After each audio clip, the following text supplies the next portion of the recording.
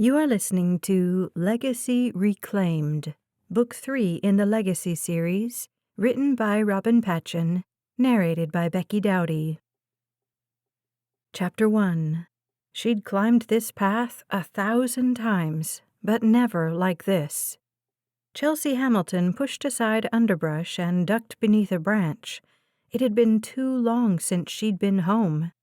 If her mother had let her stay in New Hampshire instead of sending her away years before, the hidden path between her house and the state park would still be well worn. But Mum had sent Chelsea away, and now Mum was gone. Chelsea ignored her tears and continued the hike she'd walked nearly every day as a child. The cool pre-dawn air was heavy with humidity. Birds trilled and squirrels rustled branches overhead. Though the trees were taller, the bushes fuller than they'd been, the mountain was familiar. At least the mountain wouldn't leave her. Though she'd been gone for years, the trees stood sentry, as they always had, protecting her.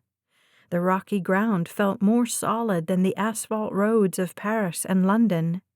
Here on the mountain, she felt safe. And she wouldn't think about how the mountain had taken her mother. Her mother's car accident hadn't been the mountain's fault. Chelsea paused, huffing and looking toward her goal, the cleared trail of Mount Coventry State Park. She had another 25 yards before she'd reach it. Her legs burned, but she pressed on. She could do this. In a month, if she did this every day, she'd have her climbing legs back. Maybe by then, she'd feel normal again. Normal. She hadn't felt normal since she was 12. Yesterday, when the crowd gathered at her house after Mum's funeral, all Chelsea had wanted was for everyone to leave, to let her grieve in peace. And then they had, and she'd been totally alone. She'd thought the house had seemed empty after her father's murder. Dad had always been the life of their family, the energy. He'd radiated joy and peace and acceptance. He'd lived large and loved passionately. Just like that, he'd been gone. Chelsea had been 12 years old. With only Mum and her, the house had seemed cavernous. Maybe that was why Mum had sent her away. Maybe she'd hoped to shield Chelsea from the emptiness. Maybe she'd done it for Chelsea's good, not just because she didn't want to deal with a grieving child. Chelsea wished she'd asked. If only she'd confronted her mother with the questions when she'd had the chance. She'd thought there was time. She'd been wrong about many things. Loneliness, for instance. Her loneliness had been terrible at school in England, wishing for her mother's arms around her, the gentle way she used to stroke Chelsea's cheeks. But this was a new level of loneliness. Father murdered, mother killed in a car accident. Chelsea left with the task of running her parents' company, their legacy, without their guidance. Father, what am I to do now? Finally, she reached the trail that wound from a small parking area and led hikers all over the mountain. Trees towered all around her. The trail was rocky and narrow. It was deserted this early in the morning. Rare were the people who went for a hike at dawn, especially on a weekday. Summertime tourists staying on Lake Ayasha would arrive later, but Chelsea would be long gone by then. To the office, then to the reading of Mum's will. She wasn't ready to face that yet. Brightness beckoned her forward. Ayasha Viewpoint, her favorite place in the whole world. She climbed a short rise, careful not to slip on the damp bracken, and emerged from the forest. She crossed the flat boulder that ended at a cliff that fell a couple of 100 feet to jagged rocks below. The sun was just emerging over the peaks at the far side of the valley, and Lake Ayasha shimmered in reflection. Boats bobbed near docks and in the marina at the country club. A few motored across the smooth surface, the fishermen barely discernible. Pines, oaks, maples, and birches ringed the water. Below rested the town of Coventry, New Hampshire. Little houses, bigger houses, a few hotels and bed and breakfasts, restaurants, shops, tourist traps. She stepped closer to the drop-off and peered over the edge. Yes, there was her house, grand and gleaming against the backdrop of the dark forest, the grounds looking perfect. A half-mile down the road sat her uncle's house, smaller than her own, but no less charming. On the far side of the lake was the business her parents had built from nothing, the business that employed the majority of the people who lived in Coventry and surrounding communities. Before Daddy and Mum had started the company, the town had been dying. They'd saved it one job at a time. Today, the Hamilton label was known worldwide. Chelsea's dream had always been to settle in Coventry and work as a designer for the clothier, learning the business through the years so she could eventually run it. She'd studied both fashion design and marketing at university in England. She'd have come home to work for her mother a year before if she hadn't been offered an internship with a prestigious designer in Paris. Her mother had insisted she accept the position, ensuring Chelsea that she had plenty of time to learn the workings of Hamilton. How wrong Mum had been. More tears. It was a wonder Chelsea had any left. As she turned from the view, her foot caught a rock and sent it skidding over the cliff. She listened, barely making out the sound of it skipping off rocks below.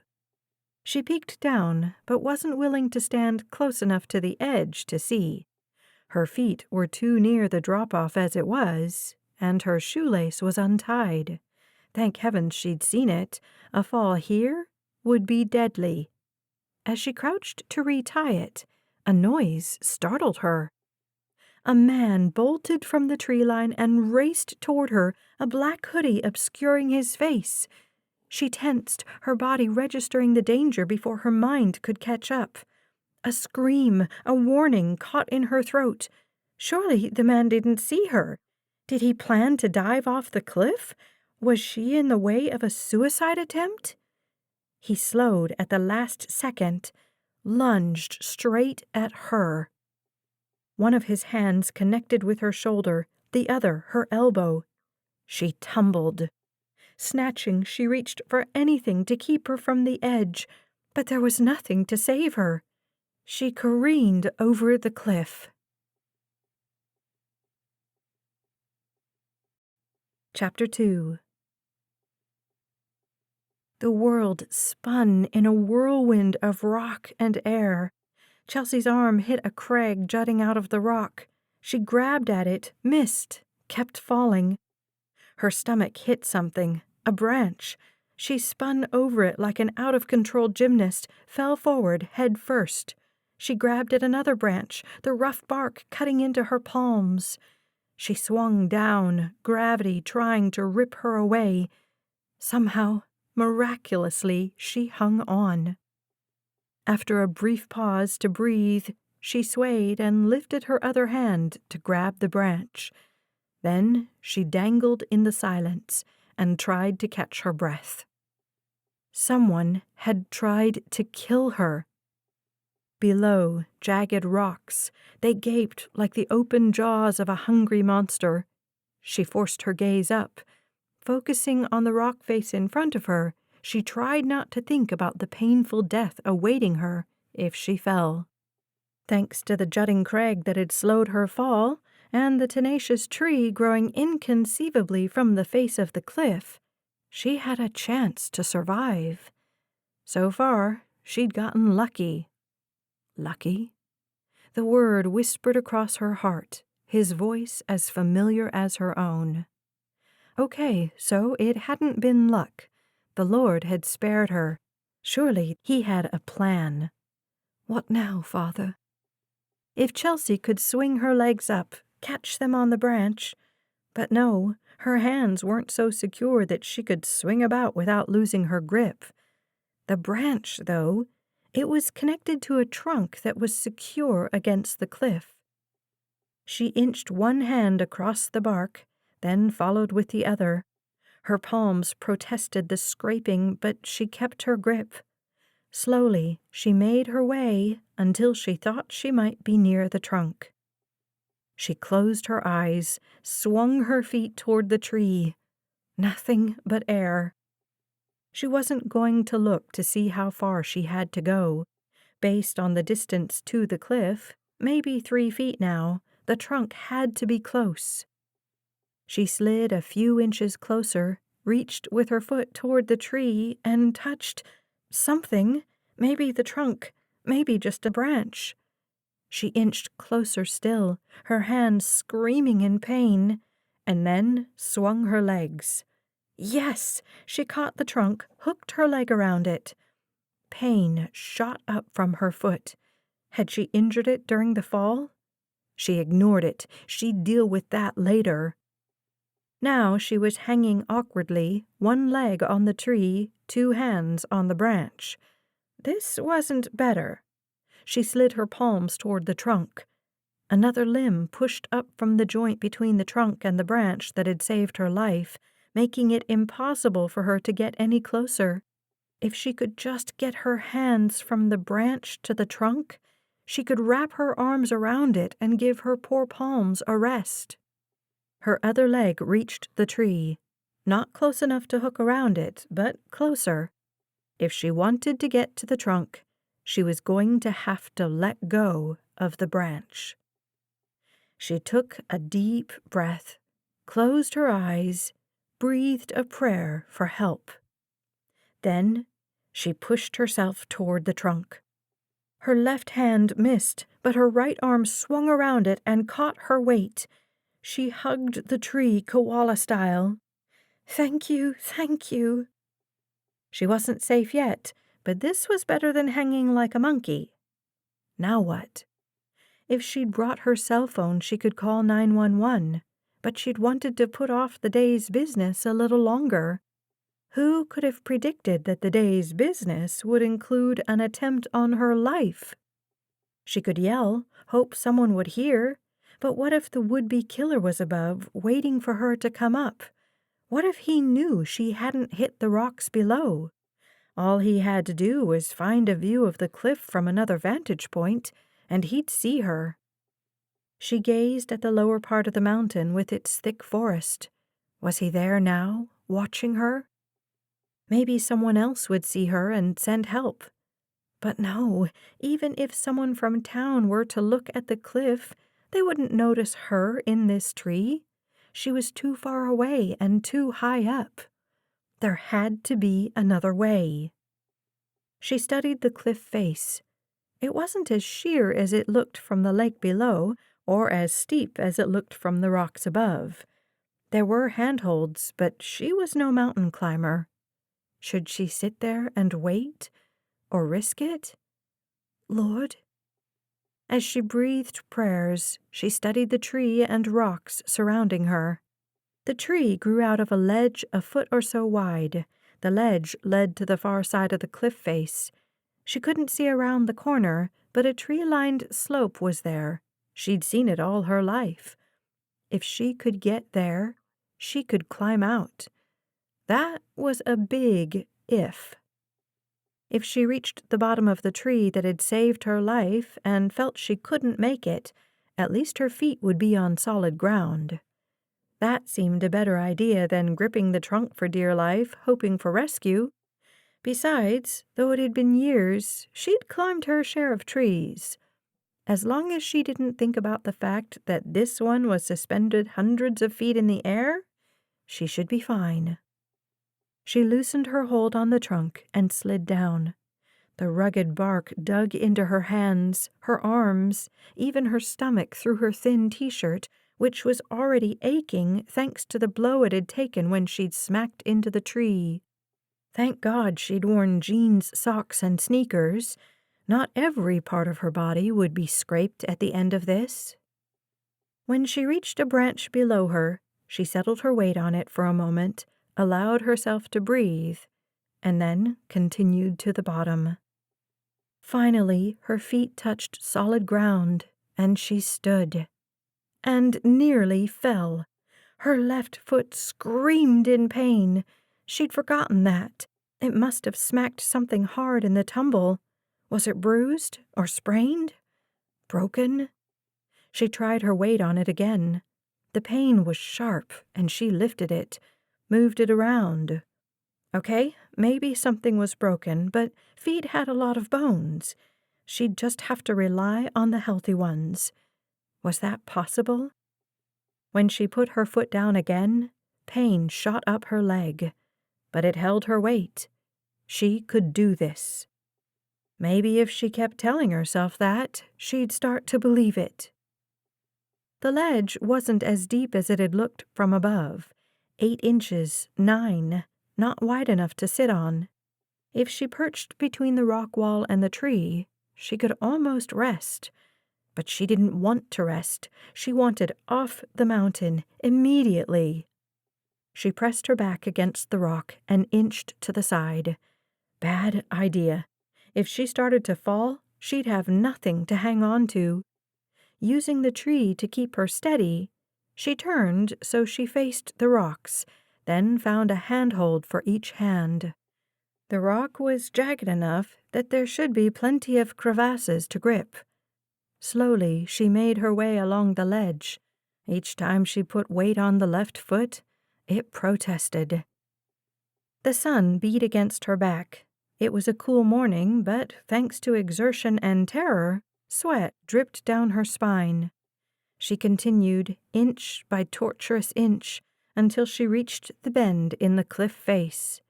She couldn't see beyond it, and prayed she was right, and the other side would be gentler and have something to hang on to. The ledge was growing narrower, the handhold slick. She could go back, except she didn't think she had enough strength to return to the tree, and if she did, then what? She'd wait, hope for rescue, and pray the murderer didn't come back? Lord, please help me. She felt around the bend for a handhold, a foothold on the far side. Her foot touched nothing. Her fingertips skimmed leaves. She could get there. She inched a little farther and reached around again. She found a branch. It was skinny, but hopefully thick enough not to break. She grabbed the branch. Her right hand found a good handhold, and she hopped her right foot closer. Her left hand got a better grip on the branch, but she still couldn't see it. She was going to have to trust it. Trust me. Let go. Easy for you to say. She shook off the attitude. Sorry, Lord. You've gotten me this far. I trust you. With no other choice, she tightened her left hand and released her right. Her feet scrambled for a foothold as she swung her body around the corner. The branch was thin and bent with her weight. She swung low, her stomach lurching as if she were on a roller coaster. And then she smacked into another tree trunk. She wrapped her arms and legs around it. It was on the mountain slope, not the cliff face. Thank you, Father. She scrambled down the tree, then climbed one painful step at a time up the steep hill. She didn't climb all the way to the trail. The murderer might be there. Instead, she found a branch, used it as a makeshift crutch, and picked her way through the woods to the hidden path to her home.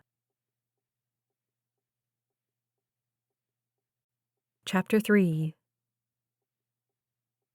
It was an hour before Chelsea limped from the trees into her uncle's backyard.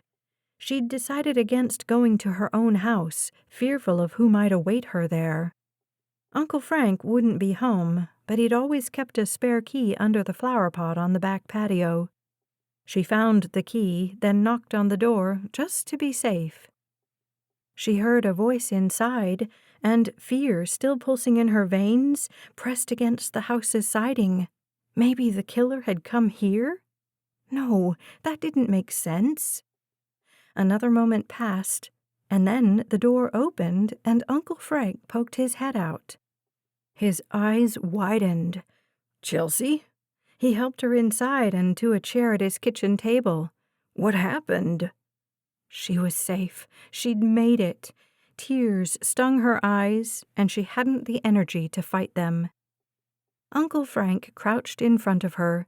He reminded her so much of her father, though Frank had aged a lot more than Daddy'd ever had the opportunity to. He'd kept himself fit and trim and stood nearly 6 feet tall.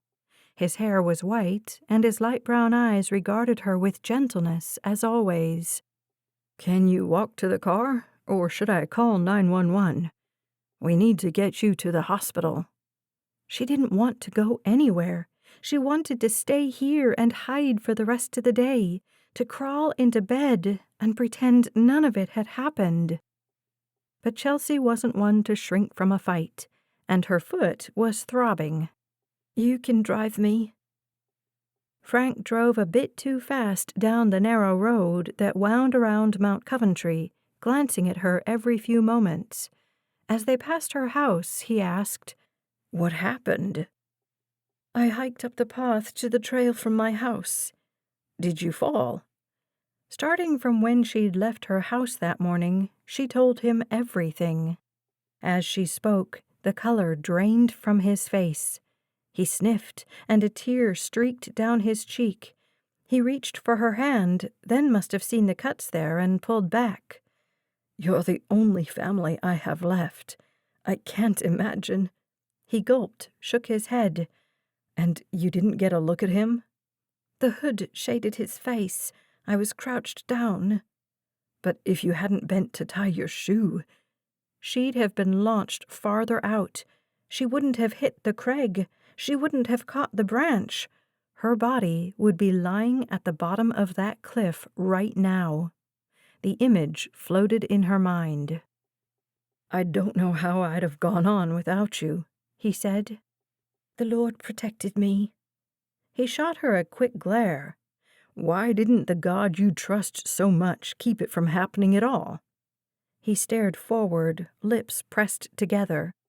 "First your father, then your mother, now you. After all that tragedy, how can you still believe there's a God who loves you?"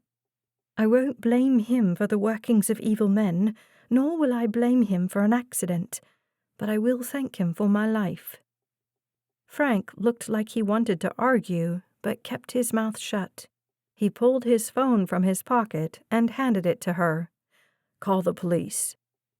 She did, asking to have an officer meet her at the hospital in Plymouth.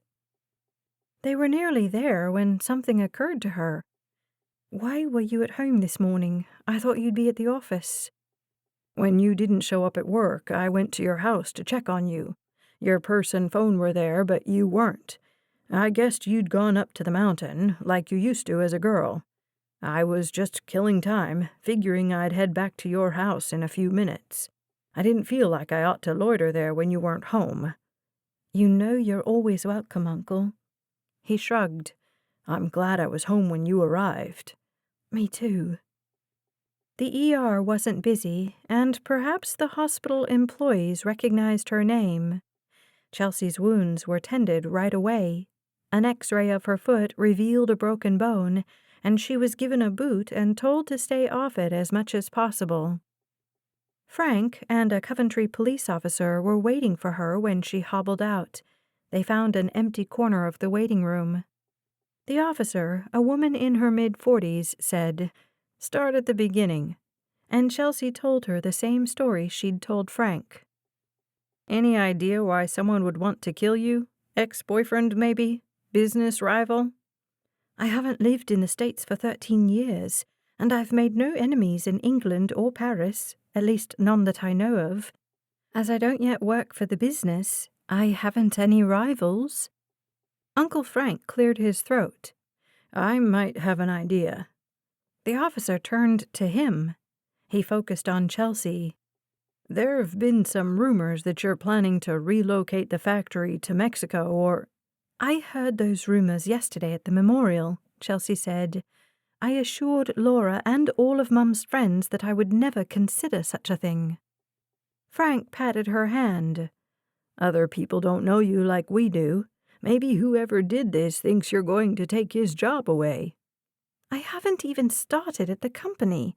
How can people think—" "They shouldn't, obviously, but you're not a local anymore. You haven't lived in Coventry for a long time." "Not by choice." "I know that, but a lot of people see you as an outsider." An outsider in her own hometown? What have I done to earn their suspicion? "Do you hear what you sound like?" She sighed. "So I picked up a bit of an accent. I've spent half my life in England, and my mother is English. The accent will fade." "I hope not," he said. "I like it." The officer focused on Frank. "Who started these rumors?" "I don't know. I've been trying to stop them, but nothing I do helps. Maeve's death has everybody on edge." "Maeve is—" "My mother," Chelsea said. Still questioning Uncle Frank, the officer said, "Any idea who might be angry enough to kill her?" Frank clenched his fists together in his lap. "I don't know. If I knew, I'd tell you, but I have no idea." "Okay." The officer stood. "We'll look into it. Where will you be?" Chelsea wanted to go home more than anything, but whoever had tried to kill her had known she'd be on the mountain that day. Had he been watching her? She wouldn't be safe at home, and Uncle Frank's house was too close. She needed to get to work, but first she needed a place to rest, to think. The business could survive a few more days without her. "I don't know exactly, but you can reach me on my cell." She recited her number, and the officer wrote it down. "A detective will be in touch." When she and Uncle Frank were on the road back to Coventry, her uncle said, "You remember that old Jeep I bought when you were a little girl? We used to go off-roading with it." "I remember." "It's in my garage. Haven't taken it off-roading in a long time, but I keep it running. Sort of a hobby of mine. Why don't you take it? It's less noticeable than your mother's car, and hardly anybody in town knows I have it." He settled his palm over the back of her hand, barely touching. "I can't imagine anything happening to you. With your father and mother gone, they would expect me to protect you. Right now, this is the only thing I can think to do." "If I leave, won't that add more fuel to the rumors? I bury my mother and then disappear?" "You can take over the business soon enough. The rumors are the least of your problems right now. Someone tried to kill you, Chelsea. We need to find out who it was and stop them."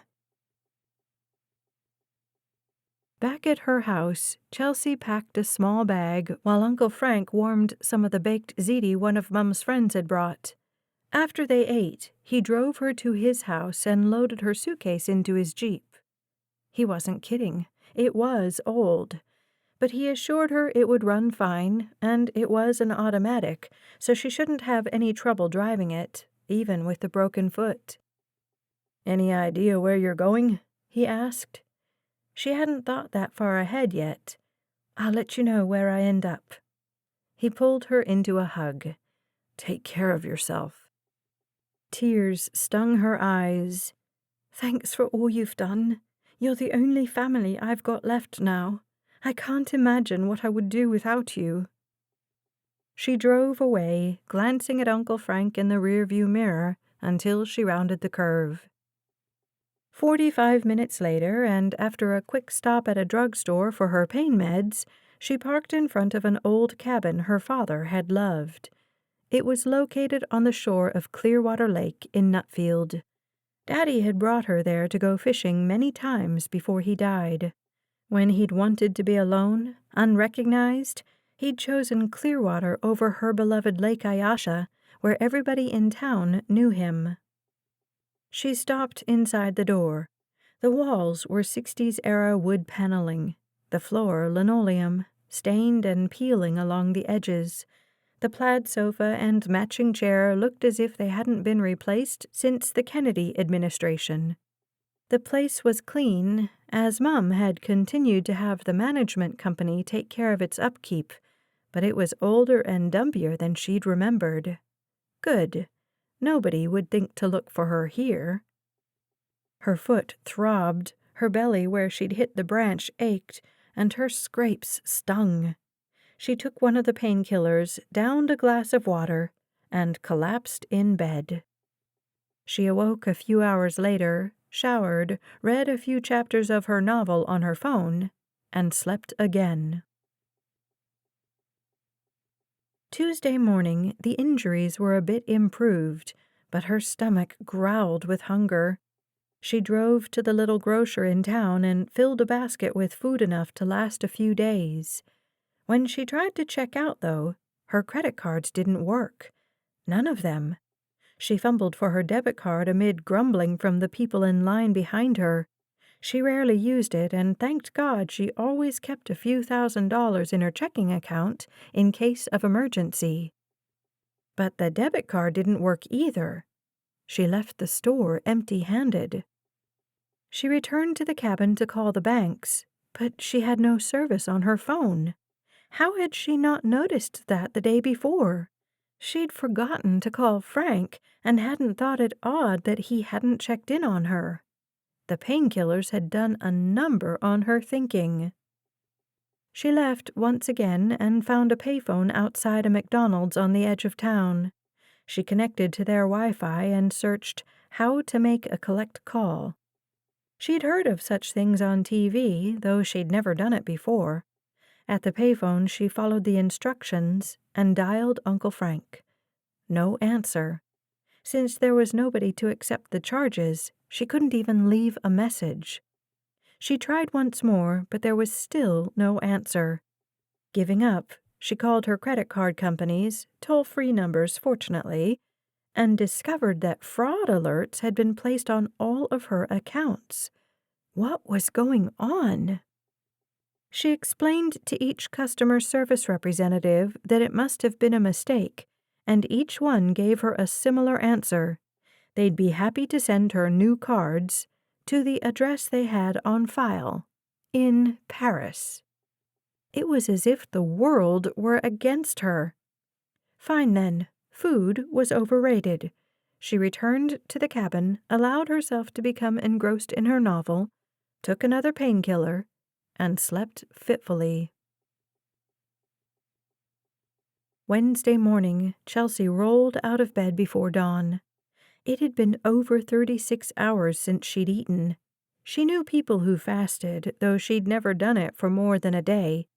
It wouldn't kill her, but with her wounds healing, all the medications she'd taken, all the trauma she'd endured, and the grief of losing her mother, she needed food desperately. She couldn't lie around any longer. She had to reach Uncle Frank. She didn't want to complain and had been raised to be patient, not demanding or entitled. But she was the heir of a large fortune who couldn't afford a fast food hamburger. That would teach her not to keep cash on her. She'd never be without an emergency $100 bill again. She left the cabin before 5. It was still dark, but the sun was already starting to brighten the horizon.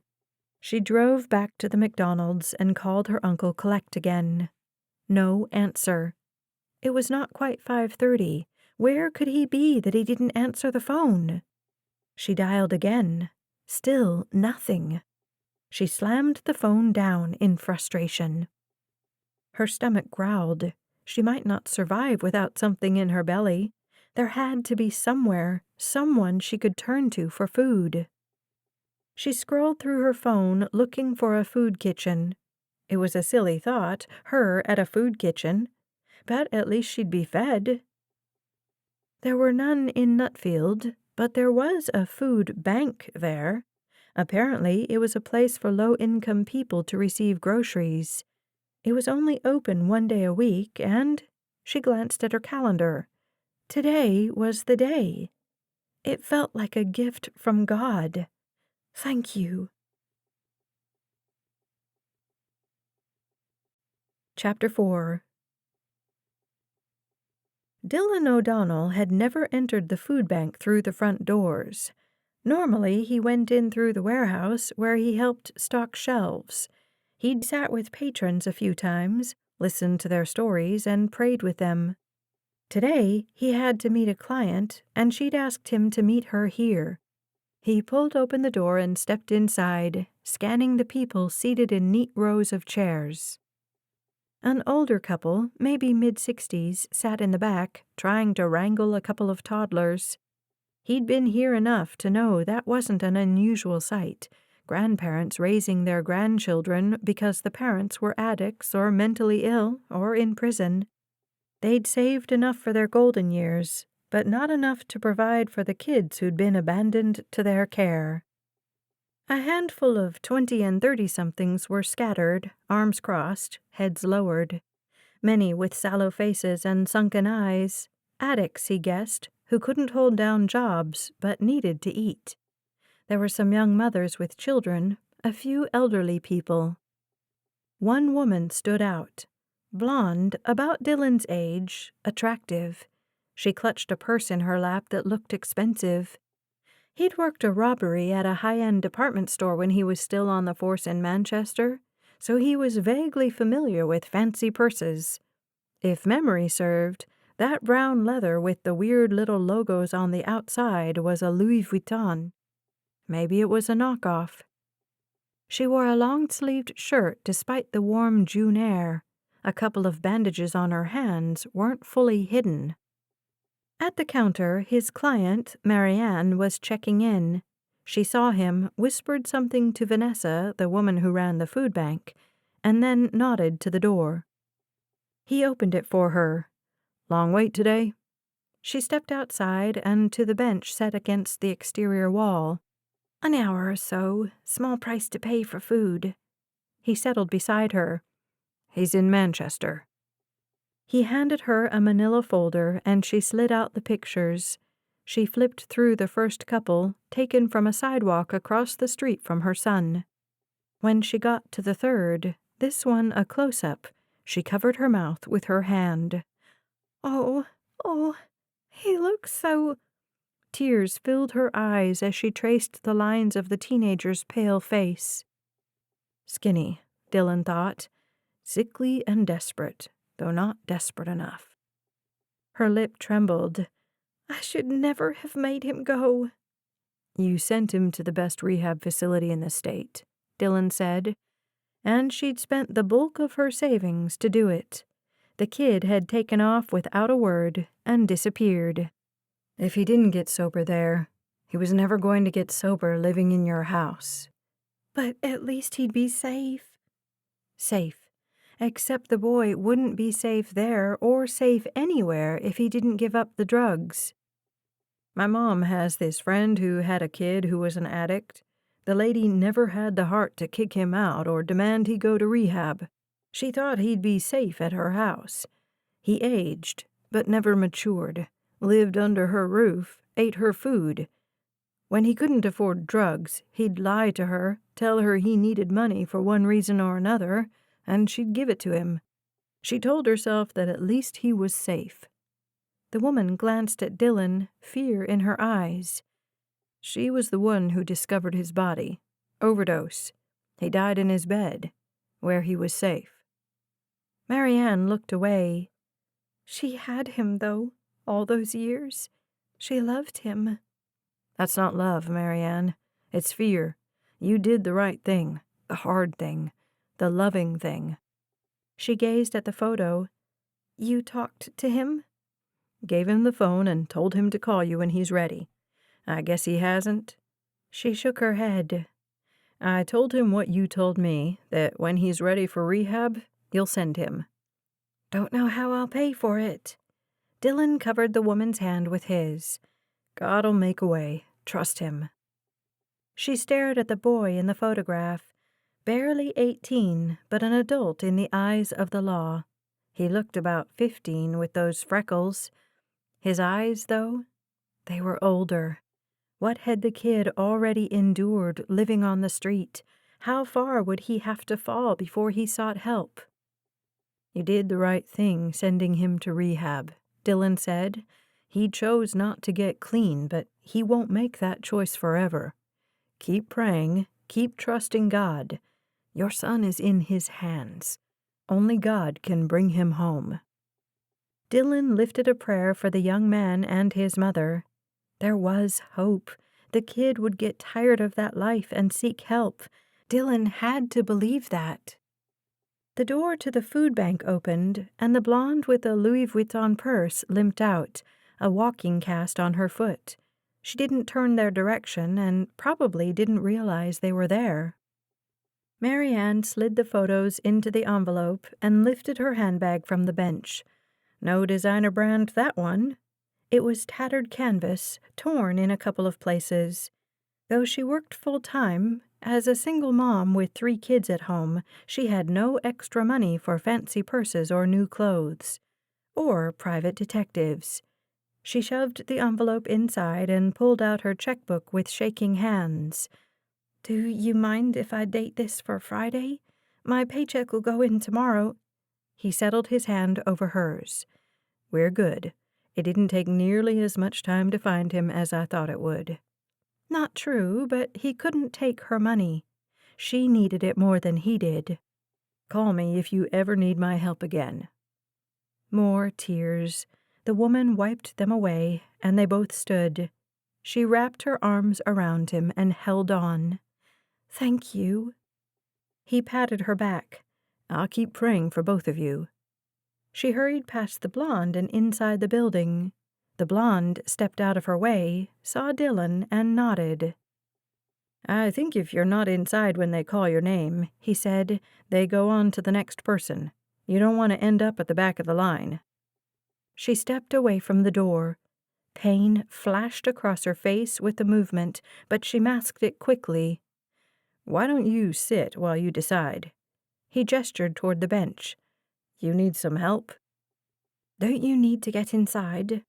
She had an English accent, sounded highbrow, which went along with the fancy purse, and, if he weren't mistaken, her jeans cost more than he made in a week. What was she doing here? "I was meeting someone," Dylan said. "I see." She hobbled to the bench and sat. He gazed across the parking lot at his pickup. He should go. But this woman clearly needed help, and he'd always been a sucker for a damsel in distress. He approached. "Mind if I sit?" She shook her head. Her eyes were rimmed in dark circles. She'd pulled the sleeves of her long-sleeved t-shirt over her hands despite the heat of the summer day. He remembered the bandages he'd seen earlier. This woman didn't belong at a food bank. The walking cast and bandages made him wonder if she was the victim of an abusive husband. Her left hand was hidden, or else he'd check for a ring. Maybe she'd left the man, and the financial security he'd provided. That would explain why she was here. Whatever the reason, she obviously needed food. People didn't come to the food bank for fun. "There's no shame in needing help," he said. "I thought it would be a simple task. Grab a few cans of soup and go. I didn't realize." She waved toward the door, caught sight of her bandaged hand, and dropped it back to her lap. No wedding ring. But boyfriends could be abusive, too. It takes some time to get free food, but most people don't mind the wait when they leave with a car filled with groceries. Her eyebrows lifted. "A car full?" She shook her head. Her smile was sad and didn't hold. "I can't take food from those people." Those people? What did that mean? "Looked to me like you were one of those people a minute ago." I don't mean it like that. I'm not a snob." She paused, shook her head. "I just mean that they need it, truly need it. Their need is serious, ongoing. Mine is temporary." "A lot of their need is temporary, too." "I understand that. I cannot—" She sighed and settled back against the bench. "I don't belong here." He forced himself to rein in his rising frustration. This woman couldn't be more of a snob, an amazing feat considering where she sat. Nobody thinks they belong at the food bank. She dropped her head, then turned to face him. "Are you a policeman? Am I loitering?" "Not a cop," he said. "Used to be. Now I'm a lowly private investigator, one job away from being a client at the food bank." Not entirely true, but only because he'd saved a lot of his detective salary, so he had a savings account to fall back on. If he had to survive on what he made in the business, he'd be forced to live in his parents' basement.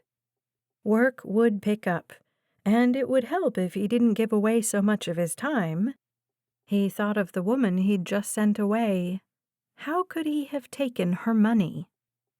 The blonde turned to face him, mouth slightly open as if in surprise. Her lips were pink and full and, nope, pretty but snobby. Not his type. "A private investigator, you say? What kind of cases have you worked?" He couldn't help the laugh. "You can't afford to buy groceries, but you want to hire me?" Her mouth closed, turned down at the corners. "It's a long story, but I can pay you. I have money. I just can't access it right now." "You need a banker or a lawyer, not a PI." Her stomach growled loudly. She covered it with her hand, and her pale cheeks turned a lovely shade of pink. "Pardon me." Dylan had no intention of working for this woman, but she needed to eat. "Go back inside. I'll wait until you get your food and then we can talk." She stood, wobbled a bit on her walking cast. "I'm not going to take food from the mouths of families who truly need it because my credit cards have been cancelled. I'll survive. If you don't want my business, then I'll find someone who does." She hobbled toward the parking lot. He followed. "Ma'am?" She turned, eyebrows lifted over bright blue eyes. She was a beauty. He thought of the hot-to-crazy ratio his frat brothers used to joke about, and decided she might be too high on the crazy side. Not that he was considering asking her out, but even working with her might be more than he could handle. On the other hand, she was injured and in need. There was no way he could just let her walk away without at least trying to help. "Let's get something to eat." She opened her mouth, but he interrupted with, "I'm buying." "I can't," but her words trailed as her stomach growled. "If you'll let me pay you back when I get access to my accounts. Where shall we go?" "McNeil's. Wait here and I'll pull my truck up." The fear in her eyes was unmistakable. At least she wasn't a fool who'd fall for any offer of food. He could put her at ease. He led her back to the door of the food bank and urged her inside. Behind the counter, Vanessa looked up. He said, "This young lady has decided not to stay." Vanessa glanced at the blonde, nodded once. "You are okay?" Like the blonde, Vanessa had an accent. Hers sounded Eastern European, though. It wasn't always noticeable after years in the States. "I'm okay," the blonde said. "I invited her to eat," Dylan said. "Can you assure her I'm safe?" Vanessa barely glanced at Dylan. "As far as I know, he is as trustworthy as any man can be." Wow, rousing endorsement. He wondered how she talked about men she didn't know. Vanessa added, "He was a cop. You should be safe with him. You'll tell me if he tries anything, though, yes?" "I will," the blonde promised. Excellent. They should have some nice bonding time discussing his behavior. Vanessa returned to her work. The blonde looked at Dylan and smiled, showing a line of perfect white teeth. They stepped back outside where she stopped and held out her hand. "Chelsea." No last name. Interesting. He shook her hand. "Dylan O'Donnell. Pleased to meet you." Chapter 5. Chelsea slid into a booth at a charming restaurant in downtown Nutfield, trying not to salivate at the scents in the air. Bacon, coffee, maple syrup. Her stomach was growling like a monster in a cage.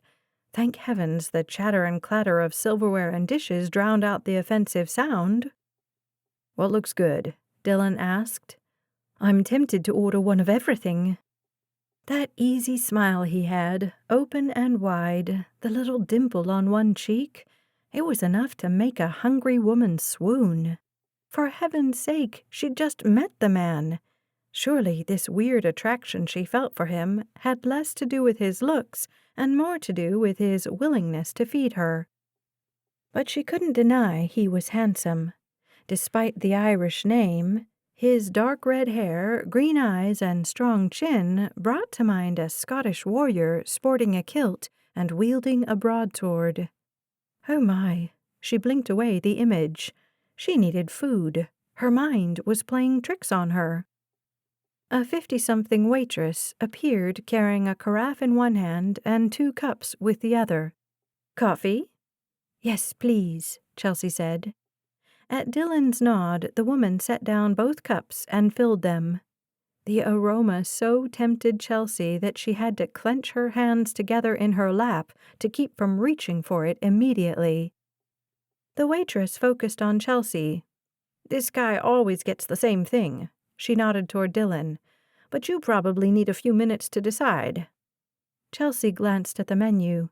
She wanted to order the meal called the lumberjack, but thought better of it. Hungry as she was, she'd never be able to eat all that. 2 eggs over easy with a side of biscuits and gravy. The waitress looked at Dylan, who said, "Lumberjack, and bring us a bag of soda crackers ASAP." When the waitress walked away, Dylan said, "I'm afraid that coffee's going to make you sick if you don't get some food in your stomach." "Oh, quite thoughtful of you." "When did you last eat?" With her bandaged hands, she carefully lifted her coffee, took a sip, and felt the strong brew warm her empty stomach. Dylan was right. Too much of that without food, and she would regret it. She took another sip anyway. "Monday lunch?" His eyes held no amusement. "Was that before or after your injuries?" She hid her hands in her lap as if she'd done something wrong. "After." "Okay." He sipped his coffee but never took his eyes off her. "Why don't you start at the beginning?" The beginning? Where would that be?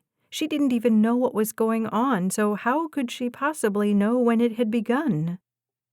All she could do was tell him what she knew. "My mother was killed in a car accident last week." "Oh." He leaned a little forward, mouth turned down at the corners. "I'm sorry. That must have been awful." Awful didn't begin to cover it. "I was at my apartment in Paris when I got the news. Of course I flew home immediately. Wait. Home is where?" "Coventry, New Hampshire." His head tilted to the side. "I've been there. Pretty little town. No offense, but you don't sound like a local." "Right." The waitress dropped a few plastic bags of oyster crackers on the table. Chelsea reached for one, but between the bandages and the trembling fingers, couldn't get it open. Dylan eased the bag from her hands, pulled it open, and handed it back. She popped a cracker in her mouth.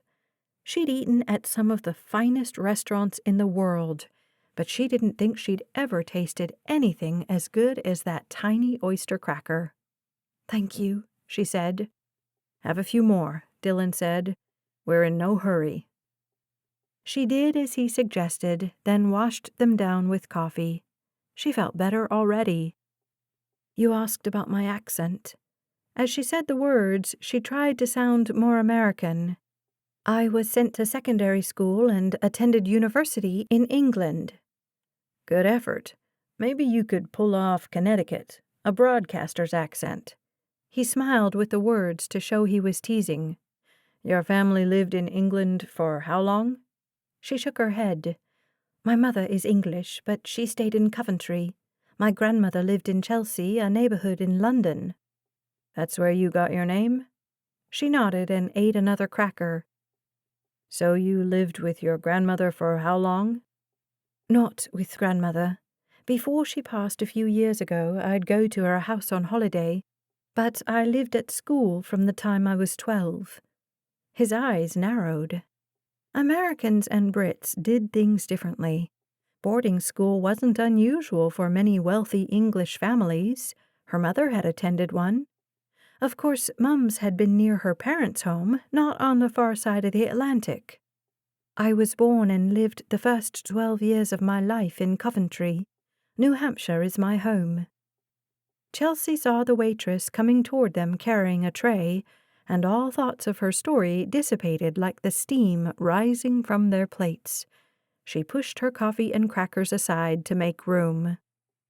The waitress set a single plate in front of Chelsea, then set 3 on Dylan's side of the table. Eggs and bacon on one, pancakes on another, hash browns on a third. She should have ordered that. She smiled at the waitress, tempted to ask for an order of bacon. Better yet, bangers. Sausage, to use the American term. Dylan must have seen the envy in her eyes because he chuckled. I'm happy to share. Take his food? Oh, I couldn't possibly. Anything else I can get you? The waitress asked. Dylan looked at her, laughter dancing in his green eyes. No, thank you, Chelsea said.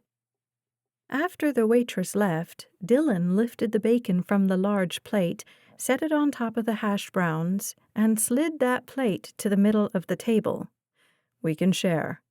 He slid the pancakes closer to her, too. What I have will be fine. She cut a piece of the biscuit topped with white gravy and popped it in her mouth. Warm, salty, creamy. She'd never tasted anything so delicious.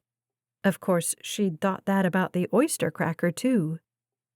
You didn't get your love of biscuits and gravy from your English mother, I assume? She wiped her mouth. Certainly not. Her English accent came out as strong as ever. It would take time for it to fade.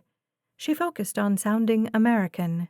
She could do it. For heaven's sake, she'd talked like an American nearly half her life. My father's mom grew up in Oklahoma. When I was a little girl, I used to spend Saturday nights at her house, and every Sunday she'd make me biscuits and gravy before church.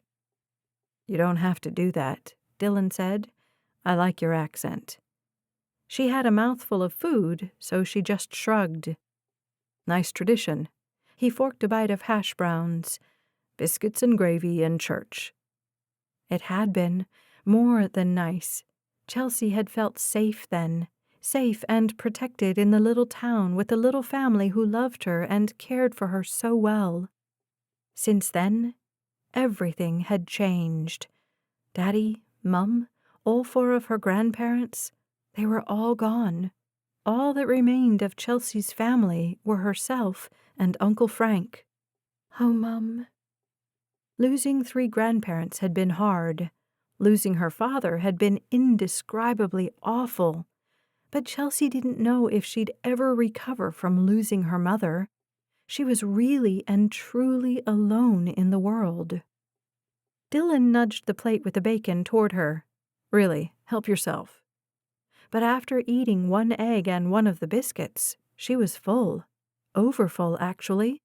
Apparently, not eating for a few days could mess with a person's appetite. Thank you, but I'll decline. You don't know what you're missing. He broke off a bite of bacon and popped it in his mouth. When he'd finished chewing, his expression turned serious again. You flew home when? She consulted the calendar on her phone. Left Paris the morning of June 10th. I was back in Coventry that afternoon. I spent the next week planning the funeral and dealing with all the details that go into that. And grieving, he said. There'd been a lot of that. Holding herself together in the company of others, breaking down when she was alone. Alone in the huge house Daddy had built to accommodate the big family he'd always wanted. But it had only been the 3 of them, then 2. Now Chelsea was alone. She swallowed a sip of coffee and pressed down the feelings trying to emerge. This wasn't a gab session with dear friends. This man was a stranger. She absolutely would not cry in front of him. When she'd reined in her emotions, she continued. The funeral was Sunday. Monday morning I went to the state park to get some exercise before work. Work? I thought you lived in London. Paris temporarily, for an internship. Right. He scratched his head, then pulled a pen and notebook from his shirt pocket, and, holding the notebook over his plate, wrote something down. How did you have to work in Coventry if you live in Paris? I'd given up the internship and was expected at my parents' business, which I'm to inherit. Or I suppose I have inherited, though we've rescheduled the reading of the will. Why? That was to take place Monday afternoon, but I didn't make it. Eyebrows lifted, he made a note. He started to speak, stopped himself, and said, So Monday you went to the state park. There's an overlook where you can see Lake Ayasha and the entire valley. Have you been there? Not the mountain. Been to the lake. Pretty spot. It was, though she wasn't sure she'd ever see the scene the same way again. This overlook lets off to a steep cliff.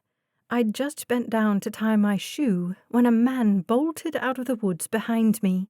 He ran straight toward me and pushed. Dylan's eyes widened. Pushed, as in... I tumbled over the cliff.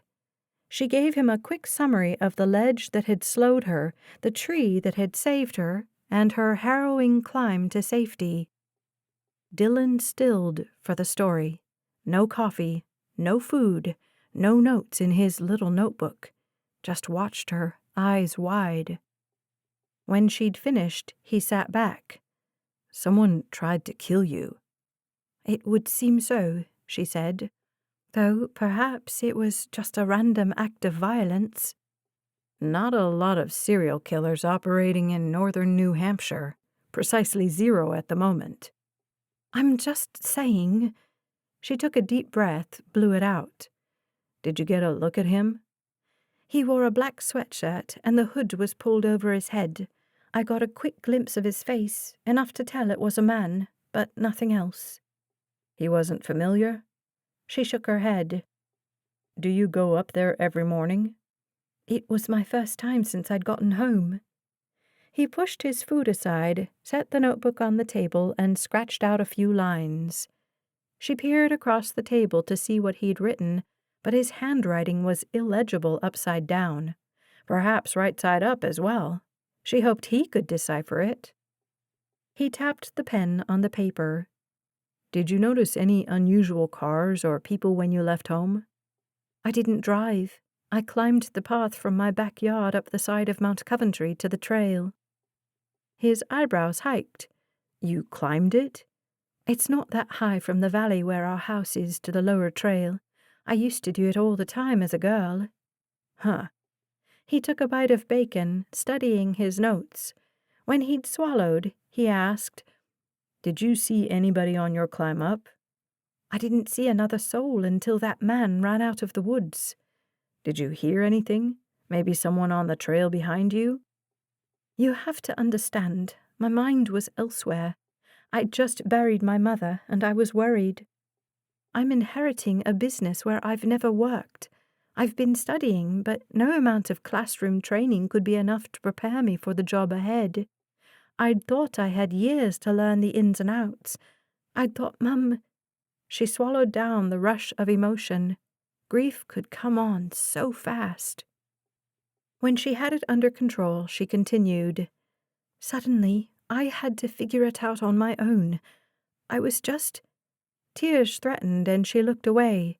She would not cry, not here, not with this stranger. From the corner of her eye, she saw Dylan hold out a napkin. She snatched it, wiped the moisture. Forgive me, it's been a lot to take. You're holding it together better than I would be. She dabbed fresh tears. She could do this. She had to. Dylan forked a bite of pancakes, then tapped the pen on the notebook while he chewed. He sipped his coffee, tapped some more. Tell me about the business. She sighed.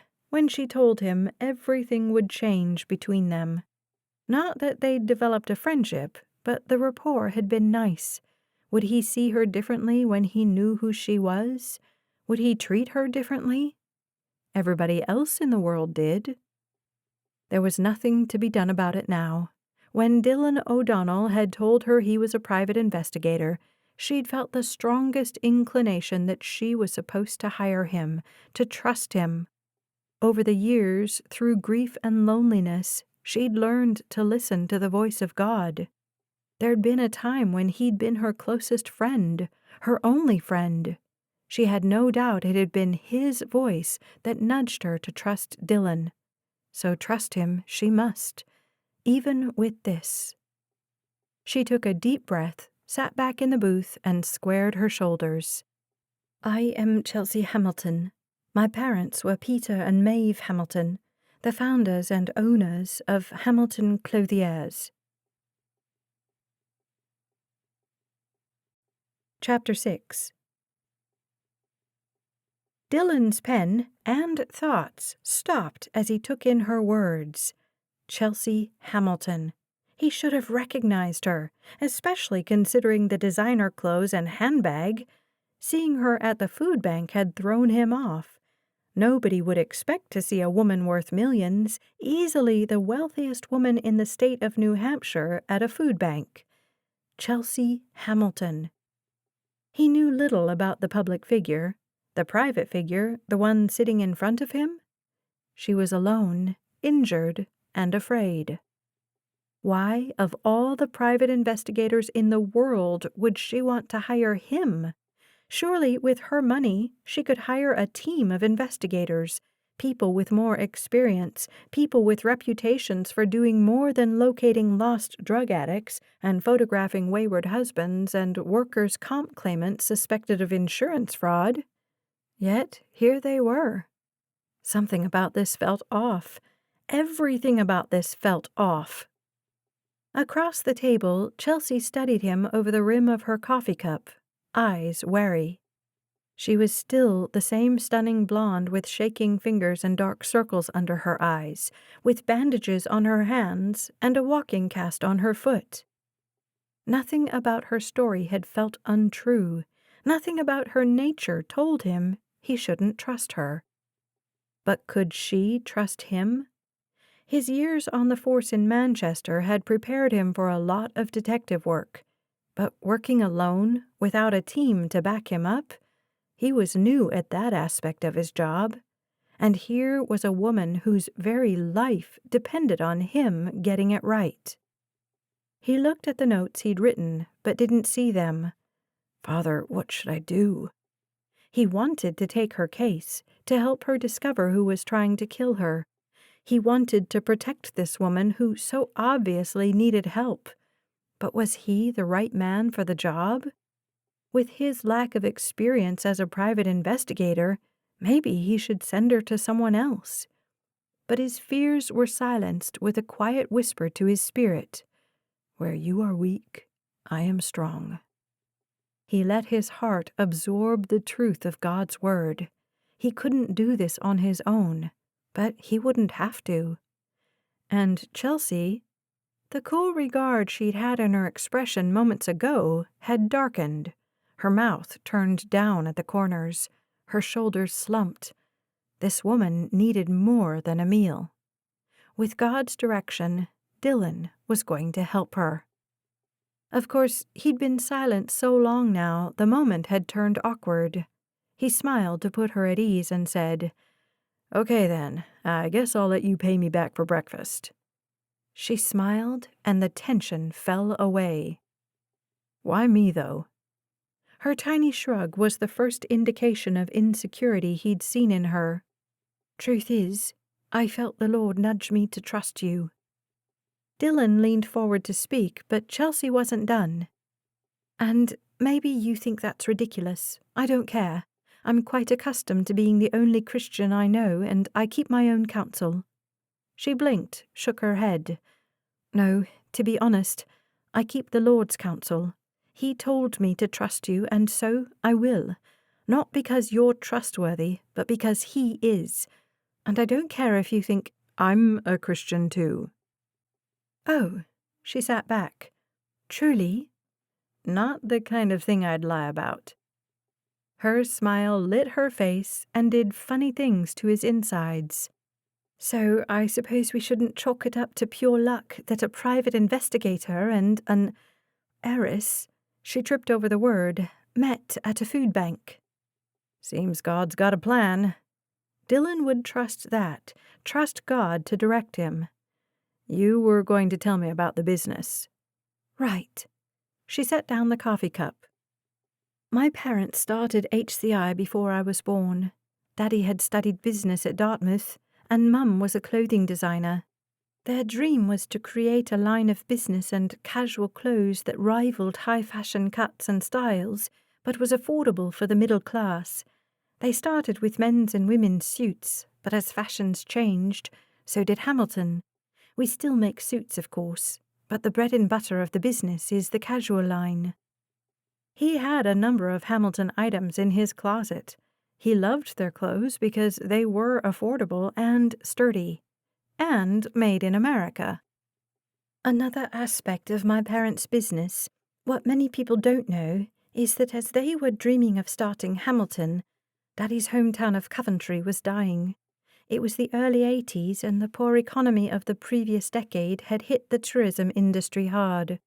My parents wanted to breathe new life into the town where Daddy had grown up. It started small, but over time, Daddy and Mum built the company so that today, Hamilton employs thousands of people all over the world, and all the clothes are still made right in Coventry. She took a breath, sat back in her seat, and turned pink. Sorry, I went into a little speech there, didn't I? He chuckled. I take it that's not the first time you've given it? Does it sound too prepared? Not at all. With your parents gone, you'll take over? That was their plan. But nobody planned for Mum. She looked away. He watched as she swallowed the emotions. Impressive self-control. Why did she feel she needed it, though? There was no shame in crying for a lost parent. If his mother died, he didn't even want to think about it. Who's running the business if you're not there? He asked. She lifted her head. Uncle Frank, Daddy's older brother. He's worked there since the early days. In fact, he owns a portion of the business. He's been acting as the company's chief operations officer for some time and understands the workings. He and Mum worked closely together. You trust him? Her eyebrows lifted. With my life. He's the only family I have left in the world. That didn't mean he was trustworthy, but Dylan didn't voice that thought. You said your uncle took you to the hospital and called the police. Have they learned anything? I don't know. I have no phone service in Nutfield. It's odd, really, considering how much closer to Manchester we are here. Who's your carrier? Oh, she looked confused for a moment, then said, AT&T, I think. I use them too, and I have service. In fact, all the major carriers work here. That doesn't make sense at all. The waitress, Bonnie, stopped at their booth. More coffee? He nodded. Just a half a cup, Chelsea said. Bonnie poured the brew. You guys finished? At their nods, Bonnie left, returning a moment later with a check. As she cleared the table, Dylan watched Chelsea's expression. Her eyes stayed narrowed, and a tiny line appeared between her eyebrows. Confusion, concentration, maybe. You don't drink tea? He asked. That tiny line between her eyebrows was joined by another, a faint inverted V, which, when added to the tightness in her lips, could only mean irritation. I know I don't sound it, she said with the words in her forced Connecticut accent, but I am an American. Just an observation, he said. I thought after so many years over there, I prefer coffee. Then her expression faded to a shy smile. I made myself prefer coffee, though when I first sipped the brew, I thought it was quite possibly the most disgusting thing I'd ever tasted. It's so strange, coffee. Sometimes it smells delicious. Sometimes the same smell brings to mind canned tuna fish. He couldn't help a chuckle. If you say so. His laugh died quickly. You have no idea who might have pushed you? I think Maybe. She looked beyond him, eyes narrowing. I wonder if Uncle Frank has a guess. He told me about some rumors around town, rumors that I'm planning to relocate the factory to Mexico. Are you? Her shoulders pushed back and her words were sharp. I will never take HCI out of Coventry. He lifted both hands, palms out. Just a question, not an accusation. She settled back against the bench seat, though she didn't relax. Daddy and Mum located Hamilton in Coventry to save the town. To move it would be to ruin thousands of lives. I would never do such a thing. It's my home. Despite the English accent, he believed her. She seemed devoted to the little town. He wrote rumors about Mexico on his notepad. You think your uncle has a theory. Did he share it with you? He told the police about the rumors, but maybe the attempt on my life was just the random act of a crazy person. Someone tried to kill you, Dylan said. We're going to assume you were a target. But nobody knew I'd be there that morning. You're sure about that? You didn't tell anyone? Her mouth slid to one side and she shook her head. I mentioned after the funeral Sunday that I was eager to get back on the mountain. Who'd you say that to? She shrugged. A few friends of Mum's. I told them I planned to hike the next morning. I don't remember if I told anybody else. Names? She sighed. Laura Blanchette was there, and others, but I don't know all their names. Mrs. Blanchette could tell you. Dylan wrote the name on his notepad. How do you know Laura Blanchette? She was my mother's dearest friend, and the rest of the women. They used to go to the club together. Mum didn't get to go often, since she worked. Mrs. Blanchette never worked, I don't think. The rest of them, I simply don't remember them very well. It's been so long since I lived here. They all knew you'd be hiking the next morning? I don't remember exactly what I said. She ran a shaky hand through her hair. There was one man in the group, too, one of the shareholders. I've known him all my life, but I've always felt I never thought he cared for me. That's odd, even when you were a kid? Yes. Well, I'm not sure he likes people, but he did respect my mother, so for that, I appreciated him. Name? Arthur Andress. He wrote the name on his notepad. It's all a bit of a blur, Chelsea said. The funeral, the gathering afterwards. What I remember most was wanting everybody to leave. He set his pen down. I'm sorry to make you go through this. She lifted her cup, swirled the liquid inside. I should just go home, start work, pretend like... Her words trailed off, and she dropped her gaze. Chelsea? When she looked up, he said, You stand to inherit a lot of money and a huge responsibility. Until we know differently, we're going to assume you're a target. But I have to get to work. The business... Frank can handle day-to-day operations, but Mum confided to me more than once that he's not competent to run the company. In fact, since he's been the operations officer, profits have been declining. I need to get in there, find out what's going on. It really can't wait. So the most important thing right now is getting me to work. You can protect me there, right? Why are you here? He asked, if that's the most important thing. Uncle Frank sent me away, but I think I should go back, get started. If I just surround myself with people, I think I'll be safe. You think? He swallowed rising irritation. You're willing to risk your life to save a company? Is the money that? It's not about money. She leaned against the table. It's about all the people who are counting on me to save their jobs. It's about the business my parents spent their lives and their fortunes to build. It's about saving their legacy. She sat up straight, shoulders back, confident she'd made her point. Dylan moved his coffee cup out of the way and rested his arms on the table between them. He met her gaze and held it. Chelsea, you are your parents' legacy. The business is just a business." She blinked, and the shoulders drooped a smidge. "If they were in this booth with us," Dylan said, "what would they say? Would they want you to risk your life to save HCI?" Her lower lip trembled. She swallowed. "They're not here, so they don't get a vote." He leaned back. "Well, I am here, and I do get a vote." Frustration laced his voice, but he didn't work to temper it. She needed to be jolted out of the fantasy that she could resume her life and hope for the best. The best way to ensure her safety was to keep her hidden until they found the would-be killer. If you want to go run your company and pretend you're not a target, go for it. But you'll do it without me. Chapter 7. Dylan paid the check, and they stepped into the sunshine. Crystal Avenue was bustling that morning, families window shopping at the little tourist shops in town, wandering along the sidewalks, sitting at cafe tables outside the new coffee shop on the corner.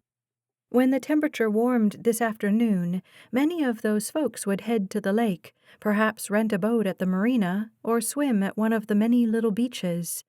This would be Dylan's first summer in Nutfield, and his first time living in a community that thrived on tourism. It was odd the way the town had changed since winter. He'd heard the population doubled in the summertime, and that number was bound to go up with the new construction on the lake. Dylan walked Chelsea to his passenger door and opened it for her, then took her elbow and helped her inside. Her clipped, "Thank you," were the first words she'd spoken since Dylan's announcement in the restaurant. He hoped she believed him, because he wasn't sure he could turn her loose now, knowing the danger she was in.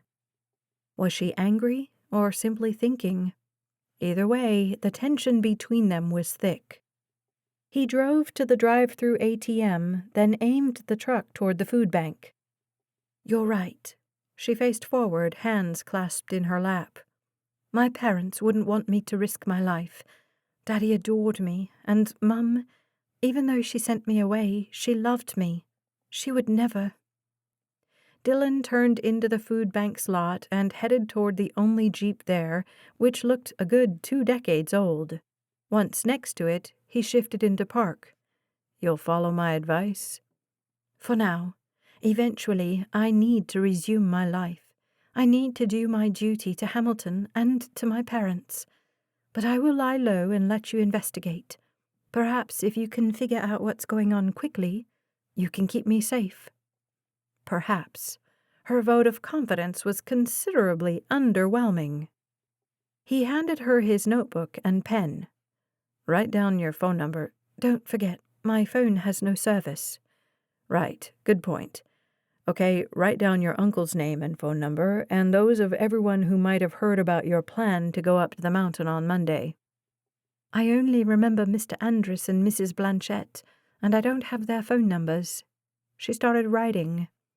"The others who were there, I don't know their names, but Mrs. Blanchette will, and Uncle Frank can tell you everyone who was at the house on Sunday." When she handed back the notebook, he glanced at what she'd written, then tossed it into the console between their seats. He took the cash he'd gotten from the ATM and held it out to her. "For groceries." "I couldn't—" "I'll put it on your bill." "Oh." Taking the money, she smiled shyly. "Thank you." "Get what you need and head back to your cabin. I'm going to make some calls. I'll be in touch when I have some information." "My phone doesn't work. Will you come by today?" Today? Tomorrow? Who knew when he'd have something of value to share? But this wasn't a missing person or insurance fraud case. Someone was trying to kill her. It wasn't as if he had weeks to find out who. "I'll come by this afternoon to tell you what I've learned. Do me a favor and stay at the cabin where you're safe, okay? I didn't recognize you, but others might, and the last thing we want is for your whereabouts to become public knowledge." If he'd known who she was before they went to McNeil's, he'd have insisted they find a drive-through and eat somewhere private. But it was too late for that now.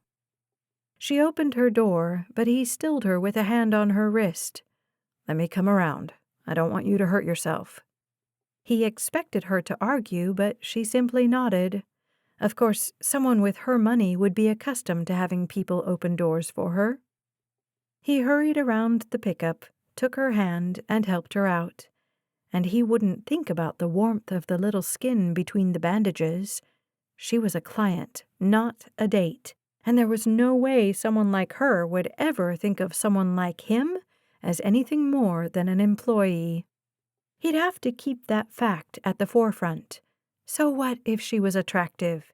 She was out of his league, and anyway, he'd never had any desire to run with the rich and famous of the world.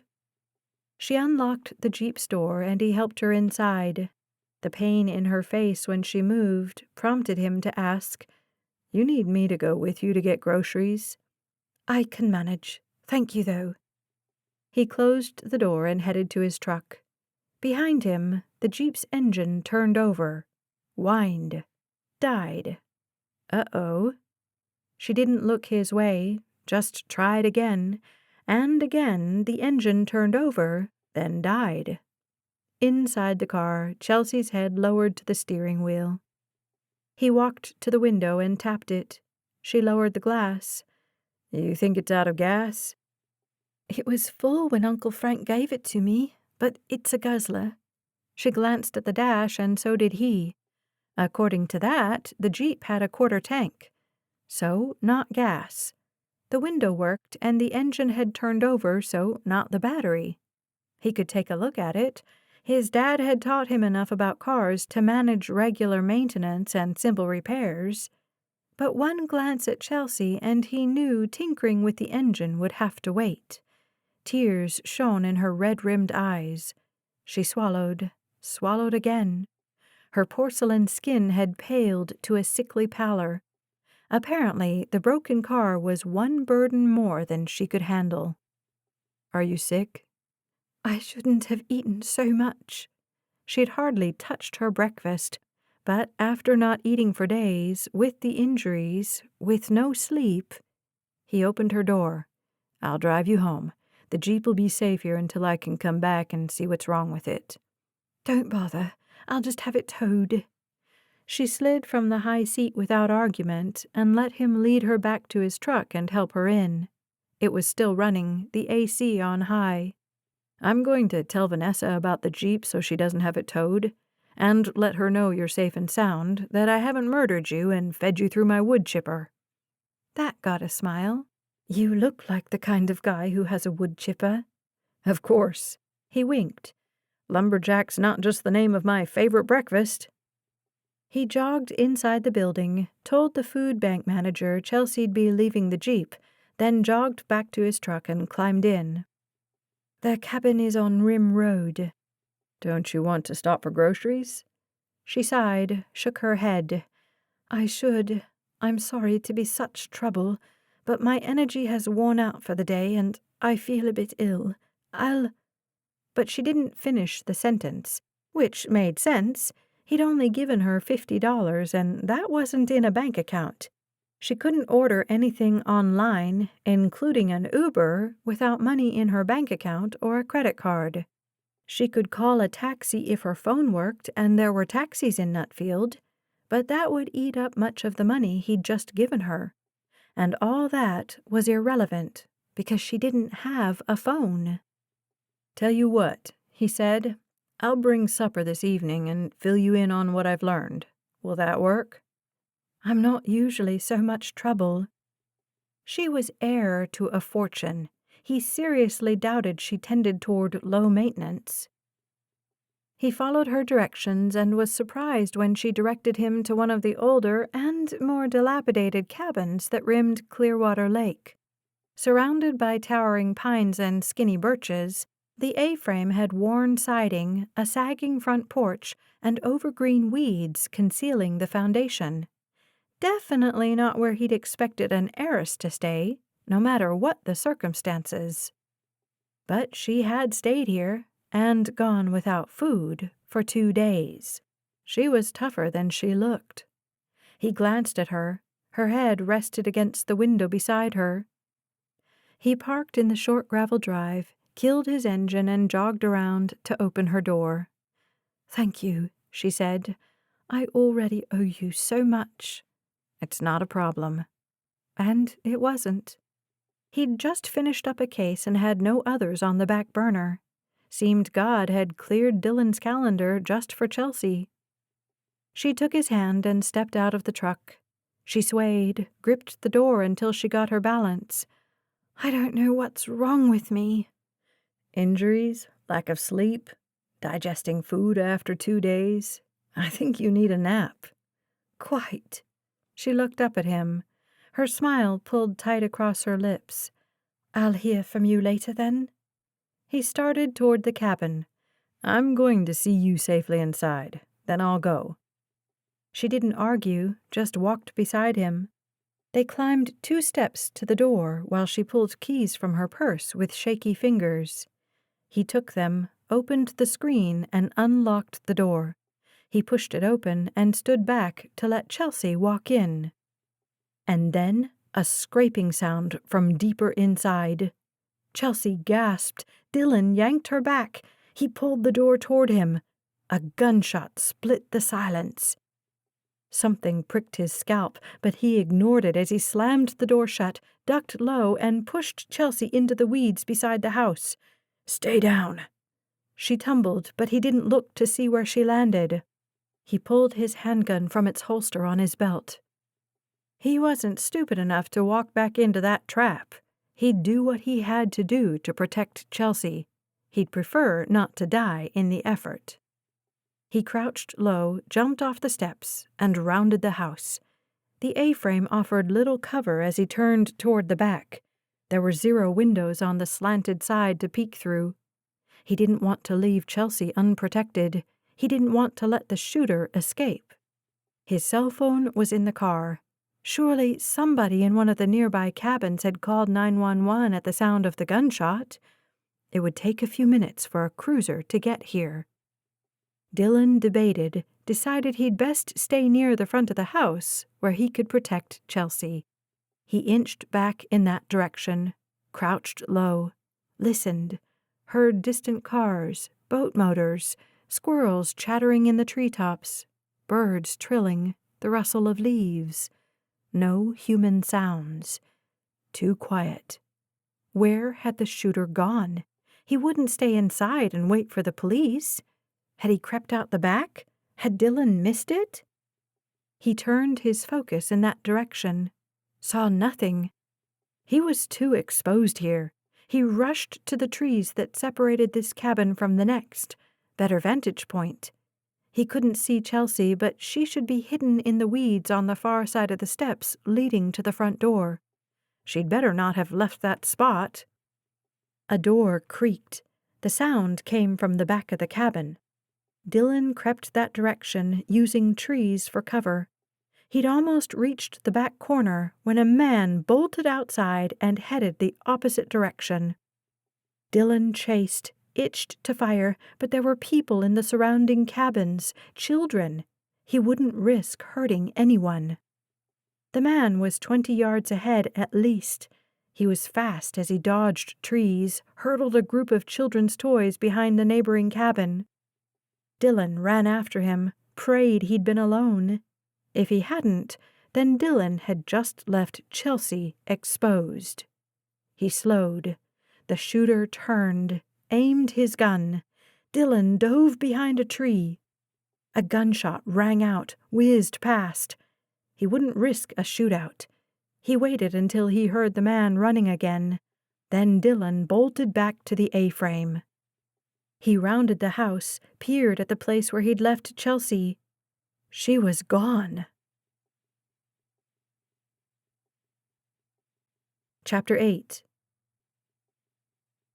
Chelsea crouched in the bushes, cowering after the sound of that second gunshot. "Let Dylan be okay." Someone crashed through the bushes, but she dared not look. If Dylan had been shot, please no, that could be the shooter. Staying beside the cabin had seemed foolish. If the shooter had stepped out the front door, he'd have seen her. So, seconds after Dylan had pushed her to safety, she'd crawled into the woods between Daddy's cabin and the one next door. No cars in the driveway, or she'd have run over there and begged to use a phone to call the police. There were no cabins on the opposite side of the little road, and the next one was a good 100 yards away. Whose footsteps was she hearing? Dylan's? The shooter's? Her adrenaline pumped. She had to get out of there, had to hide. If it was the killer, if he found her here? "Chelsea?" Dylan's voice? Sounded like it, but did she dare look? "It's me." She could hear the tension, like the low buzz of an electric wire, beneath the calm words. "It's Dylan. We have to hurry." Dylan. The killer wouldn't know his name. She peeked. He stood fewer than 10 feet away. When she moved, he met her eyes, gestured toward the pickup. "Hurry." She stood, stumbled on her broken foot, barely righted herself. Dylan scooped her up as if he were lifting a child and ran to his truck. A gunshot. She shrank, buried her head in the cotton of his t-shirt. He yanked open the door and deposited her on the floor. "Stay there." He vaulted onto the seat above her and, staying low, pulled the door closed. He lifted the armrest, slid across, and landed in the driver's seat, all in a matter of seconds. Another gunshot. This one hit the truck. She felt the vibration. He cranked the engine, backed out. Gravel spun as he hit the gas. Another gunshot. She didn't feel that one hit anything. Dylan drove. She stayed crouched on the floorboards, arms over her head, cowering like a child. Well, cowering like a woman who'd just been shot at. She heard a phone ringing through the speakers. Then, 911, what's your emergency? "Gunshots on Clearwater Lake, Rim Road. Don't know the exact address. Shooter between 5'11" and 6'1", slender, wearing black jeans and black hoodie. Didn't get a look at his face except to see he had a large nose." He reported what he knew, gave his phone number, and, despite the operator's objections, hung up. Dialed again. "Nutfield PD. Detective Nolan, please. It's Dylan O'Donnell." "One moment." When the on-hold music started, Dylan said, "You're safe now, Chelsea. You can come up." She was too embarrassed to look at him as she climbed into the seat and clicked on her seatbelt. He said, "I expected to find you by the house. Why did you—" "This is Nolan." The man's voice came through the speakers too loudly, and Dylan adjusted the volume. "It's Dylan. You just got a report of gunshots at the lake." She was so cold. She wrapped her arms around her middle and shivered. "A couple of calls." The detective had a southern accent and a serious tone. "You know anything about it?" "Hold on." Dylan turned off the air conditioner, reached in the back seat, and snatched a jacket. He placed it over her. "You okay?" Her teeth chattered. She was going into shock. She nodded, unsure of how to answer, unsure of what the answer was. Dylan spoke to the detective. "I have a client. Just met her this morning. She was staying in the cabin. Someone shot at us." "Y'all okay? Anybody hurt?" He glanced at her. "Did I hurt you when I pushed you? Do you need a doctor?" "I wasn't injured." Dylan said to the detective, "We're fine. Can we meet somewhere outside of downtown? My client's—" "You're not fine." Chelsea was having a hard time focusing, but you have blood here. She reached across the armrest and touched the blood dripping onto Dylan's forehead. "Oh, were you shot?" Her voice pitched high against her will. "Did he hit you?" "I'm fine." "Were you shot?" the detective asked. No. Dylan touched the wound, looked at his fingers, which came away red. I wasn't shot. I definitely remember that. It's just a flesh wound." Silence on the phone. Chelsea asked, "From what?" He shot her a look. "I'm fine. Eric?" "You need a hospital?" Eric asked. Chelsea opened the glove compartment and found a pile of napkins from a fast food restaurant. She handed them to him. Dylan pressed one against the wound. "It's nothing. Head wounds bleed like crazy. Maybe just a bandage. Where can we meet?" "I'm at the station." "My client is well known," Dylan said, "and her face is recognizable. I'd rather not broadcast her whereabouts." Chelsea didn't think her face was all that recognizable, but she didn't argue. She had no desire to be surrounded by strangers right now, even if they were all cops. "Meet me at my house," Eric said. "I'll be there in 15. Kelsey can dress that wound for you. See you there." Dylan ended the call, made a U-turn, then looked at the bloody napkin. She took it, handed him another. "The first bullet hit the doorframe and it splintered. I think a piece of wood hit me." "Does it hurt terribly?" He pressed the clean napkin to his temple. "I didn't even know I was wounded until you mentioned it. Are you all right?" "Yes." She was warmer, feeling herself again. The nausea from earlier had passed. Had the adrenaline cured her? Or perhaps getting shot at had simply put the little bit of stomach discomfort lower on her list of worries. "I told you to stay put," Dylan said. "I felt too exposed there." He glanced at her, nodded. "I'm glad you moved. You were safer in the bushes. It's good to know you have a strong survival instinct." She wasn't sure about that. She'd only known she didn't want anybody finding her. "I'm sorry I pushed you," Dylan said. She couldn't help the short bark of laughter. "You're joking, right?" "Did I hurt you? Did I make your injuries worse?" She was fine. No new injuries she could think of. He was worried about having hurt her, but if he hadn't pushed her out of the way... The bullet had hit just above her head. She'd felt the air of it lift her hair. Or maybe she'd imagined that. If he'd hesitated a second, she'd be dead. The thought of it had her gasping for air. She leaned forward, doubled over. "Hey, hey." Dylan patted her back. "You're safe now." She was. She knew that. But 2 attempts on her life in 3 days? Would she survive a third? Chapter 9.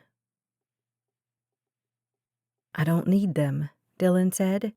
But Kelsey Nolan held out the Tylenol, eyebrows lifted, and he knew it was useless to argue. And, if he were honest, he'd admit his head was throbbing.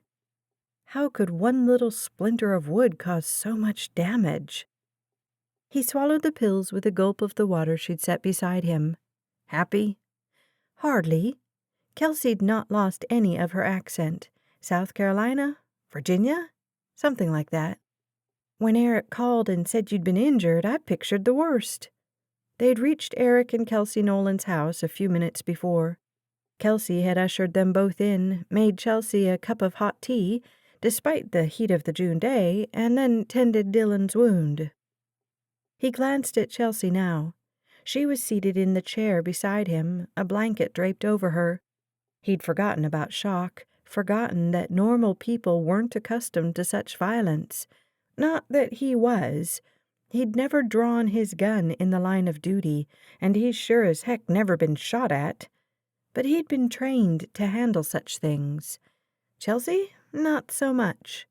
In the last 3 days, she'd been pushed off a cliff, abandoned to starve in a cabin, shot at, and shoved off a porch.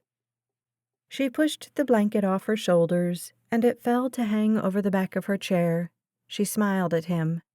"I'm fine, really." Had his thoughts been so obvious? "You sure?" "You're the one who's injured." She turned to Eric's wife. "Is there anything I can do?"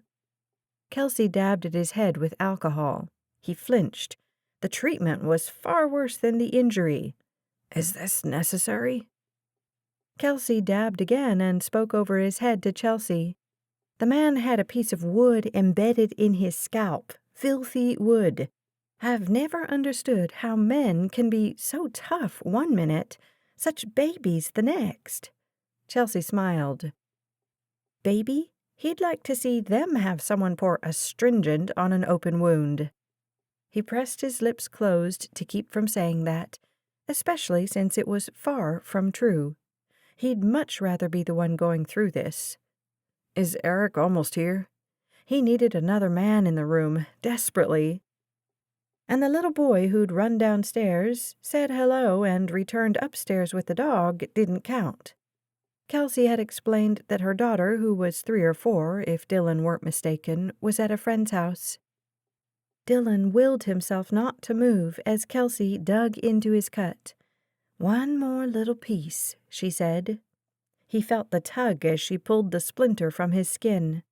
"Almost done," she said. Outside, a door slammed. They heard the call of, "Daddy's home!" The boy ran down the stairs and out the front door. A moment later, Eric Nolan stepped inside the house, the boy slung over his shoulder like a feed sack, the dog doing her best to trip him up. "Found this fella loitering outside," Eric said. "Daddy, put me down." Eric chuckled and set his son down. "Go on back upstairs. I'll come see you before I head back to work." The boy dashed up the stairs, the dog on his heels. Eric crossed the room and held out his hand. "Eric Nolan." "Chelsea Hamilton," she said. His eyebrows lifted and he glanced at Dylan. "Thought you looked familiar." Kelsey set her instruments of torture, tweezers, a cotton ball, and a bottle of rubbing alcohol on the table. "Your picture was in the paper last week. We read about your mother's death. I'm so sorry." Chelsea dipped her chin. "Thank you." She took her seat again. "What's going on?" Eric asked. Chelsea started the story. When it got to the cabin, she tipped her head to Dylan and he jumped in, telling Eric about the shots fired at the lake. When they'd finished the story, Eric said, "Glad you weren't hurt. Sounds like you were very lucky." "If not for Dylan," Chelsea said, "I'd be dead." Dylan shook his head. "Luck, good training, and instinct." Chelsea held his gaze. "I thank God for them all." Eric focused on Dylan. "Any ideas yet who's behind the shooting?" "I didn't see much of the guy's face, but I think he had a big nose. I haven't made a single call yet on the case."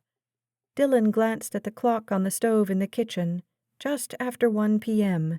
Seemed impossible that he'd only met Chelsea 3 hours before. Eric stood. "I'm headed over there now. Where will you be?" "I'm going to find a safe place for Chelsea to hide," Dylan said. "And then I'm headed—" "Absolutely not," Chelsea said. Dylan faced her. "Someone's tried to kill you twice. You need to hide." "I was hiding, and he found me." "I'll hide you better," Dylan said. Eric said, "She can stay here." "I'm not hiding," Chelsea said. "I don't know. I'm afraid we'd be putting Kelsey and your kids in danger," Dylan said. Chelsea stood. "I do not appreciate being ignored." Dylan's head was throbbing, and he wasn't in the mood to argue. "You're not coming with me." "We'll let y'all work this out." Eric jogged up the stairs. Kelsey stepped into the kitchen. Chelsea crossed her arms, eyes narrowed to slits. "Do you remember why I hired you?" He remembered. She'd felt God's leading, and Dylan had felt the same leading to take the case. "So you should trust me and do what I say." "You saved my life." "If I'd been 1 second later—" "But you weren't.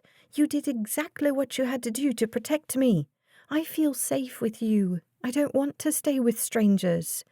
She glanced at Kelsey on the far side of the kitchen counter. "No offense." "None taken," she said. "I'm a stranger." Dylan hadn't meant to raise his voice, but she was being ridiculous. "You hardly know me." "I trust you, and I don't want to go to any other hiding place. I've been hiding, and it was torture, just sitting around waiting for someone to burst in and—" Tears filled her eyes. She shook her head, swallowed the emotion. "I'll not sit alone any longer. I trust you to protect me. I'm going with you." What was Dylan supposed to do here? He wasn't sure where he'd hide her even if she agreed. If she were with him, she could help him navigate the people he needed to talk to. But taking her with him meant exposing her. He didn't want to put her in danger. Of course, she was right. She had been hiding before, and the would-be killer had found her. Until he knew how, maybe she'd be safer with him. And anyway, by the look on her face, she wasn't going to let him leave her without a fight.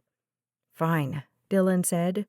"We'll go together, but you stay with me at all times. At this point, we assume everybody is trying to kill you. There are no safe people, not old friends, not family." Her eyes narrowed. "But there are people I trust. People—" "Chelsea, if you come with me, you have to understand this. From this point on, everybody you've ever known is a possible threat." Chapter 10. Where are we? Chelsea peered at the woods surrounding them. Dylan pulled the truck to a stop on the side of a narrow, deserted road a couple of miles from Eric and Kelsey's house. "Just need to make some calls. Didn't want to intrude on their lives any more than we already had." "Surely you won't have service here?"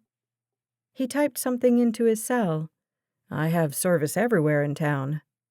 Odd. She pulled out her phone. No service. He dialed someone. The phone rang through the truck's speakers. Then, "Coventry PD." Dylan said, "I have information about an incident that took place on Mount Coventry Monday morning." "What incident?" the woman asked. "I'm a private investigator. My client, Chelsea Hamilton, was assaulted on Mount Coventry on Monday. I'd like to speak to the detective working the case." "One moment, please." Dylan turned to her. "Keep quiet, okay? I don't mind you listening in, but I don't want them to know you're listening." "Why?" Through the speakers they heard, "Detective Cody." He faced the steering wheel. "Dylan O'Donnell. I'm a PI working with Chelsea Hamilton. She understood—" "Wait. Working with? Are you with Neely Investigations?" He glanced her way, shrugged. "Nope. Work for myself." The man huffed into the phone. "Okay, go on." "Miss Hamilton reported an incident on Mount Coventry Monday morning. Been trying to reach her, but she hasn't returned any of my calls." She wanted to respond, but Dylan lifted his finger to his lips. "She hasn't received any calls," Dylan said. "You know where she is?" Cody asked. "We need to speak with her right away." "What number were you given?" Rustling sounded through the speakers. "Just a sec. Gotta hear. Yeah." He rattled off her cell phone number. Dylan looked at her and she nodded. "That's it," Dylan said. "She's been having trouble with her cell. What have you learned?" "We need to speak to Miss Hamilton." "Fair enough," Dylan said. "She's been keeping a low profile for obvious reasons. No good reason to avoid my calls. Can you meet us in the Concord area?" "You can find me at the station in Coventry." "We'll be in Concord." "We?" The detective's voice rose. "She's with you?" "She might be," Dylan said, "if we can find a safe place to talk." After a few minutes of blustering and frustration, the detective agreed to meet them at a sports bar in Concord, and Dylan ended the call.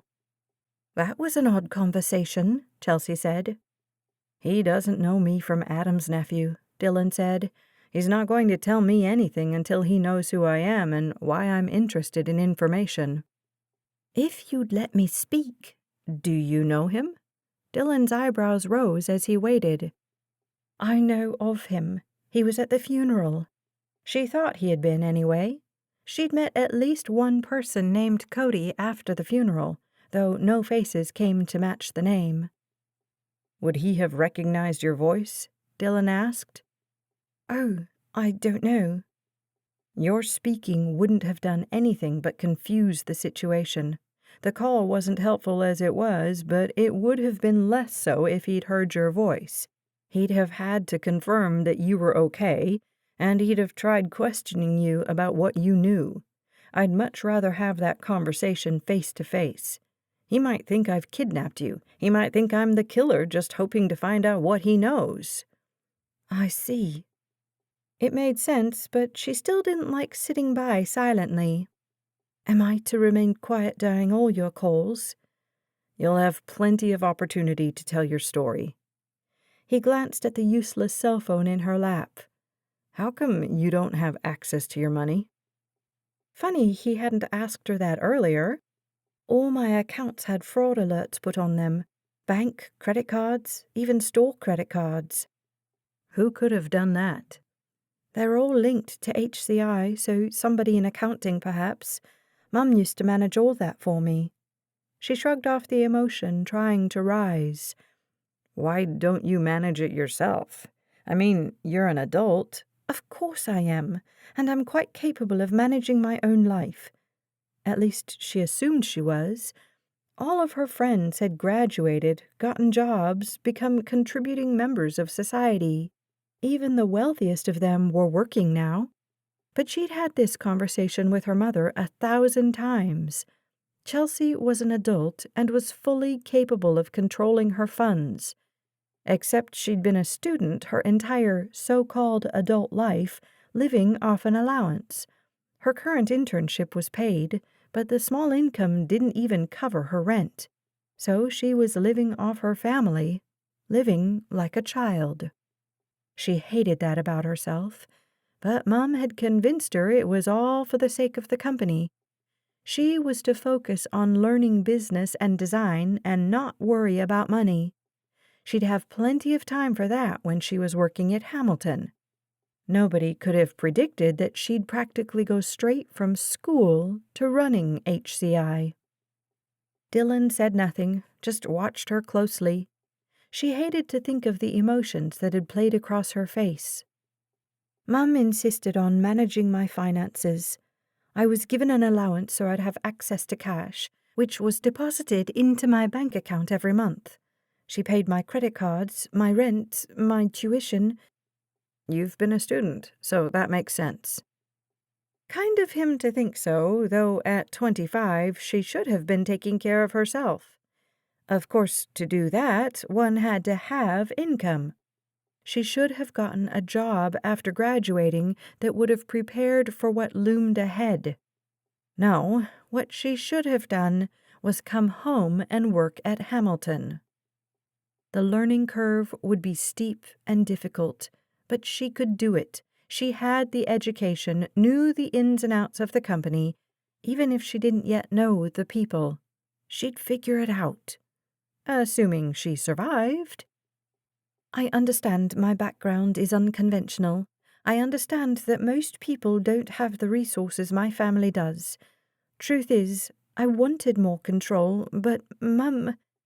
Dylan either didn't notice the crack in her voice or pretended not to. "How many people do you think had access to your accounts?" "When I had an issue, I called Mum and she handled it.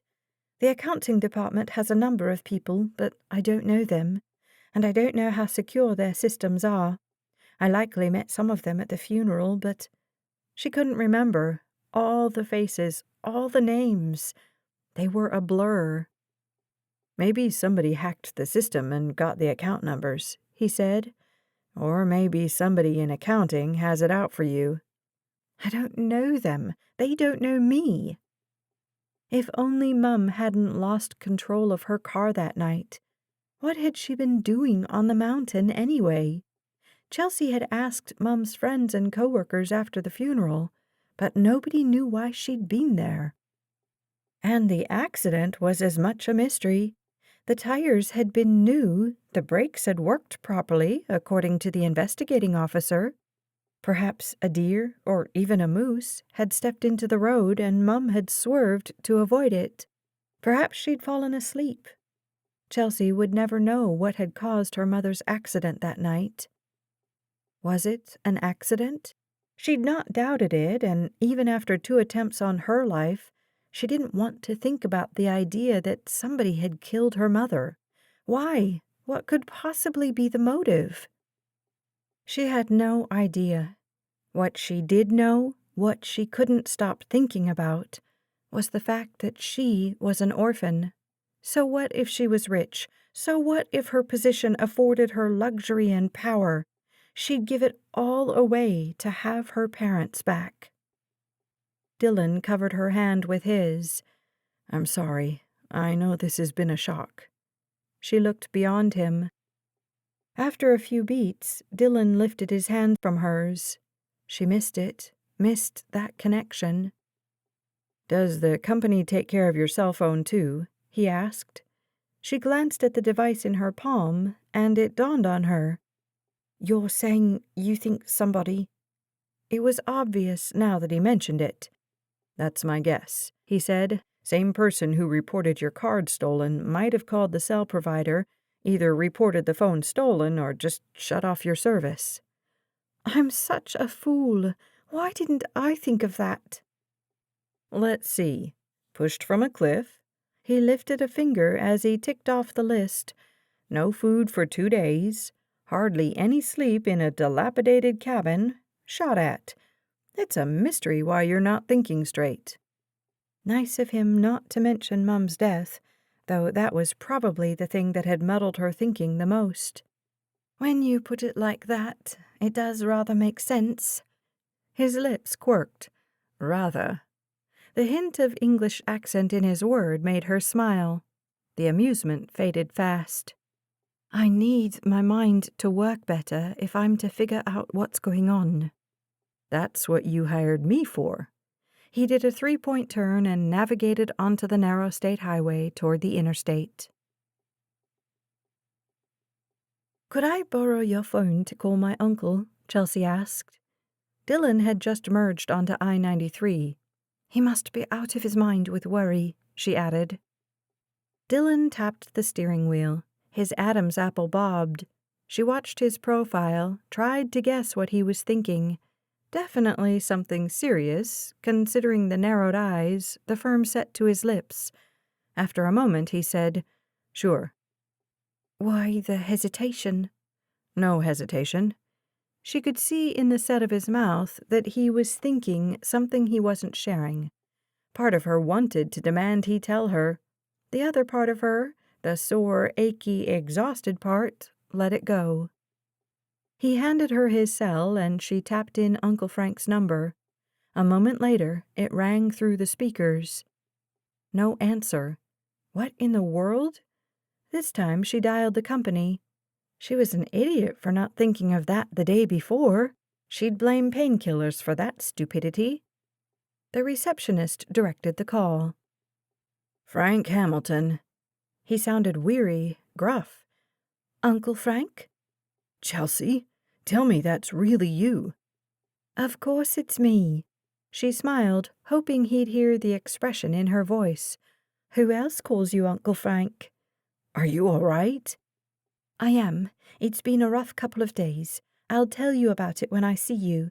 I've hired a private investigator. He's listening now."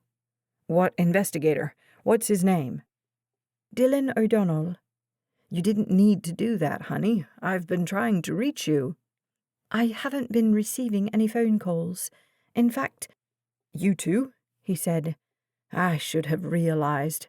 Everybody with company phones lost their service. I forgot your phone was on the company plan." "That explains why you haven't been answering my calls," she said. "I was worried something happened. I had no idea where to look for you." "I'm safe for now, but—" She didn't want to tell him about the shooting, not until they were face to face. He sounded crazy with fear as it was. "Dylan and I are—" "How'd you meet him?" "A long story," she said. "We're on our way back now." "Good, good. I need to see you. There's been a break-in at the company. I think it may be related to what happened to you on Monday. We're still trying to figure it out. We think whoever it was stole the information about the cell plan." Dylan said, "So the phone service was cut off on purpose?" After a pause, Uncle Frank said, That's the theory. Perhaps that explains my accounts as well. Chelsea explained what happened with her credit cards and bank accounts. So you've been without funds all this time? Frank sounded horrified. How have you managed? Not well, I'm afraid, but Dylan's been very helpful. Dylan said, "Tell me about the break-in." "It's a private business matter." "It's a keep Chelsea alive matter," Dylan said, "and that's my job." There was a long pause before Frank said, "Let's meet and we can discuss it." She glanced at Dylan, who shook his head. She mouthed, "Why not?" He tapped the clock. Right, they were meeting the detective. "How far out are you?" "It'll be a few hours." She needed to see her uncle, if for no other reason than to take that panic out of his voice. Dylan said, "Sir, we're meeting with Detective Cody so Chelsea can give her statement, and we don't want to be late."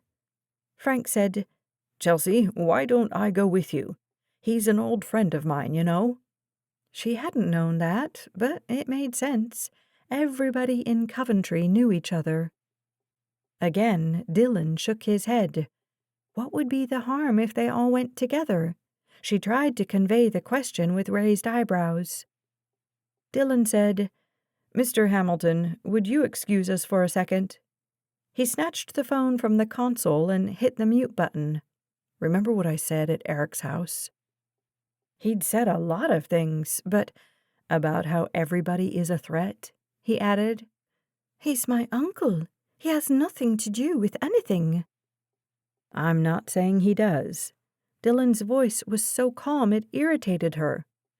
"I'm saying we don't know. We can't trust anybody until we know who's trying to kill you." "You trust the police detective, though?" He kept his gaze on the road. "He's a cop. Not all cops are. Despite what you might hear on TV, most cops are trustworthy. And it's not like I'm delivering you up to him. I'll be with you. I don't want your uncle there when we talk to him." "Why?" He blew out a long breath, stared straight ahead. Through the speakers, Uncle Frank said, "Are you still there?" "You're not going to tell me?" she asked. Dylan's lips pressed together and his mouth turned down at the corners. "It's my job to assume everyone's a threat." "My uncle would never hurt me." A muscle ticked in his jaw. "Either you trust me or you don't." It wasn't even a question. He'd nearly gotten shot saving her life. "Fine, for now." She unmuted the phone. "Sorry about that, Uncle. We're meeting the detective in Concord, and I know you're busy." Uncle Frank huffed a breath. "Listen, I've hired the best PIs in the state. Meet me and we can pay your man and send him away." She glanced at Dylan, whose eyes were on the road. His brows hitched, but he said nothing. "I appreciate that," she said, "but I feel safe with Dylan." "Chelsea." The patronizing tone sent adrenaline to her veins. "I'm sure he's a nice guy and a decent PI, but I already have a team of professional investigators on the case." Dylan asked, "You hired Neely?" "How'd you—" "Cody mentioned it." "I did, and they're a good firm. Look, I'm sure you're a fine detective," Uncle Frank said, "but I don't know you. This is a company matter and a family matter, and you're—" "Uncle?" She used the "don't fight me on this" tone of voice she'd learned from her mother. "If the Lord hadn't led me to Dylan, I'd be dead right now." Frank gasped. "Dead? What are you—" "Sir," Dylan said, "we'll tell you the story and you can tell us what you know. In person, soon. Right now we're going to meet Detective Cody. We'll be in touch." There was a long pause. "I really need to see you." "I know," Chelsea said. "I'm going to follow Dylan's advice. I trust him. He's already saved my life once. And I believe the Lord told me—" "Look, I'm glad you're keeping your parents' faith alive and all that." Tenderness gone, Frank's voice sounded anything but glad. But if you're hearing voices, then maybe—" "We'll be in touch." She ended the call. She was not in the mood for Frank's latest "there is no God" foolishness. Not today, not when the Lord had shown himself so faithful. She tossed the phone onto the console. Chapter 11. The restaurant parking lot was nearly empty when they arrived. No surprise, considering it was 3 in the afternoon on a Wednesday. Dylan had never been to this place, but he'd heard of it, and it seemed like a wise spot for a meeting. Partially because it was a good hour from Coventry, and thus should be safe from people who might be trying to kill his client, and partially because he was starving, and the food was supposed to be good. Apparently, saving a woman's life and nearly getting shot burned a lot of calories. He parked the truck and came around to help Chelsea out. She'd been quiet after she'd abruptly ended the call with her uncle, and he hadn't known what to say. Aside from a few distant cousins, all of his family on both sides were believers. What would it be like to have a trusted family member who scorned his faith? The only family she had left, for that matter. Chelsea had been bothered, but apparently not that much, because, a few minutes later, she'd rested her head against the window and drifted off to sleep. Now, as she steadied on her feet in the parking lot, she yawned. "Pardon me." "Glad you got a little nap," he said. "You needed it." "Indeed." They walked inside. The restaurant was vintage New Hampshire, with wood beams overhead and hardwood floors. The walls were lined with TVs that were currently playing basketball highlights and baseball games. Dylan approached the host. "We're meeting someone, a detective." She glanced at the table chart in front of her. "There's a guy waiting for 2 people?" She pointed through the dining room. "That him back there?" Chelsea said, "It is, thank you," and she started in that direction. She made good time despite the walking cast. They skirted the mostly empty tables until they reached the booth by the windows. The man stood. He was a bit shorter than Dylan, maybe 5'10", had short gray hair and hazel eyes. His gaze skimmed off Dylan's and landed on Chelsea. "Are you okay?" "I am, all things considered. Good to see you again, Detective Cody." Apparently she remembered him now that she saw him. He glanced at her outstretched hand, seemed to register the bandages, and barely touched it. "Sorry again about your mother. She was a great lady, really devoted to Coventry." There was a note of censure in the man's tone, but if Chelsea picked up on it, she ignored it. Cody turned to Dylan with a scowl. "And you're—" Dylan grasped the man's hand. It was meaty and sweaty and squeezing as if they were in a battle. "Dylan O'Donnell." The stench of cigarette smoke wafted off Cody's clothes, which probably explained the yellow teeth. "Private Eye." Cody scowled as if he'd said predator or porn broker and released his grip. Dylan was tempted to tell the guy that, until a few months before, he'd been a police detective in the biggest city in the state. He held his tongue. They sat at the table and Cody focused on Chelsea. "Let's start with what happened Monday." "I told your officers everything." "I'd like to hear it again." When a server stopped at their table, Cody said, "Water all around, and then don't bother us." "Actually," Dylan glanced at the menu, then at the young woman who waited. "I'll have the chicken strips and fries." He glanced at Chelsea. "What would you like?" "I'm not terribly hungry," she said. Back to the server, he asked, "Is the soup good?" Cody was scowling, but he could wait. The server said, "The chowder is excellent." Chelsea said, "Then a bowl for me. Detective, are you certain you don't want anything?" "Just to get this interview started." He glared at the server. "Bring the meals after I leave." While Chelsea filled Cody in on her mountain experience, Dylan watched the man's reactions. The detective pulled a notebook from his back pocket and took notes, nodding and asking probing questions every few minutes. The server delivered water, which Dylan sipped while the other two talked. When Chelsea finished, she sat back, folded her hands. "You're sure he was trying to kill you?" Cody asked. "It wasn't an accident, or the man didn't just trip or something?" "One doesn't trip for 20 yards, detective," she said. "At first, I thought I'd gotten in the way of a suicide attempt, but he aimed at me and pushed." "You think he was trying to push you off the cliff?"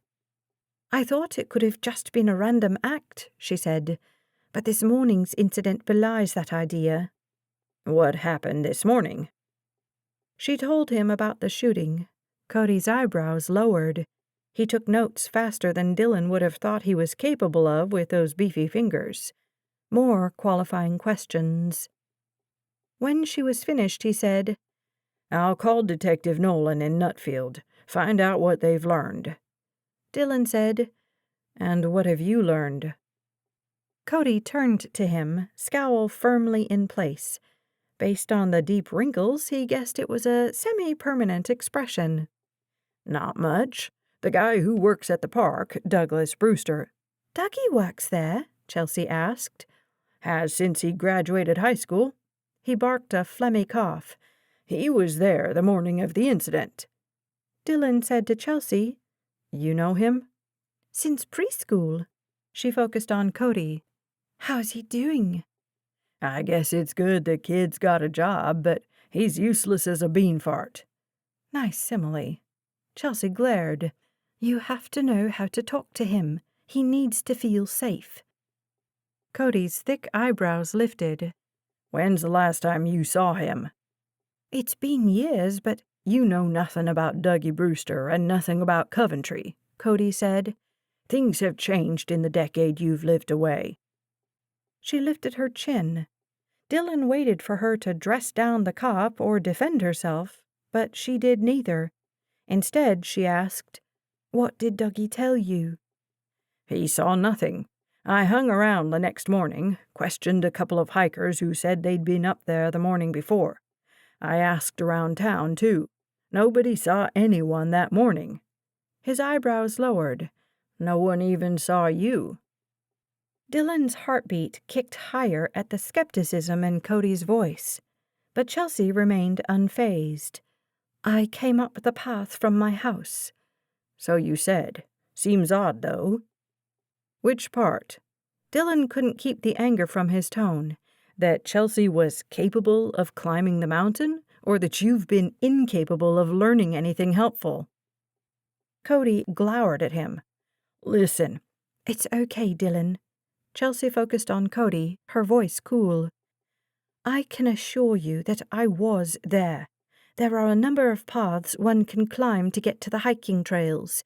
There's the one behind my house. There are others on the far side of the mountain closer to the state highway. If someone wanted to remain hidden, it wouldn't be that difficult." The cop shrugged. "Maybe." Chelsea kept her face unreadable. The woman was a wonder under pressure. Dylan said, "So basically, you've learned nothing." Cody focused on Chelsea. "You'll be at your mom's house?" "I'm not sure where I'll stay," she said. He nodded slowly, seemed to be contemplating. Then he said, "My wife works over at Hamilton."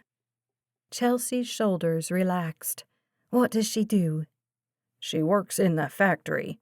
I just wanted to say, Coventry needs HCI. I didn't know your dad well, but I know he loved our town, and he loved the people there. He wouldn't want you to destroy it." Chelsea sat back.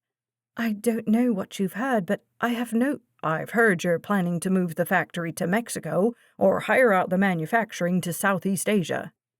"You shouldn't put so much stock in baseless rumors, detective." She folded her hands and rested them on the table, showing calm but probably feeling anything but. Be assured it is not my plan to relocate Hamilton." He eyed her, that scowl in place. "We'll see." He stood, handed Chelsea a business card. "Call if you learn anything or if anything else happens. How can I reach you?" Dylan stood, reached into his breast pocket, and pulled out a business card of his own. "Chelsea's phone isn't working, but you can reach her through me." The man glared, snagged the card.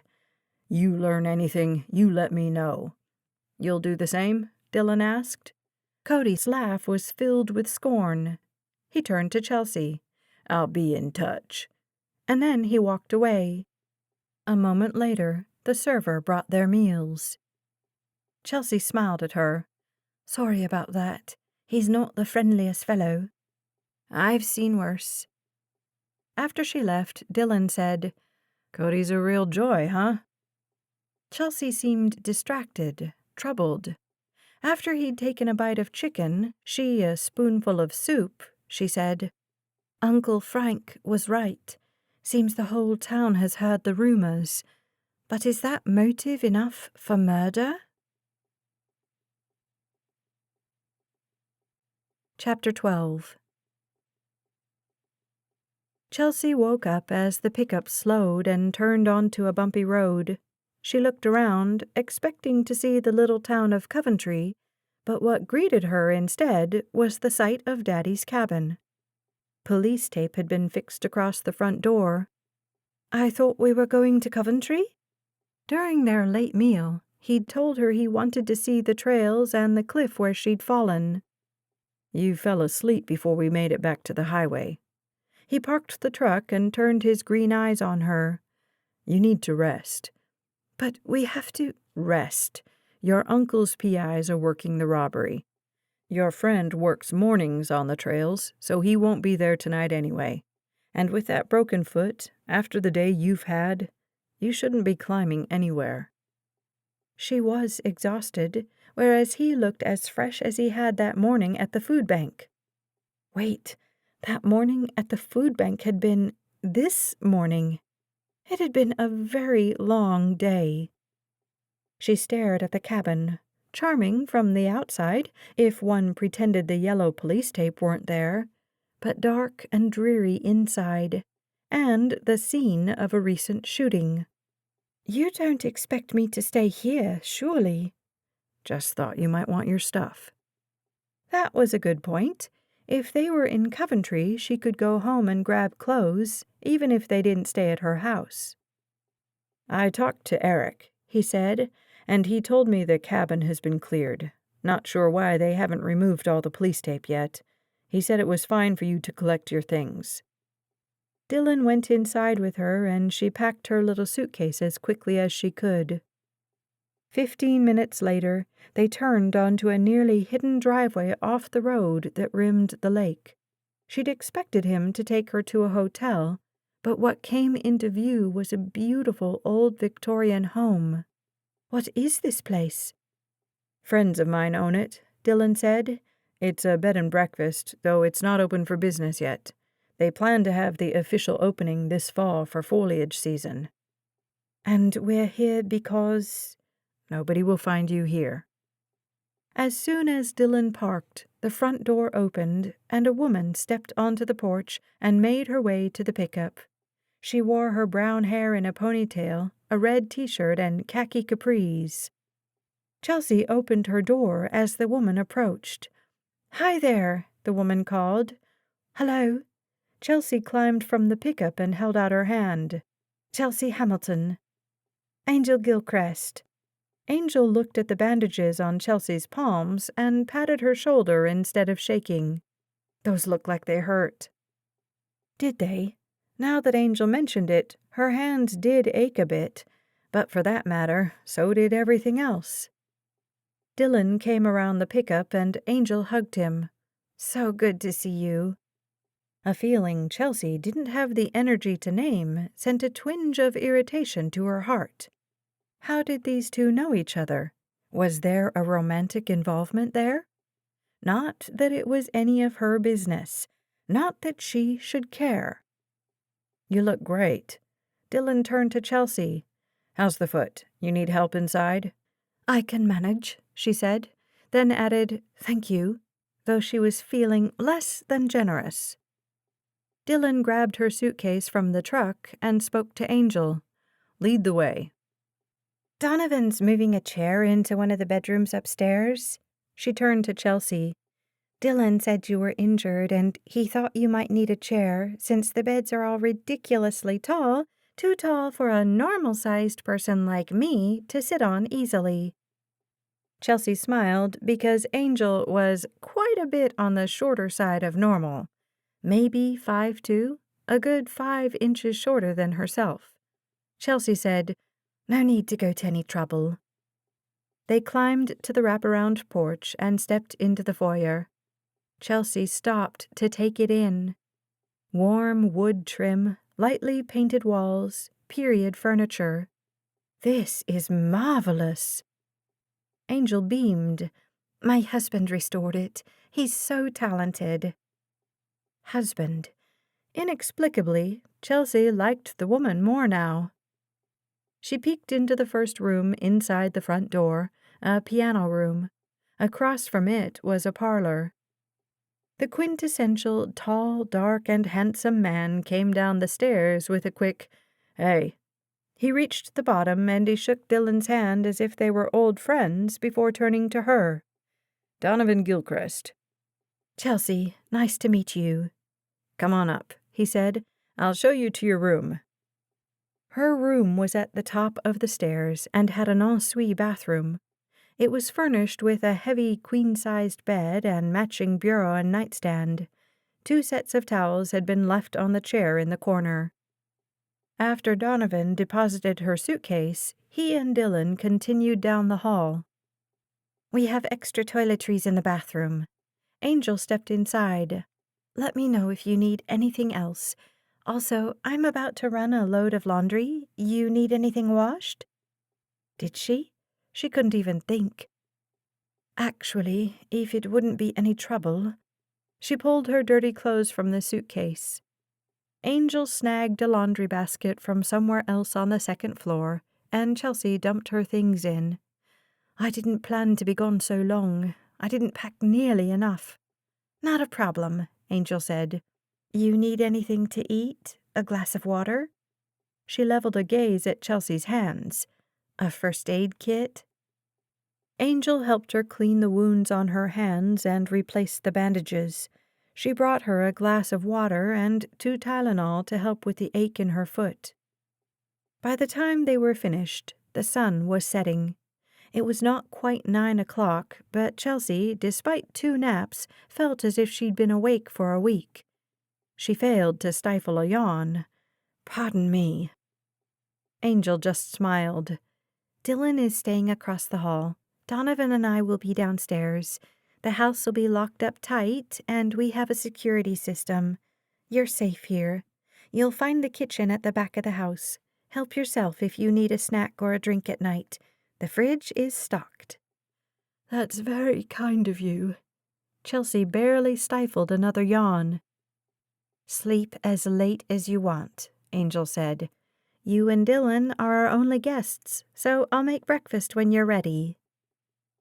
10 minutes after Angel stepped out of her room and closed the door, Chelsea crawled into the bed, feeling safer than she'd felt since Monday on the mountain. She fell sound asleep. Chapter 13. It was nearly 8 in the morning. After Chelsea had gone to bed the night before, Dylan had gone to his apartment and gathered some things, enough to last a few days. With his duffel packed, he'd returned to the B&B. Much as he'd have liked to sleep in his own bed after the day he'd had, he didn't feel comfortable leaving Chelsea unprotected. So he'd taken the room across from hers and slept with one ear open for intruders. It hadn't been very restful. He was sipping coffee at the kitchen table the next morning when Chelsea wandered in. She froze when she saw him. "Good morning." He stood. "How'd you sleep?" Her smile was bright, the biggest he'd seen on her yet. Amazingly well, actually. I usually have trouble sleeping in strange places, but I drifted off before the sun fully set and didn't wake up until after sunrise. You were exhausted. Chelsea took in the space. Whereas the rest of the house was filled with period furnishings and decor, the industrial kitchen was completely modern. Granite countertops, subway tiles for the backsplash, stainless appliances. Chelsea turned to the wall of windows that overlooked the lake. It's lovely. I was hoping you'd find it restorative, he said. After the week you've had. Indeed. He studied her profile. Her blonde hair shone in the sunlight. She'd put on makeup this morning and chosen a pair of denim shorts and a tank top. She wore one sneaker and her walking cast. Her cheeks had more color than they'd had the day before. She was beautiful, stunning, and not at all like he'd first imagined her. Not a snob, not entitled, not self-absorbed. She brushed her hair behind her ear, and he noticed that she'd taken the bandages off her hands. The scrapes were healing well. If not for the cast, one wouldn't guess she'd been pushed off a cliff.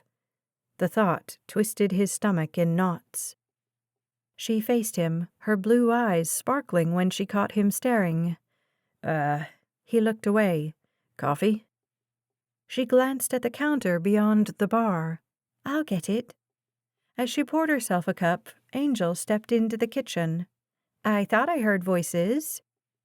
Chelsea lifted her coffee cup. You're well named. At Angel's raised eyebrows, Chelsea went on. Only an angel could create such a wonderful haven. She spoke to Dylan. I handed her a pile of dirty laundry last night, and when I woke, my clothes were in a basket just outside my door, all folded neatly. I'm glad I could help, Angel said. I'm trying out new recipes for when we open this fall. I hope you're hungry. The women chatted as Angel made breakfast, Chelsea trying to help, but mostly just getting in the way. Her desire to be useful was obvious, her lack of cooking skills amusing. Donovan came in, grabbed a cup of coffee, and sat at the table with Dylan. He said almost nothing, just watched the women work. A few minutes later, the four of them ate a hot breakfast casserole, laughing and sharing stories. Chelsea. The woman intrigued him.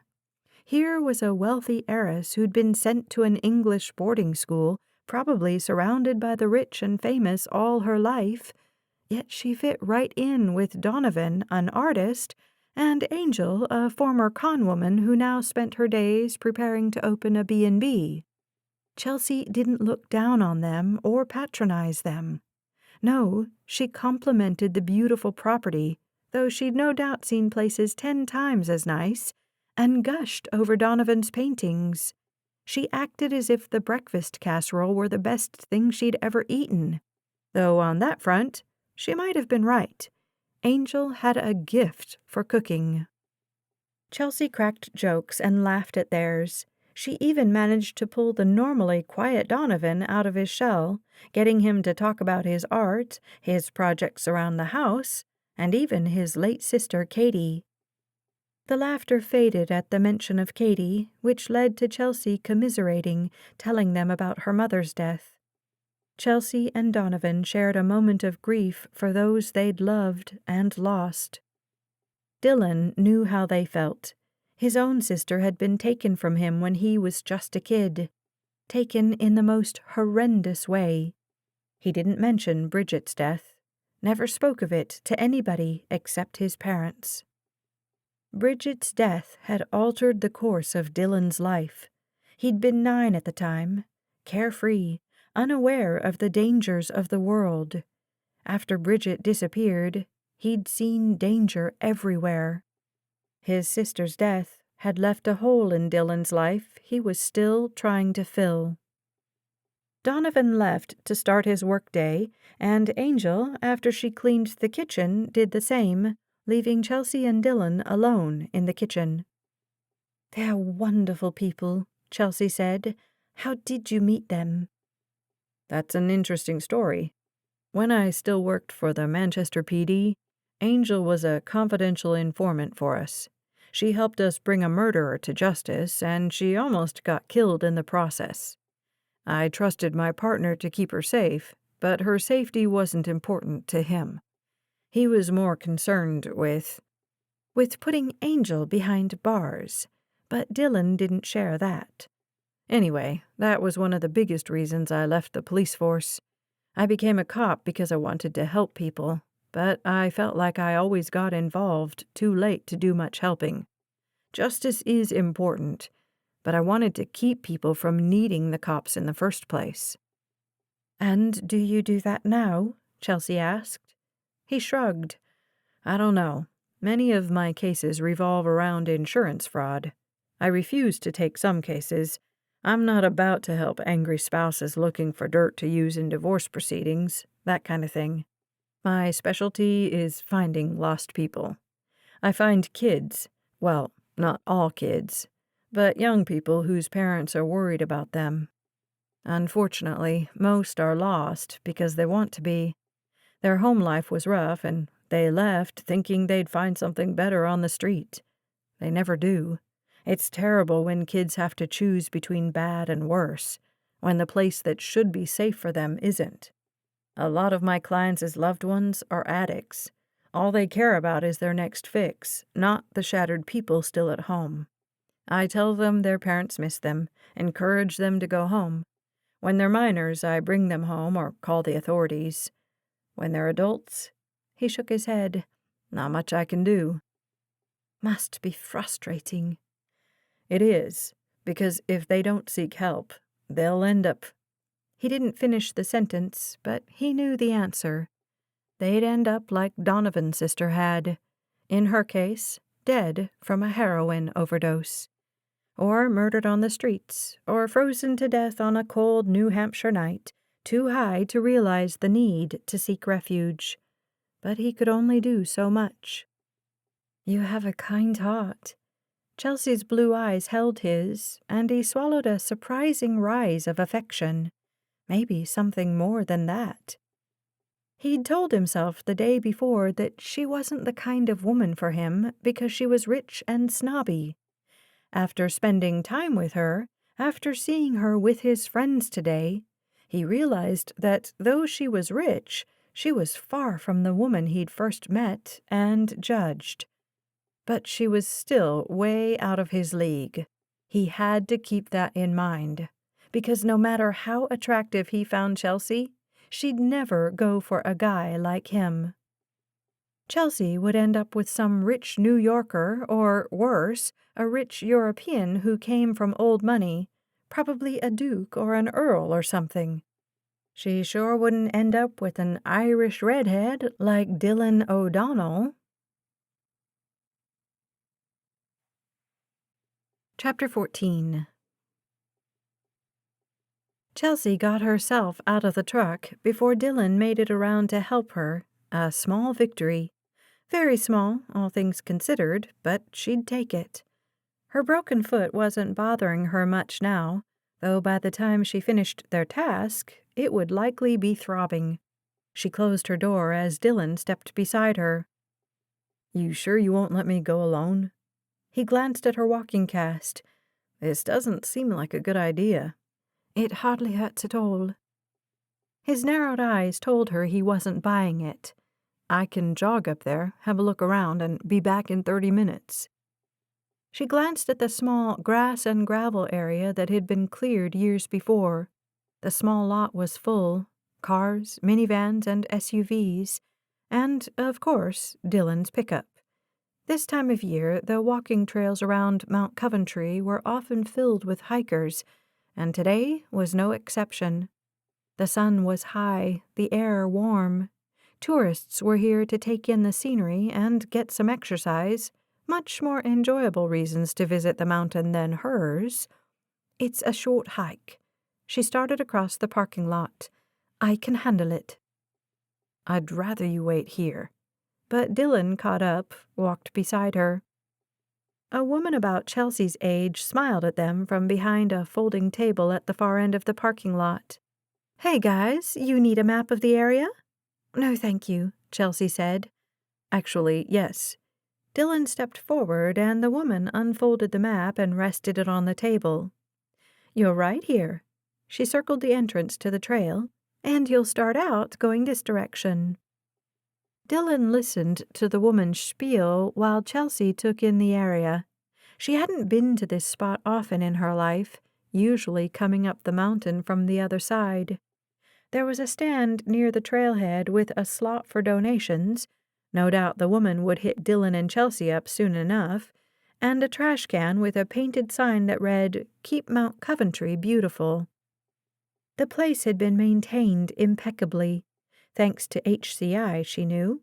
Her mother had taken caring for the community seriously, and the company had worked hard to support the town's second-largest source of income, tourism.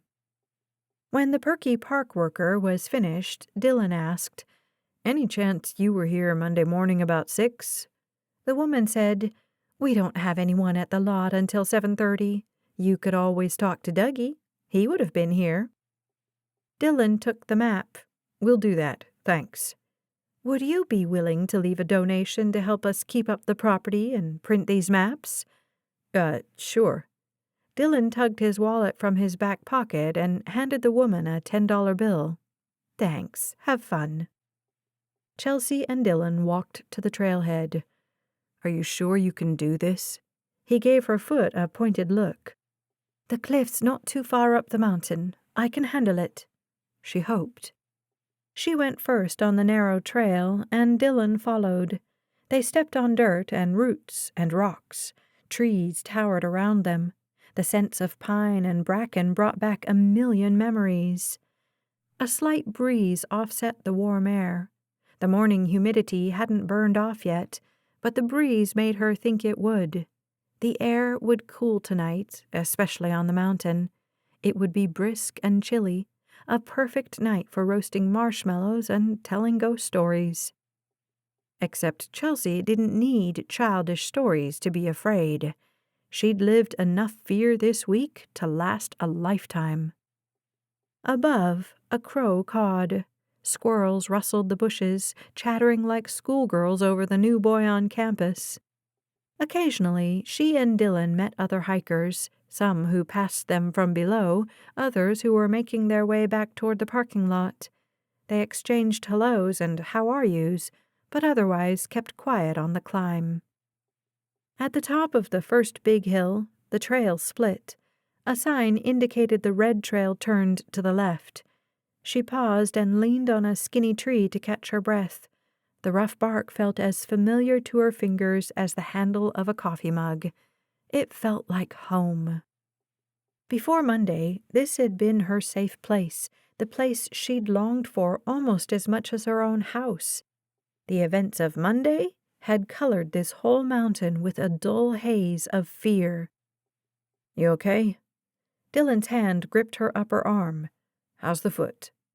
Throbbing, aching, begging for a Tylenol or 4. "It's fine." She indicated the fork to the right, and they continued.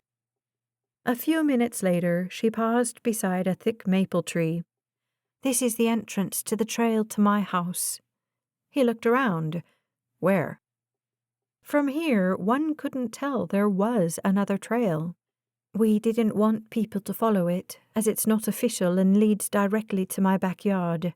She pointed ahead. "See those 2 birch trees?" The trees were 3 feet apart at the edge of thick woods. "I see 'em." "Daddy always told me never to follow the same route to them. So I'd look for this tree," she tapped the bark, "look around to make sure nobody was watching, and then pick my way to the birch trees over all this mess. The trail starts there." When she was younger, she'd come through enough with childhood friends that the bushes stayed short and small trails were cut around them. But now that she'd been gone so long, the trail was really and truly hidden. Dylan turned a slow circle, taking in the spot. "Someone could have hidden back there."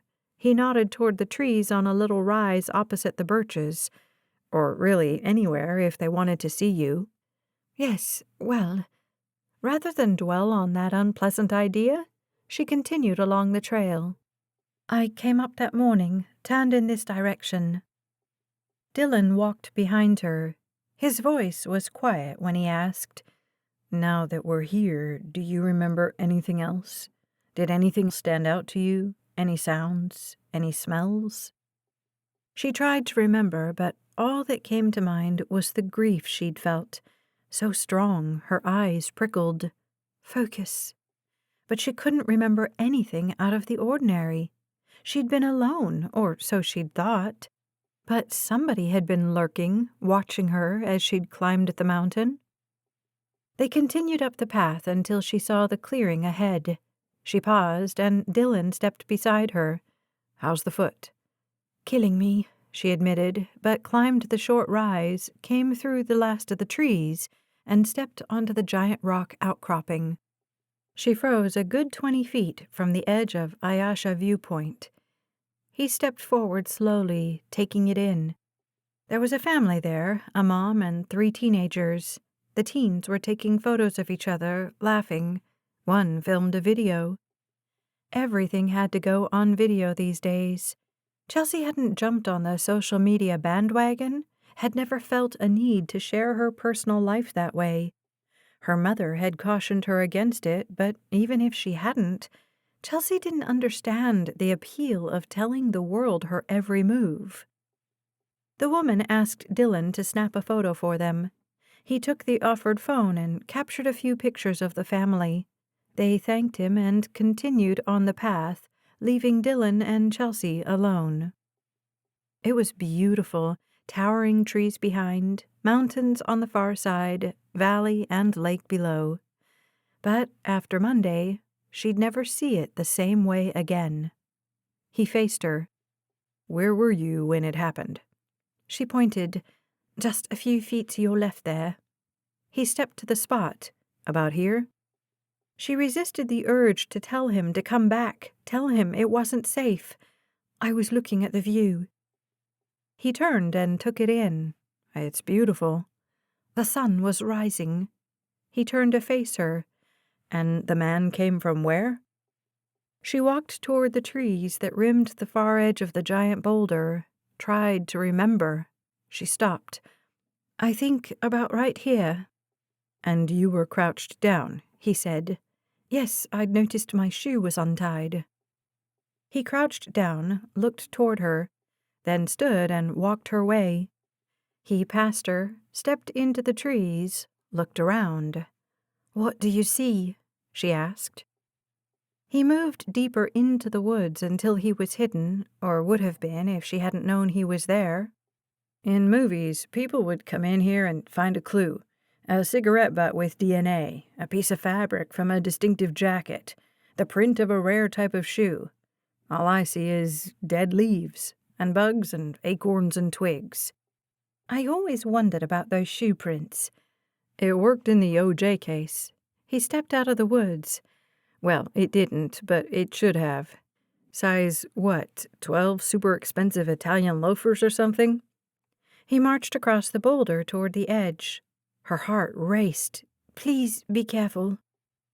He shot her a smile, his red hair blazing in the sun. "I promise not to fall." She wanted to say something clever, but the sight of him so near the spot where she'd tumbled and nearly died caught her voice.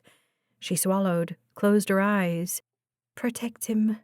It was ridiculous. People came here all the time and nobody ever fell. You'd have to be a fool to... Dylan inched nearer the edge. He dropped to his hands and knees and crawled forward. "What are you doing? You're going to fall." He ignored her, lowered to his belly, and army crawled. The boulder sloped toward the edge like a slide. Was he crazy? Was he trying to kill himself? "Dylan, you need to come back, right now." Again he turned to her, gave her that same smile, though it looked a bit wicked. "I promised, didn't I?" "I'll be sure to have that engraved on your tombstone." He chuckled, inched forward until his head was over the cliff's edge. She squeezed her eyes closed, sucked in a breath. She couldn't watch.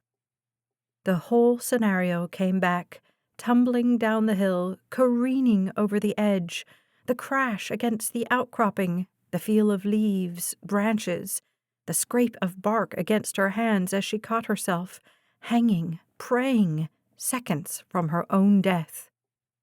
She covered her face with her hands, willing the images to go away. "Hey, hey." Her eyes snapped open at the sound of Dylan's voice. Somehow he'd survived his foolish look over the edge and made it back to safety while she'd cowered. She hated her fear. His hand slid around her back. "I didn't mean to frighten you." "I'm fine." But his arm felt so good there, so safe. And she wasn't fine. Her father was dead. Her mother was dead. And somebody had tried to kill her. Twice. She was tired. Her foot throbbed. She wanted Mum. She wanted Daddy. A sob rose from her heart, escaped her mouth. She clamped her hand over it. Dylan stepped in front of her, pulled her close. "You're okay." "I'm sorry. I'm fine." She tried to pull away, but his arms tightened around her. He held her while her tears soaked his shirt.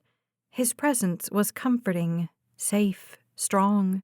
She told herself she was making a fool of herself, but she couldn't seem to stop. When the emotion passed, she backed away, embarrassed. "You've been through a lot," he said. "This place must bring it all back." She wiped her tears with her fingertips and stared out at the view. "I used to feel safe here. When I was in England, missing my father, longing for my mother, I used to think of Coventry with such fondness. In my memories, I'd thought I'd idealized it, made it more beautiful, more magical than it truly was. But really," she glanced around, "it is magical, isn't it? Except I'm afraid I'll never see it the same way again." Dylan took her hand. "You will. It won't always be colored with fear." Except her mother had died on this mountain too. But the mountain couldn't be blamed. "You're right. I can't let my fear ruin this place for me." She should step away from him after such a pronouncement, but her hand felt so right in his. The attraction she'd felt for him before hadn't waned since she'd met him. It had only grown. She didn't know what to think. What she did know was that if she let her thoughts run wild about this rugged redhead, they'd take her places she had no business going. The expression on Dylan's face, not sympathy like she'd expected to see, not concern. There was something else in his eyes, something she was afraid to name, something that seemed to respond to the attraction simmering in her heart. She licked her lips, and his gaze dropped there, then snapped up. He let go of her hand and stepped back, shook his head, turned his face to the cliff. "I can't believe you fell over that." Right, the fall. That brought her back to reality. She could hardly believe it herself. "I got a glimpse of the tree that caught you, but I couldn't see the ledge you hit on the way down, or the one you walked across to safety." "They are there." He glanced at her, a quick peek. "They must be." "I don't know," she said. "Cody seems to think I'm lying about the whole thing." "Yeah." Dylan's expression darkened, which is odd. A rustling behind them had them both turning. "Hello?" Dylan called. A moment later, a man stepped out of the woods. Chapter 15. Dylan stepped in front of Chelsea. "Who are you?" The man stepped back. He stared at his feet, shook his head, tapped his legs with his fingertips. 3 taps on the right, 3 taps on the left. Behind him, Chelsea said, "Dougie?" "Chelsea Hamilton. You're Chelsea Hamilton." He nodded with the words, which were clear despite the fact that he hadn't looked up. She stepped around Dylan toward him. Dylan gripped her arm to stop her, but she smiled up at him. "It's okay. Dougie and I are friends." She focused on the strange man again. "Aren't we, Dougie?" Tap, tap, tap on his legs. "Chelsea Hamilton was my friend in school." Tap, tap, tap. "Right, we sat together. You remember?" "You sat beside me at lunchtime. Other kids made fun of me, but you told them to stop." The tapping continued, almost like a tick. Or maybe it was a tick. That made sense. "You told them to be nice to me, and you're rich, so everyone always did what you said." Chelsea's laugh was natural and genuine. That worked in 4th grade. It doesn't work so well anymore. "You went away. You were my friend, and you went away." "I had to. I missed you, though." His gaze slid up, bounced off Dylan's, and fell back to his feet. "Your mother died. I'm sorry your mother died. I liked her. She was nice to me. Mr. Early said I should reflect feelings. So I'm not sad, but I should feel sad because you feel sad. Do you feel sad?" "Yes, Dougie." Her voice cracked. "I loved my mum very much." "I love my mom, too. Not the same because I don't feel feelings right. But Mr. Early says I love her in my way." "That's all you can do." The whole time they'd spoken, Dougie hadn't moved closer to her, and she hadn't moved closer to him. No old friend's hug, no handshake. Dougie's glance came up again, focused on Dylan for a moment, and went back down. Dylan backed up a step and put his hands behind his back, the most non-threatening pose he could imagine. Chelsea sent him a quick smile. Apparently, that had been the right move. "This is my friend, Dylan," she said. "He wanted to see this place." "This is where you were pushed." Dougie phrased it not like a question, but a statement. Dylan had to clamp his mouth closed to keep from speaking. Everything about Dougie said skittish. Dylan, while not the most imposing figure in the world, could easily scare him away. "I was standing over there." Chelsea pointed to the spot on the boulder where Dylan had stood moments before, trying to imagine what had happened to her. The thought of her careening over that cliff. He hardly knew this woman, but what he did know he liked, respected, and watching her interact with Dougie only increased that respect. Chelsea said, "A man came out of the woods right about where you are and pushed me off the cliff." "The detective said that." "Did you see anything that morning?" she asked. Dougie shook his head, then nodded. Both movements were slight, like maybe he wasn't sure. "If you did, you can tell me." "The detective asked me if I saw any cars in the lot or any men on the trail. I didn't. There were no cars in the lot. There were no men on the trail. I told him that." Dylan willed Chelsea to press harder. Dylan didn't know much about autistic people, and that's what he guessed Dougie was. But maybe Cody had asked the wrong questions. "Did you see anyone that morning?" Chelsea asked. "Saw you, standing there." He pointed to the cliff edge. "You did?" Her voice registered surprise. "I didn't see you." "I wasn't sure it was you, but it looked like you. I saw your picture in the paper, and I remember you from school, so I thought it was you. But I had to leave. I walk all the trails every morning to make sure they're safe before people get here. I have to walk the trails in case something happens overnight. I couldn't stop to talk." "Of course," she said. "That makes sense." "You didn't come up from the parking lot or I would have seen you." "There's a trail down the side of the mountain that leads to my house." "Not an official trail. They're not on the map. I only walk the trails on the map." "That's good. That helps keep people safe." "That's my job, to help keep people safe."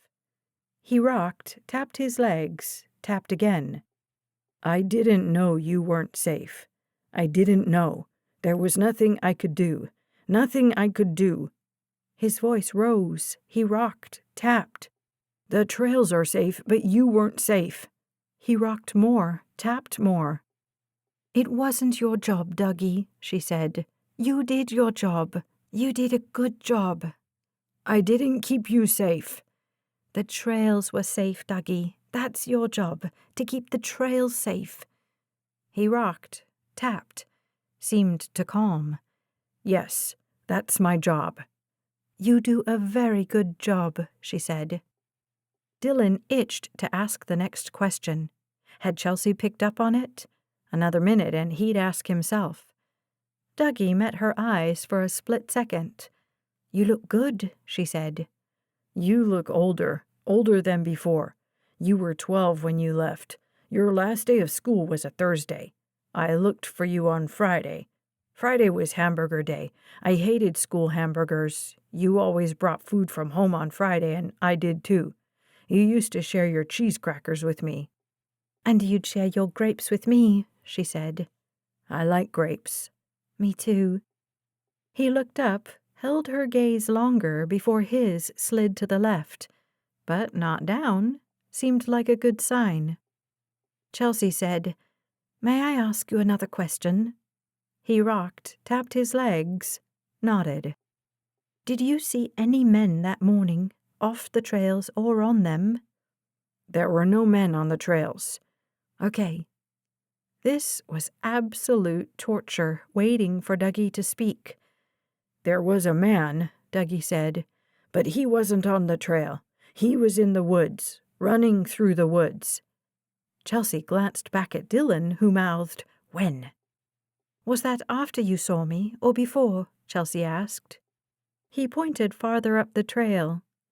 I was there, over there on the red trail. After I saw you. You were on this trail, the blue trail. The first trail is the blue trail, and then it splits, and the red trail goes to the north. He was going north, near the red trail. And he was running? Not on the trail, through the woods. Dylan clenched his fists behind him, wheeling questions into Chelsea's head. What was he wearing? Good, yes. A black sweatshirt and black jeans.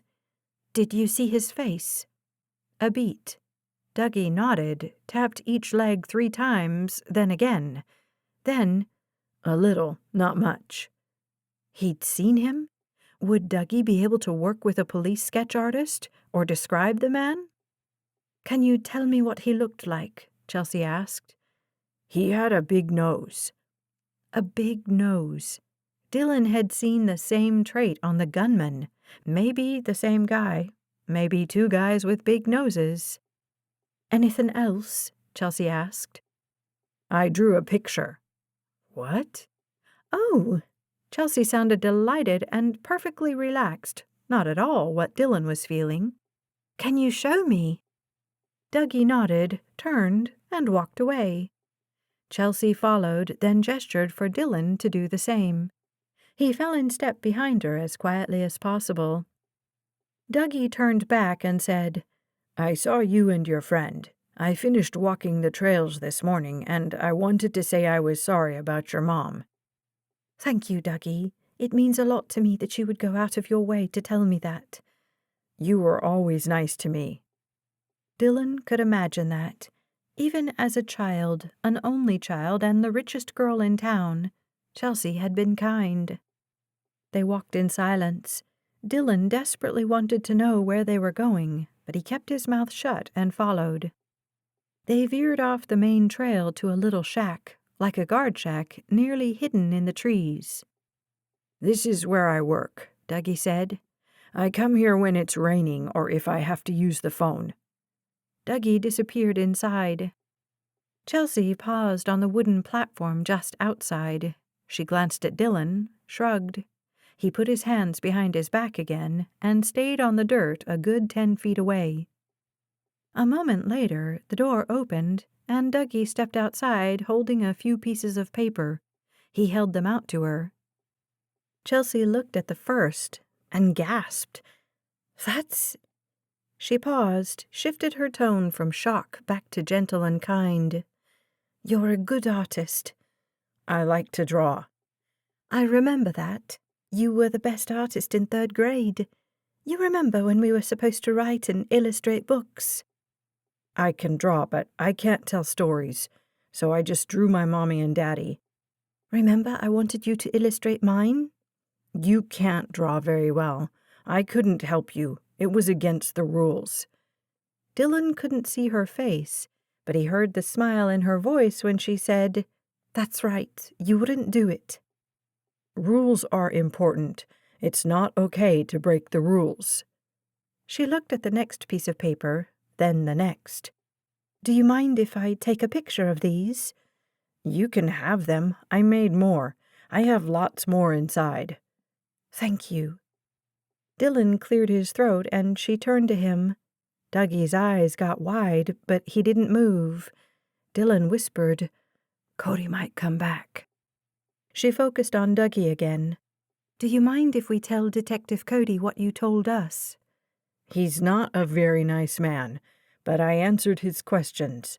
I answered right. Is it okay if he comes back and asks you different questions? Maybe you can come with him, Dougie said. You're nice. Or maybe Mr. Early could come, Chelsea said. Then Mr. Early can help Detective Cody to be nice. Mr. Early's good at making people be nice and asking good questions. That would be okay. Good. Chelsea lifted the drawings. Thank you, Dougie. It was good to see you again. He turned and walked inside. The door slammed behind him. Dylan and Chelsea made their way back to the trail. She was limping more now, but moving quickly. As soon as she stepped into the trees, she handed him the top sheet. "It's me at the cliff." It was the image of Chelsea's back as she stared at the vista. She said, "Just so you know, he captured my clothing, even my ponytail, perfectly. That's exactly how I was dressed. I say that so you'll realize how accurate Dougie is. He never improvises. He only draws and tells the truth." She handed him the next sheet. Dylan studied the pencil drawing in his hand. The image was of a man running through the woods, his hood pushed partially back, his face angled so that Dougie had caught his features. Large nose, dark eyes, lips pressed closed. Chelsea asked, "Is that the man you saw at Daddy's cabin?" The image flashed of the shooter. He'd hardly seen anything beyond that black hood, but the nose... "I think so." She swallowed. "My would-be murderer." There was still one piece of paper in her hand. "What's that?" She shook her head, swallowed. He stepped closer and looked over her shoulder. The picture was of a sedan that had crashed against a tree at the edge of the forest. Most of the car was mangled, but the back bumper was intact. Chelsea traced the emblem there, the 4 linked circles that indicated it was an Audi. "My mom's car," Chelsea said. Dougie's intricate drawing showed that on the road beyond the accident, an SUV was rounding the corner. No auto manufacturer's logo, but the license plate was clear. "Why didn't you ask him about it?" Dylan studied the picture. It would have looked like a simple car accident, but that other car. He'd have to ask Cody if anybody had come forward to say they'd witnessed the wreck. "He was done answering questions," Chelsea said. "He was afraid to even give it to me, which tells me he saw something that scared him." "How could you tell?" Her eyes narrowed slightly. "You have to trust me. He was getting agitated.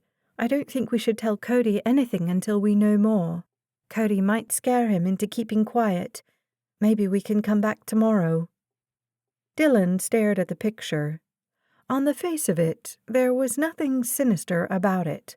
One car got in a wreck, another car passed by. Maybe they hadn't seen the Audi. Had the accident occurred at night? He'd need to find out more details, but if another car had been there, then maybe someone had witnessed the wreck. Or caused it. "I think maybe your mother's death wasn't an accident." Chapter 16. Chelsea couldn't think about the drawings that were sticking out of Dylan's back pocket. She couldn't think about the fact that her mother's car wreck might not have been an accident. All she could think about right now was pain. Her foot throbbed. The walk from the parking lot to the cliff had been short, but the hike to Dougie's shack had added another quarter-mile up a steep hill. By the time they passed the cliff again on their way down, it hurt too much to speak. Dylan stepped beside her, wrapped an arm around her back, and partially supported her. "Does that help?" It did. She tried to indicate her thanks with a nod. They walked a few steps.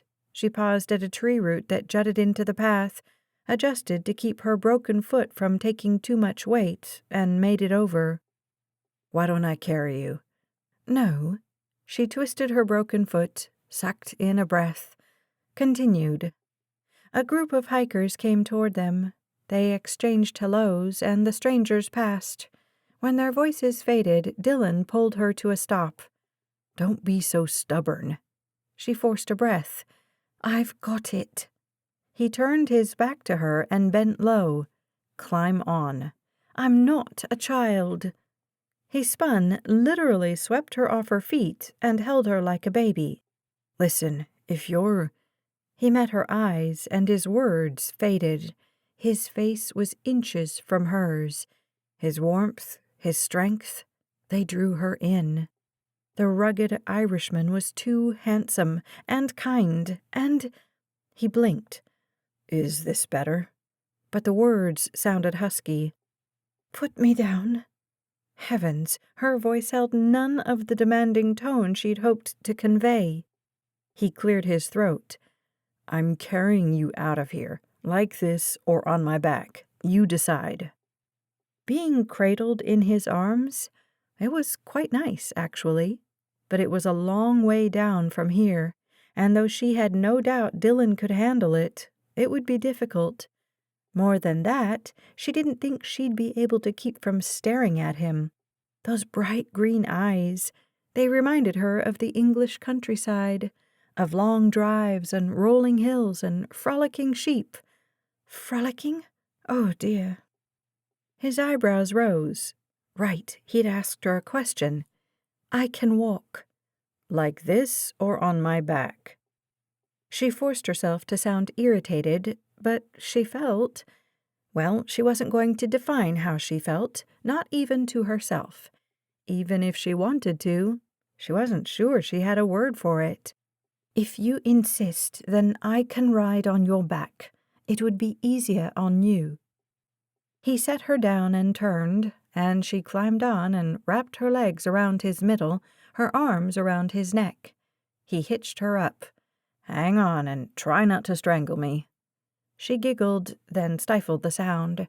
She felt ridiculous and childish, and somehow cherished. Her father used to give her piggyback rides all the time when she was a child.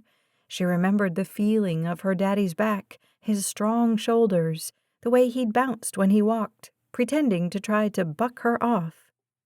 Dylan was not her father. His shoulders were wide and strong, his waist narrow. Being held like this, she felt protected again. His strong arms, his muscled back. She'd felt all alone in the world for so long. To have someone carry her burdens with her, to have someone literally carry her for a little while, it was almost more than she could bear. She closed her eyes, rested her head on his shoulder, and decided not to analyze it too much. Instead, she allowed herself to enjoy it. Dylan was quiet, only speaking when he came across someone on the trail.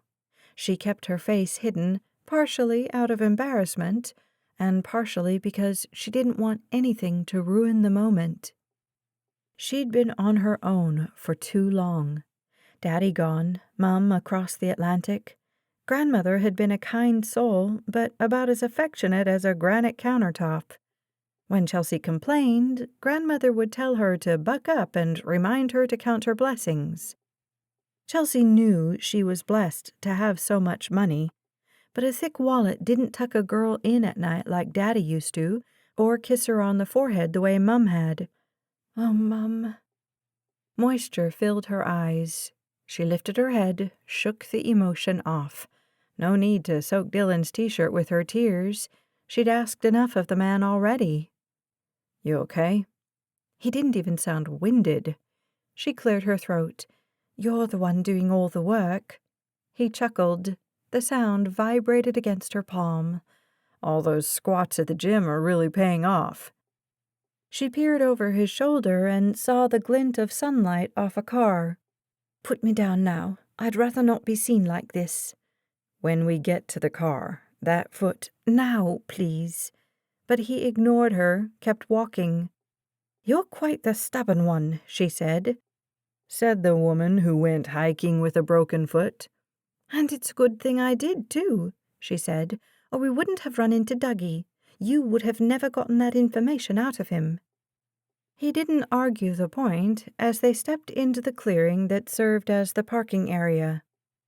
"Put my niece down, right now." Dylan gripped Chelsea's legs against his flat torso and faced the man who'd spoken. Chelsea caught sight of Uncle Frank leaning against a tree, arms folded. "Put me down. It's my uncle." Dylan approached him. When they were within 10 feet, he stopped and let her slide off his back. She landed on her good foot, tested her broken foot. It felt a little better, and focused on Daddy's only brother. "What are you—" But her words were cut off when he caught her in a hug and held on tight. "Thank God you're all right." She hugged her uncle back, expecting to feel the same comfort she'd felt in Dylan's arms. Uncle Frank was comforting, but it definitely wasn't the same. She patted his shoulders, leaned back. "I'm okay." He studied her, his dark brown eyes taking her in. "Really?" "Really. How are you?" His lips turned down at the corners. "Worried about you, mostly." He turned to Dylan, held out his hand. "Frank Hamilton." They shook hands. "Dylan O'Donnell. Thank you for keeping her safe." Dylan nodded once. "What are you doing here?" Uncle Frank focused on her again. "I got a call from a friend who heard you were here." "Seriously?" she said. "What friend?" Dylan asked. Frank glared at him, then pointed to the woman they'd spoken to when they arrived. "Bethany over there. She's married to one of my employees' brothers. She called him. He called me." Frank said to Chelsea, "You've been living in the city too long. You forget how small towns are. Everybody here knows your face, and everybody here knows everybody else. When I heard you were on the mountain, I got worried. I mean, if I heard it, who else had? Maybe, I don't know, but maybe the killer heard too. I was afraid he'd show up." Her heart raced, and she looked around. Aside from Bethany, the lot was empty of people. Was the killer here, watching her? Dylan, too, gazed around the lot. "Let's get somewhere safer. My truck is—" "I was thinking Chelsea could come home with me for lunch," Frank said. "I'd like to hear what happened, and I have some news, too." Chelsea glanced at Dylan, whose lips had pressed together. "Dylan and I would be happy to come to your house. Actually, better yet, let's go to mine. I need to get some more things, and I'll feel safer if you're both there." Frank sent Dylan a glare, though the look faded quickly. "I can take you. Surely your friend has some investigating he'd like to do without dragging you along. And after that hike—" He focused on Chelsea, though she was sure the words were meant for Dylan. "I'm sure you need to rest." "Don't blame Dylan for bringing me here, Uncle. I insisted." "Mm-hmm." The murmur wasn't exactly a hearty agreement. Still, rest might be in order. "Actually, sir," Dylan said, "I have a few things I'd like to discuss with you. Why don't the three of us go to Chelsea's house? I have some calls to make, so if you'd like some time alone with your niece, I can step outside. But I'd like to stay nearby to keep her safe."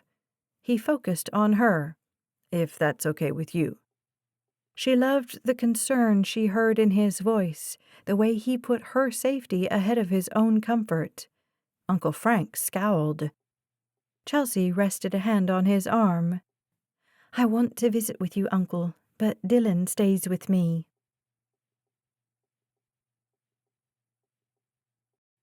Chapter 17. Dylan followed Chelsea's directions, weaving along narrow, deserted roads until they turned down a driveway nearly hidden among the trees.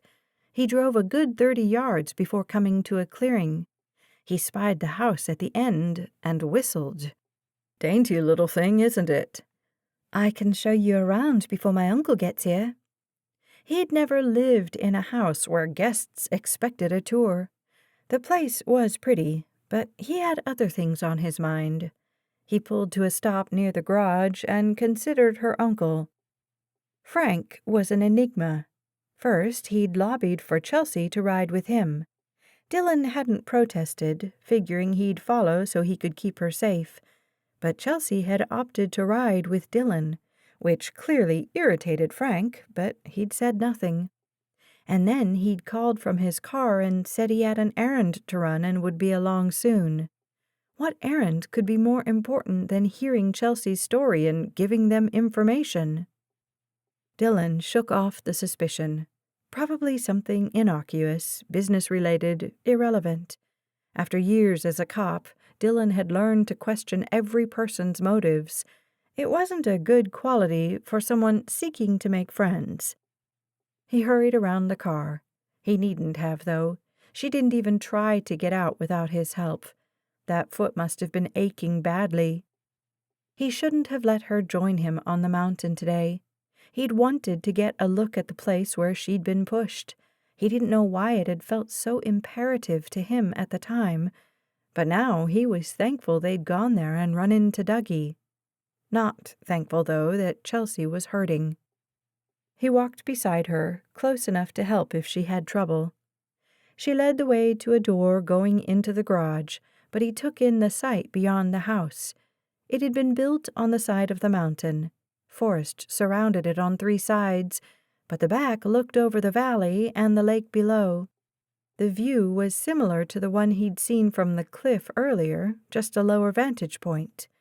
"It's breathtaking," he said. She didn't even look up. "Isn't it, though?" She pressed numbers on a keypad. "Mom installed the keyless entry back here so nobody could watch us open it and figure out the code." "Smart," he said. She pushed the door open. It didn't protect her. They walked through the garage, which housed a Mini Cooper and a Land Rover, and still had 2 empty bays, and Chelsea keyed another code into the door leading to the house. She pushed it open, and they stepped into a grand room. He resisted the urge to whistle again.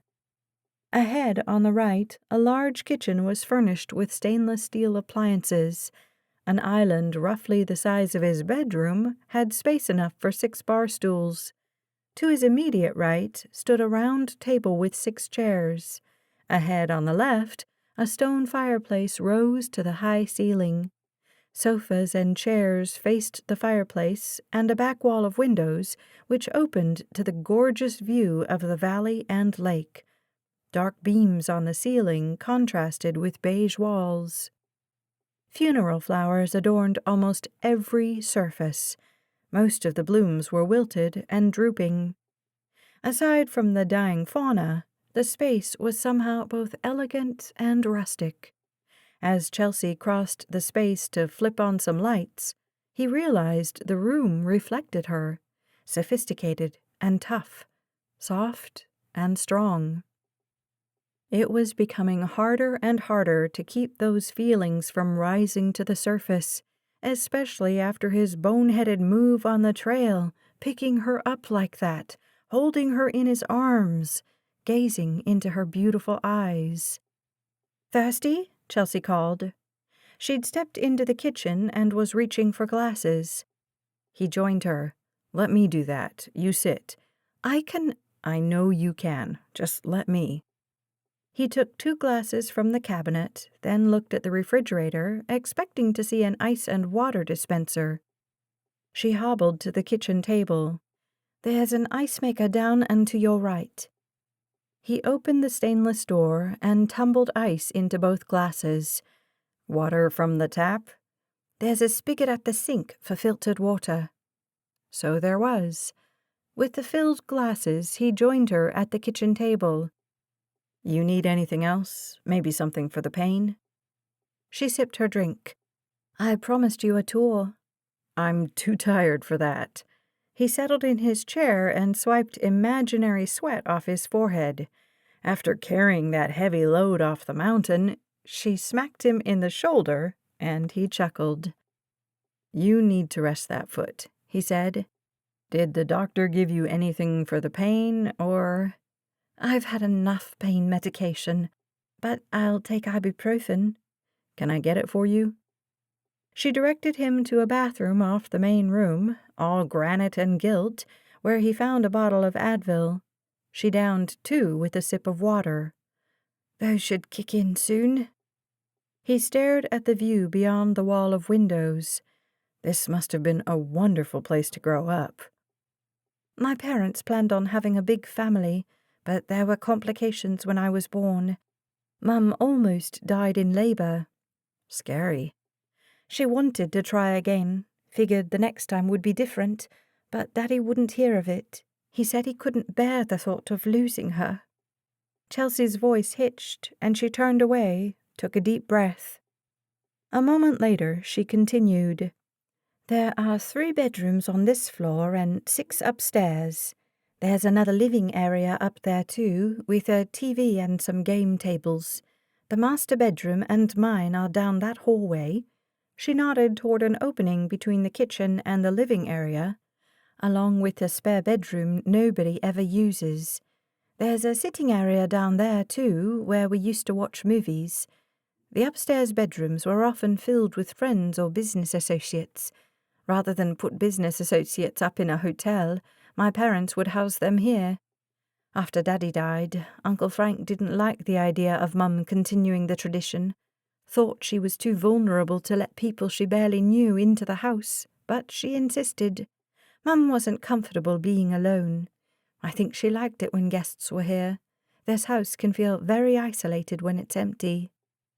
Dylan could imagine that. "Has anyone been staying with you since you got back?" She shook her head, looked away. "I'm used to being alone." But she didn't seem to like it any more than her mother had. People weren't meant to live life alone. From what he'd learned, Chelsea'd had more than her share of isolation. The door to the garage opened, and Frank stepped inside. He kissed the top of Chelsea's head. "Hope you don't mind I let myself in." "Of course not," Chelsea said. He glanced at the door. "Where's the Jeep?" "Oh," she said, "I was going to have it towed. I totally forgot." She told him about the Jeep dying in the food bank parking lot. "Sorry about that." "Least of our worries," he said. "I'll take care of it." "Grab a drink and have a seat." He skipped the drink and slid into the chair beside her, then leaned toward her and took her hand. "How's the foot?" She shrugged. "I'll be fine." "Not sure it was a great idea for you to go back up on the mountain with that injury, especially after what happened the other day." Frank shot a glare Dylan's way. "She's got a stubborn streak," Dylan said. "She get that from your side of the family?" Frank leaned back a little. His smile seemed genuine. "From her dad, I think. He was wicked stubborn." Chelsea chuckled. "Now that I'm back in New Hampshire, I need to filter wicked back into my vernacular." "Quite," Dylan said, which earned a laugh from her.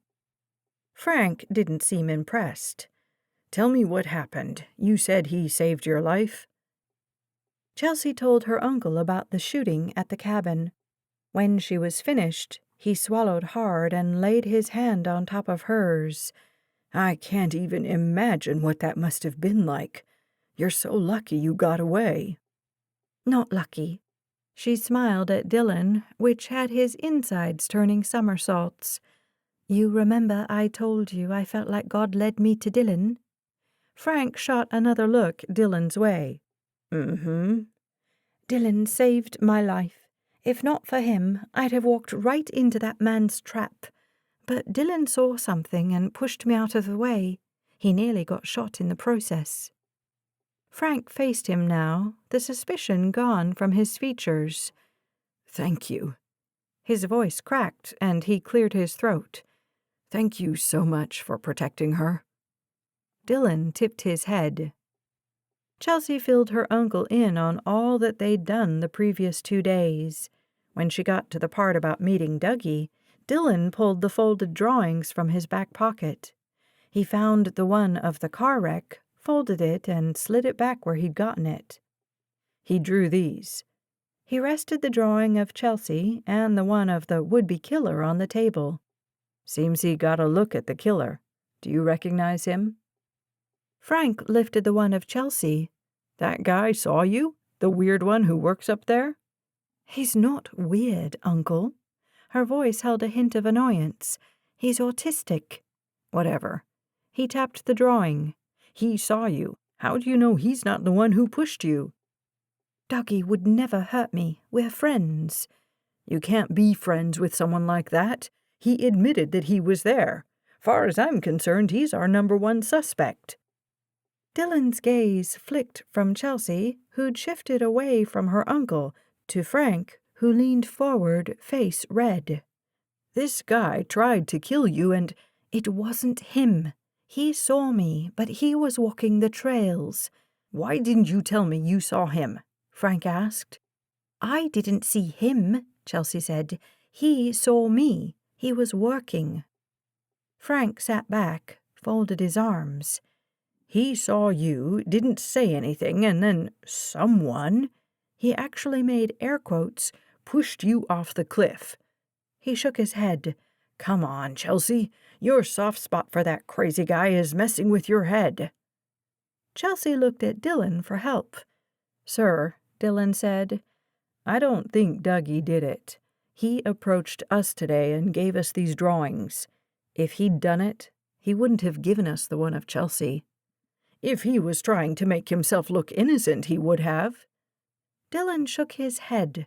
"Have you ever met him?" Frank's pfft answered the question. "Seen him often enough. Don't have to meet him to know he's weird. And not all there, right? I mean, you met him. What did you think?" "He was scared," Dylan said. "He stayed a good 10 feet from Chelsea. The only time he got close was when he handed her those drawings, and he backed away immediately. I don't think he'd be capable of murder." "Forgive me if I don't entirely trust my niece's safety to some two-bit PI." "Uncle Frank," Chelsea said, "that's quite enough." Funny how her accent came out more clearly when she was annoyed. Endearing, really. Frank gave Chelsea a close-lipped smile. "I get that you trust this guy, considering he saved my life." "So he's got quick reflexes," Frank said. "That doesn't make him a good investigator." He looked at Dylan. "Look, I'm sorry, but I need to know she's in good hands, and I just don't trust your judgment." If Frank thought Dougie had pushed Chelsea, then Dylan didn't trust Frank's judgment either. "Fair enough," Dylan said. "But there are other reasons we know Dougie didn't push her off the cliff." He tapped the other picture, the one Frank had ignored. "That's one of them right there." Frank barely glanced at it. "If Dougie pushed her, then he could have drawn anybody running through the woods." "True, except this person looks like the guy who shot at us in the cabin." Frank's mouth opened. He said nothing, just looked at the drawing. His Adam's apple bobbed. "Well, he could have pushed you, and someone else could have shot at you. Maybe they're working together." Chelsea's stubborn streak definitely came from this side of the family. Except where she was tenacious in a good way, this guy was stubborn to a fault. A huge fault. "Uncle." She waited until Frank looked at her. "I saw the man who pushed me. It wasn't Dougie. Dougie is slightly built. The man who pushed me was bigger than that. It wasn't him." Frank shrugged. Fine. Though he seemed more irritated than anything that they'd cleared the autistic kid. Dylan tapped the drawing of the hooded man. You ever seen him before?" He studied the drawing, shook his head. "Doesn't look familiar." Dylan folded the papers and set them aside. Chelsea asked, "What about—" "Tell us about Chelsea's mother's car accident." Dylan hated to cut Chelsea off, but he didn't want to show Frank the other drawing yet, not until he'd asked his questions. "What do you want to know?" "She was up on the mountain. She lost control of the car and hit a tree." Dylan asked, "What time of day?" "Very early in the morning, just after 5 a.m. "And you have no idea what she was doing there so early?" Dylan asked. "Chelsea and I have been over this." "It won't hurt to go over it with me," Dylan said. Frank faced his niece. "I've racked my brain trying to figure it out. She went up to the mountain sometimes to hike, but never that early, at least not as far as I knew. But it's not like— We were close, but not so close she kept me apprised on her routine. You'd be better off asking Laura." "Laura Blanchette," Dylan assumed. "Was it stormy or raining? The roads slippery or—" Frank was shaking his head before Dylan finished. "Clear skies. Nothing that would have caused the accident." "What do you think happened?" Dylan asked. "There's a lot of wildlife up there." Frank sighed, sat back. "I'm guessing she swerved to avoid a deer." In light of the recent attempts on Chelsea's life, though, has it occurred to you that maybe her wreck wasn't an accident at all? Frank's eyes narrowed. Chelsea watched her uncle, face filled with curiosity. Nothing else. She trusted him completely. Dylan didn't know the man well enough to share that feeling. "It never—" Frank shook his head. "What are you saying? That Maeve was murdered?" Dylan said, "I'm saying it's a heck of a coincidence." Frank stood, paced away, and turned to face them. He ran a hand through his white hair. It never crossed my mind." "Let's assume for a moment that Mrs. Hamilton was murdered," Dylan said. "Any idea who might have done it?" "None." Frank dropped back in his chair. "Everybody loved Maeve. She was good for the business, good for Coventry." "Who stood to gain from her death?" Frank's gaze met Chelsea's. He smiled at his niece, patted her hand. "Chelsea is the sole inheritor. If, and let me emphasize if, because nobody but you has suggested Maeve's death was anything but accidental, but if she was murdered, we know Chelsea didn't do it." "Based on what?" Dylan asked. Chelsea's eyebrows lifted over those pretty blue eyes. He smiled at her. "I'm not saying you did it. I'd just like to hear Frank's logic." Frank scoffed. "She was in Paris." "She could have hired someone." Chelsea said, "I would never—" "I know." Dylan lifted a hand to quiet her and nodded at Frank. "Go on." "She wouldn't kill her own mother." Dylan shrugged. "She wouldn't be the first." Chelsea crossed her arms, but Dylan kept his focus on Frank. He wasn't sure why he was following this line of questioning, but this is where his mind went, and as a detective, he'd learned to trust his instincts. "Chelsea had nothing to gain by her mother's death. She has everything she needs. She was going to inherit the company anyway. She was looking forward to working with her mother, learning from Maeve how to run Hamilton." "Maybe she didn't want to wait," Dylan said. "Maybe she was tired of biding her time in Paris and wanted to come home, but Mommy Dearest wouldn't let her." Frank was shaking his head. No, Maeve never forced Chelsea to do anything. If she'd wanted to come home sooner, she would have."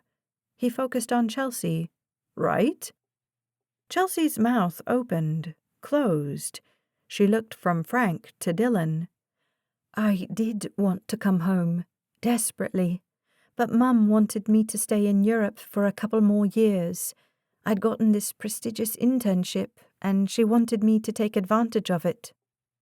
"You applied for the internship," Dylan said, "so you must have wanted to do it on some level." Chelsea's eye contact didn't hold. She sipped her water, set it down. "Mum made some calls. She applied on my behalf." Frank's eyebrows lifted. "I didn't know that." Chelsea shrugged. "We had a bit of a row about it. I was tired of being in Europe, tired of waiting for my life to begin. My friends from school had all gone on to get jobs, and I was starting over in Paris. I knew a few people there, of course, but nobody I particularly wanted to spend time with. And knowing I wouldn't be staying, I didn't want to form any long-term relationships. I didn't date." Her gaze flicked to Dylan, to the floor, to Frank. "There aren't a lot of Parisian men who are longing to relocate to the woods of New Hampshire." So what? She'd been waiting to meet some guy from the woods of New Hampshire? That didn't make sense either.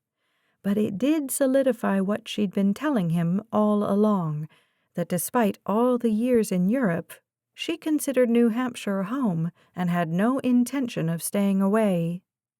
"I never understood why she sent me away in the first place, why she made me stay gone so long." Frank's head shook slightly. "It doesn't make sense. She couldn't wait for you to come home. She told me—" His voice trailed off. "Told you what?" Dylan asked. Frank barely glanced at Dylan. "She told me you wanted that internship, that it was your dream." Chelsea leaned back. Why would she lie? The question hung in the air in Maeve Hamilton's living room. The woman would never have the opportunity to explain. "Okay," Dylan said. "Assuming Chelsea didn't murder her mother in a fit of rage, obviously," Frank said. "You're saying nobody else had anything to gain by her death?" Frank shrugged. "I mean, I guess I gained control of the company, but only for a couple of weeks until Chelsea takes over." "Are you enjoying running the company?" Frank faced him. "Yes." He deadpanned the word. "That's why I'm trying to murder my niece." "I'm not accusing you any more than I was accusing Chelsea, just pointing out a fact. Any guesses on how the shooter found Chelsea yesterday?" "Not a clue," he said. "I'd assumed she'd gone to a hotel.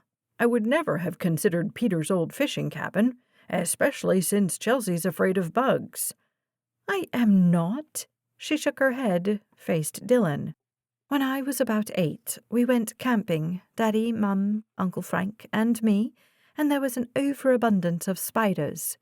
Frank said, "She threw a big enough fit that we ended up giving up camping and finding a hotel." "I'm not 8 anymore." He shrugged. "I didn't realize you'd gotten over it." "There was nothing to get over. It was—" She shook her head. "Forget it. It's silly." Dylan hated the irritation on her face, but he couldn't help the short laugh. It was funny to see her frazzled by something so minor. "That's how it is with family, though. You do one thing, and it sticks forever." Her irritated look drained away, and her eyebrows lifted in question. "With me, it was my driving. I got 2 speeding tickets the first 6 months I had my license. And then I was in a pretty serious car accident, and it scared me. I could have killed myself. Worse, I could have killed the friend who was with me. I slowed down after that. Haven't gotten a ticket since. Nearly 16 years later, and to my family, I'm still Leadfoot Larry." Her laugh filled the room, and he couldn't help but join her. She looked at Frank. "How about you? You ever get wrongly pegged?" "Probably just by your dad when we were teenagers." His eyes crinkled in a smile. "He used to say I was too impatient, didn't know how to play the long game." "I don't see you that way at all," Chelsea said. He flipped his hand. "Proving the point." "Who was older?" Dylan asked. "You or your brother?" Frank said, "I'm the older brother. He was the better brother." Chelsea patted her uncle's arms. "Don't be silly, Uncle. We all have our gifts." He shrugged. It was hard growing up in the shadow of a younger brother, but it doesn't matter now." He smiled at his niece. "When this is all over, we'll go camping and have a campfire and make s'mores to celebrate." "Deal." The image of beautiful Chelsea roasting marshmallows, the glow of a fire reflecting off her porcelain skin. Dylan needed to refocus. To Chelsea he asked, "Did your parents own any other properties?" "Dad had owned a few," she said, "but Mum sold all the rest of them after his death. She didn't have time to manage them and take care of the business." Frank said, "My brother liked to dabble. He owned real estate, invested in a fledgling ski area, started a boat rental place on the lake. Those extra businesses were what he did for fun, his hobbies. Maeve was much more focused." "Do one thing and do it well," Chelsea said. "That was Mum's motto, which went squarely against what she encouraged me to do." "How so?" Dylan asked. "I was to run Hamilton one day, but she encouraged me to study fashion design alongside business. It was one thing to have a cursory understanding of design, but she seemed to want me to really focus on it." "Do you like it?" "I love it." Frank said, "Maeve used to say it's what you were born to do. She was so proud of your talent." Chelsea sipped her water. "I got it from her. But I needed to understand the business, so I studied that as well. And an MBA. I should have come home when I graduated and started working at Hamilton. I should have skipped Paris." "Your mother knew you'd love that internship," Frank said. "Don't you see? She wanted you to be happy. Running a business is hard. She had to know you'd rise to the challenge when the time was right, but she didn't want that pressure on you, not yet. She wanted you to have fun." Chelsea started to respond, stopped, shook her head. What was she thinking? Dylan turned his focus to Frank. "What else have you learned about the break-in?" "It happened Monday night. The police believe it was an inside job because no doors were breached. Whoever did it knew the code to get into the building." "Any leads yet on who did it?" "It was somebody who worked in corporate," Frank said. "But that's a good 30 people. It stands to reason it was one of them, or somebody one of them trusted." "I assume the police are looking into all of them?" "And my investigators are too. Cody's been good about supplying them with information. He's a good guy, but I think he knows he's in over his head." Frank's eyebrows lowered over his dark eyes, and he glared at Dylan. "It's good to be self-aware like that." "Uncle," Chelsea said, "Dylan knows what he's doing." "I'm just saying, the guys at Neely have a lot of experience." "They're a good firm," Dylan said. "Offered me a job when I left the Manchester PD. I turned them down." Frank sat back. No answer to that. "Did they learn anything else?" Dylan asked. "Not yet." "I'll call Mike Neely," Dylan said. "Update him on what we've learned and ask him to keep me in the loop. I'm sure you don't mind if we share information." Frank just shrugged. Then he turned his attention to Chelsea. "Accounting has been getting your bank and credit card information cleared up, and your phone should be working again by the end of the day." She smiled at him. "Thank you." He looked around. "Are you going to be here?" Dylan said, "No, we'll find someplace to hole up tonight, someplace with no ties to any of us." Frank pushed back in his chair and stood. "That's a good idea. In fact, I think it would be best if you'd make yourself scarce. Maybe go back to Paris until this is all cleared up." "I can't do that," she said.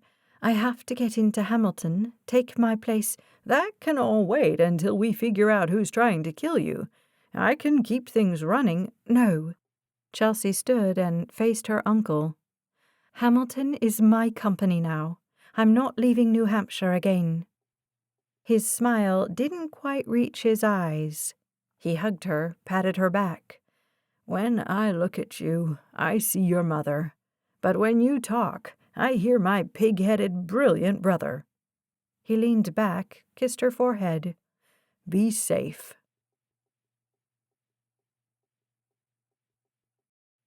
Chapter 18. By the time Frank left, Chelsea was exhausted. Although they'd gathered a lot of information, she felt no closer to finding out who was trying to kill her and why. Her mother had lied to Frank about Chelsea's decision to stay in Europe. Why? What did it mean? Across from her at the table, Dylan was making notes in his little book. She didn't have the energy to ask what he was writing. He looked up. "I'm going to call Eric, see if he'll run that plate for us." "Why didn't you ask Frank about it?" "I didn't want to muddy the waters. He seemed overwhelmed, and Eric'll get us a name." A flimsy excuse, but she didn't press him. Dylan didn't know Frank like she did. If he suspected her uncle of wrongdoing, so be it. She wouldn't try to talk him out of it. He'd learn eventually that Frank wasn't the enemy. Dylan stood. "Why don't you get your things together?" She hobbled down the hall and stepped into her bedroom. Mum had redecorated the room for her a few years back, replacing the purple unicorn and rainbow bedspread she'd chosen as a little girl with a soft gray comforter and coordinating jewel-toned throw pillows. Chelsea stared at the painting Mum had bought in Manhattan, an original by some up-and-coming artist Chelsea had never heard of. She liked the still life well enough, but right now, she imagined the Nick Carter poster that had adorned the space before Chelsea had been shipped off to England. She'd loved the Backstreet Boys. After her dad's death, she used to blast their song, Incomplete, and cry and think of how she'd never be the same, never be complete without him. Now, Mum was gone too. The lyrics flitted through her mind, but she had no time to throw herself onto her bed and weep. She was an adult now, with adult responsibilities. So why did she feel like an orphan? She'd hated being an only child, but Chelsea could claim one thing that kids with siblings rarely could. She knew she'd been her parents' favorite. She'd seen the love in their eyes every time they looked at her. People had always complimented Chelsea on her confidence. When she was a kid, she'd never understood that. Why not feel confident? What was there to be afraid of? She knew now that, in those early years before Daddy's death, her parents' love and support had made her fearless. Why worry when you had two people who'd seemed infallible and invincible, in your corner? They hadn't been infallible or invincible. Chelsea's support was gone. Now nobody was in her corner. She was nobody's favorite. Tears dripped from her eyes as she gathered her things. She changed her clothes, ditching the shorts and tank top, both sweaty after the trip up the mountain, for black capris and a short-sleeved blouse. She had to try several shoes to find one with the same height as the ugly boot, and finally settled on a sandal with a 1-inch heel. 10 minutes later, she dragged her suitcase into the living room and set it by the door. As she did, sounds came from her purse, the dings of incoming text messages and the chime of voicemail. She checked the screen. Her service was back. She scrolled through all the notifications. Uncle Frank, of course, some friends in England who'd heard of Mum's passing. There were a few calls from a number she recognized as HCI's corporate line. One series of messages surprised her. Her old friend Tabby had called 3 times and left multiple text messages. The first had been left late Monday afternoon. "Are you okay? I heard a weird rumor. Call me." On Tuesday, Tabby had written, "Where are you? I thought you were coming in yesterday." More texts read, "I'm getting worried. Praying for you. Please call me. Strange things are happening here." Chelsea listened to Tabby's voicemails.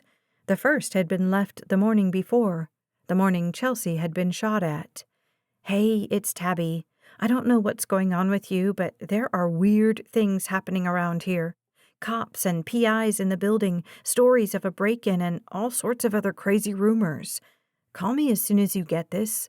I'm really worried about you." Chelsea deleted the message and held the phone to her chest.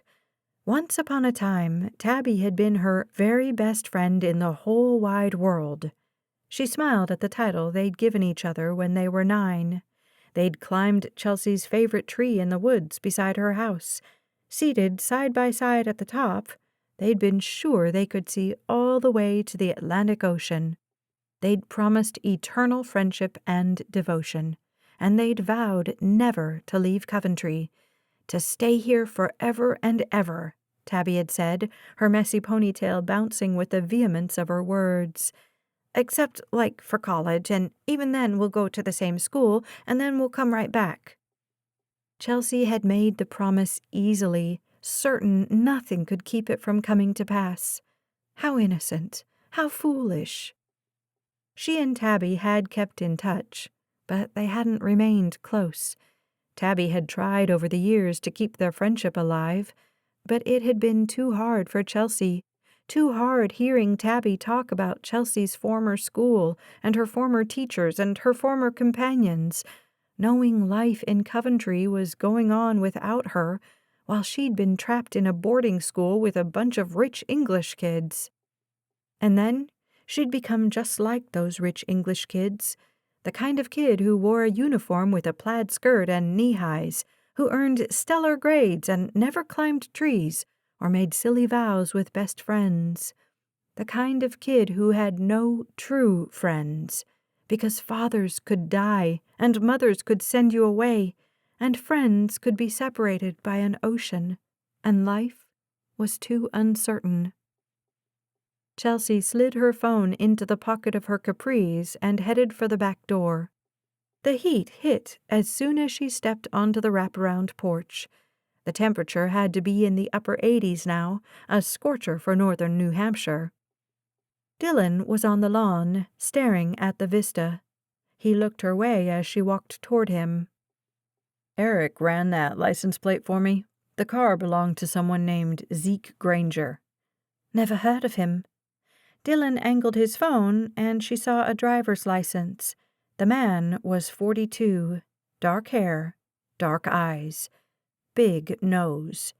She looked from the photo to Dylan, who was studying her reaction. She asked, "Is that the guy who shot at us?" "I think so. Does he look familiar?" She took the phone to better see the image, then closed her eyes and tried to remember the hooded man on the mountain.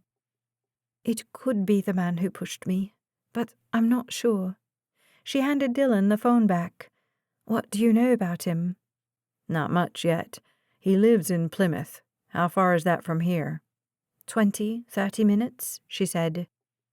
"At this point, all we have is a picture of his license plate drawn by an autistic guy." "But," she closed her eyes, tried to bring her thoughts in line. "But this means that the guy who shot at us, probably also the guy who pushed me off that cliff, was on the mountain when Mum was in the accident." Dylan didn't say anything, just waited. "Which means maybe she went there to meet him. Maybe."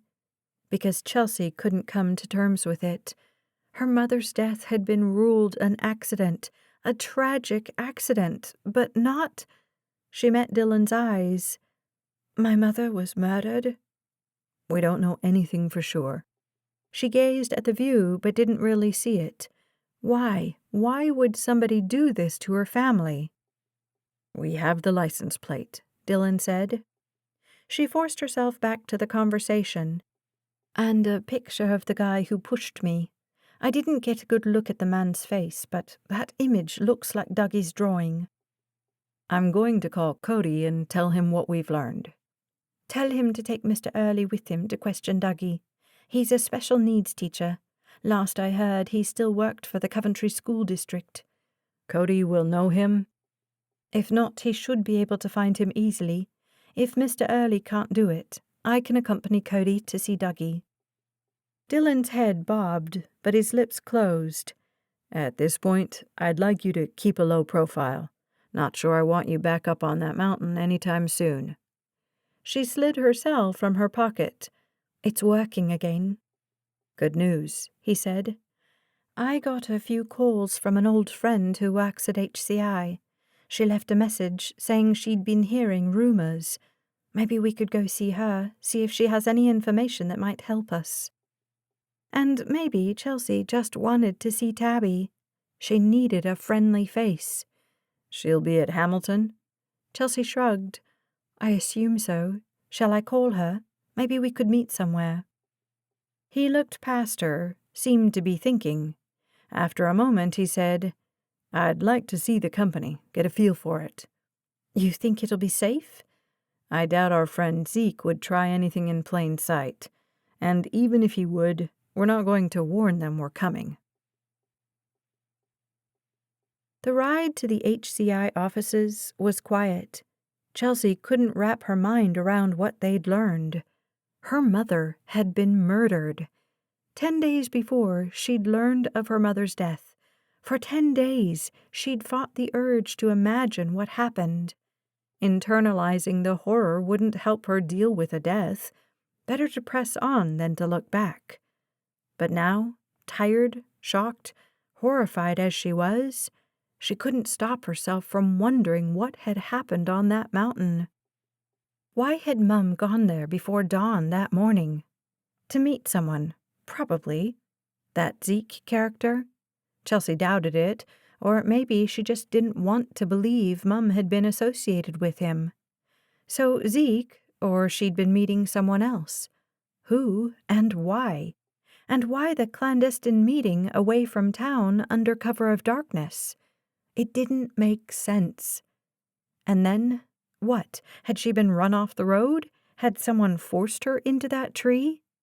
Had Mum understood what was happening? Had she known someone was trying to kill her? Had she known her killer? The thought brought a shudder. "Hey, you okay?" Dylan's deep voice pulled her back to the present. He turned down the air conditioner. "I know it's a shock." How could this have happened again? A pause. He maneuvered the truck around a corner, then glanced at her. "Again?" Daddy was murdered too. Dylan said nothing, but a moment later he pulled into the parking lot of an abandoned building. When Chelsea was a kid, she and Tabby used to ride their bikes here and rent movies. All that was left now was a faded sign, vacation video and game rentals, and a few broken windows. He parked and turned to face her. "Your father was murdered?" "A long time ago, in New York City, a mugging gone wrong." Dylan's lips compressed, eyes narrowed. He didn't say anything for a long moment. "What?" she asked. He shook his head, swallowed. "Dylan, what?" He didn't look at her, just put the truck back in drive. "Nothing, probably nothing. It's just, I don't play odds, and real-life events aren't about odds. But if I were a betting man, the odds against it are astronomical. That your father was murdered in a random mugging, and your mother was killed in a car accident that may have been murder." "What are you saying?" He pulled out of the lot and onto the narrow country road. "Nothing. I don't know. Just, it feels unlikely, that's all." "It's what happened." He looked her way, forced a smile. "I know. Sorry." He rested his hand on top of hers and squeezed. Funny how natural holding his hand felt, considering she hadn't even known this man 36 hours. But he'd become a friend, a trusted confidant, her lifeline. He was thinking something he wasn't sharing, but she didn't demand he tell her.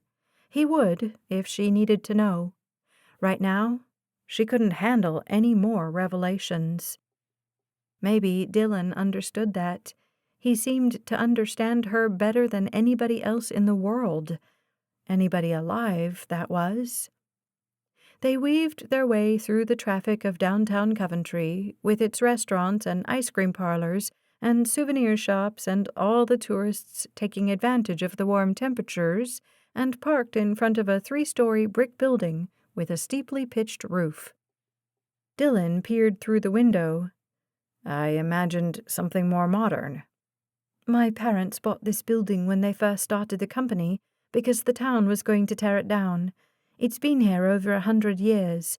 The original factory was on the first floor. Not anymore? Chelsea laughed. Heavens no. The factory outgrew this building within a couple of years. It's down the street. They stepped into the reception area. Where the outside was rustic, the inside was modern. Hardwood floors, straight-backed chairs lining the walls, and a sleek reception desk. Behind the desk, a 30-something woman stood.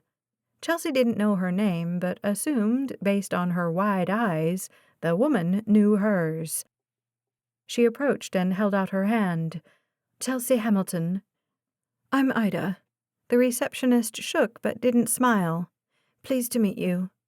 We're here to see Tabitha Eaton. Is she available?" "Go on back, seeing as how it's your company and all." She would if she had any idea where Tabby's office was. "If you'll just ring her." A moment later, the door beside the reception desk opened, and Tabby hurried into the room. By the time Chelsea stood, Tabby was there, wrapping her in a hug. She whispered, "Thank God you're okay." The hug felt so genuine it brought tears to Chelsea's eyes. She backed up, smiled, a little embarrassed by her reaction. Tabby took her hand and squeezed. "I've been so worried. Someone said you were pushed." "Let's discuss it privately." Dylan's voice was low beside Chelsea. Tabby's attention shifted to him. She started to speak, but Dylan cut her off. "You have a private office, or is there a conference room we can use?" "Come on."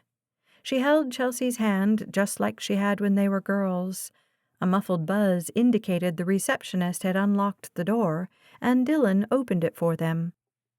The first floor was filled with cubicles and lined with offices. The second floor, Chelsea knew, looked nearly identical. They didn't go all the way to the office area, though, but stopped at the elevator. Here, with the exposed brick walls, shades of the original interior remained. Even when they were on the elevator alone, they didn't speak. Chelsea stole a glance at her old friend. Tabby had always been a free spirit, a live-out-loud kind of girl. When Chelsea'd seen her at the funeral a week prior, she'd barely noticed her, hardly been aware of anything or anyone. Funny how grief could gray out so many details and bring others into sharp focus.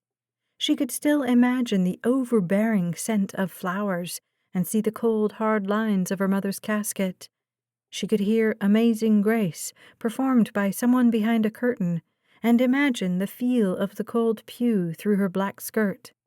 But the faces of the people who'd hugged her were blurry and obscure, their words all melded together in one long string of, "I'm sorry for your loss. Call if you need anything. It's such a shock. We all loved her so much." Chelsea couldn't picture Tabby being there, though she knew she had been, hadn't left her side. Tabby was so much better at friendship than Chelsea was. Now she took in Tabby's appearance. Her long brown hair was pulled into a bun on top of her head.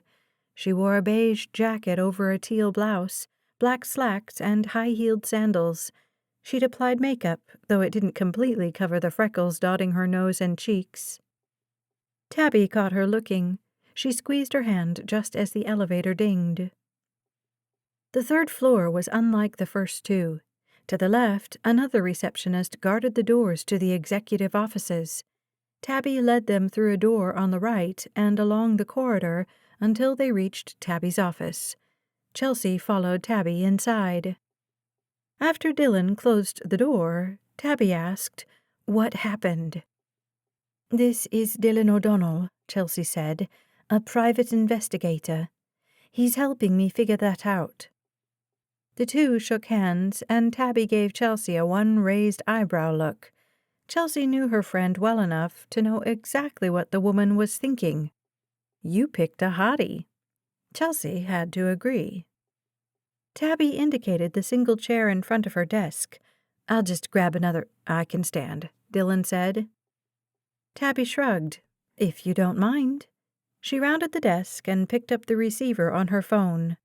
Let me just send my calls to voicemail. Otherwise, we'll be interrupted every 2 seconds. She pressed a couple of buttons and set the receiver down. Chelsea took the lone chair. Dylan leaned against a file cabinet. The office wasn't very big, and there were no windows, but Tabby had made the space her own. Family photos, her parents and siblings, pictures of places she'd been, ski slopes, hiking trails, mountaintops. The woman was an adventurer. "What's going on?" She directed the question toward Chelsea, but Dylan stepped forward and lifted his phone so she could see it. "Do you know this man?" Tabby peered at the screen. "I've never seen him before." "His name is Zeke Granger. Does he work here?" "Never heard that name." "Has he ever?" She tapped on her keyboard, read the monitor. "He used to. Want me to send you the details?" "Please." He rattled off an email address, then asked, "What have you heard?" Tabby shifted to face Chelsea. "Someone tried to kill you?" Chelsea opened her mouth, but Dylan again spoke first. "Can you tell us exactly what you heard?" "I heard from a guy down in sales whose sister is on the police force that someone pushed you off Ayasha View. But if that were true—" She took Chelsea in, squinted. "How could you have survived that?" "It's a long—" "What else?" Dylan asked. Chelsea glared at him. What was his problem? "Right," Tabby said. "I heard you were shot at, but nobody knows any details about that." "Anything else?" Dylan asked. "Just nothing else like that, but other stuff, yeah." Dylan prompted. "Like?" "I guess there was a break-in. There were cops all over the executive offices, and someone said private investigators, too." "In accounting," Chelsea said. "They stole some of my private information." Tabby's eyebrows rose. "Like what? Are you safe?" Chelsea's gaze flicked to Dylan. "He's helping me get to the bottom of it." "This is all confidential," he said. "Anything else you've heard?" Tabby reached across the table, and Chelsea took her hand. "Whether it's true or not, I don't care." Tabby's earnest expression held hers. "The company's struggling. I get that. You have to do what's right for HCI, which may not be what's right for Coventry. I am not planning to relocate the factory, if that's what you heard." Chelsea let go of her friend's hand. "It never even crossed my mind." Tabby sat back. "Look, you don't owe me anything." Chelsea's short laugh was not amused. "I thought we were friends." "So did I," Tabby said. "But if you don't want to tell me, you think I'm lying." Tabby's lips pressed together, turned down at the corners. Chelsea sat back. "What?" Tabby reached in the top drawer of her desk and pulled out a piece of paper. She glanced at it and slid it over. Dylan stepped behind Chelsea's chair to read over her shoulder. It looked like a torn piece of paper had been scanned and then printed on another piece of paper. The jagged edge of the original showed as a faint shadow on this one. Whatever had been on top, letterhead, the first part of the message, the lines indicating the writer and recipient, they'd all been torn off, leaving just a couple of lines. "Investigate possible locations for factory relocation to Mexico or Southeast Asia. Per C. Hamilton, must be near a major airport and have reliable shipping and employee pool." "I never suggested to anyone." Chelsea couldn't imagine where this had come from. "I have no intention of relocating the factory." Tabby's face showed no reaction. "Okay." Dylan picked it up, turned it over, but there was nothing else on the sheet. "Where did you get this?" "It was emailed as an attachment." Chelsea sat back. "Who sent it?" "I'm not sure where it originated. I started hearing rumors and talked to Sid." Chelsea turned to Dylan. "Sid runs the factory." "Sid forwarded it to me," Tabby said. "He said he'd gotten it from someone in corporate, but he didn't say who. I have heard names, though, people who are supposedly on the relocation team. She made air quotes around that. One name keeps floating to the top, Laura Blanchette. Dylan said, Laura was your mom's friend, right? Right. How could Laura possibly be involved? She knew Mum's loyalty to Coventry. Of course, Laura wasn't involved in any relocation because there was no relocation. The rumors were a lie. Even Chelsea was beginning to forget that. It was insane, the idea that she would move the factory and the idea that someone would want everyone to think she would. By the look on Tabby's face, even her oldest friend believed it. Dylan set the sheet back down. I assume there's been a lot of gossip. Oh, yeah. Tabby focused on Dylan. Lots of talk. Can you tell us what you've been hearing? Dylan asked. Her gaze flicked to Chelsea's. Chelsea waved a hand. Go ahead. I'm sure it's all horrid, as well as it should be. I haven't even taken my place yet, and the employees already think I'm planning to destroy their lives. I know that's not true, Tabby said. You just have to do what's right for the company, so you said. Chelsea couldn't force any kindness into her voice for her old friend. How could Tabby have believed this foolishness so quickly? But Coventry and HCI are a team, always have been. What's right for Coventry is right for Hamilton Clothiers. Tabby blinked. Okay, I know your mom thought that. As do I. Chelsea's voice had risen. She wanted to force the anger away, but feared what lay behind it. How could she run a company when everybody distrusted her before she'd even taken her place? And who would do such a thing? And why? The rumors? Dylan prompted. Tabby turned to him. First, you should know, the rumors started before Mrs. Hamilton died. There'd been rumblings. We tried to keep our ears out for stuff like that. We? Dylan asked. In human resources. Okay, go on. I had a few employees come to me looking for more information. I knew nothing and assured them that Hamilton had roots in Coventry and asked them to please not spread the rumors further. Of course, that never works, and this rumor proved more insidious than most. Since Mrs. Hamilton's death, the rumors have been flying. Tabby smiled at Chelsea. They don't know you like I do. They don't trust you. Tabby did know her, and she didn't trust her either. Chelsea said nothing. Her friend focused on Dylan again. Anyway, it got to where we were hearing timelines. By spring, all manufacturing would be closed down. Ridiculous rumors. I mean, even if it were the plan, it would take more time than that to make it happen. And then that, Tabby waved toward the piece of paper, started circulating, and people panicked. I first saw it on Wednesday, but I think it had been around at least a day before that. I hear production's down. We're falling behind on orders. People are scared and angry. And then Earl in packaging gave his 2-week notice today. That set off a firestorm. People think he's got some sort of inside information. Truth is, Earl's wanted to relocate to Manchester ever since his daughter gave birth to his first grandchild. She smirked. The timing was terrible. What is your job here? Dylan asked. Officially, I'm the training manager. Unofficially, I'm in charge of employee relations. When people are worried or hate their jobs, when they want to move into another department or have a problem with a coworker or a boss, they come see me. Sounds like a lot of responsibility, he said. Normally, I love it. This week, it's been rough. She focused on Chelsea.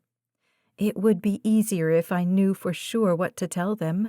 But everything's so uncertain right now with nobody running the company. Frank is managing it, Chelsea said. Tabby sat back. Yeah, I mean, theoretically. Chelsea didn't like the tone. What does that mean? Look, I know he's your uncle and he's a good guy. Everybody loves him. But he's not your mother. He's hardly been here since she died. He sent out a memo telling people that the company has no plans to relocate, but she shrugged, sat back. Problem is, everybody likes Frank, but nobody thinks he's up for the job of running Hamilton. Since he took over operations, production has been down, sales have been down. The general scuttlebutt is that Frank doesn't know what he's talking about. His memo had no effect. Dylan perched on the arm of Chelsea's chair. What would quell the rumors? Tabby met Chelsea's eyes. Make a public statement, one that would be printed in the newspaper, and then call an all-hands meeting with the employees. Tell them personally what your plans are, not only to not relocate, but how you plan to turn the profits around. I don't have enough information about what's been going on to have a solid plan for that yet. You don't need a solid plan, Tabby said. Maybe just some plans to make plans. Maybe even... Tabby looked beyond Chelsea a moment, then snapped her fingers. Why not ask the employees what they think? Ask them to send you their best thoughts for turning the numbers around. It wouldn't hurt to get their input, and it would be a good first step to returning to that feeling of solidarity HCI used to have before... Her words trailed off, and she straightened some papers on her desk. Anyway, Before what? Chelsea asked. Tabby glanced at Dylan, but Chelsea kept her eyes on her old friend. Before what, Tabby? Before Frank took over operations. Her lips flattened. She swallowed and sat back. He was great in sales. In operations, he's not been good for the company. I don't know why exactly. I can't put my finger on it. But ever since he took over operations, morale has been going downhill. Maybe it would have anyway. Maybe it's just a coincidence. Who ran operations before Frank? Dylan asked. Tabby smiled, probably relieved at the simple question. Chelsea's mother was in charge. But then the board reorganized, decided Mrs. Hamilton should focus on bringing in new business, and Frank could run day-to-day operations. Dylan turned to Chelsea. Did your mother like that idea? I don't think so. But even though she was the majority shareholder, she took the board's advice on most things. She often counseled me to gather trustworthy people and consider their advice carefully. That's what she did. The board was wrong about that one, Tabby said. Like I said, I like your uncle, but... Great. So it seemed like her first tasks as CEO would be to remove her own uncle from his position and try to keep the employees from mutiny. Tabby started to run a hand through her hair, but her fingers tangled in the bun. She wrenched it out, let the hair fall around her shoulders. Sorry, it's driving me. She snatched a ponytail holder from her desk, yanked her hair back, and worked it in a ponytail as she continued. If someone's trying to kill you out of spite, or to keep you from moving the factory, then stopping the rumors would maybe stop the killer, right? So if you call an all-hands meeting... She's not doing that, Dylan said. Chelsea looked up at him. I don't see why not. You don't? He stepped away from her chair and turned to face her. Someone's trying to kill you, Chelsea. We'd need to hire a private security firm to ensure your safety. Everyone would need to be searched. Until we stop the killer... If I put an end to the rumors, then maybe the attempts on my life will stop. Even if that were the case, would you be comfortable knowing the person who pushed you off a cliff, who shot at both of us, is free and might be in the room? I didn't think of that. He swallowed, his Adam's apple bobbing over the V of his golf shirt. It's just too dangerous. Chapter 19.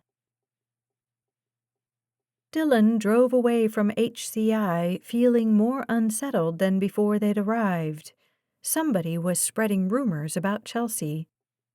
Were those rumors motivating the would-be killer? If Zeke Granger didn't work for the company any longer, why would he care? He likely wouldn't, which meant he was working for someone else. Who'd hired him? He'd asked Tabby before they left if she knew of any employees who were angrier than the rest, or perhaps capable of murder. Her face had paled, but she'd promised to think about it and pass along any names that came to her. Maybe if they got a name, they'd be able to connect it with Granger. Beside him, Chelsea stared out the window. The skin on her cheeks had paled, and her arms were crossed despite the stuffy heat in the cab of his pickup. He turned up the AC. "Tell me about how the stock works," he said. She looked his way, sighed. "My parents owned 60%. I owned 20%. So now I own 80%. "And Frank?" 5%, I think. The rest is owned by others who invested over the years, people Mum and Daddy trusted." "You've inherited your parents' stock. What happens to it if you die?" She looked away, out the far window again. "Daddy set it up so the company would remain in the family." He waited, though he already guessed what the answer was. "If something happens to me, the stock is to be distributed evenly among the remaining family members." "So, Frank?" "It doesn't mean he's done anything wrong." "Of course. I was just curious." They drove in tense silence. He let a few miles pass before he said, "Tabby's idea was a good one, you know. You should make a statement. Just not in front of the whole company, but I'm sure you could get an interview on TV. Your company is one of the biggest employers in the state." Chelsea barely glanced his way. "I'll ask Frank."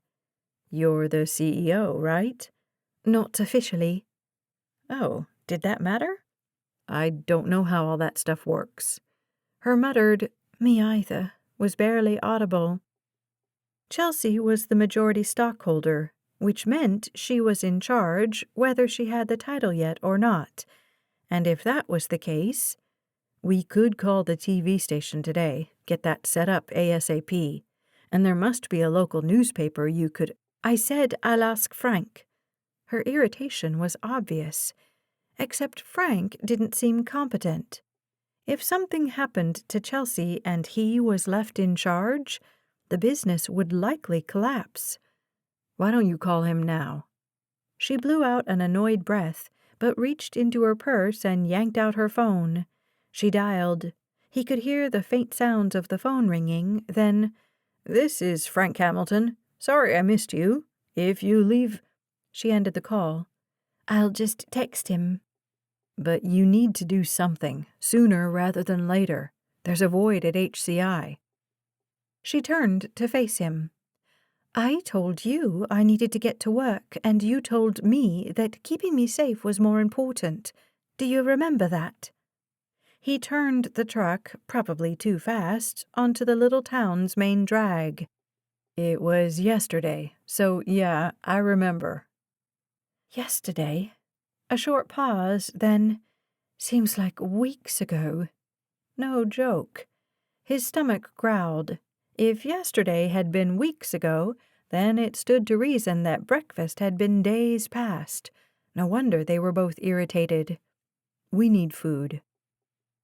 15 minutes later, he parked alongside the grassy park on the shore of Lake Ayasha and led Chelsea to a picnic table in the shade of an oak tree where he could keep an eye on the surroundings. She took a seat with a view of the lake, and he sat beside her. They'd had enough conversation for a while, and the view was pretty. They dug into their meals from the Greek restaurant in town. They hadn't spoken much beyond deciding where to go and what to eat. Now he pulled open her small sack of chips before opening his own. "Thank you," she said. "Sure." The gyro was delicious, just what he needed. Chelsea had ordered a Greek salad wrap, which had sounded insubstantial at the time, but looked delicious. The lake sparkled in the afternoon sunshine. Boats motored past, some pulling children on inner tubes, others followed by water skiers. "It's pretty here," he said. Daddy called me Ayasha sometimes. He glanced her way. Your pet name was after a lake? Ayasha means little one. I don't know which Native American language it comes from, but they called the lake that because it's smaller than Squam and way smaller than Winnisquam and Winnipesaukee. Ayasha. It's a pretty nickname. Quiet settled again, and the tension between them dissipated. Beyond the tree-shaded park, the beach teemed with people, and the sounds carried on the warm breeze. Children playing, parents calling, friends laughing. Chelsea lifted her hair off her neck. I wish I had a ponytail holder. I left all mine at home.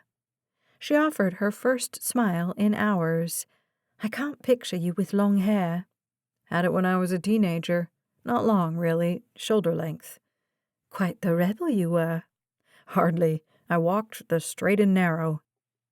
She tipped her head to the side, amusement apparent in the squinted eyes, the slight upturn of her pretty lips. Always? You never rebelled? He shrugged, tossed the last of his gyro into his mouth. Why? She asked.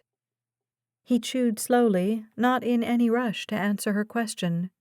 When he'd swallowed, he asked, Did you? Her amusement faded. We've talked enough about me. You a sports fan? We could talk about football. Or are you one of those European types who think football is soccer and soccer is better? Patriots fan, obviously.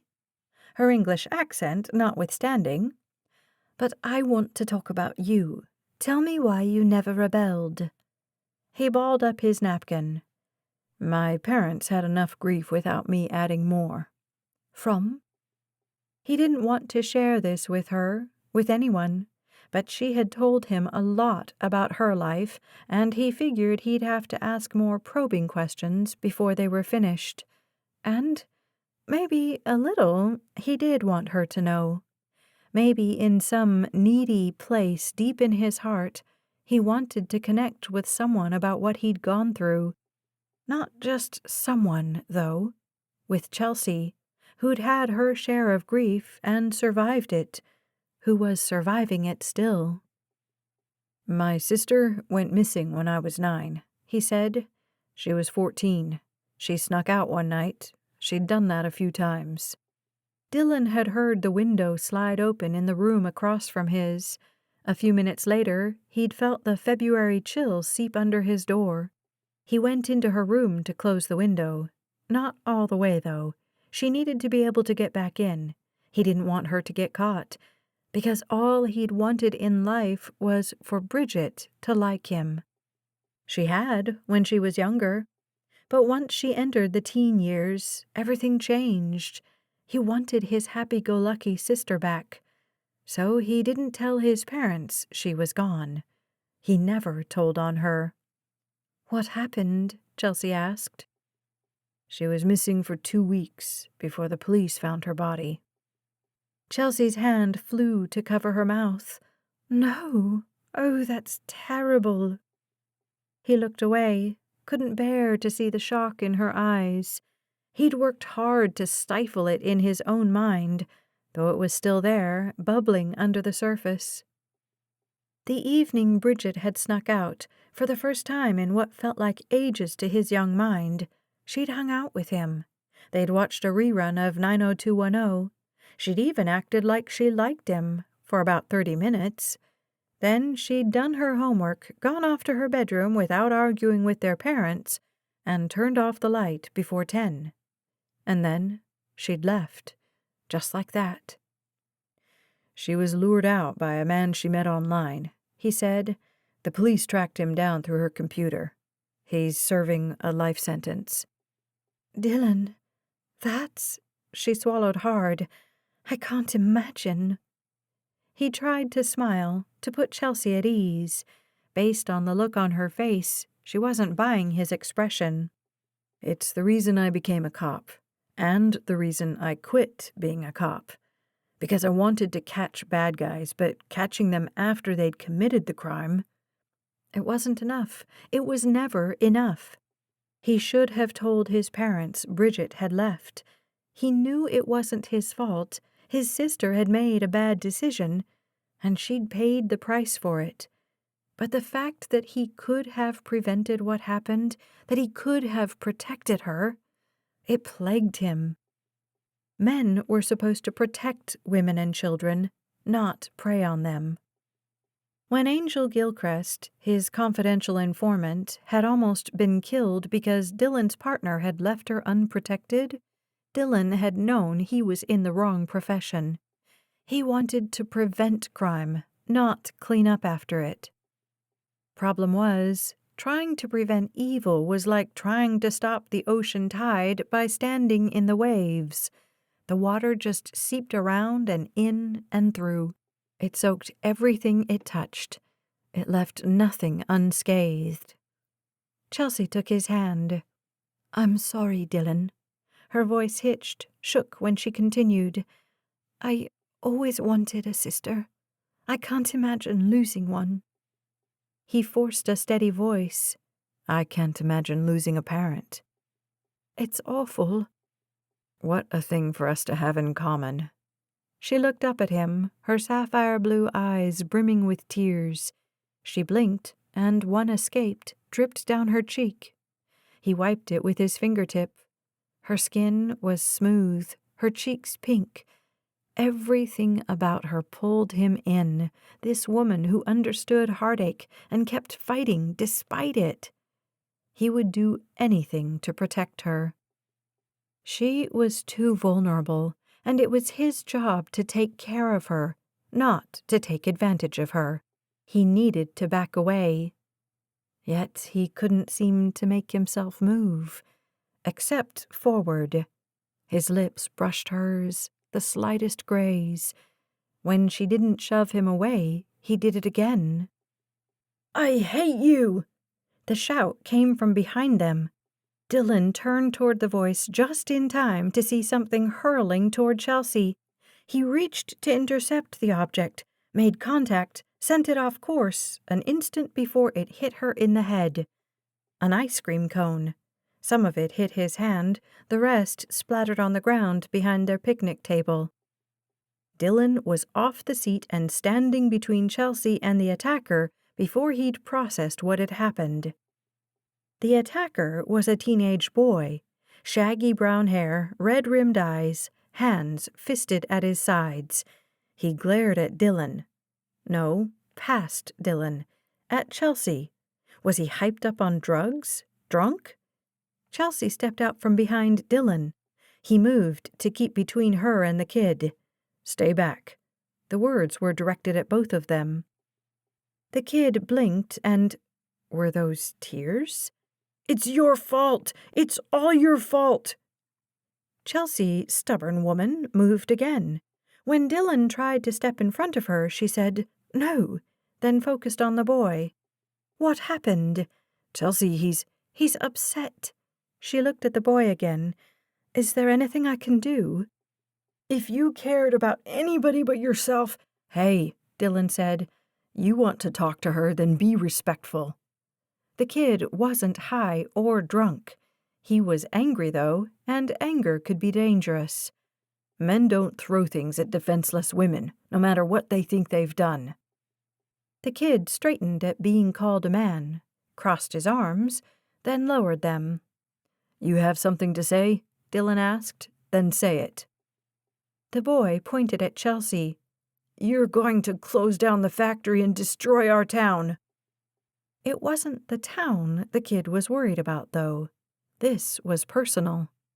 Chelsea said, "Do your parents work for HCI?" He crossed his arms again.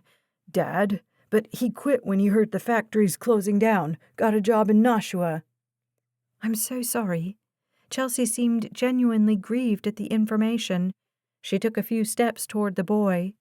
Dylan stayed at her side, glared at the teen, a warning. A crowd was gathering, mostly women, children, teens, a few men who stood at the edge of the crowd, maybe prepared to step in and help, maybe not. "Please," Chelsea said, "tell your father I have no intention of closing the factory in Coventry. I don't know how those rumors got started, but they are only rumors. The factory isn't going anywhere." "For how long?" A woman from the crowd stepped forward. "For a few more months? A year? Then what?" Chelsea turned toward the woman, who wore a bathing suit and had 2 toddlers at her side, one trying to yank her back to the beach. "I have no intention of moving the HCI factory this year or next year, or ever," Chelsea said. "HCI and the town of Coventry are a team." Dylan could tell she was working hard to quell her English accent. "Coventry is my home, too, and just like my mother and father, I intend to stay here and fight for it." "What's going to Mexico, then?" another woman shouted. Chelsea turned to her. "There are no plans to move anything to Mexico. All of HCI will stay right here in Coventry."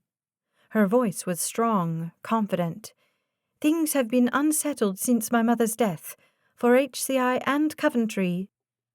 The woman who'd shouted didn't smile, but she added, "And for you, I guess." "Yes." Dylan didn't dare look at her, though he could hear the emotion in her voice. Too many threats all around. His gaze roamed the crowd. Maybe 15 adults plus kids. They didn't look angry anymore, just worried. Chelsea faced the boy who'd started the whole thing. "What's your father's name?" "John. I don't want him to get in trouble." He glanced at the ruined ice cream cone. "He'd kill me if he knew." "He's not going to be in any trouble," Chelsea said, "and neither are you. What's his last name?" The boy muttered, "McGregor." "Thank you."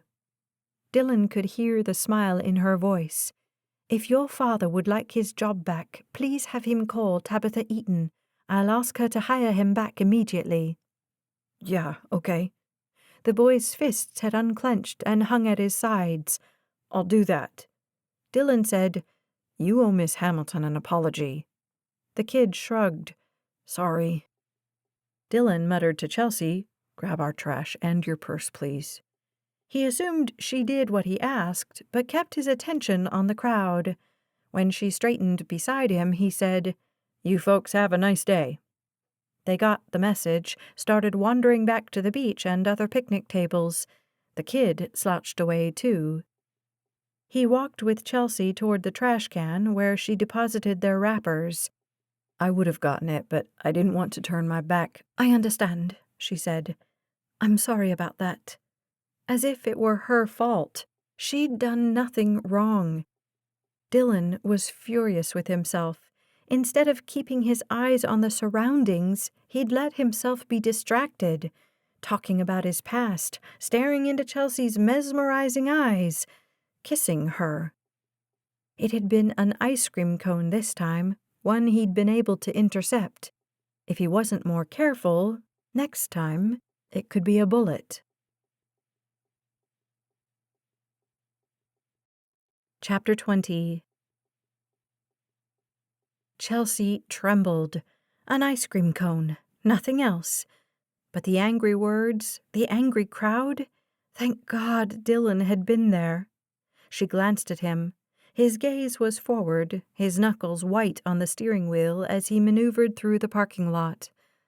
"Thank you for—" "I'm sorry," he said.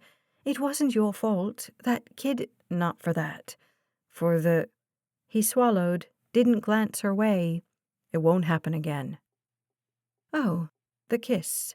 His lips had barely brushed hers, so she wasn't sure it could even be called a kiss. And it wasn't as though she'd pushed him away. In fact, everything in her had wanted to draw closer. And then he'd protected her, gotten her safely back to the truck. A wave of affection and desire skimmed her like a warm breeze. Except, what had he said? It wouldn't happen again. Fine, then. She'd never asked if he had a girlfriend. Or maybe he was one of those married men who couldn't be bothered with a ring. No, that didn't seem right. And in all the time they'd spent together, surely a woman's name would have come up. She studied him, tried to guess what he was thinking. A fruitless activity, to be sure. "I'm not saying I disagree," she said. We barely know each other, though the time we've spent together. Where was she going with this? She should just shut up. But they had spent a lot of time together, eaten multiple meals together, gotten shot at together. It seemed equivalent to a few dates anyway. Not that she'd been thinking along those lines. Not until he'd kissed her. Right, she'd only imagined him as a Scottish warrior, kilt and all, because she was starved for love and affection. Ridiculous woman. A muscle in his cheek pulsed. What are you thinking? There, that was a simple question, and it didn't reveal too much. I let myself get distracted. It won't happen again. He stopped at the main road. Do you know where Laura Blanchette lives? Of course. He tapped the wheel with his fingers. Turn left. He did, and except for her occasional directions, they drove in silence. A few minutes later, Chelsea said, "Turn into this one," and pointed at Mrs. Blanchette's driveway. Chelsea hadn't been here in years, not since before Daddy died, before she'd been shipped off to school in England. The trees surrounding the property seemed taller, the bushes that lined the front of the house larger. Otherwise, the two-story colonial hadn't changed much over the years. How long were she and your mom friends? As long as I can remember, Chelsea said. She has a daughter who's mentally ill. She's been institutionalized as long as I've known the Blanchettes. I think Daddy and Mum helped pay for her care. I think it was because of the daughter that the Blanchettes divorced, though I can't be sure. How long has she been on the board? Chelsea thought back. I don't know. A long time. When he parked, she didn't wait for him to come around, but hopped from the truck and started toward Mrs. Blanchette's door. Her foot hurt, but she managed. It opened before she got there, and the woman rushed outside. Her silver hair was puffy and coiffed, her makeup perfect. She took Chelsea's hands. I'm so glad to see you. I wish you'd called. I'd have had something prepared. Chelsea kissed her cheek. We just ate. I hope we're not interrupting anything. Nothing more important than you. She turned to Dylan and held out her hand. Laura Blanchette. This is Dylan O'Donnell, Chelsea said. The private investigator. She shook Dylan's hand. Frank told us about you. Us? Dylan asked. Well, me, and I assume the rest of the board members. She turned back to Chelsea. You two come in. When they stepped inside the house, memories assailed Chelsea. Mrs. Blanchette was quite a bit older than Chelsea's mom, but the two had been good friends, and she and Mum had come here often over the years. She could still remember where Mrs. Blanchette kept the toys, in the antique wardrobe in the sunroom, the addition Mrs. Blanchette and her then-husband had built that overlooked the treed backyard. When she was a child, Chelsea had always gone straight to the cabinet and pulled out the old wooden puzzles and antique dolls. The stack of games, everything from Candyland to Monopoly, the boxes browned and faded with years, stayed in the wardrobe. Chelsea used to dress up the dolls while her mother and Mrs. Blanchette drank coffee. There were always warm cookies and milk if she let the ladies visit without interrupting. Chelsea had spent a lifetime playing alone, so that hadn't been difficult. Now they walked through the formal dining room and the kitchen before coming to the bright sunroom. There was no central air, but with the trees shading the house and the ceiling fan overhead, it was cool enough. Chelsea paused to take in the familiar space. The old brown couch had been replaced with an off-white leather sectional, and the carpet had been replaced with tile. The windows, which covered the top half of 3 walls, were open, and a breeze carrying the scent of Mrs. Blanchette's prize roses lifted the gauzy curtains. Chelsea settled on the soft couch. Dylan chose a ladder-back side chair as far from Chelsea as he could be. "How's Emmy?" Chelsea asked. "Oh, about the same." Laura focused on Dylan. "Paranoid schizophrenia." She turned back to Chelsea. "The meds help, but—" She shrugged as she sat beside Chelsea. She rested her hand on Chelsea's knee. "How are you?" "Holding up." Mrs. Blanchette looked at Chelsea's boot. "Is the story true, then? Frank said you were hurt?" Chelsea gave her a quick rundown on the events of the previous couple of days. Mrs. Blanchette's face paled as she talked. When she was finished, Mrs. Blanchette said, "First Maeve, now I can't believe this is happening." "Mrs. Blanchette," Dylan took out his notebook and pen. "I'd like to ask you a few questions." "Laura, please." She patted Chelsea's knee. "You too, dear." "That'd take some getting used to." "Yes, ma'am." Mrs. Laura turned back to Dylan. "I'll help if I can." "The day of the memorial, Chelsea told you she planned to go up to the mountain the next morning. Do you remember who else was there for that conversation?" Laura looked at Chelsea. "You don't remember?" "That day is a blur." "Let me think," Laura said. "Nancy was there, and Marcia, of course. And Karen, Gail, Peggy. You probably don't remember her very well. She married Charlie." She tapped her lips with an index finger. "I think that was it." Dylan glanced up from his notebook and asked Chelsea, "You know all those people?" "Mum's friends." Laura added, "Arthur was sitting at the bar. He might have overheard."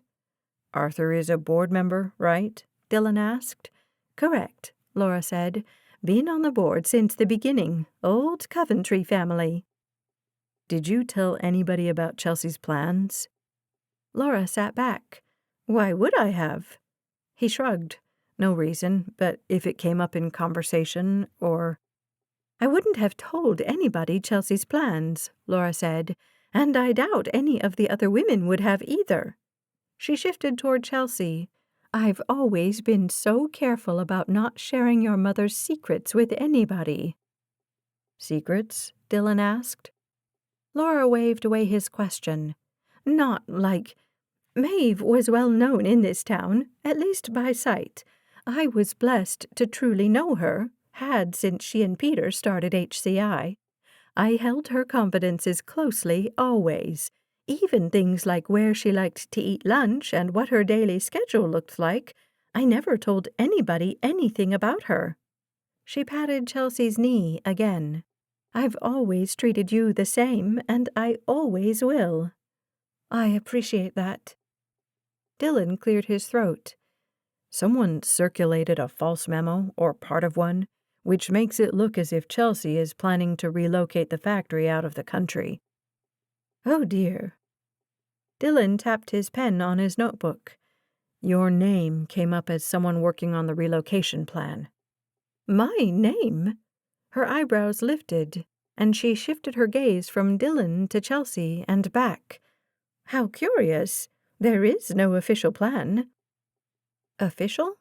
Chelsea started to ask about that, but Dylan pressed on. "Any idea who might have started the rumors?" "None, but—" Laura focused on Chelsea again. "The idea had come up a few times." "Mum would never—" "Of course not. But the board— there are shareholders to consider. It's our job to consider the overall health of the company, not the town of Coventry." Chelsea scooted away from the older woman in order to face her better, and to distance herself from the idea of it. "Are you in favor of moving the company?" Laura sighed and leaned against the back of the sofa. "I grew up here. This is my home. I don't want to do anything that would be bad for Coventry. But as a board member, I have to think of what's best for HCI." "So, yes?" Chelsea clarified. "I'm conflicted. The reasoning is valid. Cheaper real estate, cheaper labor. We're having a hard time competing in the new environment. Our competitors are moving their factories to Vietnam and Bangladesh, where they pay the people—" "Slave wages," Chelsea said. "That's not what Hamilton Clothiers stands for." "I know, dear, I know. I'm not saying it's something the company should do. Just that it doesn't surprise me that the rumors are flying." "A fake memo isn't a rumor," Chelsea said. "Somebody's trying to make it seem as if it's my idea." "That is unfortunate." Dylan stood suddenly, swallowed, sat again. "Ma'am, somebody has tried not once, but twice, to murder Chelsea. If his motivation is that he thinks she's trying to move the factory, then I'd say it's more than unfortunate." Her eyebrows lifted. "I hadn't thought of that." "Any idea who'd do it?" he asked. She looked toward the ceiling and blinked a few times before facing him again. "I'm afraid not. Though I've been on the board for years, I don't know many people who work for the company, just those in upper management, and even them I don't know very well." He opened his phone, pressed a few buttons. "You ever heard of a man named Zeke Granger?" She tilted her head to the side. "I believe—" She turned to Chelsea. "Didn't he work for HCI years ago? I think he got fired." "I'm sure I don't know," Chelsea said. "Right, of course not. You were probably a child. Your mother would have—" Her words trailed, and she took a breath. "You might ask Frank about him. He should know." Dylan stood and showed her his phone screen. The image of Zeke Granger stared back at them. She shook her head. "Nope, not familiar." Dylan took his seat again. "One more question. Any idea what Chelsea's mother was doing on Mount Coventry the morning she died?" Laura shook her head, tears in her eyes. "I have been racking my brain, trying to remember if she told me anything, or if there was any reason. Truth is, I can't think of a single good reason for her to be there at that time of day. It makes no sense at all." Chapter 21. Dylan tried to make himself comfortable on the hard chair. Not only was it as forgiving as a rock, but it was too small for his frame. If he'd been thinking straight, he'd have taken the padded club chair that was angled toward Chelsea. His only goal at the time had been to put distance between them. He needed to regain the proper perspective about her. A client, nothing more. He should have coached Chelsea before they got here. Another thing he'd have done if he'd been thinking straight. He hadn't been thinking about anything but that ice cream cone that nearly landed in Chelsea's hair. And the kiss. He needed to focus. "Lord, a little help here? How am I supposed to protect her when I can't keep my mind under control? When I keep thinking of how amazing, how beautiful she is?" And she was. The way Chelsea leaned toward Laura, looked her in the eyes. He'd once thought her standoffish, and she seemed to be with strangers. But with friends, she was open, caring, concerned. She'd been that way with Tabby, too, at first. He'd have to ask Chelsea why there'd been the shift in her feelings about her old friend. All Tabby had done was express support, whatever she chose to do with the factory.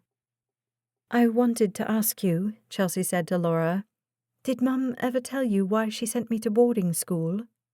Good question. Chelsea might have a future as an investigator if running a clothing company and being an heiress ever got dull. Laura pressed her hand against her chest. "But surely you two talked about that." "She told me she wanted me to go to her alma mater and to spend some time where she grew up. I don't know. It seemed like a thin excuse to send your only child across the ocean." Laura sat back against the cushions. Her shoulders slumped, and she stared at her lap. "I had the feeling." She glanced up, but couldn't seem to hold Chelsea's gaze. "I always thought there was more to it, that maybe she was worried about you being here. Whenever you'd come home for the summer or Christmas, your mother would be so nervous something was going to happen to you. It was as if she didn't trust herself to take care of you." Chelsea blinked a few times. "That doesn't sound like Mum at all." at all. Though the subject matter wasn't amusing, Dylan smiled at the accent, thicker when she was upset. Mum was never one to restrict me. I used to run all over the mountain, and she always trusted me to get home safely before dark. And I always did. Chelsea shook her head. I don't understand. Laura sat up again, back straight, as if she'd just realized she'd been slouching. If only she were here, we could ask her. What about? Do you know why she didn't want me to come home? Laura tilted her head. What do you mean? She was so eager for you to come home. Chelsea's jaw worked. She started to say something, stopped, looked at Dylan. He asked, Can you think of any reason why Mrs. Hamilton wouldn't have wanted Chelsea to start working at the company yet? The woman's lips turned down as her head shook.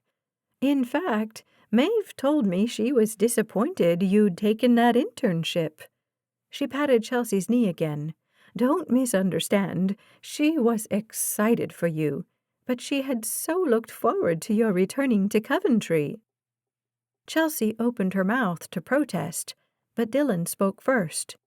Do you think there's any chance that whatever had Mrs. Hamilton up on the mountain the morning she died is connected to the person trying to kill Chelsea?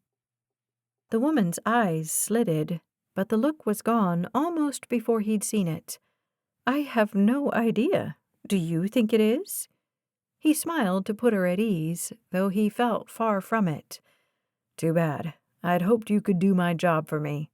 He sent the older woman a wink and settled back in his chair. Chelsea regarded him a moment. She'd asked the questions he'd wanted her to, without being coached, and now seemed unsure what to say. She turned back to Laura. The two made small talk, and Dylan tried to pay attention, but his mind was spinning. Maeve Hamilton had lied to both her brother-in-law and her friend about Chelsea's internship. Both considered themselves to be the woman's confidant, and apparently both were wrong. Both had assured Chelsea of their loyalty.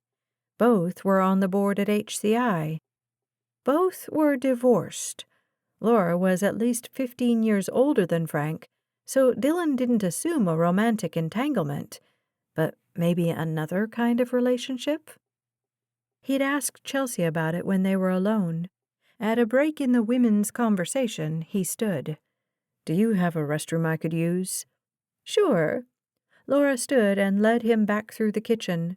A typical colonial, kitchen and common rooms on the main floor, staircase in the middle, bedrooms up. If he weren't mistaken, there'd be a basement staircase directly below the main one. Laura pointed down the hall between the kitchen and the living room. There on the right. Thanks. He stepped into the room, used the facilities, and then stepped out. Chelsea and Laura were still in the sunroom talking. He walked the other direction, down the hall, and entered the living room. In a typical colonial, this room would spread from the front of the house to the back, but there was a wall on his right that cut off about a third of the room. To his left, a formal living area, complete with Victorian reproduction sofas and fancy tables, the kind of furniture one only looked at but never used. To his right, the door had been pulled closed but not latched. He pushed it open. An office. He stepped inside. The desk was dark wood and scuffed. On the far wall, business and self-help books lined a 5-shelf bookcase. How to make money, how to multiply money, and how to manage money. Doubling income, multiplying income, multiple streams of income. At least the woman was consistent.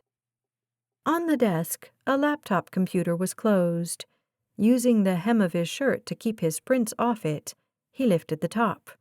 When the screen lit up, a password box glared at him. He closed the top and moved his attention to the papers. A credit card bill lay on top. The total? Whoa, over 20,000. Still with the hem of his shirt over his fingers, he flipped the paper over. No new charges this month. Looked as if she'd made only a minimum payment the previous month. All those books on the wall hadn't helped. More bills lay beneath the top one. He turned his attention to the other side of the desk, where a stack of glossy brochures proved Laura wasn't too worried about those bills. The photo on the first one pictured what looked like a mission one might find in the Southwest or Mexico. He read the caption there. Not a travel brochure. No, it contained information about a city in central Mexico beneath the caption, "Great employee pool, clean environment, higher profits." He snapped a photo of the brochure with his phone, flipped to the next, and the next. Mexico, Vietnam, Bangladesh, China. He snapped more photos, listened. The voices had stopped. He hurried out of the office, pulled the door closed, and lifted the phone to his ear. "That makes sense," he said to nobody. Laura Blanchette stepped into the far end of the hall, her thin lips stretched across her face like a rubber band. Had she seen him step out of her office? He smiled and pointed at his phone, spoke as if he were responding to a question. "Sure, that'll work." He turned his back on her, wandered to the window that looked out at the front yard. Outside, a man held a leash and stared at the house. The man was even older than Laura, maybe in his 70s. The dog, fawn-colored with a curly tail, had to outweigh Chelsea. Neither looked happy. He said, for the benefit of Laura, "That sounds good. I'll call you when I know more." He pressed his finger to his phone's blank screen, feeling like an idiot, and then slid the phone into his pocket. When he turned, Laura was standing in the doorway. "Chelsea just stepped into the powder room. We wondered what happened to you." "Got a call from the detective down in Nutfield." He glanced around her living area. "Hope you don't mind. I was looking around." He nodded to the office. "Did you guys put up the wall, or was it like that?" "My husband built it. After we added the sunroom, this space went largely unused." She headed back toward the kitchen. "Good idea." He followed, hoping his questions were cover enough for his snooping. "How long have you lived here?" "Over 40 years. Raised my daughter here." She paused in the eat-in kitchen and turned to face him. "She's been institutionalized since she was a teen." "Does she live nearby?" "Not far." She offered no other information, just kept that fake smile aimed his way. Chelsea stepped into the kitchen. "We wondered what happened to you." "Got a call." He turned to their hostess. "Great to meet you. We'd better be going." Laura's fake smile held as she walked them to the door. They said their goodbyes and stepped into the late afternoon sunshine. The strange man was still staring at the house. Chapter 22. Chelsea stepped onto the front porch of Laura's house and caught sight of a man on the street watching them. Beside him, an enormous dog seemed ready to attack. Dylan took her arm to stop her from going down the porch steps, then stepped in front of her. She moved around him. The old man's fedora covered what she assumed was a bald head. His pale skin was dotted with freckles and age spots. He was shorter than she remembered, thinner too, but the scowl on his face was very familiar. "Mr. Andrus." Yeah?" The man muttered something to the animal beside him, and the dog sat. She started across the lawn, hobbling on her throbbing foot. The ibuprofen had worn off completely. Dylan kept pace at her elbow, as if this octogenarian might pose a serious threat. Well, he wouldn't, but the dog could. As she neared him, she asked, "How are you?"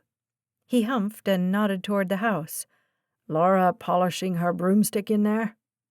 Chelsea had forgotten the disdain the two board members had for each other. "Just stirring up some witch's brew. Nothing to worry about." Mr. Andrus's lip twitched, but it came nowhere near a smile. "This is my friend, Dylan O'Donnell," Chelsea said. Mr. Andrus studied Dylan through tortoiseshell glasses. "You bring him back from England?" Dylan held out his hand. "Technically, my folks hail from County Cork, but I'm a third-generation American." The old man squinted, shook. "Arthur Andress." Dylan glanced her way, probably recognized the name. "What were you doing in there?" Mr. Andress asked. "Cooking up plans to wreck Coventry?" "What?" She glanced at Laura's house.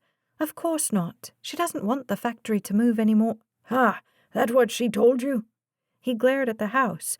"The woman's as crooked as the Saco River." "That's not very nice," Chelsea said. "Truth isn't always nice, young lady." She didn't know what to say to that, so she focused on the giant dog at Mr. Andress's feet. "And who is this?" "Bench." "What a strange name." "He's beautiful," she said. "What kind of a dog is he?" Dylan asked. "Akita." Mr. Andress patted the dog's giant head. "Weighs 130. If he weren't so well behaved, he could rip all of our throats out." "Well, then." She backed away a step. "Lovely." "He won't hurt you. Just don't look him in the eyes." Mr. Andress smiled, though, to indicate a joke, or to indicate that he thought the idea of her getting her throat ripped out was funny. She wasn't sure. He said, "I thought I saw you drive by earlier. Been waiting to talk to you." "Shall we go somewhere, or—" "I don't care if the witch sees me." He glanced at Chelsea's walking cast. "But you probably need to get off that foot. Heard someone pushed you off the point up the mountain. That true?" "It is." "How'd you survive?" Before she could answer, Dylan said, "Let's go somewhere to talk." "I'm fine here," Chelsea said. "Let's just—" She nodded to a maple tree at the edge of Mrs. Blanchette's yard. "Get out of this hot sun." They stepped under the shade of the tree, the dog's claws clipping on the asphalt. When they were facing each other again, she asked, "What did you want to—" "Never thought your mother should have sent you away," he said. "Counseled her against it. Understand why she did it, but I told her nothing good's come out of England since Margaret Thatcher." "Does that include my mum?" Chelsea asked. "Bah!" He waved away her question.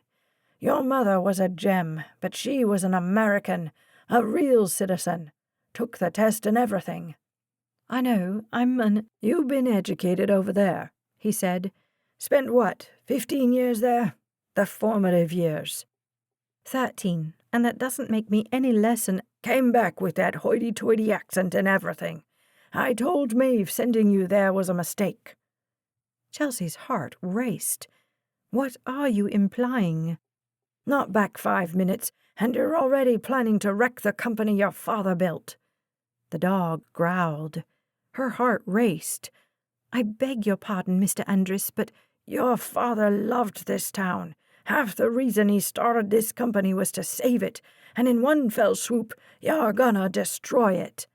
"I am not—" "And the company won't survive. Mark my words. Businesses that produce cheap, disposable clothes are a dime a dozen. What makes Hamilton different is our products last. They're well made. Won't be that way if a bunch of slaves are sewing them together in Southeast Asia." "I quite agree," she said. But he didn't seem to hear her, just continued rambling. "Peter loved this town." His eyes got watery. "Loved the people here. Thought Maeve did too. But then your daddy wasn't in the grave 6 months before she sent you off to be educated by Euro trash." He shook his head. "And now you're planning to destroy—" "I am planning no such thing." Chelsea's voice had risen, and she forced a deep breath to calm her anger. "I thought you were on the board." "I am, but—" His voice faded. He lifted his hat and rubbed his bald head. "The idea was floated at our last board meeting. Everybody said they were against it." She started to speak, but Dylan squeezed her arm.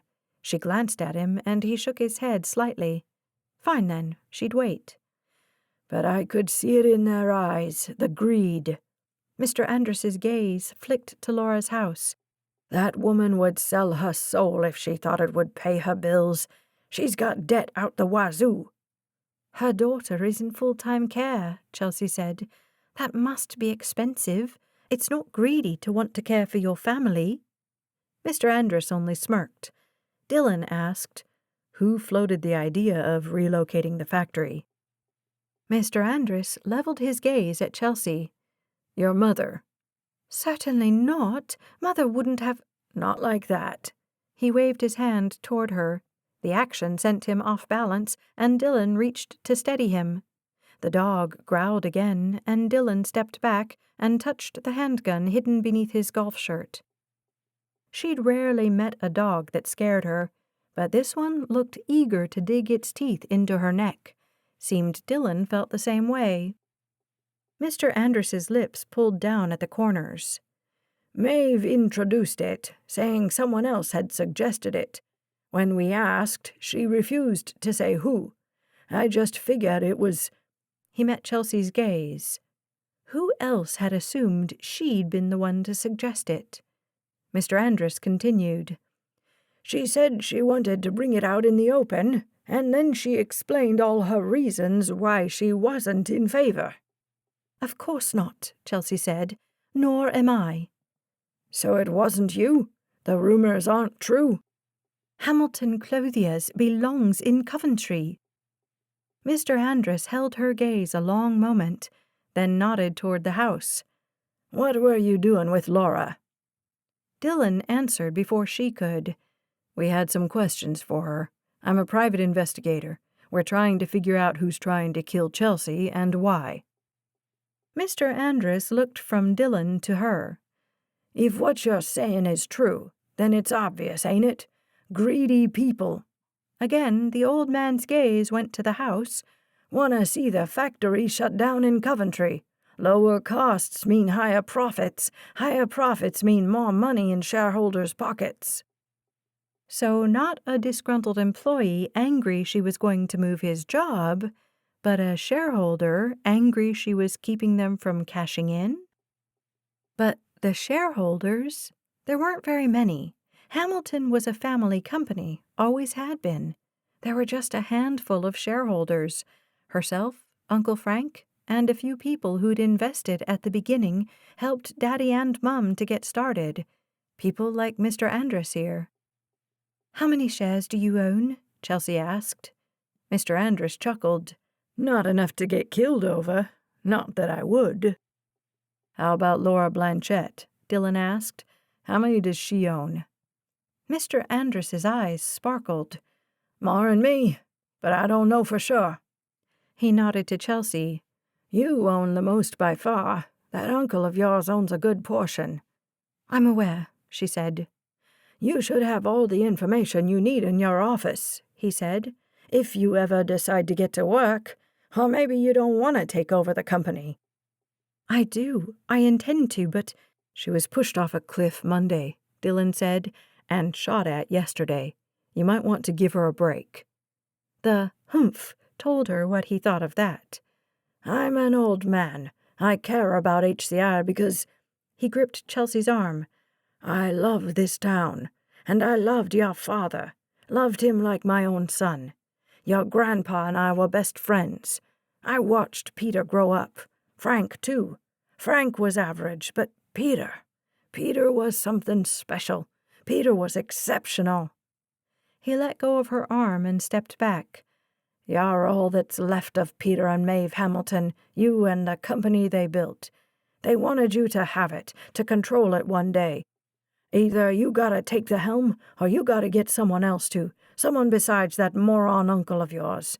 If you don't, they're gonna steal it right out from under you." She swallowed at the vehemence in his voice. "Sir," Dylan said, "you said something about understanding why Mrs. Hamilton sent Chelsea away for her education." Yeah. Not rocket science. After Peter was murdered, she was scared." He nodded to Chelsea. "Scared she'd be next."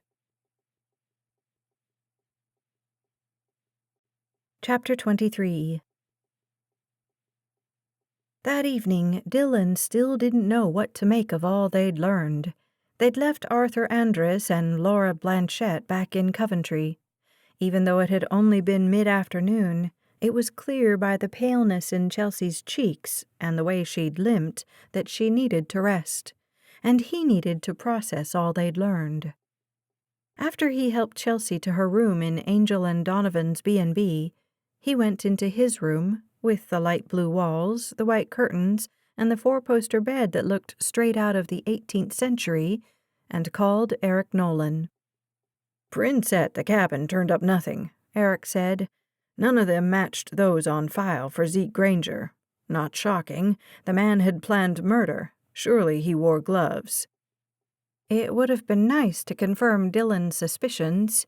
He thanked Eric and dialed Cody, who'd had just as much good news to share. "Paid a visit to Granger's place in Plymouth." The detective's gravelly voice was gruff. "He lives in an apartment over a garage. Lady in the house said she hasn't seen her tenant since Sunday, but he called Monday afternoon to say he had a family emergency and was headed out of town. He asked if she would feed his cat while he was gone." "Have you searched the place?" Dylan asked. The man huffed, then coughed. "On what grounds?" After another cough, he cleared his throat and continued. "All we got is a sketch of a guy who might sort of look like Granger and a sketch of a license plate that may or may not have been near the site of a car accident. Both sketches were drawn by an autistic guy who's afraid of his own shadow." The police couldn't search it, but Dylan could. He'd have never considered an illegal search, breaking and entering, if he wanted to be technical about it, when he was a detective. But now, his goal then had been to put bad guys behind bars. His goal now was to keep Chelsea safe, no matter what. Cody said, "Looks like Neely's guys are focused on the angry employee angle, interviewing people who work for HCI, people who've made their feelings about the relocation rumors known." That was good. It meant Dylan could focus on other facets of the investigation. He filled Cody in on everything they'd learned that day, including the conversations with Tabby Eaton, Laura Blanchette, and Arthur Andrus. "What I want to know," Cody said, "is what's Granger got to do with it?" "What do you know about him?" "Used to work for HCI in their shipping department," Cody said. "Got fired 8 years ago for stealing. Company didn't press charges." "Were you involved then?" "Sure," Cody said. "I recommended they throw the book at the guy, but Mrs. Hamilton, she was a softie, didn't want to send him to prison."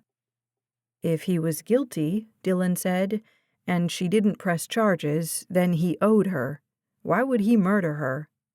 "You're getting ahead of yourself," Cody said. "We don't know he did. All we have is that drawing, and that drawing proves nothing.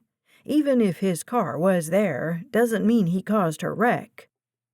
"True, but he looked like the guy who'd shot at Chelsea and the guy Dougie had seen on the mountain. And he'd disappeared after Chelsea was pushed from the cliff. Too many coincidences, and Dylan didn't believe in coincidences." "When are you going to talk to Dougie?" "The special ed teacher and I are going there tomorrow afternoon. I'll know more then." The man blew out a raspy breath. "If he saw the accident—" "And you're keeping that interview quiet?" Dylan asked. "We don't want Dougie to become a target." "Been at this since you were swinging from the monkey bars. I know what I'm doing." Except Cody'd blown the first interview he'd done with Dougie. "And you're working on finding Granger?"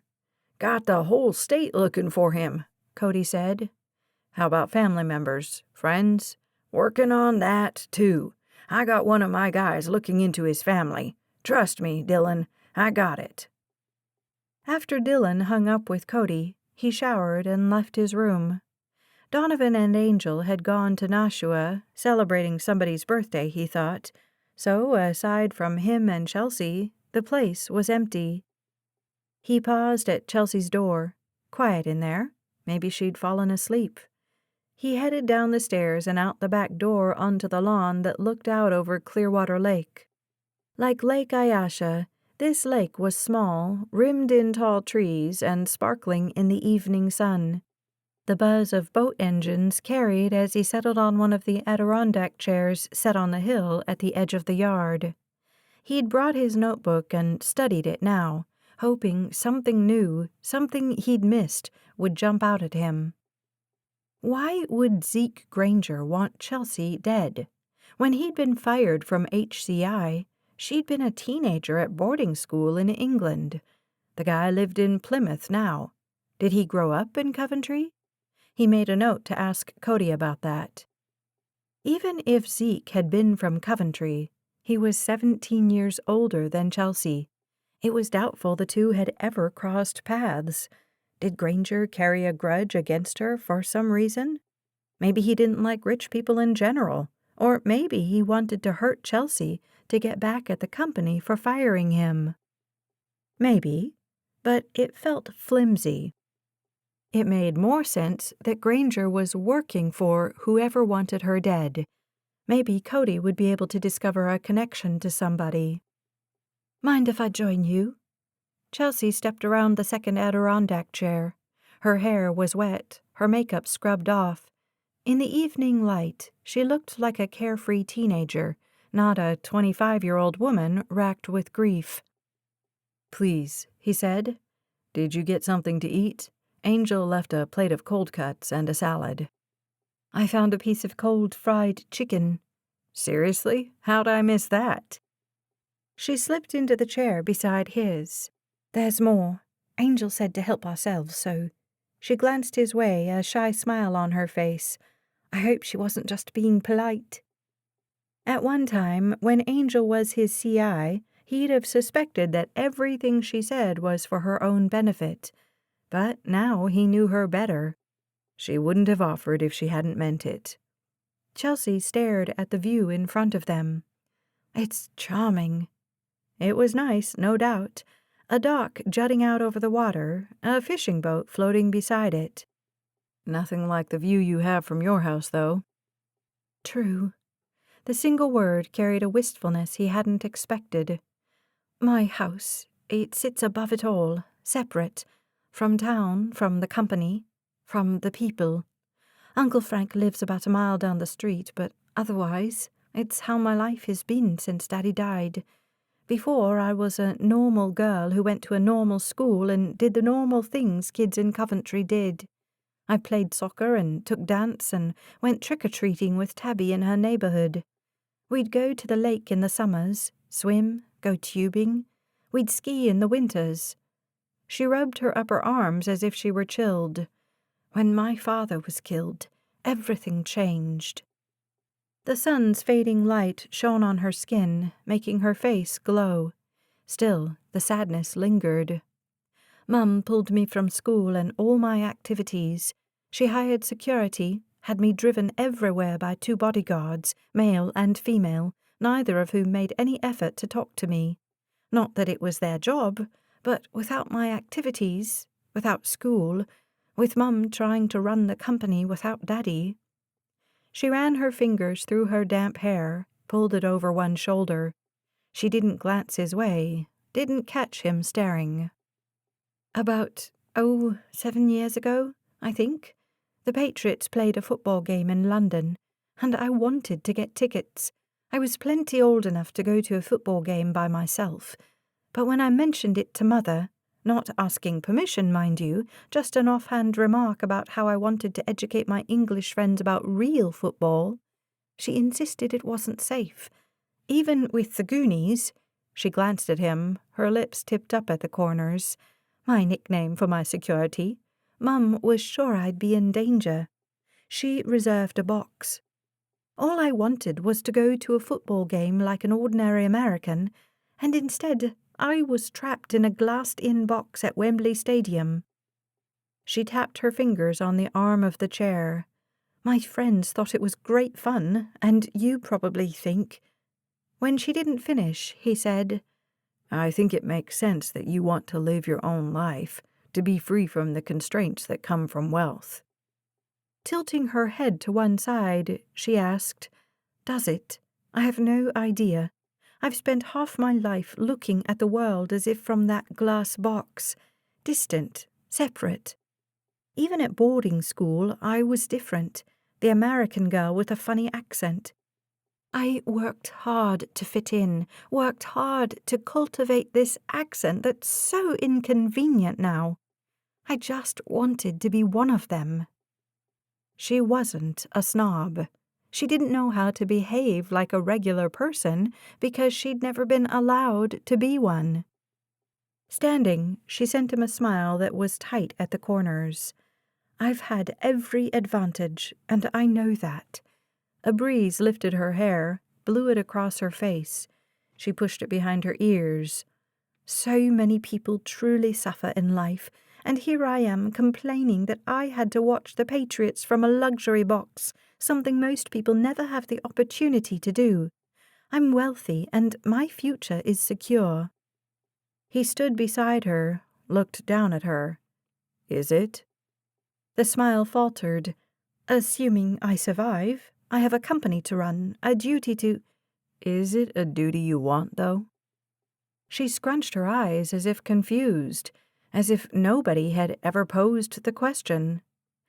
I have no doubt you'll be great at it, he said, but were you ever given a choice? Did your mother ask you if you wanted to run Hamilton? She walked toward the lake. I always understood my responsibilities. He kept in step with her. I don't doubt that, Chelsea, but do you want it?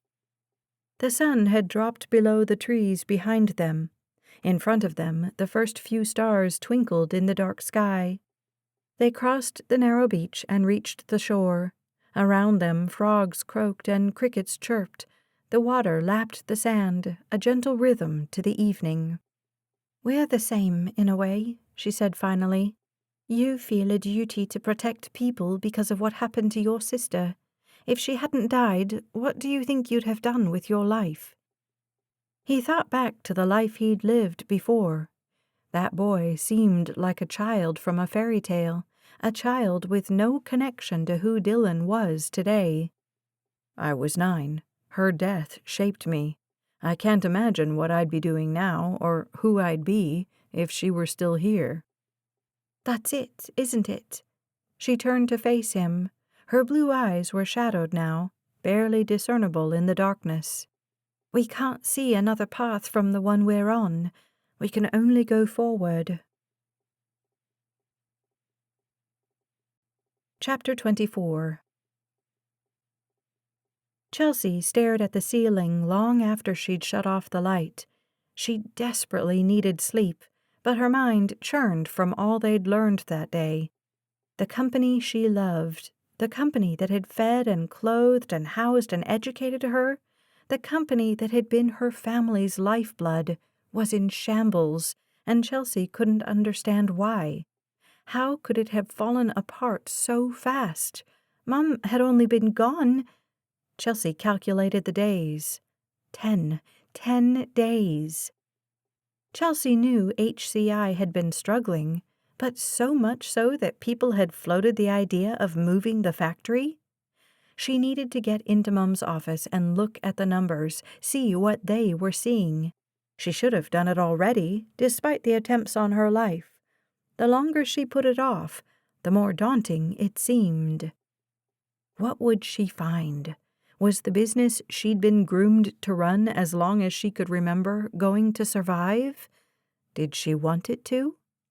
Of course she did, but Dylan's question from earlier came back.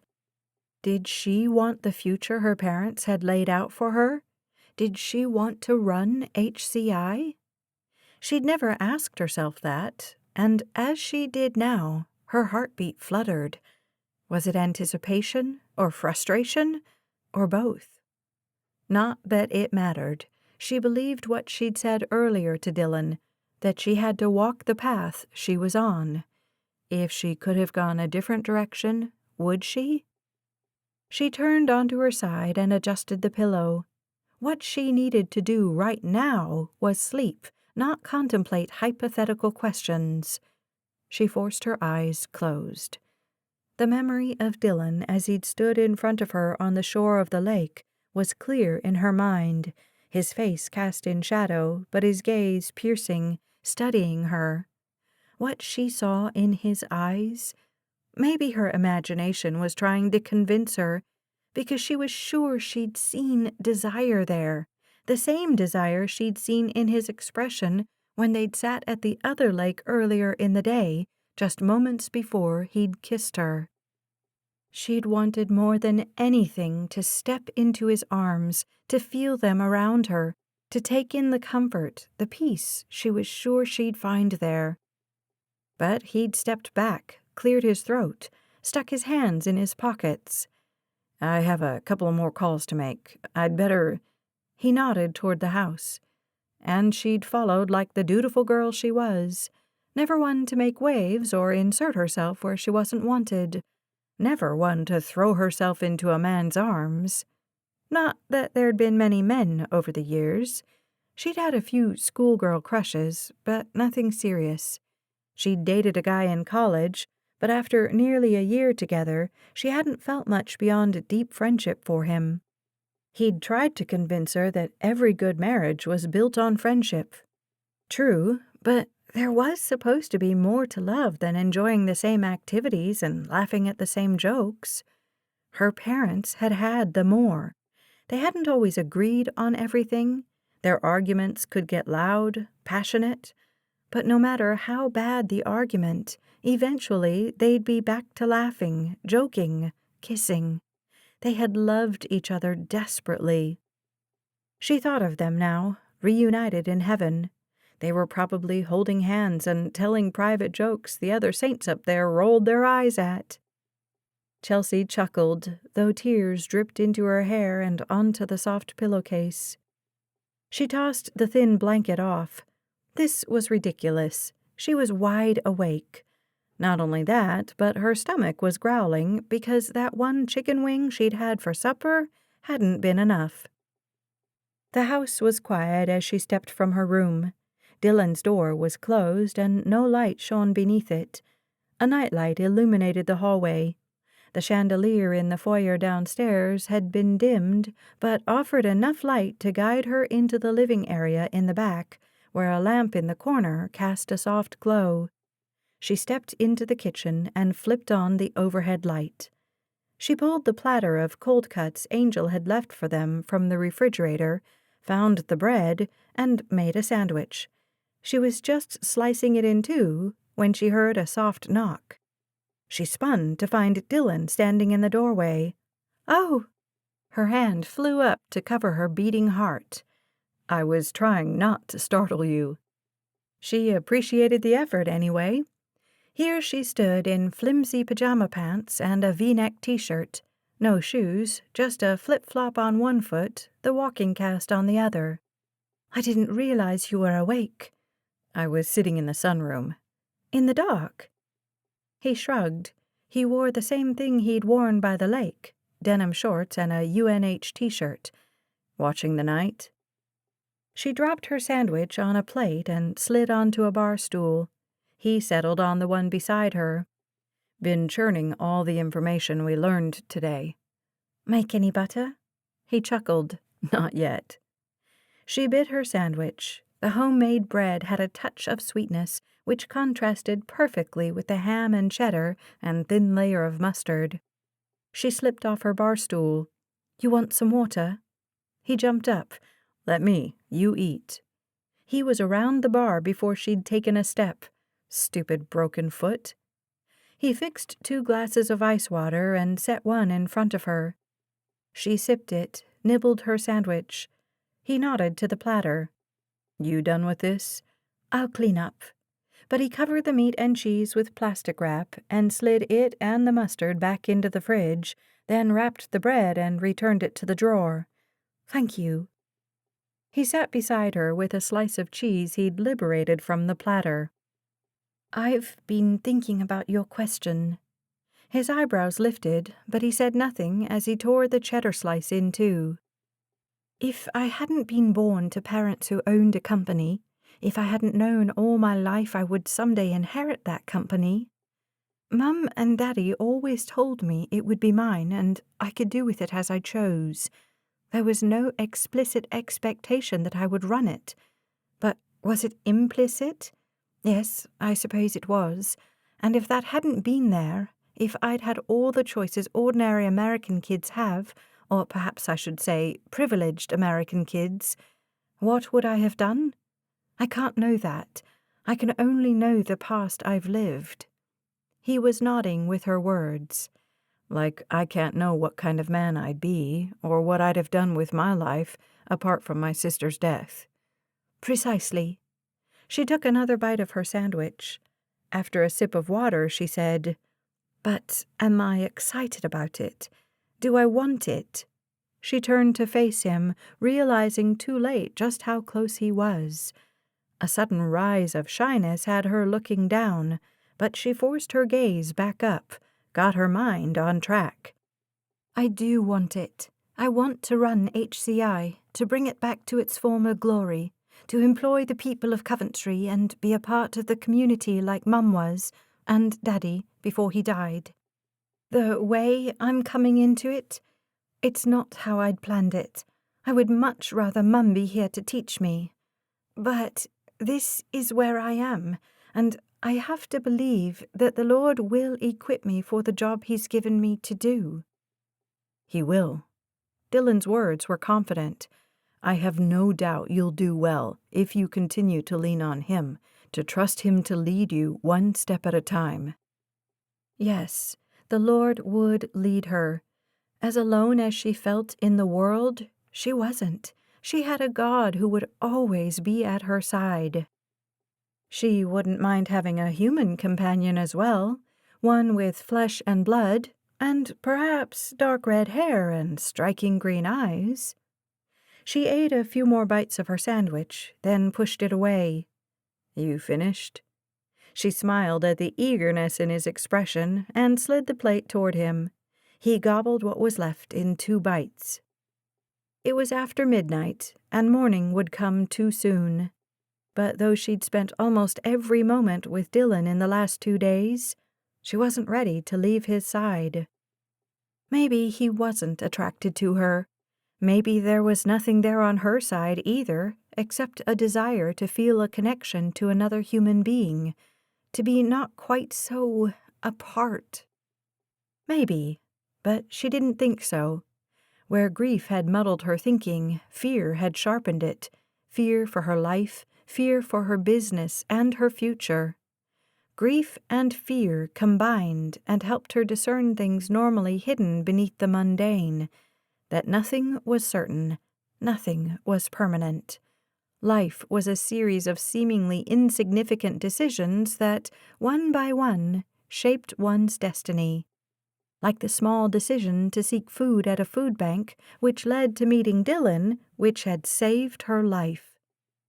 And brought this man into her world, this man she'd have never met otherwise. Perhaps only so he could protect her, but perhaps God had more in mind for them.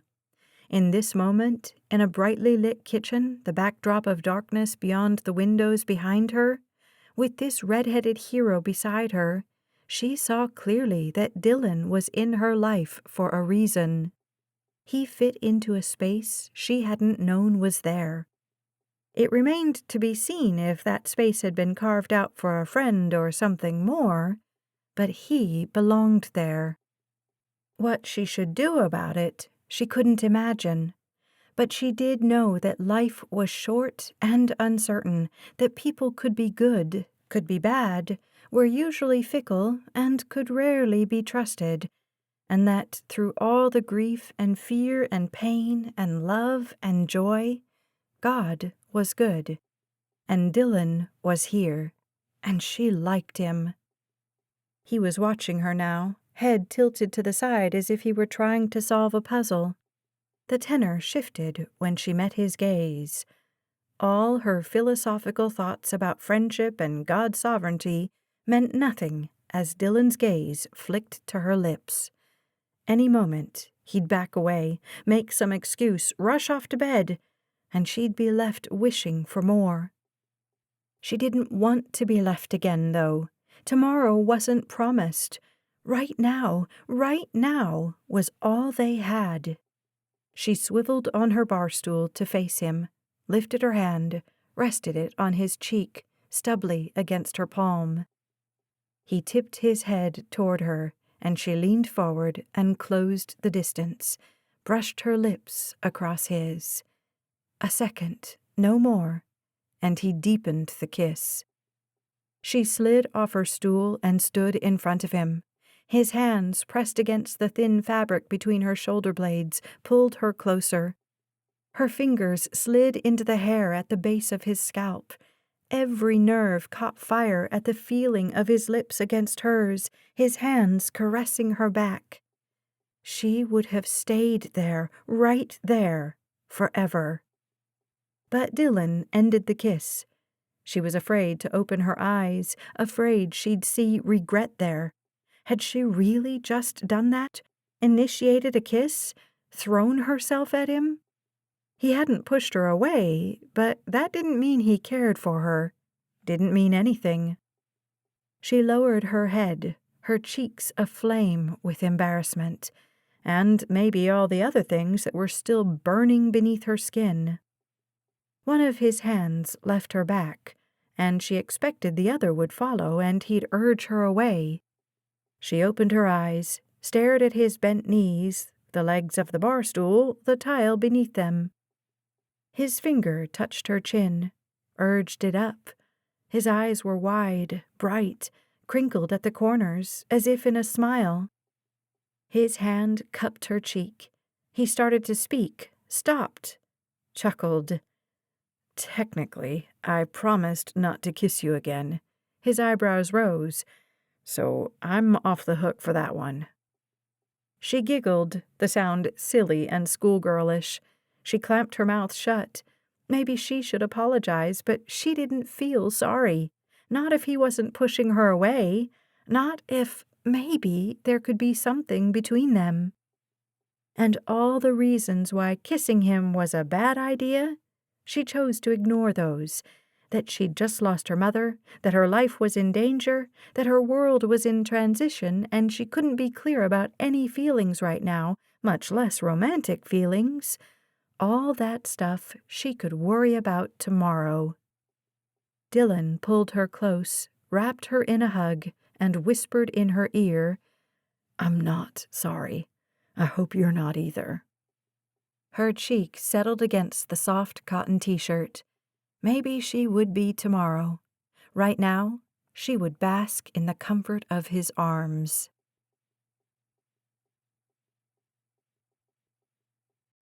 Chapter 25.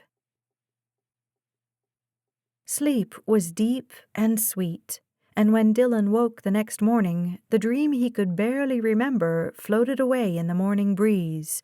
No images, but the feeling of a beautiful blonde heiress in his arms lingered as he showered and dressed for the day. Chelsea was already in the kitchen when he entered, as were Donovan and Angel, so he and Chelsea shared nothing more than casual good mornings and how'd you sleeps. But the pink in her cheeks told him her mind was on the kiss, same as his. 32 years old, and he'd never had a woman affect him like this one did. He'd never experienced a kiss like that, a kiss that made him want to hold on and never let go. A kiss that lingered in sleep and interrupted thought patterns as friends asked him questions. Like Donovan must have just done, because the man was giving him one of those squinty-eyed, "What's going on?" looks. Sorry, mine's on the case. Not a total lie. The case was about Chelsea, and his mind had definitely been on Chelsea. Donovan chuckled and dug into the breakfast casserole Angel had whipped up. Chelsea nibbled a piece of toast. Dylan caught her gaze across the table and nearly forgot what he was about to say. "I've got some things I need to take care of. I figured you could hang around here, rest that foot for the day. I'm sure it needs it." Chelsea's phone dinged with a message. She read it, then said, "I must go to the office." Dylan's fork froze halfway to his mouth. I need to—" "I can hire a car," she said. "That's not a problem." "Hire a car?" Angel said, "I'm staying home. You can borrow—" "No." Dylan looked at Angel. "Sorry to cut you off, but—" He turned to Chelsea. You're not going anywhere by yourself. I have to go to work, Dylan. It can't wait another day. If you can't, I'll figure it out. He lifted his coffee, going for relaxed, and took a sip. Thank you. She smiled, but the expression did nothing to dissipate his irritation. A little notice would have been nice, and didn't she remember someone was trying to kill her? By the way, she said, I have to be there by 10. I called the local TV station last night. The reporter just texted. They're sending a camera crew at 11. I need to get in there and warn Mum's assistant. He set the coffee down too hard. Thanks for the heads up. Her eyes widened. She glanced at her watch. It was your idea, Dylan, and anyway, it's only 7:30. Plenty of time. He pushed away from the table and snatched his dishes. I'll get those, Angel said.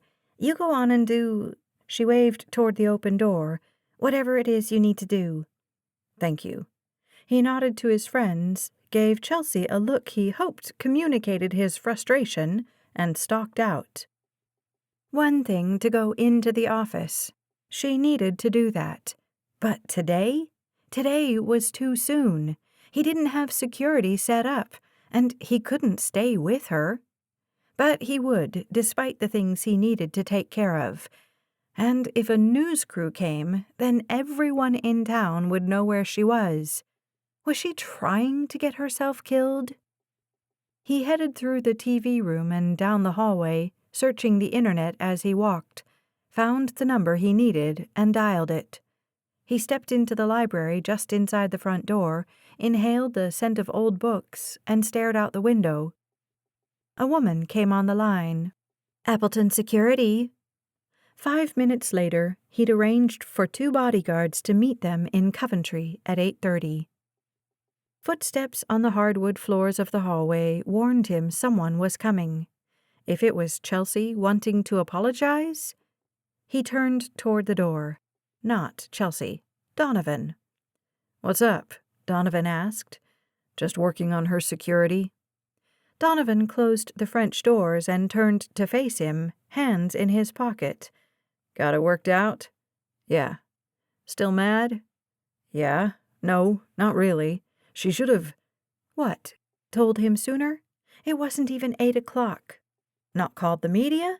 She'd done exactly what he'd told her to do. Asked him first? She was a grown woman who could make her own decisions. Donovan said nothing, just stood there, watching him with those dark eyes.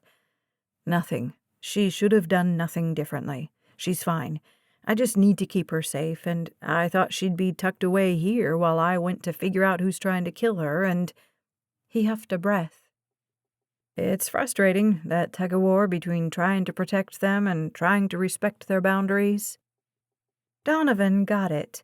He'd lived it when he and Angel had first met. In fact, if not for Donovan's dogged determination to keep Angel safe, even at the risk of his own safety and freedom, she'd likely have been killed. What can I do? He asked. Dylan blew out a long breath. Nothing. Just, I hired 2 bodyguards to watch over her while she's there, and I'll be there. Didn't you say you had stuff to do? Nothing more important than protecting her. Right, but 2 bodyguards? Isn't the building pretty secure? It was, and there'd be people around all day. She should be fine. I'll feel better if I'm at her side. Donovan clamped a hand on Dylan's shoulder. You could trust the guys you've hired to protect her, and trust God to take care of her, and then you could do your part, which is figuring out who's trying to kill her. Donovan was right. Little though he wanted to, he'd have to leave her in someone else's hands today. 15 minutes later, they left the safety of Donovan and Angel's place, tension thick in the truck's cab. Once they'd pulled onto the main road, he said, I'm sorry I got mad. Just felt blindsided. I apologize for blindsiding you. It wasn't my intention. The formality of her response hung in stark contrast to the kiss they'd shared the night before. He didn't like it or the distance between them. He laid his hand palm up on the armrest. A moment later, she slipped hers into it. "We're good?" he asked. He barely caught her nod beside him. She wasn't good, apparently. After a moment, she said, "Why were you upset?" Donovan reminded me that my job is to investigate, not play bodyguard. But everything in me wants to stay with you, to ensure you're safe. Ah. It was just, He wasn't accustomed to using the word that popped into his head, not when it applied to himself. But he wanted to be honest with her, even if it made him look bad. just fear, for you. But I can't let it motivate me. At their joined hands, her thumb glided across his knuckles, the slightest touch that drew an inappropriate and disproportionate response. He pulled his hand away. Sorry, I can't concentrate while you're... "Oh, sorry." He offered her a quick smile, caught hers in return, and the blush filling her cheeks. Couldn't they just stay at the B&B and make out all day? That would be so much more enjoyable than what they had planned. Focus, O'Donnell. Change the subject. Tell me your plans, he said. Well, you already know about the interview.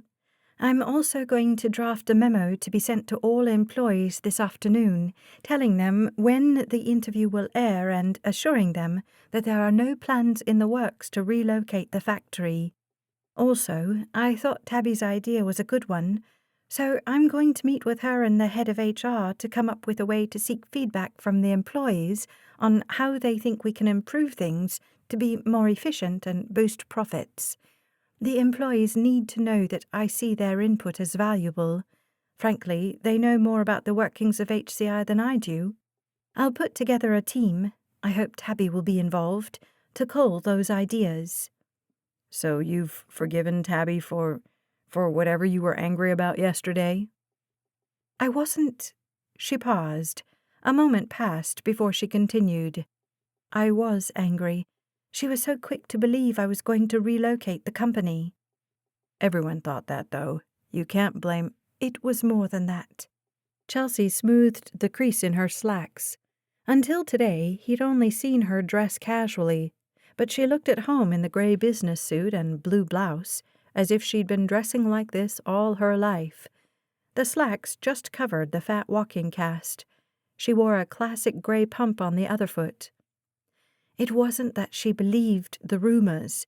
It was that she was so ready to let me off the hook.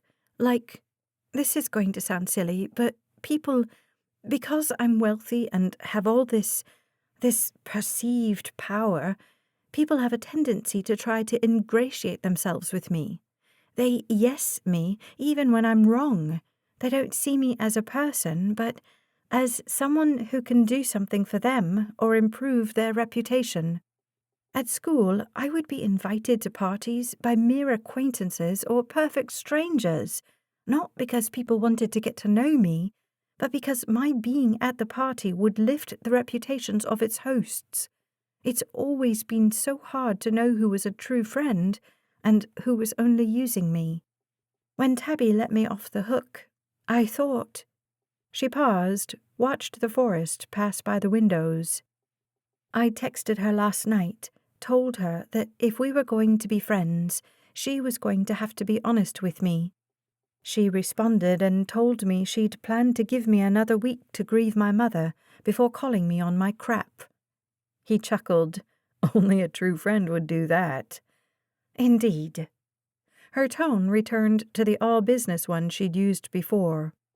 I need to dig into the financials, find out what's going on. I have to tell you something. Honestly, I should have told you yesterday.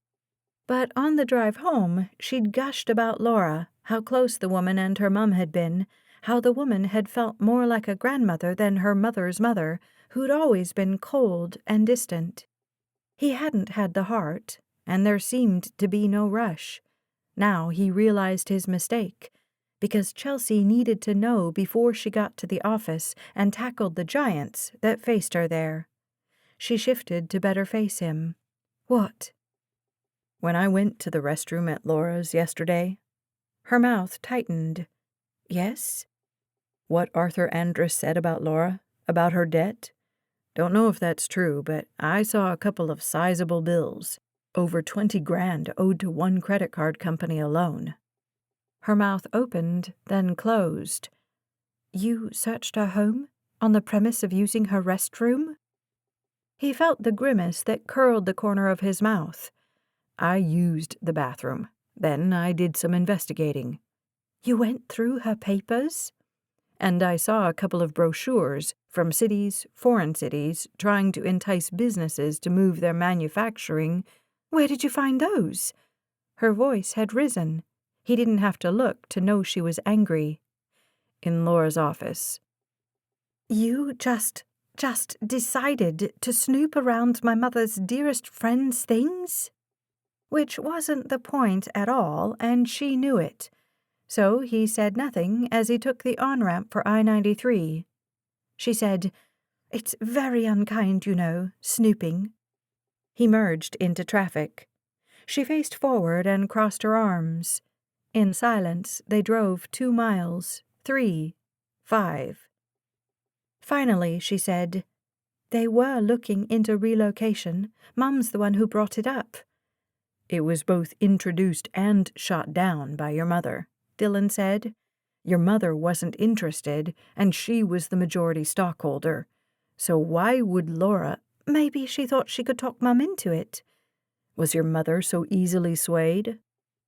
Chelsea said nothing, but from everything he'd heard about Maeve Hamilton, the woman had been dogged in her plan to keep Hamilton in Coventry. Nothing about her seemed fickle or susceptible to manipulation.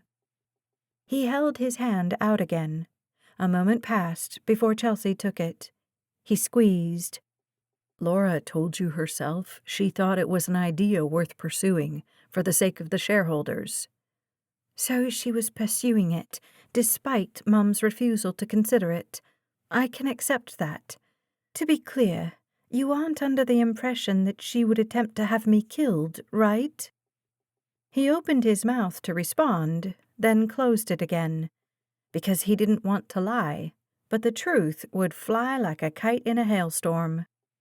Dylan, she was my mother's best friend. She wouldn't hurt me. Or... Another thought seemed to occur to her. Obviously, she didn't hurt Mum. I'm not saying she hurt anybody or plans to, but I've seen people commit evil acts for money. Desperate people sometimes do desperate things. Who said she's desperate? He shrugged. Arthur Andrus, for one. Doesn't it make you wonder about him, though? She asked. How would he know about her financial problems unless he's a snoop like... She cut off her own sentence, but he finished it for her. Like me? I'm just saying... You hired me to find out who's trying to kill you. That's what I'm doing. I'm an investigator. It's my job to snoop. I understand that, and you need to understand that you're snooping in the wrong place. Laura Blanchette would never hurt me.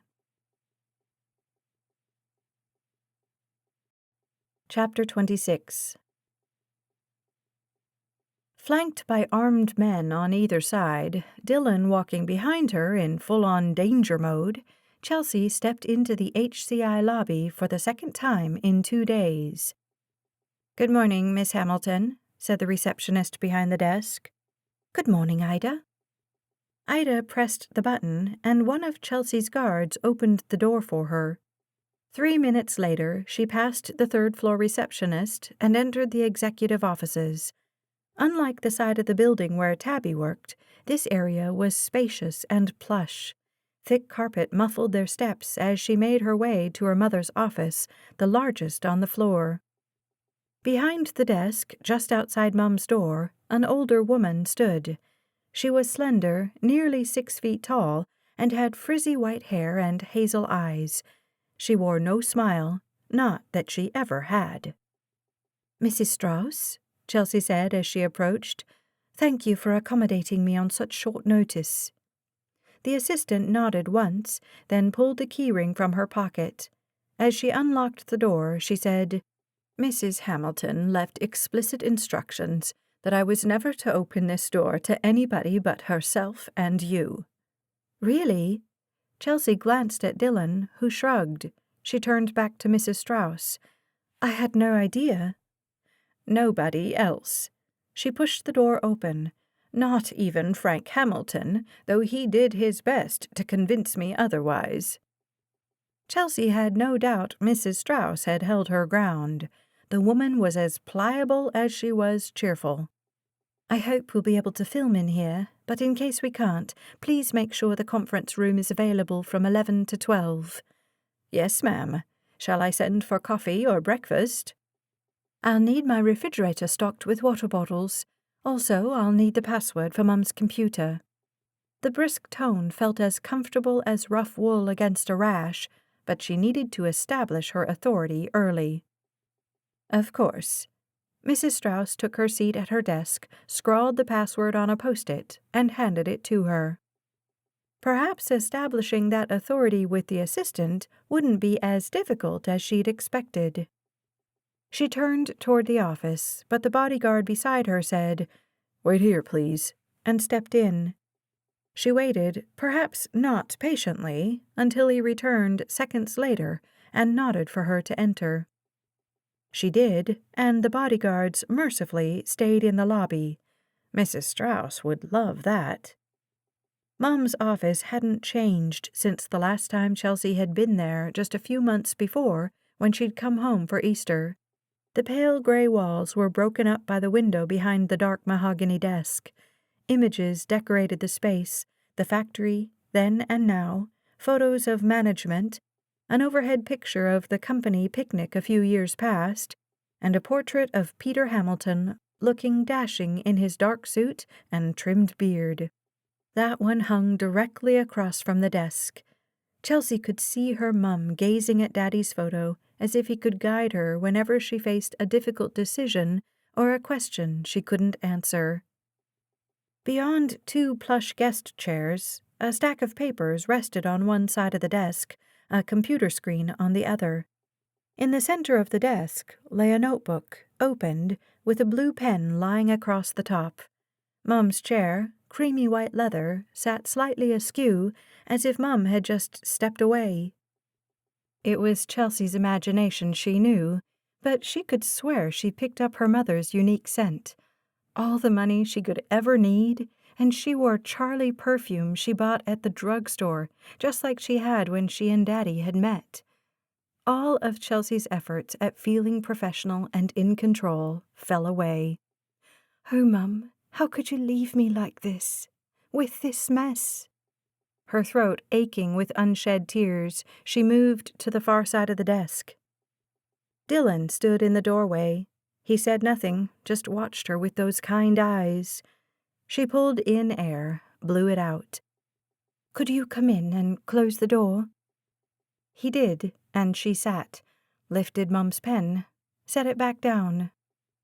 Dylan crossed the room, stood beside her, and slid his hand from her head to her cheek. A simple touch, a connection that reminded her she wasn't alone. She didn't have to do this alone. She leaned into his palm, allowed herself a moment, just a moment of comfort. Then she sat up, and Dylan stepped away. "I need to go through your mother's things, see if there's anything in here that—" "If I have time, I'll get started on that today." He backed away to face her. "You don't know what to look for." "I won't throw anything away. It'll all still be here later." "That's not how—" "I need to get to work, and you have other places you need to be, right?" "I do, but—" He gazed around the room. "This isn't a crime scene, Dylan. The door has been locked. I don't have time for you to search it right now." She checked her watch. "In fact, I need to get started." The tight set to his lips told her he wasn't happy about it, but he kissed the top of her head. "You'll be in my prayers. Let me know if you need me."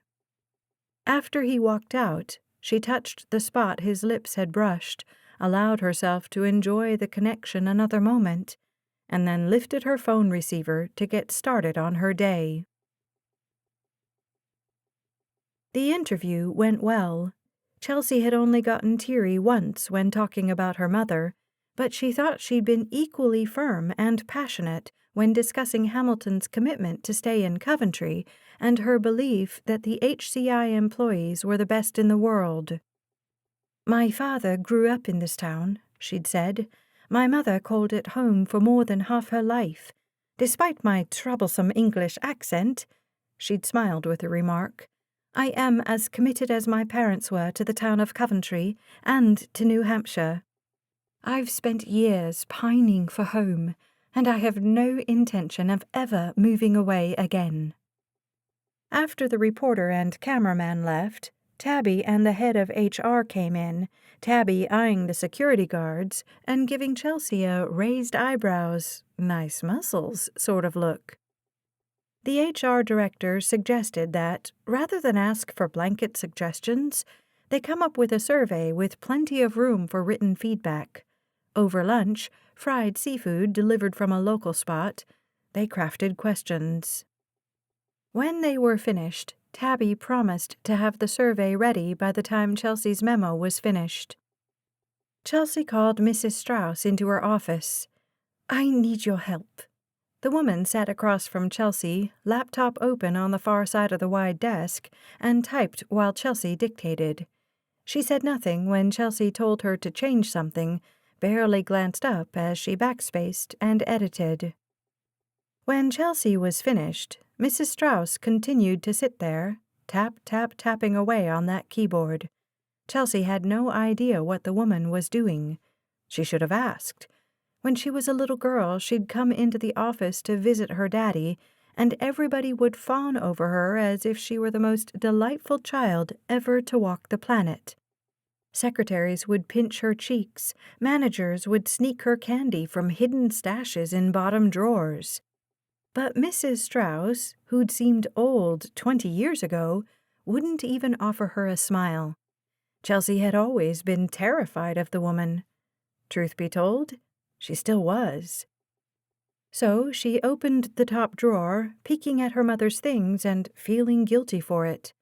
A small bottle of facial moisturizer, because Mum's skin was so dry in the winter, along with a tube of hand cream, cherry-flavored lip balm, a bag of Starburst candy, Mum's secret pleasure, pens in various colors, purple, blue, pink, green, a pair of scissors, multiple pads of sticky notes, also in various colors. Chelsea looked around. Not a single sticky note decorated the space. Mum was far too tidy to stick square pieces of paper on walls. What did she use them for?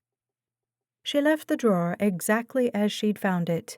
How much time would pass before this would feel like her office? Did she want it to? Did she want to lose all the things that Mum had touched every day? Across the desk, Mrs. Strauss stopped typing. "Shall I read it back to you?" "Please." The statement the woman read carried exactly the ideas and the tone Chelsea had hoped to impart. That she had no intention of moving HCI's factory to Mexico, Southeast Asia, or anywhere else. That HCI and Coventry were a team, and that she didn't know how the rumors had gotten started, but hoped to find out. There was no explicit apology for the delay in taking her place at the helm, but the underlying tone showed her compassion for the people and her understanding of the void left by her mother. Chelsea was fairly certain that she'd used most of the words Mrs. Strauss read back to her, though she'd had them in a different order. When Mrs. Strauss finished, she stood and lifted her laptop without asking if there would be changes, because, of course, it was perfect. "What would I do without you?" Chelsea asked. The woman pressed her lips together. Her gaze scanned the room, and a tiny glimmer of emotion crossed her expression. "What will we do without her?" Tears stung Chelsea's eyes. Before she could come up with an appropriate response, Mrs. Strauss turned and walked out, closing the door behind her. Chelsea spent 2 hours on the computer looking at financials. She needed input from her management team, but first she wanted to take in the information, get a general feel for where things were. Things were not good. Production had been down ever since Frank left his position as head of sales, a great role for him considering the way he connected with people, and took over as the COO. Not a good role for him, apparently. But not only had production dropped off at that point, sales had too. She could see why people believed the rumors. They were afraid. Chelsea had no idea yet how to fix it, but it could be done. Of course it could. It seemed as if her first job as CEO of Hamilton would be to remove an ineffective subordinate. Unfortunately, that subordinate was her uncle. She closed the accounting program. She needed to let what she'd learned simmer. Monday, she would meet with her management team and get their thoughts. The board was scheduled to meet on Tuesday. She was already exhausted. Dylan wouldn't be back for a couple of hours. For now, she would search the rest of Mum's drawers. It was in the bottom on the left, the last drawer she checked, that she found the box. Chelsea had given it to her, a homemade Christmas present from 5th grade art class. The teacher had handed each child a shoebox and laid out supplies for the kids to decorate them. Chelsea covered her box in white paper, then plastered it with photographs she'd pilfered from the big box Mum kept in a cabinet in the TV room. When she finished, the faces of Mum, Daddy, and herself beamed, along with photos of Uncle Frank, her grandparents, and family friends. Chelsea had decoupaged the whole thing until it felt slick and shiny and perfect. Christmas morning, Mum had gushed over the gift. She'd given it a coveted home on the kitchen counter and stored recipes in it. Chelsea couldn't remember when the box had disappeared from the kitchen. She hadn't thought of it in years, yet here it was. Chelsea took it out and ran her fingers across the smooth surface. They caught on something. A photograph of herself in high school, years after the box had been made, not decoupaged, but scotch-taped to the top. How odd. It was almost as if Mum had been trying to cover something up, or hide something. She lifted the photo, flipped it over. Taped to the back was a piece of paper folded in fourths. She grabbed the scissors from Mum's top drawer, slit the tape, and unfolded the paper to see her mother's familiar handwriting. My dearest Chelsea, if you're reading this, then I have failed, and you are in danger. Your father's murder wasn't random, and if I'm gone too, then it's very likely mine wasn't either. If I knew who was behind it, I would tell the police. I'm getting closer. Everything I've uncovered is in this box. I love you desperately, and I so wanted to shield you from this. Please know, I couldn't be prouder of the woman you've become. Be safe, my beautiful girl. Love, Mum. With trembling fingers, Chelsea lifted the lid of the box. It was empty. Chapter 27. Dylan had been staring at the house for hours. It was a newer home on the outskirts of town, with yellow siding and brick-red shutters.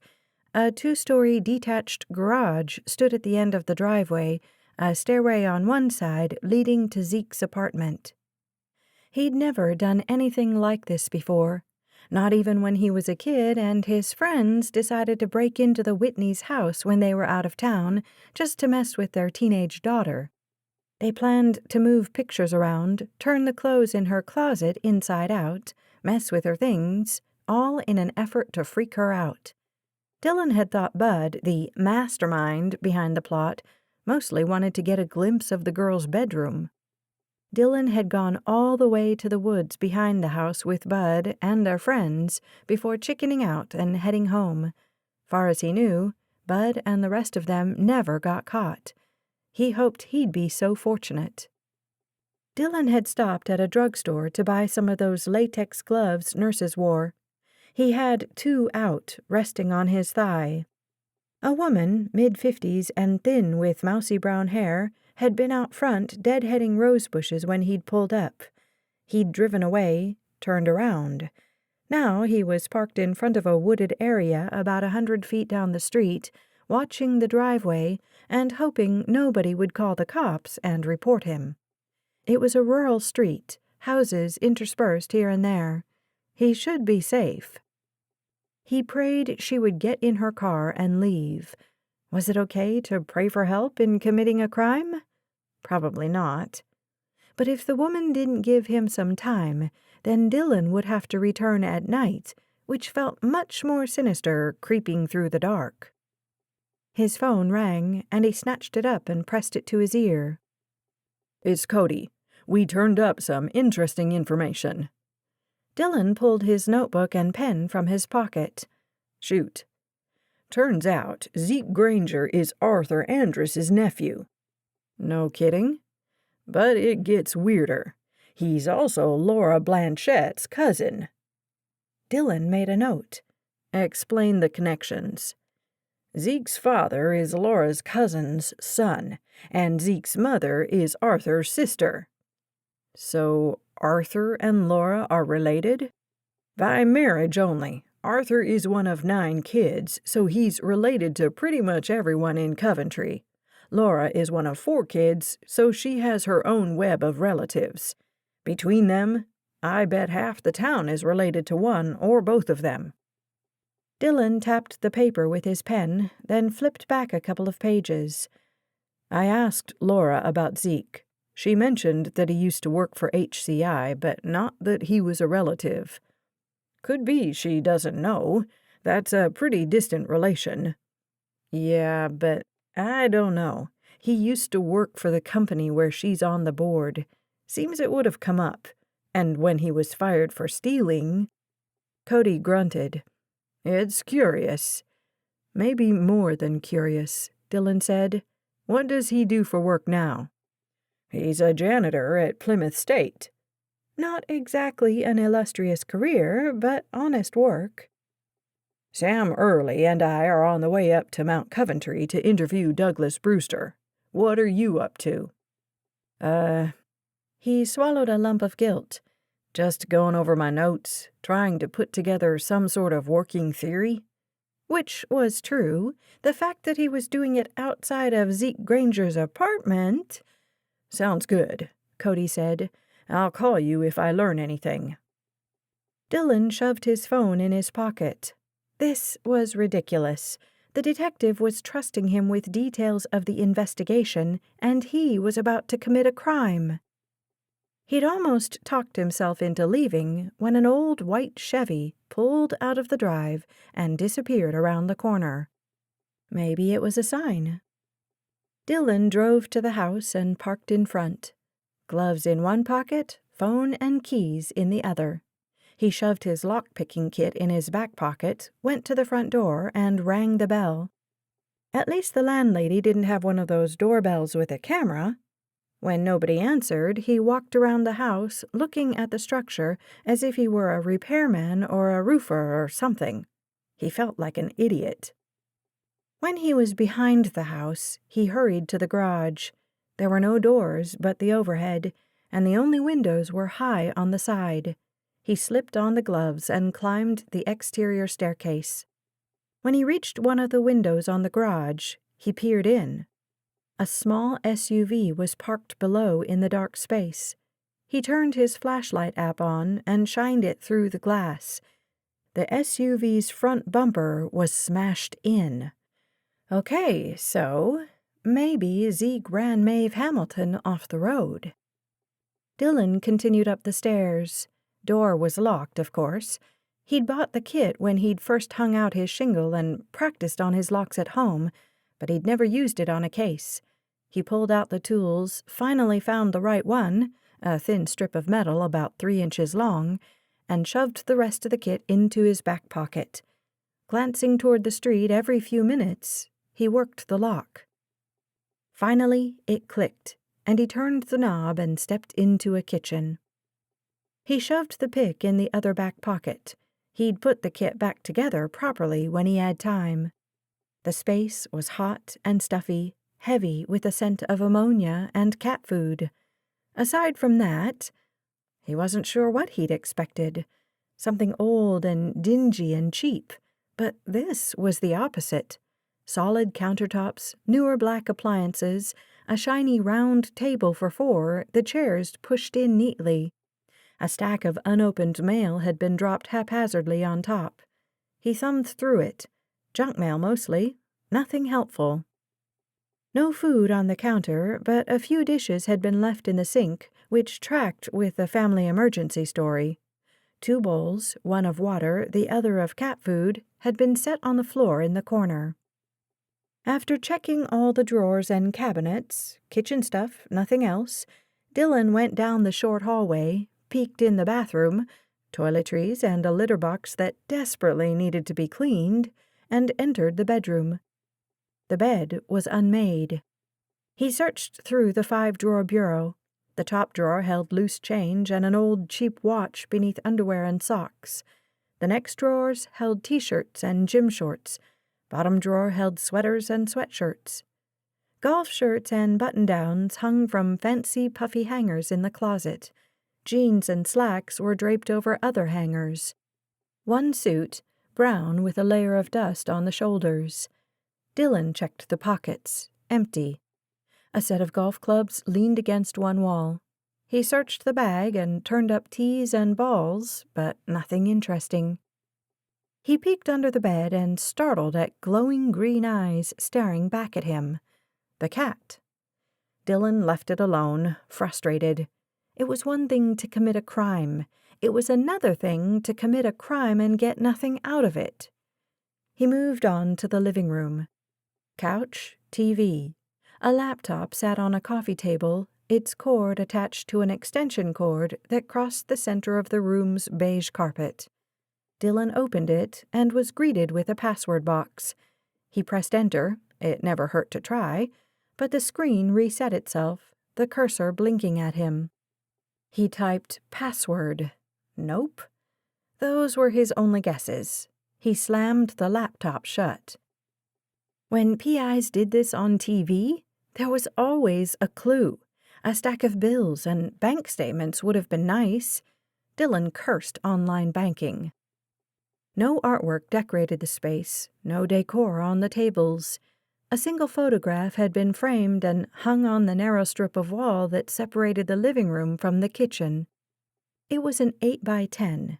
In it, Zeke Granger stood on a golf course, arms raised in celebration. Beside him, 2 men beamed at the camera. Dylan didn't recognize either of them. Someone had been cut out of the picture. All that was left was a narrow forearm, a wrist, and a hand that snaked around Zeke's arm. The fingers were hidden, so Dylan couldn't see any rings. A narrow gold watch hung from the wrist. It was a woman's hand, a woman's watch.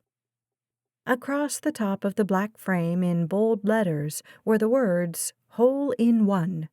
Across the bottom, the Greens Golf Club. He snapped a picture of the photograph. Satisfied there was nothing else to see, he stepped out of the apartment, turning the lock on his way, and was just closing the door when the Chevy pulled into the driveway. Below him, the garage door rumbled to life. Crap! He stuck his gloved hands into the pockets of his khaki shorts and nodded to the woman as she drove into the driveway and out of sight into the garage below. He yanked off his gloves, shoved them in his pocket, and went down the stairs where he waited until the woman had exited her car. She walked toward him cautiously. "Can I help you?" "Looking for Zeke, but he's not answering." "He's out of town," she said. Dylan shrugged, going for relaxed. "I left him a couple of messages. I thought I'd make sure he was okay." The woman nodded, but her squinted eyes told him she wasn't buying it. "Can I relay a message?" "If you don't mind. Tell him Bobby stopped by, and ask him to call me."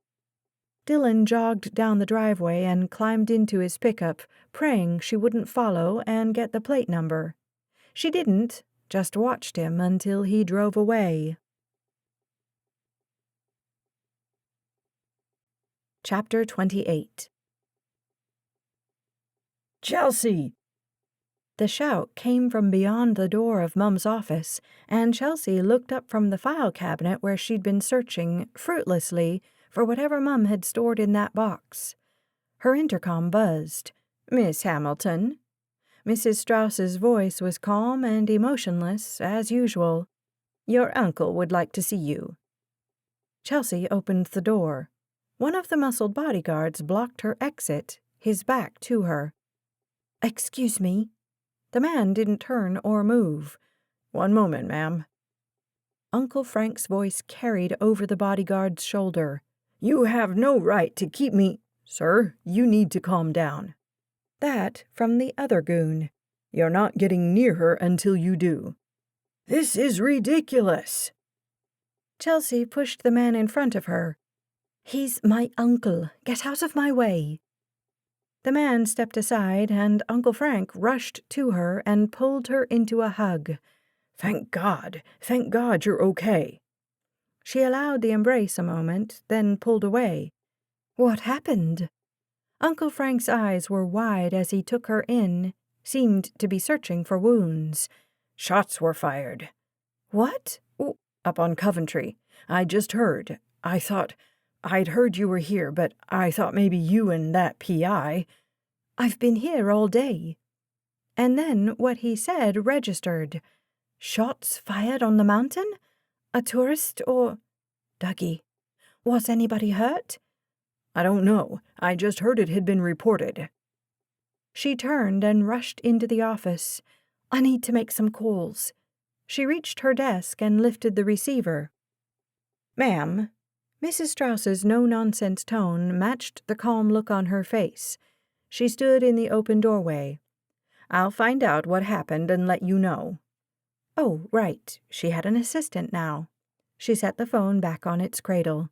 "Thank you." The woman returned to her desk, leaving Uncle Frank in the office along with one of the bodyguards. She focused on the muscled man.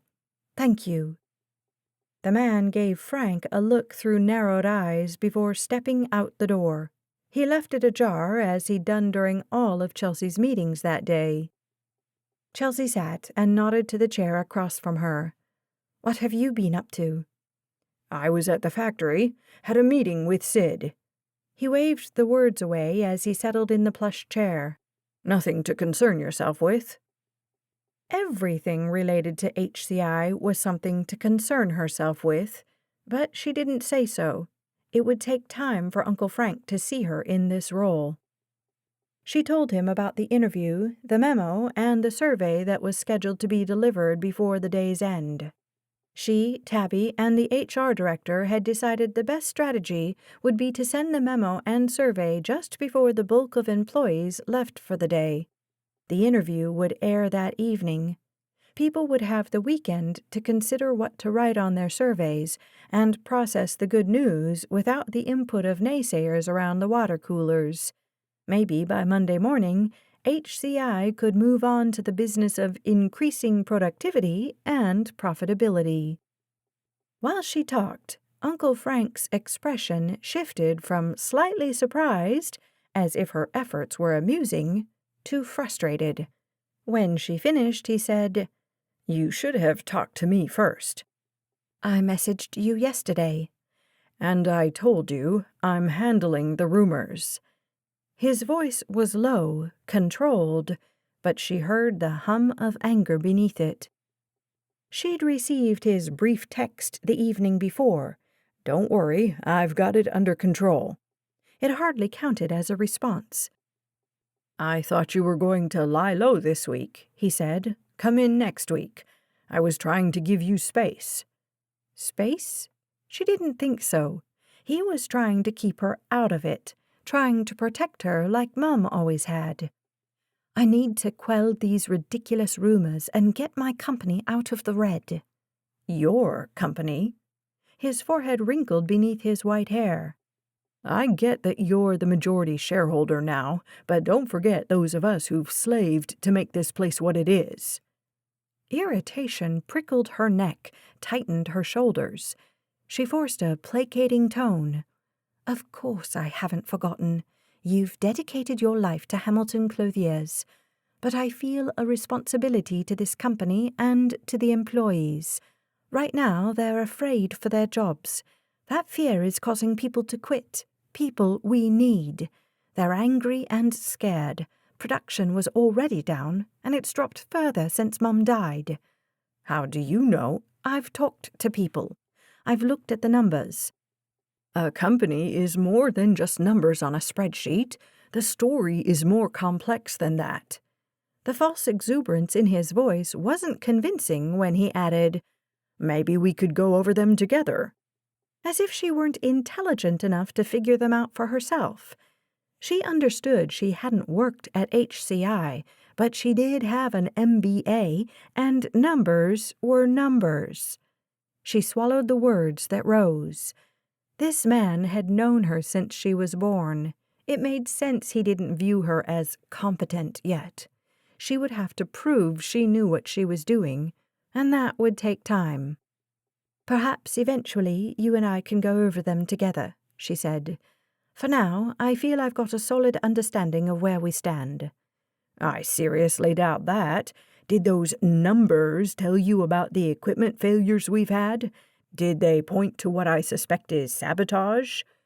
She pushed back in her chair. "What are you saying?" "Somebody messed with the machinery over at the factory. Numbers are down because we've had to wait for parts to complete repairs." "I had no idea. Why didn't you tell me?" "When exactly? At the funeral?" He huffed out a breath.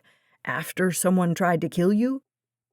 "A valid point, but from now on you tell me everything. No more trying to protect me." He nodded, but he didn't seem happy about it. She shifted in her seat, trying to take on the confidence her mother had always worn when she was in this office. But the chair felt uncomfortable, the role unfamiliar. It would take time. She didn't have time.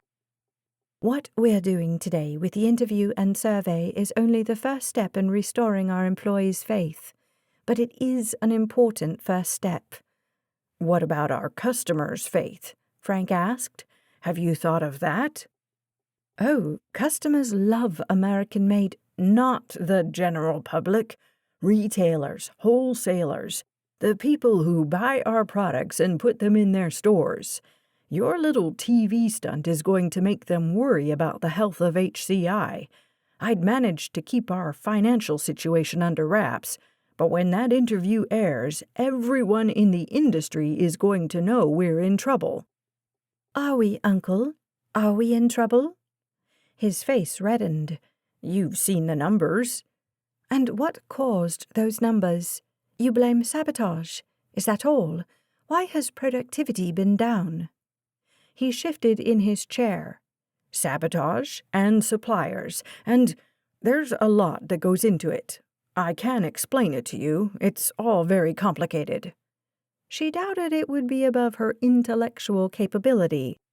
Her guess was Frank didn't want to get into the details because he'd been responsible for them. Again, she was presented with the uncomfortable truth that Uncle Frank hadn't done his job well, and if she wanted to save HCI, she might have to lose him. Except he'd been great at sales. That was his sweet spot. "You're right, I don't have all the details. I am still convinced that the steps I took today were vital in restoring confidence among the employees.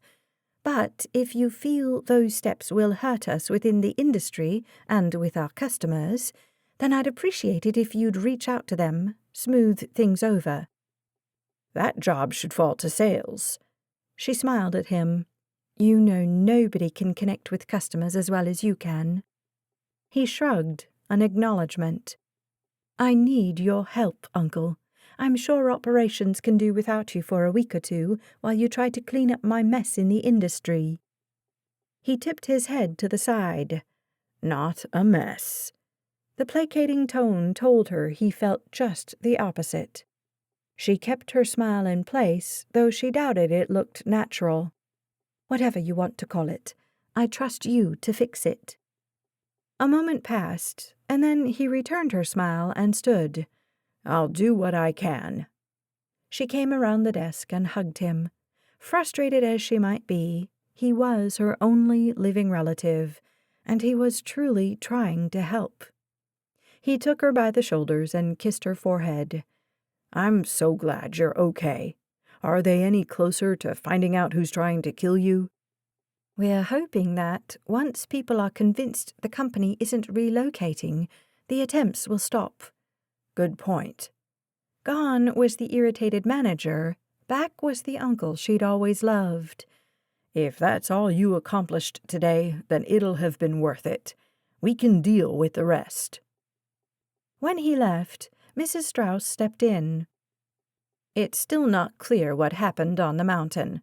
The shots came from deep in the woods. So far, there are no reports of anybody injured, but the search for the shooter and the injured is ongoing." "Do me a favor." Mrs. Strauss's lips pinched. "It's my job, Miss Hamilton, not a favor." "Right. Call Lynn Brewster and make sure her son Dougie is safe." After Mrs. Strauss closed the office door, Chelsea stared out the small window at the town of Coventry and the mountain beyond. She'd feel better when she knew Dougie hadn't been the target. She'd deceived her uncle, but it had felt like a better plan to ask him to step into sales than to confront him on his failures in operations. And while he was busy hobnobbing with customers, she could dig into what had been going on in the factory that had resulted in the drop in productivity. Because until she diagnosed the problem, rumors or no rumors, the company her parents built, the legacy she'd inherited, was in trouble. Chapter 29. On his way back to Coventry, Dylan called Cody to get an update on the conversation with Dougie, but the call went to voicemail. With time to spare before he picked up Chelsea at 5, he headed to the state park, thinking he could catch the detective and the teacher and find out what they'd learned. He arrived to find tourists hurrying from the trailhead across the gravel parking area. Cars were streaming out. A family rushed his direction. The father was carrying a small boy. About 10 yards behind, the mother was holding the hand of a girl of maybe 9 or 10. Neither parents nor children wore the tired but satisfied expressions of people who'd just hiked a beautiful trail. The way the man kept glancing behind him, the way the woman was pulling her daughter, brought a single word to mind: fear. Dylan parked on the side of the road and stepped out as the man neared him. "What's going on?" "Someone's shooting." He turned back to his wife. "Hurry." The woman was already pulling the poor girl, who had tears streaming down her face. Dylan scooped the child into his arms. "Go, I'll follow." The woman continued to hold her child's hand and ran beside Dylan to her husband. They reached a sedan that was parked in the overflow parking area across the street, and he deposited the girl next to the car. "I'm a cop." "Former cop, but nobody was splitting hairs." "Any idea what direction the shots came from?" The man glanced toward the mountain. "Higher up, but—" The woman was buckling the little boy in his booster. "Joey, let's go." "One sec." The man focused on Dylan. "People started running, screaming." Emotion thickened the man's voice, and his lips pressed together to hold it in. "We were way up, with the kids." Dylan stepped away from the car. "You got 'em down safely. Go." As the man climbed in his car, Dylan hurried across the street, dodging cars, jogging toward the trailhead. A police cruiser whipped into the lot, barely missing a car driving out. Dylan trotted toward the uniformed officer as he stepped out of his cruiser. "I'm a PI, used to be a cop. How can I help?" Dylan joined the search for injured, gleaning as much information as he could in the process, but there wasn't much to learn. He found only hikers who, like the little family from the parking lot, had heard the shots and were hurrying off the mountain. He didn't run across anybody who'd been injured, nor get any useful information as to the shooter's location. He stopped at the cliff where Chelsea had nearly lost her life and gazed up at the forested mountainside. Whoever had taken those shots was likely long gone by now. He'd mentioned the shack where Dougie worked to one of the uniformed officers, who'd thanked him and promised to ensure it was searched. An hour or more passed before he returned to his pickup, having learned nothing of value, and headed to HCI to pick up Chelsea. He called Cody on the way, but again, the call went straight to voicemail. When he arrived, he nodded to the bodyguards and found Mrs. Strauss in Chelsea's office. "Douglas Brewster's mother wouldn't tell me anything," the assistant said. Chelsea saw Dylan as he walked in, but hardly acknowledged him before focusing on Mrs. Strauss. "Could you try to get Detective Cody on the line for me?" "Already did. He's on line 2. Chelsea's eyebrows lifted. "Thank you." She reached for the receiver while she added, "You're a godsend." The woman swiveled and stepped out, brushing past Dylan on her way, while Chelsea put the phone on speaker. "Detective, it's Chelsea Hamilton. Dylan is here too." "I don't appreciate being put on hold. I've got a developing situation here." And yet he'd ignored Dylan's call, but waited for Chelsea to come on the line. That said a lot about Chelsea's position in Coventry. Dylan closed the office door. "Is Dougie all right?" Chelsea asked. "We got him out of there. Bullet hit him in the leg. Fortunately, he knows the woods better'n anybody and found a hole to hide in until we got to him. If that teacher hadn't been with me, he'd still be in that hole." "Where's Dougie now?" "At the hospital. We've got him guarded." Dylan stepped closer to the desk. "Has he given you any useful information?" "He's too traumatized to talk. We're gonna give him some space and then try again tomorrow. Did you learn anything new today?" "I swung by Granger's apartment." Dylan figured Cody knew what he meant. He waited for the lecture about taking the law into his own hands, breaking the law to bring someone to justice, all that. But Cody just said, "What'd you learn?" He met Chelsea's eyes as he spoke. "The SUV in the garage has a pretty sizable dent on the front passenger side." She sat heavily and lowered her head. "So maybe—" Cody paused. "He hit Mrs. Hamilton's car with his own, forced her off the road." Dylan walked around the desk and ran his hand over Chelsea's hair. "That's what I was thinking. I'll have my guys look at Mrs. Hamilton's car again, see if they can corroborate that story. When they do, I'll take this to the judge and get a warrant." "I'm going to send you a photograph." Dylan pulled out his phone. "Maybe you'll recognize the people in the picture. I think it was taken at a golf course called The Greens. I'm wondering if Zeke has a membership there." "Never heard of it," Cody said. "I'll look into it." When the call disconnected, Dylan sent the photo, then leaned down and kissed Chelsea's head. "How was your first day? Did you make any new friends? Play nice with the other kids?" She laughed, but it died fast. "I was so worried about Dougie. Thank God he wasn't hurt worse." "Yeah."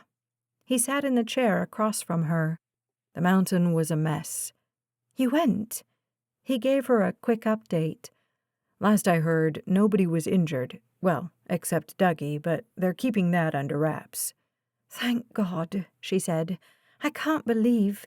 Whoever did this put a lot of lives in danger today.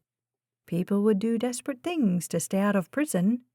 Tell me about the picture you sent Cody." He pulled it up on his cell phone and showed her. "Recognize anyone?" She tapped the screen. "That's Zeke Granger. The other men, none of them look familiar." He pointed to the woman's hand. "Any chance you recognize the watch?" She looked closely. "It's just a gold band. If I could see the watcher's face, maybe. Maybe Cody'll turn something up. He gazed around the room. The darkly stained credenza against the wall was open, a pile of papers on top. You want to tell me about your day? She ran through what she'd done. By the time she finished recounting the events, he understood why she looked so tired.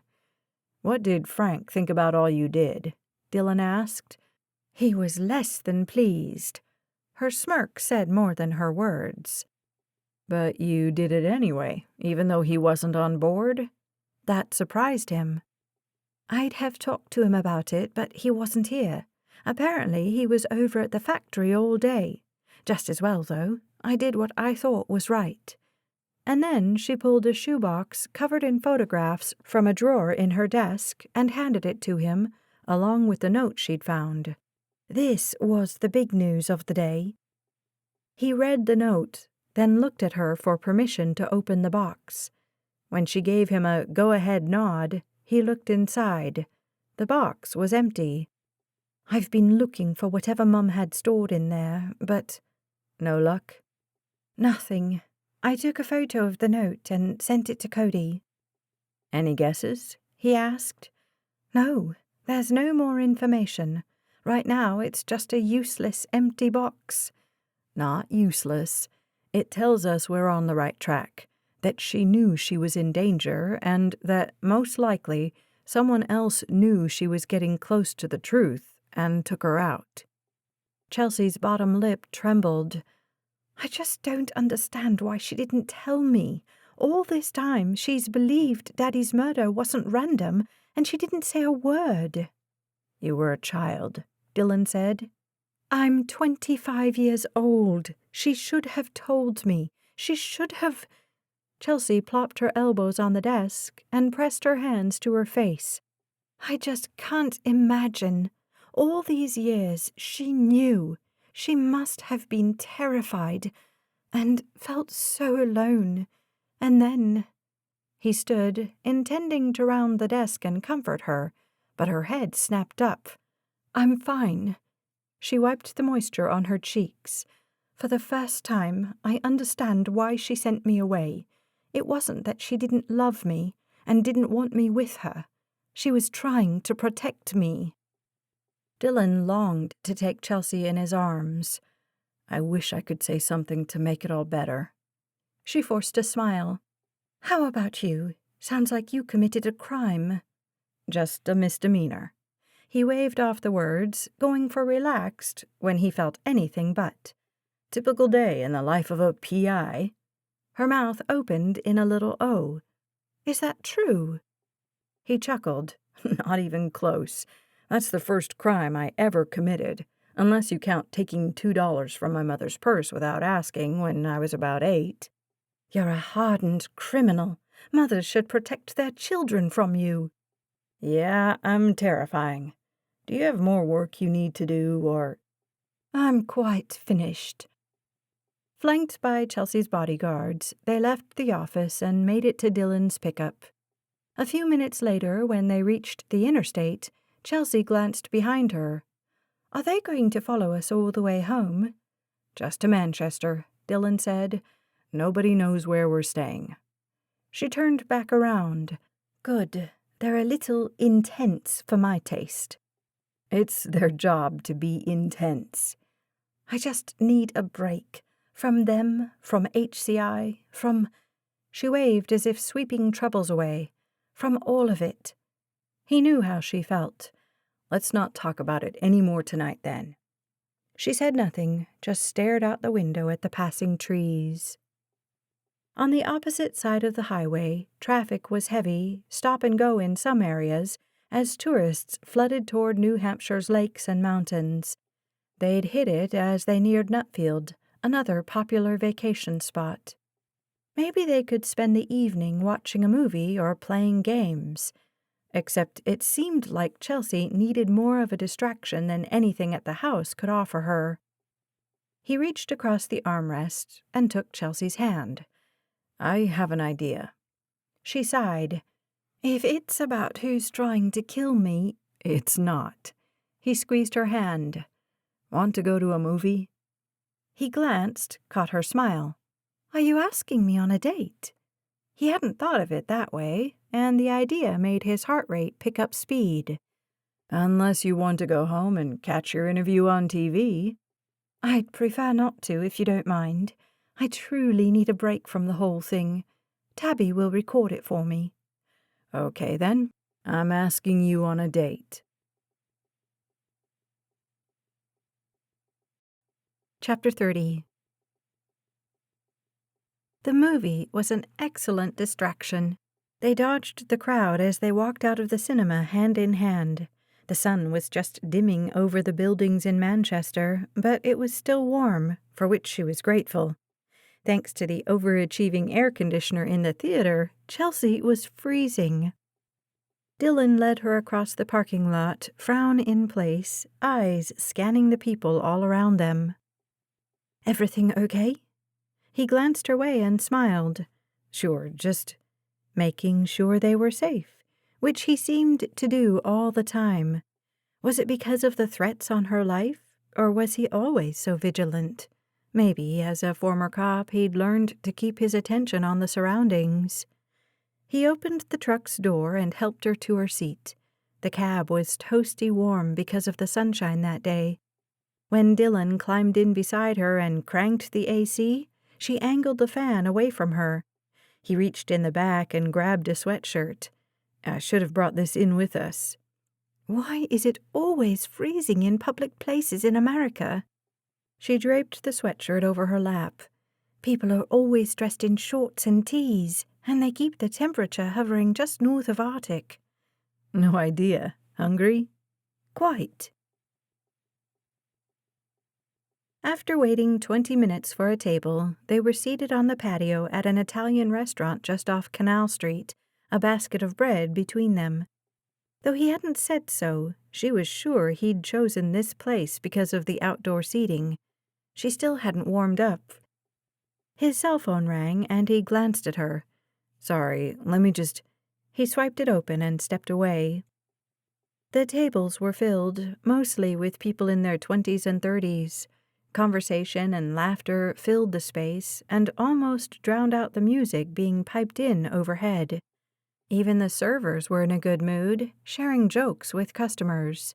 When one server walked by with a tray piled high with pasta, the scents of garlic and basil and sausage trailing in his wake, Chelsea's mouth watered. Dylan returned and sat across from her. "Who was that?" "We're taking tonight off, remember?" He winked.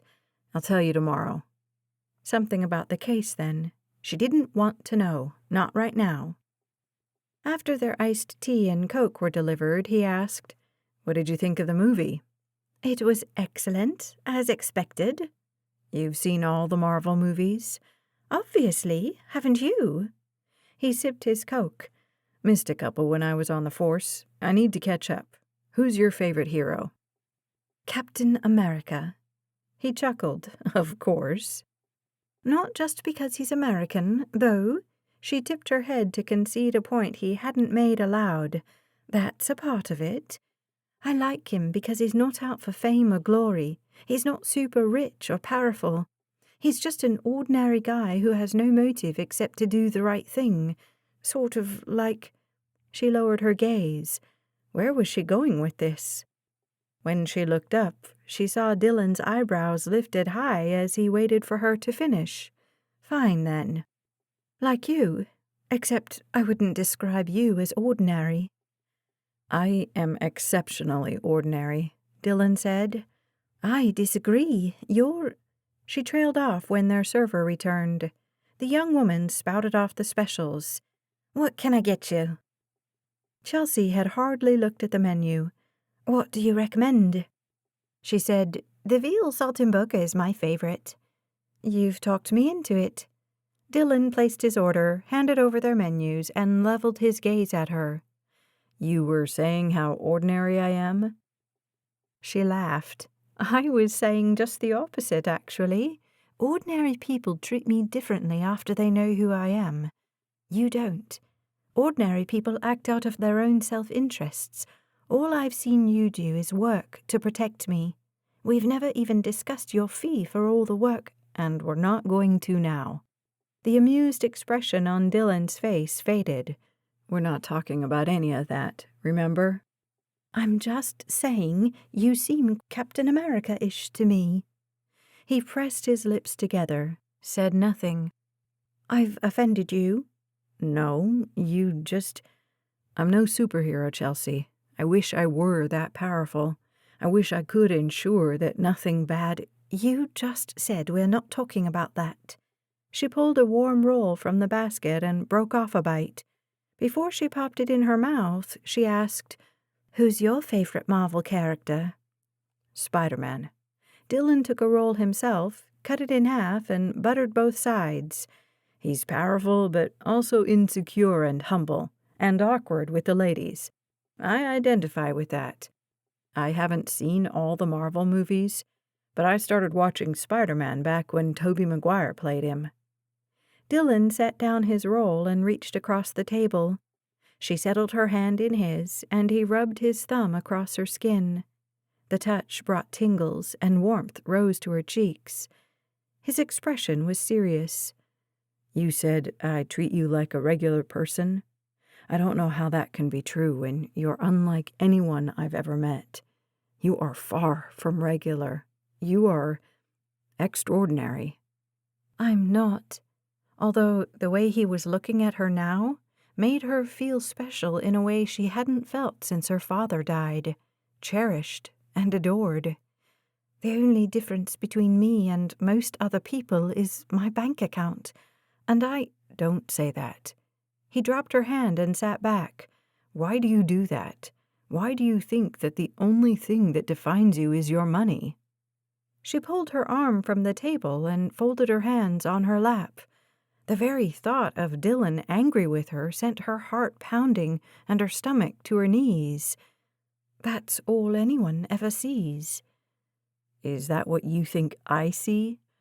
"No, that's what makes you—" "Then why would you—" He blew out a breath, shook his head. "You're infuriating, you know that?" She worked to keep her voice steady. "I can tell you're angry, but I don't know why." "I'm not angry. I'm frustrated, because you act like all you have to offer is money, as if there's nothing else to you." He leaned toward her, gaze holding hers. "It doesn't matter what anyone else thinks of you. What matters is what you think of you." He shook his head. "That's not right either. It matters what God thinks of you. What do you think he sees when he looks at you?" "I'm his daughter, of course. I'm saved and beloved and—" "Beautiful and precious and kind and created in his image. You have so much more to offer than your bank account." "I'm aware."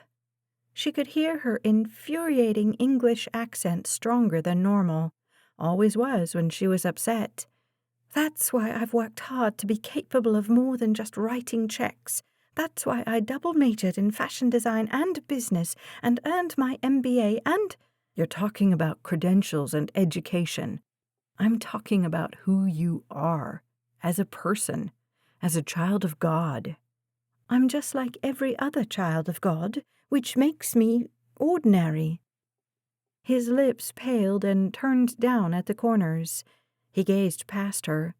While the party atmosphere raged around them, they seemed to be trapped in a bubble of tension. She wanted to get back where they'd been 5 minutes before. "What do you want me to say?" she asked. "What you want to say, not what anybody expects, not what I—" He licked his lips, tried a smile. "I'm sorry. It's just—" Another deep breath.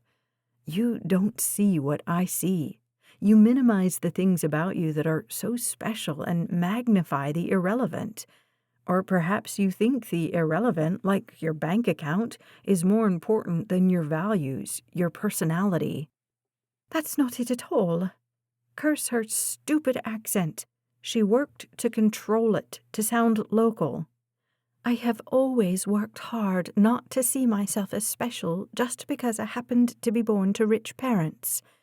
There, that sounded American, right? "Don't do that," he said. "Just be yourself." She sat back. "I don't know what you want from me." They stared at each other over the table. The moment was broken when their meals were delivered. Dylan offered a quick prayer, and then they tucked into their food. She hardly tasted it. 5 minutes had passed in silence when he set down his fork. "I'm sorry. I get cranky when I'm hungry." She did, too. That was the second tiff they'd gotten into when they needed food. "We'll have to stop carrying snacks when we're together." He chuckled. "How's your meal?" "Delicious."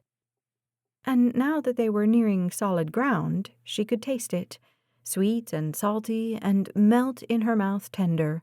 She speared a bite of veal and pasta and held it across the table. He took the bite, closed his eyes. When he opened them, he said, "I think I'll get that next time." He gathered a bite for her. "Want to try this?"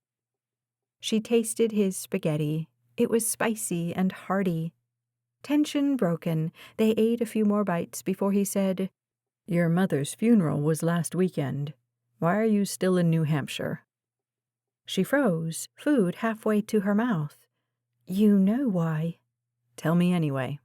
"I have a business to run." "You don't have to run it. You have managers for that." She thought of Uncle Frank. "I don't think they're entirely competent." "Okay, assuming you could hire entirely competent ones." He mimicked her accent, adding a smile to show he was teasing. "Why not just go back to Paris, live your life there?" "This is my home." "Not really." He circled his fork in his pasta and took a bite. She set her fork down. "Yes, really. Just because I haven't lived here in a few years." "Okay, just settle somewhere in New Hampshire then. Why go to HCI and stir up trouble? Why not just let the board do what it does and stay out of it?" "I have responsibilities. You know this." "I do. You're an heiress with more money than you'll ever need, yet you intend to work. Not just to work, but to take on a huge company that's in trouble. You're determined to turn the company around and keep it in Coventry, not because you're concerned with your own income, but because you're concerned about your employees and a town you haven't lived in for 12 years. He forked another bite of pasta, then pointed it her way. "I rest my case. You're extraordinary." He ate the bite. She didn't think she was, but she wasn't going to argue and ruin the mood again. "Fine, then. As long as you can agree you're extraordinary, too." "I can agree this meal is extraordinary," he said, "and that maybe we're overusing the word extraordinary." She giggled, then forked another bite of her dinner. It was after 11 when they finished coffee and dessert and left the restaurant. Clouds had moved in during their meal, and a cool wind blew across Chelsea's shoulders. Dylan wrapped his arm around her and pulled her close. "I finally got you warmed up, and you're chilled again."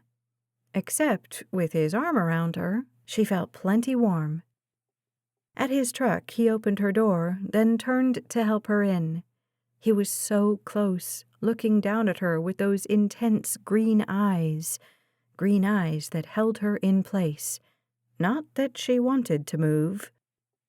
They gazed at each other while a crowd of young people wandered past, laughing and joking and paying them no mind. Dylan curled his other arm around her and lowered his face toward hers. She met his lips with her own and tasted coffee and tiramisu.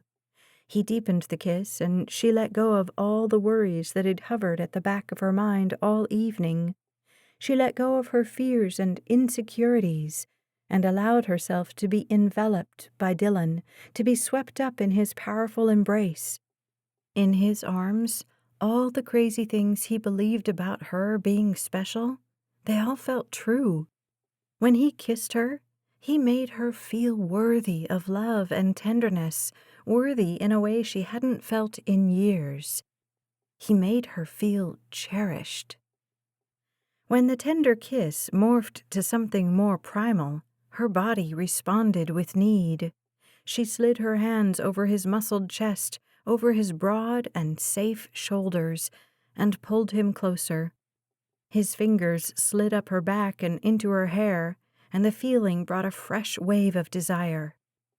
Suddenly, he pulled away, leaving her breathless and wanting more. He lowered his forehead to hers. "You're killing me." "You started it." He didn't smile, just held her gaze. "How can we just have met 2 days ago?" It didn't feel possible. "They've been very long days." "I feel like I've known you all my life." She felt the same, as if he were an old friend who just lit a very new and lingering flame deep in her heart. It couldn't be that she was falling for this red-headed warrior, could it? She'd never been in love, but if she were to define how she felt right now, perhaps she'd be better off not defining it, because maybe this was all just temporary. Maybe when the case was over, this would be too. Maybe. He leaned back, eyes narrowed. "Don't do that." "Do what?" Had she spoken aloud? She didn't think so. "I can see it in your eyes. You're analyzing this, deciding whether to trust it." Was she so easy to read? Shouldn't I, though? She willed herself to stop talking, let him fill in the blanks, let him declare himself before she risked anything. But the words filled her mouth, begged to be spoken. "My heart can't take any more loss. After Mum, I'm already wounded. I should stop. I love you." She blinked, tried to back away, to think, but his arms didn't loosen their hold. His gaze didn't falter from hers.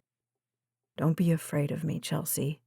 His voice was warm and deep and husky. "I'm not going to hurt you. My heart is all in." How could that be? They hardly knew each other. She was too vulnerable to even consider falling in love. She couldn't trust herself, her feelings. She couldn't trust anything. "You shouldn't say—" "This week, you've experienced the most frightening events of your life." He took a lock of her hair and pulled it through his fingers. The feeling made it hard to concentrate. "And last week, you lost your mother. I understand that. I understand that you're in no position emotionally to fall in love." "The timing is terrible," she said. "It's not that—" "I know." He slid a fingertip down her cheek. His gaze was intense, taking her in. "You don't trust your feelings. I just want you to know that wherever you land on this, I'm with you. I'll be by your side. I'll do everything in my power to keep you safe. And not because you hired me. I no longer work for you." "But you must—" "I won't take your money. Knowing how I feel about you, and maybe I shouldn't have told you, but I could see that worry in your eyes. You have enough uncertainty. So you need to know I'm on your side. I'm not going anywhere because I love you." The words spun in her mind like cool cream in hot coffee, mixing into a rich swirl of warmth and color. He loved her. And maybe when she could dig through all the emotions that had filled her these last 2 weeks, she'd find she loved him too. Right now, it was enough to know he was by her side, not because she was wealthy, not because she could further his career or enhance his reputation. He wasn't going to break her heart. He wasn't going to hurt her or harm her or use her. He was with her because he cared for her. She settled her cheek on his broad chest. She hadn't felt this safe, this secure, in a long, long time. Chapter 31. Outside his truck, the state highway was all but deserted. It was nearing midnight, and Nutfield tourists had settled in. The ride from Manchester had been quiet, but not uncomfortably so. Dylan had lifted the armrest when he'd climbed in, and Chelsea had slid into the center seat. Now she was nestled at his side.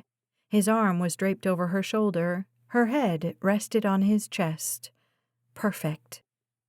Dylan hadn't planned to say what he had back at the restaurant, in a parking lot no less. He had only moments before realized the truth. She'd looked so weary and wary, the words had just tumbled out. He might have chosen a more romantic place to tell her, but it was done now. He wouldn't regret it. Chelsea was everything he'd ever wanted in a woman, everything he'd never known he'd always needed. Maybe that explained his irrational frustration with her at the restaurant when she'd minimized her qualities, when she'd passed off as irrelevant her love for Coventry, the selflessness she was exhibiting in her fight for her company. Because to hear somebody, even Chelsea herself, degrade the woman he loved was infuriating. She was going to have to learn to value herself, or they'd be having that argument a lot in their lives. Wait, in their lives? As if they'd be together forever? Was he really planning a life with a woman he'd known for roughly, he did the math, 60 hours? He glanced to his right, caught her looking at him. She snapped her eyes forward, dipped her chin. It was too dark in the cab to know for sure, but he'd guess her cheeks had turned pink. Amazing how well she fit beside him. She filled a place in his heart he hadn't known was empty. With her here, he felt invincible. God had brought them together. Chelsea had said it when they'd first met, and Dylan had accepted it. Yes, God had brought Chelsea into Dylan's life so he could protect her. But also because they were meant to be together. Nothing would tear them apart now. As the words floated across his mind, the gravity of what he and Chelsea were facing chased them out. Someone was trying to kill her. And though he thought he was sure of the who, sure that Zeke Granger was the muscle, Dylan was no closer to understanding the why. And until he knew that, until he uncovered the scheme that underlay the attempts on her life, Chelsea was no safer today than she had been on Monday when she'd been pushed off that cliff. The memory of that sent a shudder down his back. "Are you cold?" Her voice was sleepy. "Shall I turn down the air conditioner?" "Whatever you want," he said. She turned the fan down, then settled back into place beside him. He scolded himself for his fear. He wasn't one to let fear drive him, and he wouldn't now. God was in this. God had brought them together. Surely he would see them through it. Dylan pushed away the worries and allowed himself to enjoy the warmth of her beside him. It was going to be all right. God was on their side. No enemy formed against them would prevail. He prayed the scripture back to the Lord, settled once again in confidence, and made a right onto the narrow road that rimmed Clearwater Lake. He neared the two restaurants that overlooked the lake on this side. Both were closed. A couple of cars dotted the parking lots, maybe belonging to tourists who'd indulged too much to drive home, maybe managers just finishing up for the day. Another half-mile, and they'd make the turn that would take them back to Donovan and Angel's. There, he'd have to bid Chelsea good night. He wondered if he'd get any sleep at all. Would he lie awake and think of her, or fall asleep and dream of her? Either option sounded fine to him. As he passed the second restaurant, he saw movement out of the corner of his eye. A reflection. A car, headlights off, barreling across the parking lot right at them. No! He hit the brakes, but it was too late. The car slammed into them. The truck spun, careened into the drainage ditch, smashed into the hill on the other side, and jolted to a stop. His head bounced off the door window. At the same time, something hit his chest, covered his face. Airbags. Chelsea. He felt for her, grabbed her hand. The bags deflated, left the truck dark. "What just happened?" Her voice was high, panicked. He was disoriented, still spinning, head pounding. "Chelsea, Are you—" His door was yanked open. A hand gripped his arm. Something glinted in the dim light of the dashboard. A knife? Scissors. It all happened too fast. His seatbelt fell away. He was pulled out. He tried to hold on to Chelsea's hand. He couldn't let her go. It felt as if the only way to keep her safe was to stay connected to her. Fresh pain exploded in his head. His fingers opened. Her shouted, "Dylan!" sent ice to his veins. And then her hand was gone. Everything went dark. Chapter 32. The world was spinning, fuzzy. Chelsea reached for Dylan in the dark, but he was gone. Outside the truck on the far side, a man. His face in profile, heavily lidded eyes, big nose. She fumbled for the door, pushed it open, and dropped to the uneven ground beneath her. She landed badly on her injured foot, but ignored the pain that shot up her leg. She scrambled up the hill on her walking cast and her one high-heeled pump, hands pulling at weeds for leverage. If she could only reach the top, get into the woods, she could run to Donovan and Angel's place. It couldn't be that far. She had to get help. Save Dylan. She heard movement behind her, but she dared not look. Run, just run. A hand clamped down on her calf. She kicked, tried to shake it off, but he grabbed her other leg and yanked.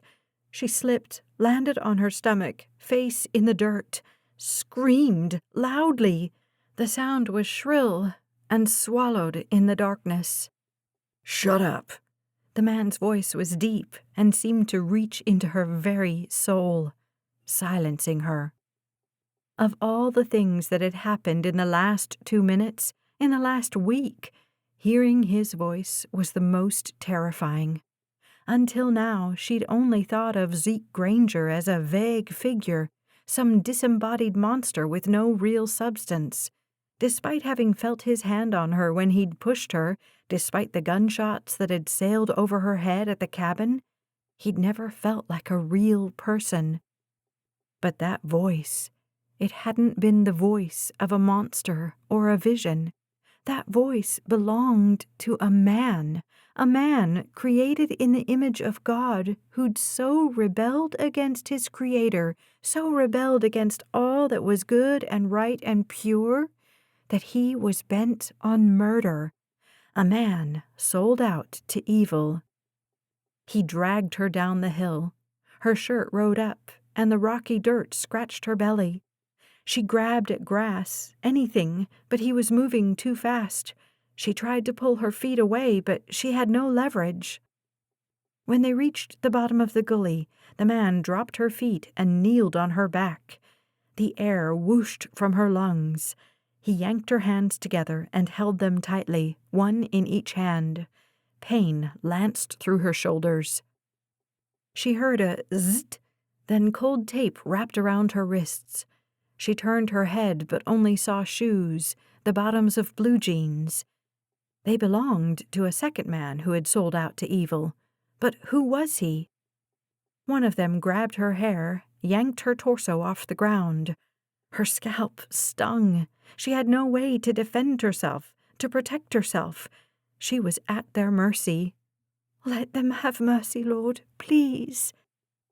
He shoved a cloth so deep in her mouth that she gagged. He pulled it out a bit, then secured it with tape, all from behind.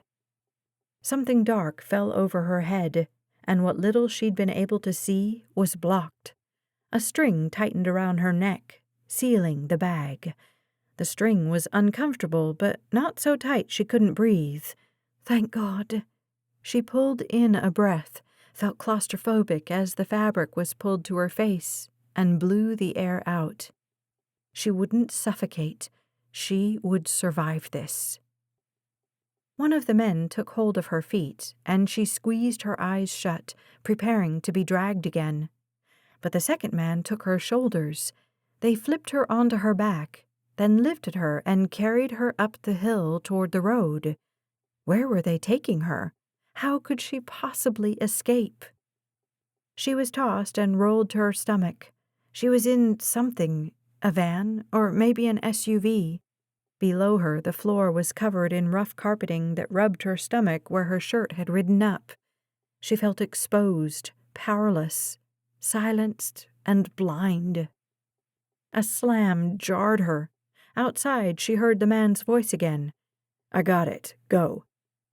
An engine revved. Tires spun. Then the sound faded. Dylan's truck? Where was Dylan? Was he alive? Was he lying dead on the side of the road? She had to get out. She had to know.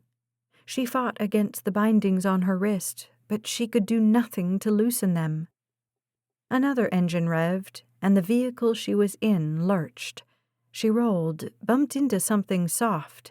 Soft, like... She felt the slightest touch on her hip.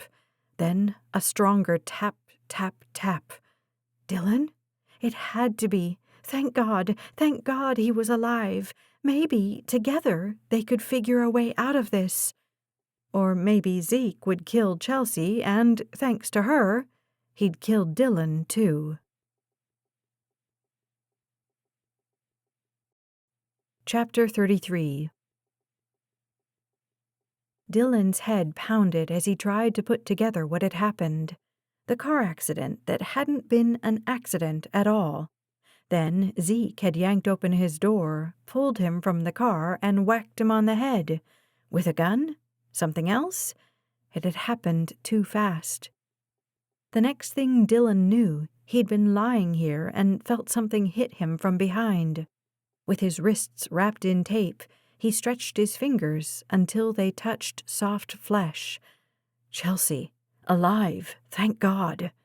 But why? Zeke had been trying to kill Chelsea since Monday, so why not take her out now? Why go to all the trouble to kidnap them? He had to want something from her. It could be some perverse desire. Dylan didn't want to consider it, but he had to let his mind go even to the ugliest places if he was going to get them out of this. So, maybe Zeke planned to kill her eventually, but wanted to have fun with her first. If so, why take Dylan too? He couldn't think of a good reason. His brain hurt, but he had to think. Assuming Zeke wasn't a rapist, and nothing they knew about him suggested he was, why had he kept either of them alive? Zeke needed something only Chelsea could give him. Money? Maybe. Information? Possibly. But what? They bounced over uneven terrain, and Dylan's head throbbed. He'd never felt more impotent, more incapable, more incompetent. He'd let himself get complacent, and this is what happened. Except, how had Zeke found them? Nobody knew where they were staying. It didn't make sense. None of it made sense. And Dylan couldn't focus on anything. He screamed in frustration, but the sound came out a grunt against the gag in his mouth. Beside him, Chelsea shifted, and then her fingers touched his, warm and alive. Thank God. If nothing else, she was alive right now. He had to get them out of there. He rolled to his front just to check and didn't feel the heavy pressure of his gun or the outline of his cell phone. Of course, Zeke had taken those. What else? The lock-picking kit. He shifted, rolled to his back. Chelsea slipped away, probably wondering what in the world he was doing. The car bounced, sending pain through his skull. He tried to ignore it and focused on the pocket. He didn't feel the kit there. Except, he hadn't returned the pick he'd used to break into Zeke's house to the kit. He'd shoved it in a pocket. He closed his eyes, tried to remember. The kit had been in his left pocket. The tool had been in his right hand, so it stood to reason it was in the back pocket on his right. He tried to reach the pocket with his fingers, but he couldn't do it with his hands bound so tightly. He could hardly move them. In order to get the tool that might be able to free his hands, he'd need to free his hands. He hated the irony. Think. He closed his eyes, prayed for wisdom. He couldn't reach the pick, but maybe Chelsea could, if he could only tell her. Lord, help her understand. He backed up to her so that their hands were touching. He grabbed her fingers, held on. She stilled. Maybe she understood he was trying to tell her something. Or maybe that was wishful thinking. He let go of her hands and reached toward her slacks. Hopefully she'd know he wasn't choosing this moment to cop a feel. She was still as stone as he touched her slacks. He found the opening to a back pocket and tugged. Then he stopped, pulled his hand away, waited. She shifted, and then her fingers skittered over his jeans. Any other time he'd allow himself to enjoy the feel of her touch, but now all he did was pray she'd find that lockpick. She shifted toward his head, and he tried to help by moving down. The car slowed, and she rolled into him, then away as it picked up speed. When the speed normalized, she resumed her search. The road here was so bumpy it could hardly be considered a road. Maybe it wasn't. Maybe it was one of the many logging trails that snaked all over the forest around Nutfield. The movement wasn't helping this operation. Then she found his pocket. Her hand slid in. A moment later, she pulled it out, shifted again. He felt her fingers searching, touching his back, and he moved to reach her. She pressed the metal tool into his hands. Thank you, Father. Now help me get us out of here. The tool wasn't very sharp, but if he could work it into the tape, maybe he could tear it. He found the wrapping around Chelsea's wrists and, fumbling his way, rubbed the metal tool against the edge, tried to snag the smooth tape. He'd been at it less than a minute when the vehicle lurched to a stop. The engine died. Too soon. He hid the tool in his fist and touched Chelsea's hand. Protect her, Father. Please save us. A thump, then the rush of cool air filled the space. Chelsea's hand was ripped away, and behind him he felt only chill. She was gone, in the hands of a monster.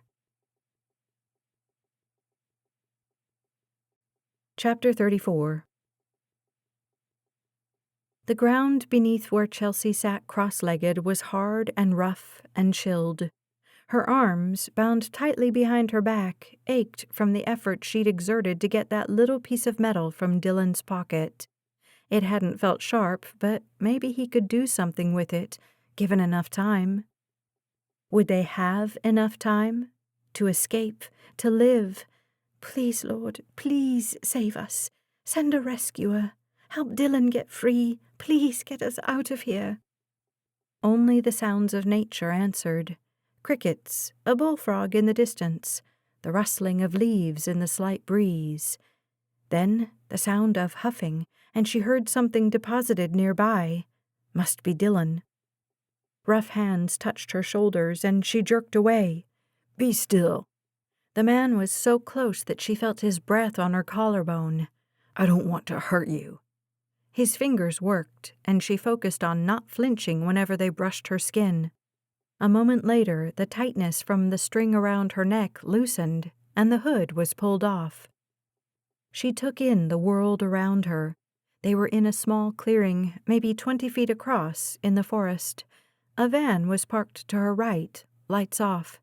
A couple of lanterns lit the edges of the space, and beyond the clearing, the darkness seemed unnaturally thick. The man, Zeke Granger, was working on getting Dylan's hood off. She didn't understand. Why put the hoods on at all if he was going to let them see his face? And now he was removing them, which meant he was going to kill them, obviously, as if there'd ever been another option.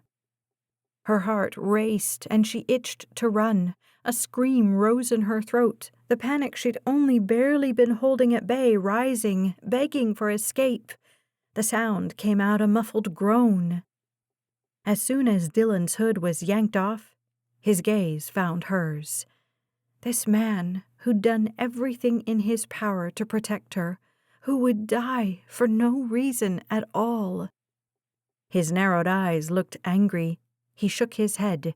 She could almost hear his voice saying, "Stop that. Don't give up hope."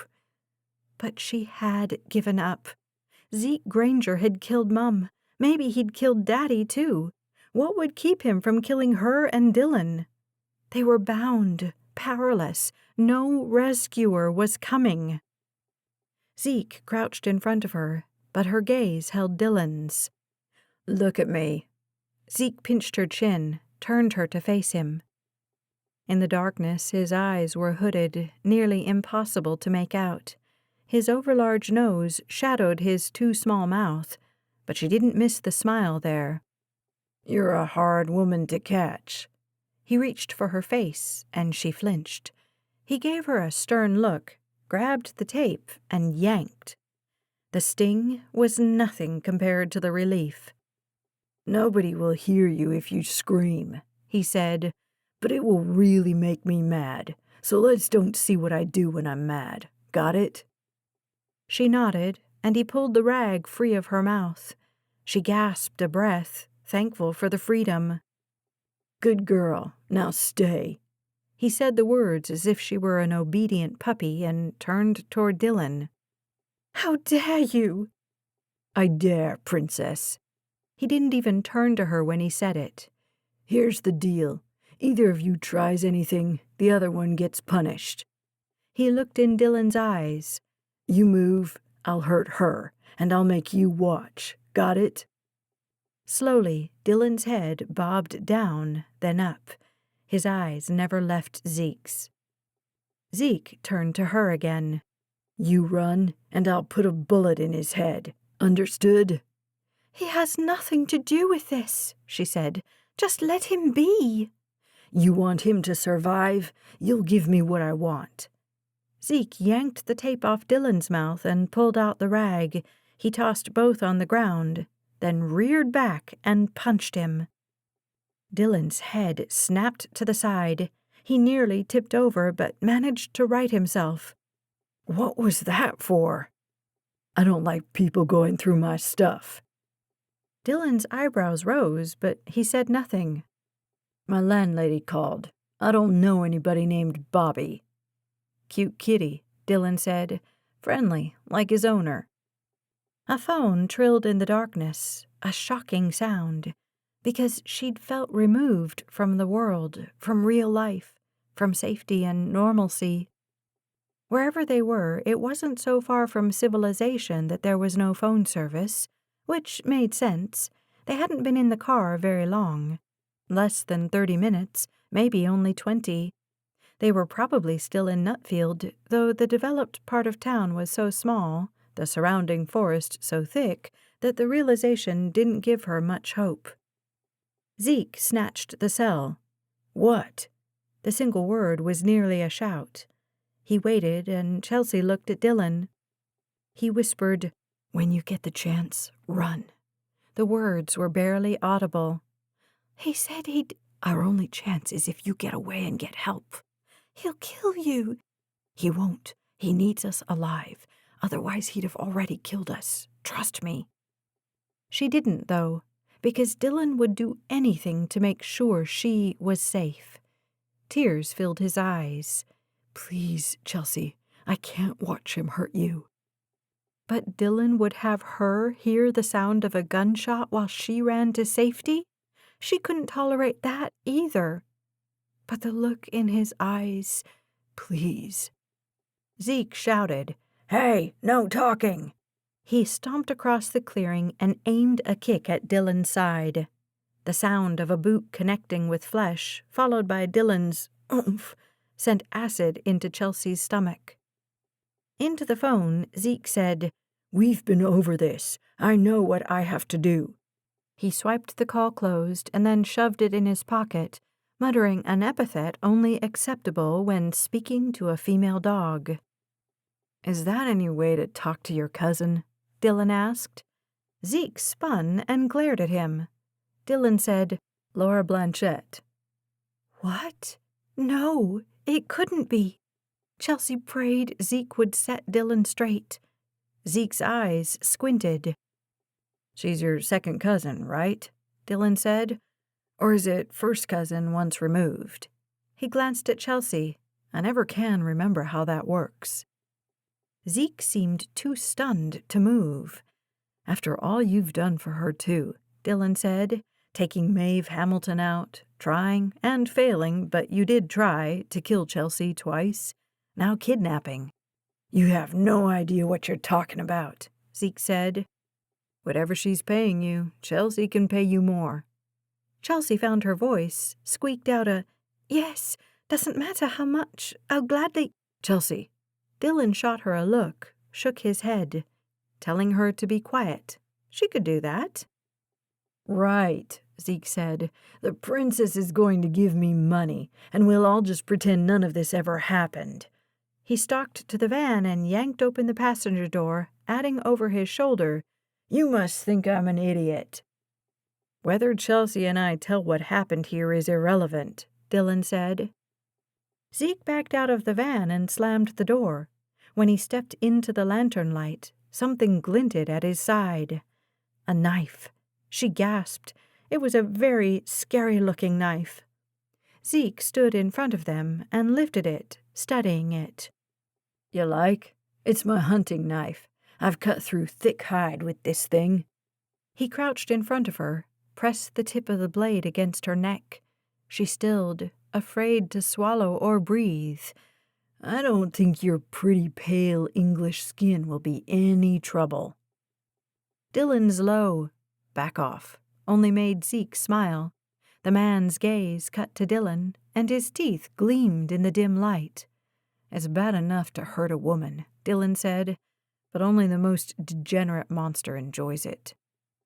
Zeke stood, glared at Dylan. "You know nothing about me." Dylan shrugged. "Not nothing." Zeke paced across the clearing. He seemed unsure. Maybe Dylan was getting to him. "We know far more about you than you'd like to think. For instance, we know about the dent in your little SUV. Is that a Subaru? I've heard they're nice cars." Zeke crossed his arms. "The dent was enough evidence to get a warrant. You didn't like me touching your stuff? Think about all those cops swarming the place. They've probably already accessed your financial records. They're digging through your laptop, looking for evidence, probably joking about all the porn sites in your cache." Zeke's still-as-a-statue posture sent a chill down her back. Dylan seemed unaffected. "Whether you get what you're looking for from us or not, whether you kill us or not, you're going down. The question is, for what?" Zeke still didn't move. A tiny surge of hope pumped into her veins. Maybe Dylan could talk their way out of this. "All they know right now is that your car hit Maeve Hamilton's," Dylan said. "They'll be able to match the paint left on her car with your SUV's make and model. The car was pretty smashed up, so they missed it the first time, but now that they know what to look for—" He shrugged. "No problem. But what does that prove?" Dylan paused, and Zeke took a step forward, mouth slightly open, fully engaged in the tale. "A hit and run. A hit and run with a fatality, which isn't nothing. But you could argue it was an accident and you panicked. I mean, it isn't first-degree murder. If you let us go, turn yourself in, and agree to testify against Laura, you'll be able to negotiate a sweet deal." Dylan glanced at Chelsea. "When I was a cop, that used to tick me off. We'd work our tails off to catch a guy, and then the prosecutors would let him plead to a lesser charge just to avoid going to court. Frustrating." He sent her a wink, then turned back to Zeke. "What other evidence will they have? The money you've been paid so far? But that'll only corroborate your story when you testify against Laura. You can claim you were only meant to send Maeve Hamilton a message, not kill her. That it was an accident. You'll send your high and mighty cousin to prison, and you'll walk away scot-free." Still, Zeke said nothing. Lord, please let him listen. Please let him believe Dylan and let us go. It seemed their only way out of this. And those shots today? Zeke's expression shifted, his head tilted to the side and his lips pressed together. Dylan shrugged. Nobody died. I mean, yeah, one of your bullets hit Dougie, but he'll recover. What are you talking about? Zeke sounded genuinely confused. Dylan blinked twice. On Mount Coventry? But his voice had lost its confidence. I didn't. Zeke stormed toward Dylan and crouched in front of him. You're just making this up as you go along. That wasn't you on the mountain today? I was here all day, planning. His gaze roamed the clearing. But if Zeke hadn't shot at Dougie, who had? Surely not Laura. Chelsea still couldn't believe her mother's best friend had tried to have her killed, had succeeded in killing Mum. All this to ensure the factory moved? Why? If she'd needed money, Mum surely would have given it to her. It was insane. Did Laura even know how to shoot a gun? Chelsea tried to picture the 60-something woman with her business clothes and her sensible leather shoes trekking through the woods carrying a rifle over her shoulder. The image wouldn't come. Dylan seemed to be scrambling too. If it wasn't you, stop talking. Zeke's voice was a low growl. It's too late for any of that. I'm just gonna do this, collect my money, and get out of here. Find a nice beach somewhere and live comfortably for the rest of my life. The problem is the money, Dylan said. You know Laura is tapped out, right? She hasn't got a penny to her name. Her credit cards have been suspended due to lack of payment. I'm not sure how you think she's going to pay you. She's loaded. Zeke smirked, which proves you have no idea what you're talking about. I searched her office yesterday. She's broke. Zeke laughed. She's paid me plenty. And this last job? His cold gaze turned to Chelsea, and she shuddered. Will set me up for life. Even if you're right. Dylan's voice drew the man's gaze back to him, and Chelsea breathed a prayer of relief. It felt like the longer they talked, the less chance Zeke would kill them. Wishful thinking? Possibly, but she held the wish dearly. You won't get your money, Dylan finished. The police are on to Laura. How do you think I knew? Detective Cody told me. They'll freeze all her assets, make it impossible. She would have told me, Zeke said.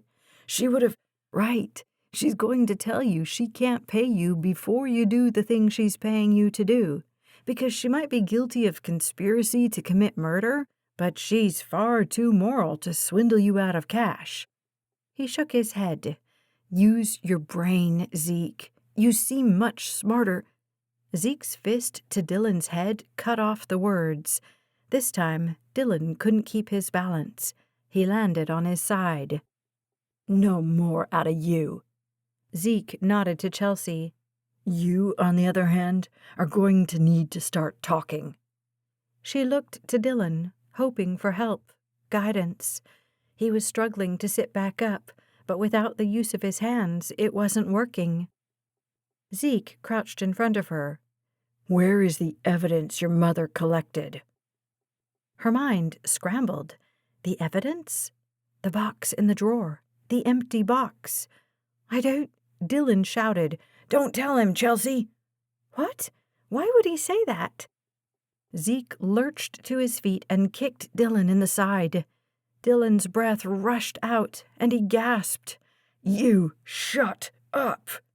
Zeke set the knife on the ground a few feet out of reach, grabbed Dylan's feet, and turned him so he was facing Chelsea. Got a good look? I'll shut up. Dylan's words were rasped. I won't say another word. Zeke snatched up the knife and kneeled in front of Chelsea. She closed her eyes. She couldn't look at the knife or the man wielding it. You said if we tried to run. I didn't. I'll shut up. Please, don't. Dylan's words came out fast, panicked. Where is it? Zeke's voice was low, and his breath blew across her face. She could feel the heat of him. She didn't know, had no idea. But Dylan, what did he want her to say? If Zeke thought she knew where the evidence was, would it keep him from killing them? "Open your eyes, princess." She needed a glimpse of Dylan, a clue as to what to do next. But Zeke's face was all she could focus on. Everything else was grayed out, distant, irrelevant. The tip of the blade pressed into her collarbone. "Don't make me hurt you. Just tell me where it is." "And then you'll kill me." "I don't have to kill you." The knife point pressed harder, and she felt a trickle of blood slide down to her chest. "I can leave you here, bound. Maybe someone will find you. By the time they do, I'll be long gone. There's no reason anybody has to die." Could she believe that? Was it possible he might let them live? She thought of her mother, whose body was lying in a coffin beside Daddy's. Zeke wasn't afraid to kill, and he had nothing to gain by leaving them alive. Chapter 35. Dylan worked the pick furiously against the tape around his wrists. He had to get free, now. But the pick wasn't sharp enough, the tape not weak enough. Dylan wasn't strong enough, or clever enough. Another girl he loved would die while he lay impotent, doing nothing. He needed to focus. "Lord, help. I need your strength." He kept his eyes trained on Zeke and Chelsea. Zeke was kneeling in front of her now, demanding that she tell him where the evidence was. A gun was shoved in his waistband at the small of his back. If only it would accidentally fire and blow his backside off. "Come on, princess." The man's voice was low, almost a purr. "Just tell me where it is." "I don't know. I haven't seen it." She'd explained about the empty box repeatedly, but Zeke wouldn't believe her because of what Dylan had said. The last thing they needed was for Zeke to believe they were of no value. Zeke hadn't glanced Dylan's way in a minute or more. Dylan, the impotent protector who'd done nothing of value, was no threat to him. He worked the pick with his fingertips. Finally, he found a snag in the tape, shoved the thin piece of metal beneath it, and pulled. The fiber snapped. He hoped, anyway, hoped the file hadn't just lost its grip.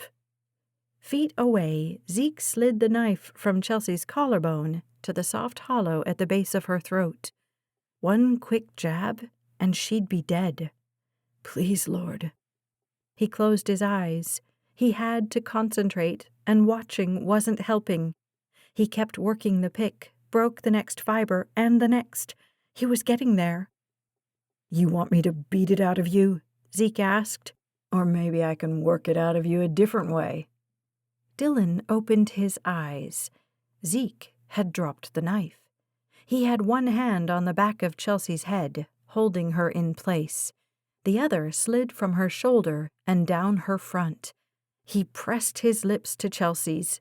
She tried to turn, but she couldn't get away. Dylan clamped his mouth shut so hard he bit his tongue and drew blood. The last thing he needed was to attract Zeke's attention. "Please, help, please." He worked the pick, made the cut longer, pulled at his wrists to try to lengthen the tear. No deal. He worked the pick more, eyes closed. He had to concentrate, tried not to think about the aching ribs, broken or bruised thanks to Zeke's well-placed kick, tried not to think about the pounding head, tried not to think about what Zeke was doing to Chelsea. Maybe he couldn't take Zeke down in a fight, but he could distract him long enough for Chelsea to get away. "Please let her run." He worked the pick, lengthened the tear, pulled at his wrists, heard Chelsea gasp. Opened his eyes to see Zeke's fingers pressing into the flesh on her shoulders, hurting her. Just tell me where the evidence is, Princess, and it'll stop. Tears streamed down her face. Zeke punched her hard. Her head snapped to the side. She would have fallen over, but Zeke grabbed her, held her in place. Dylan squeezed his eyes closed. Concentrate. He worked the pick, lengthened the tear, pulled at his wrists. The tape gave way, the sound too loud in the quiet night. He needed a distraction. He opened his eyes, forced them to stay open as Zeke slid his hands up Chelsea's thighs. Zeke said, "I can't decide if I'd rather hurt you or have fun with you." Chelsea's gaze found Dylan's. He mouthed, "Noise," and then opened his mouth as if he were screaming. "Get your filthy hands off me," she said. That wasn't going to do it. Zeke laughed, and Dylan pulled his wrists. The tear lengthened, but the laugh died too fast. "Or what?" Zeke's hands slid around her hips toward her back. "At this point, I'm kind of hoping you won't tell me where it is yet. I think I can—" "Stop it!" Chelsea wiggled, tried to get away. "I said stop it!" Zeke didn't stop. Chelsea screamed. Dylan yanked his wrists, and the tape tore. She continued to scream. Zeke's hands continued to roam. It took another few long seconds before Dylan could dislodge the sticky tape from his wrists. Finally, he got them free. He lurched to his feet, injuries screaming a protest, and aimed at Zeke. If he could just get that gun. Zeke heard, turned. Dylan barreled into him, and they toppled. "Chelsea, run!" Chapter 36. The instant Zeke was pushed off her, Chelsea rolled to her knees and stood. The two men fought at her feet, Dylan on top, Zeke beneath but throwing punches that elicited grunts. "Run!" Dylan shouted again. She couldn't leave him. Maybe she could help. She put all her weight on her broken foot and kicked Zeke with the other.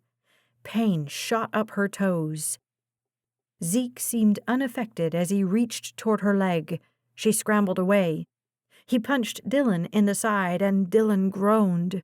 She put her weight on her good foot this time and kicked Zeke in the head again with a plastic cast, but with arms bound, she couldn't get enough force into it. Zeke reached again, snagged her pant leg, and yanked. Her shoe came out from under her, and she landed on her backside. She ignored the pain as she scrambled away. "Please." Dylan's voice was weaker. She was useless, and Dylan was fading. She couldn't leave, but she had to. With her hands bound, she could do nothing to defend herself, nothing to help Dylan. She searched the ground, seeking the gun she'd seen in Zeke's waistband, but it must not have fallen out. She spied the knife where Zeke had left it and lurched toward it. She turned back, found it with her fingers behind her back, and pulled it into her grasp. She got to her feet and bolted into the forest. Prickly branches snagged her slacks.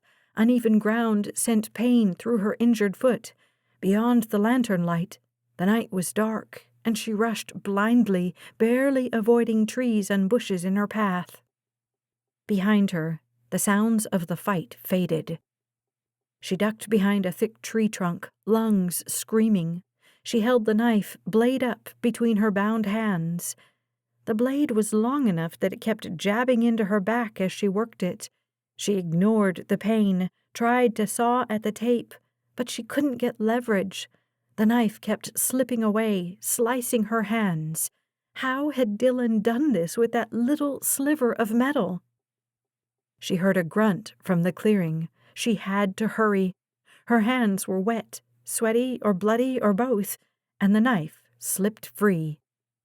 She turned to where it lay uselessly beside the tree roots. She crouched, managed to snag it again, and attacked the tape. All she did was cut herself. This wasn't working. She tried to shove the knife into the ground behind her, handle down. It kept slipping, slicing skin. Then she got it good and stuck. She had no idea on what, and didn't care. She tilted, legs protesting the long crouch, and moved her wrists to either side of the still blade. She thought maybe she was close. Yes, she could feel the pressure on the tape. Please, please. The blade slid through the binding and sliced into her back. The cut smarted, the least of her worries. She worked the tape off her hands, brought them to the front. They tingled, stung from the bloody cuts. She snatched the knife from its spot. It had been wedged into a tight space between two roots and held in place by the tree trunk. "Thank you, Lord." A frustrated roar came from the clearing. "Come back or I'll kill him! Right now!" Apparently, Zeke had gotten free of Dylan. "I swear I'll shoot him in the head!" Please, God, please. What should she do? She had no idea where she was and couldn't run far with her broken foot. Escape didn't seem possible, even if she could leave Dylan, which she couldn't. If she made any noise, Zeke would find her and kill her. If she stayed hidden, he'd kill Dylan, and then look for her. Maybe Zeke would give up, get in the van and drive away. The half moon offered a little light. She crept around the thick tree trunk. She could just make out the glow of the lanterns in the clearing. Dylan was on the ground, face down, not moving. Zeke stood over him, gun aimed at Dylan's head. "Chelsea, his blood will be on your hands. I will kill him, and then I'll hunt you down and kill you too. He'll get a bullet to the head, but you—" He aimed the gun into the woods as he spoke. "You're going to pay for this." She longed to run far away and never look back. But she couldn't, wouldn't. She crept in a wide circle around the clearing. While she moved, she studied the ground. She couldn't imagine stabbing a man. But maybe. This was the granite state. Surely she'd be able to find a decently sized rock. Once she started looking, she saw rocks everywhere, all either too big or too small. She prayed the Lord would highlight the perfect one as she continued on her path. "You're running out of time!" Zeke screamed. He was panicking. If only he'd leave Dylan alone and run into the woods, preferably in the opposite direction from where she was. He wasn't moving, though. When she was on the far side of the van from the clearing, she crept forward until she reached it.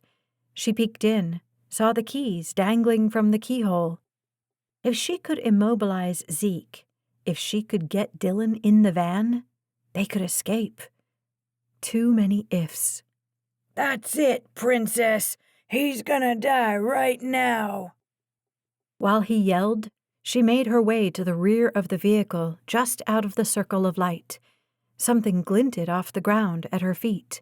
A rock about the size of a softball. She shifted the knife into her left hand and grabbed the rock with her right. It felt cold and deadly. She peeked around the van. Zeke crouched, pressed the gun against Dylan's head. Dylan didn't even flinch. "Please, God, don't let him be dead. Show me what to do. Help me." Deep in the forest, something moved, an animal of some kind. Zeke stood and faced that direction, away from her, and aimed the gun at the sound. Chelsea bolted through the clearing, rock raised high. An instant before she reached Zeke, he turned. She brought the rock down. He blocked with his arm, and the rock skimmed his ear. Her shoe slipped, and she lost her footing. Zeke grabbed her wrist, twisted. Pain shot up her arm. Blindly, she jabbed the knife at him, felt it penetrate flesh. It slipped from her bloody hand. He screamed, backed away, dropped the gun, didn't let her go. Raw fury filled his gaze. He brought the wounded arm up, grabbed her neck, squeezed. She couldn't breathe. The world went silent. No croaking frogs, no chirping crickets, just the sound of Zeke's breath in her ears. His other arm wrapped around her, kept her in place. "I will end you." Voice low, the sound resonated like last words. Her vision darkened. She struggled, but there was no escape. No escape. A gunshot echoed through the forest. Chapter 37. Dylan kept the gun aimed. Zeke collapsed. Blood dripped from the hole just above his ear. Chelsea inhaled a gasp, a beautiful sound. Dylan fell back against the hard ground. The gun landed at his side. "Thank God." Chelsea hobbled across the clearing and knelt at his side. "I thought you were dead." Emotion thickened her voice. "I'm alive." He had to be. Heaven wouldn't hurt this much. Minutes after Chelsea had run, he'd quit fighting.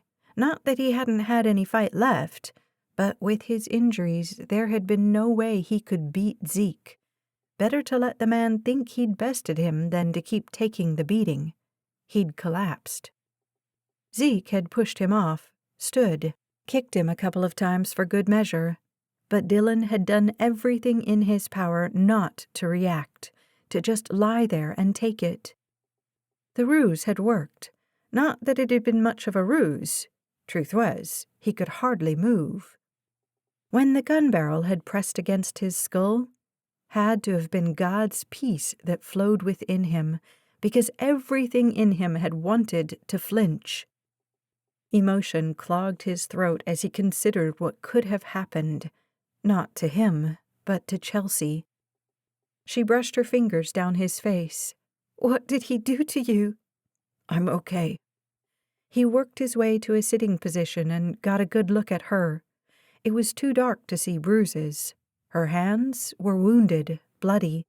He took one, studied the cuts. "What happened?" "I'm not as proficient in duct tape removal as you are." He chuckled, but it died as pain throbbed in his middle. He studied Chelsea's fear-filled face, pressing his palm to her cheek. He could stare at her all day. Just the sight of her, alive, breathing, infused him with strength. She wrapped her arms around him and wept onto his shoulder. Tears stung his own eyes, too. They were alive. They'd survived. Against all odds, somehow they'd survived. She backed away. "He had a cell phone." "I'll get it." He started to push to his knees, but she pressed her hand against his shoulder. After a glance at the body, she said, "I can do it. Do you know where it is?" Kind of her, but he wasn't going to let her paw through the pockets of a dead man. That was an image Chelsea didn't need to take with her into her future. He pushed to his feet, stumbled the few feet to where Zeke lay, and checked for a pulse. None. He found the cell phone, lit the screen, and pressed Zeke's thumbprint against the button to unlock it. There was some way to make an emergency call without unlocking it, but he didn't have the brainpower to think about what it was. Dylan dialed 911. He explained what happened, told them he had no idea where they were. The dispatcher asked him to keep the line open, so he put it on speaker and shoved it in his pocket. He helped Chelsea to her feet, and they sat on the back of the van, legs dangling, shoulders touching. "How did you know it was Laura?" she asked. "The call I took at the restaurant, the golf resort." His voice was fading. "Where that photo of Zeke was taken?" He nodded. "Expensive. Exclusive. It's by the Foxwoods Casino in Connecticut, which I thought was odd. Why would someone with Zeke's limited income belong to an expensive golf resort in another state?" Cody looked into it. Zeke wasn't a member, but Laura was. She brought him as a guest. But when they'd asked Laura about him, she'd acted as if she didn't know him. No wonder Dylan hadn't wanted to bring it up on their date. Dylan rasped out, "I'm sorry. I know you." "No, don't. I'm sorry. I'm sorry this happened. Sorry I couldn't help you when you were fighting him." Her voice was teary. "I didn't know what to do." "Don't." He was too tired to talk, too achy to think. "I'm sorry I didn't protect you." "You saved my life. I nearly got you killed. When he had the gun—" "Shh."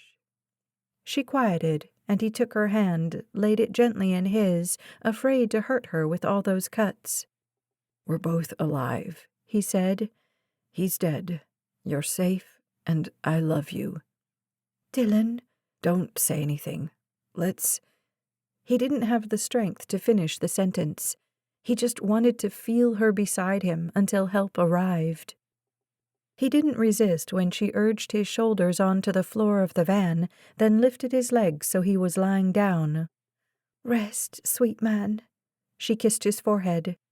She walked away and disappeared, and returned a moment later with a jacket, which she laid over his shoulders. "Found it in the front." Zeke's jacket.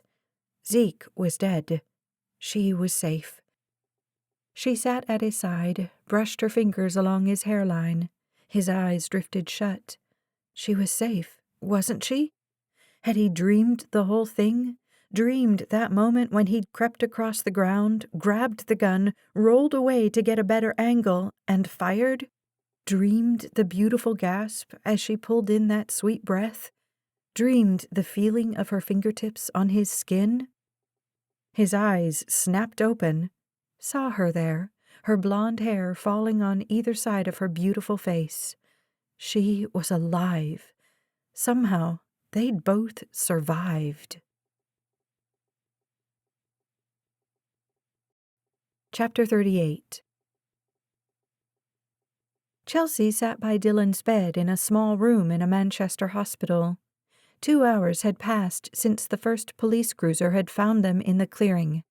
The wounds on her hands and the cuts on her back had been treated and bandaged. No amount of antiseptic would wipe away the memory of Zeke Granger or the terror she'd felt. Those were the kinds of wounds only the Lord could heal. She trusted that he would. Dylan was lying on the bed, eyes closed. They'd performed x-rays and found no broken bones, just bruises. The doctor had explained that the ones to his ribs would hurt terribly and take weeks to heal. They'd given him Tylenol for that pain and the headache caused by the concussion. There was nothing more they could do. Any minute, surely, the nurse would return to release him.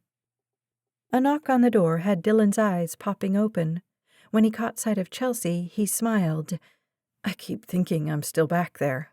"We're safe," she said. The door opened, but it wasn't the nurse. Dylan's friend, Eric Nolan, stepped in. "How's our patient?" Dylan raised the head of his bed, eyes blinking. "Never felt better." "You've definitely looked better."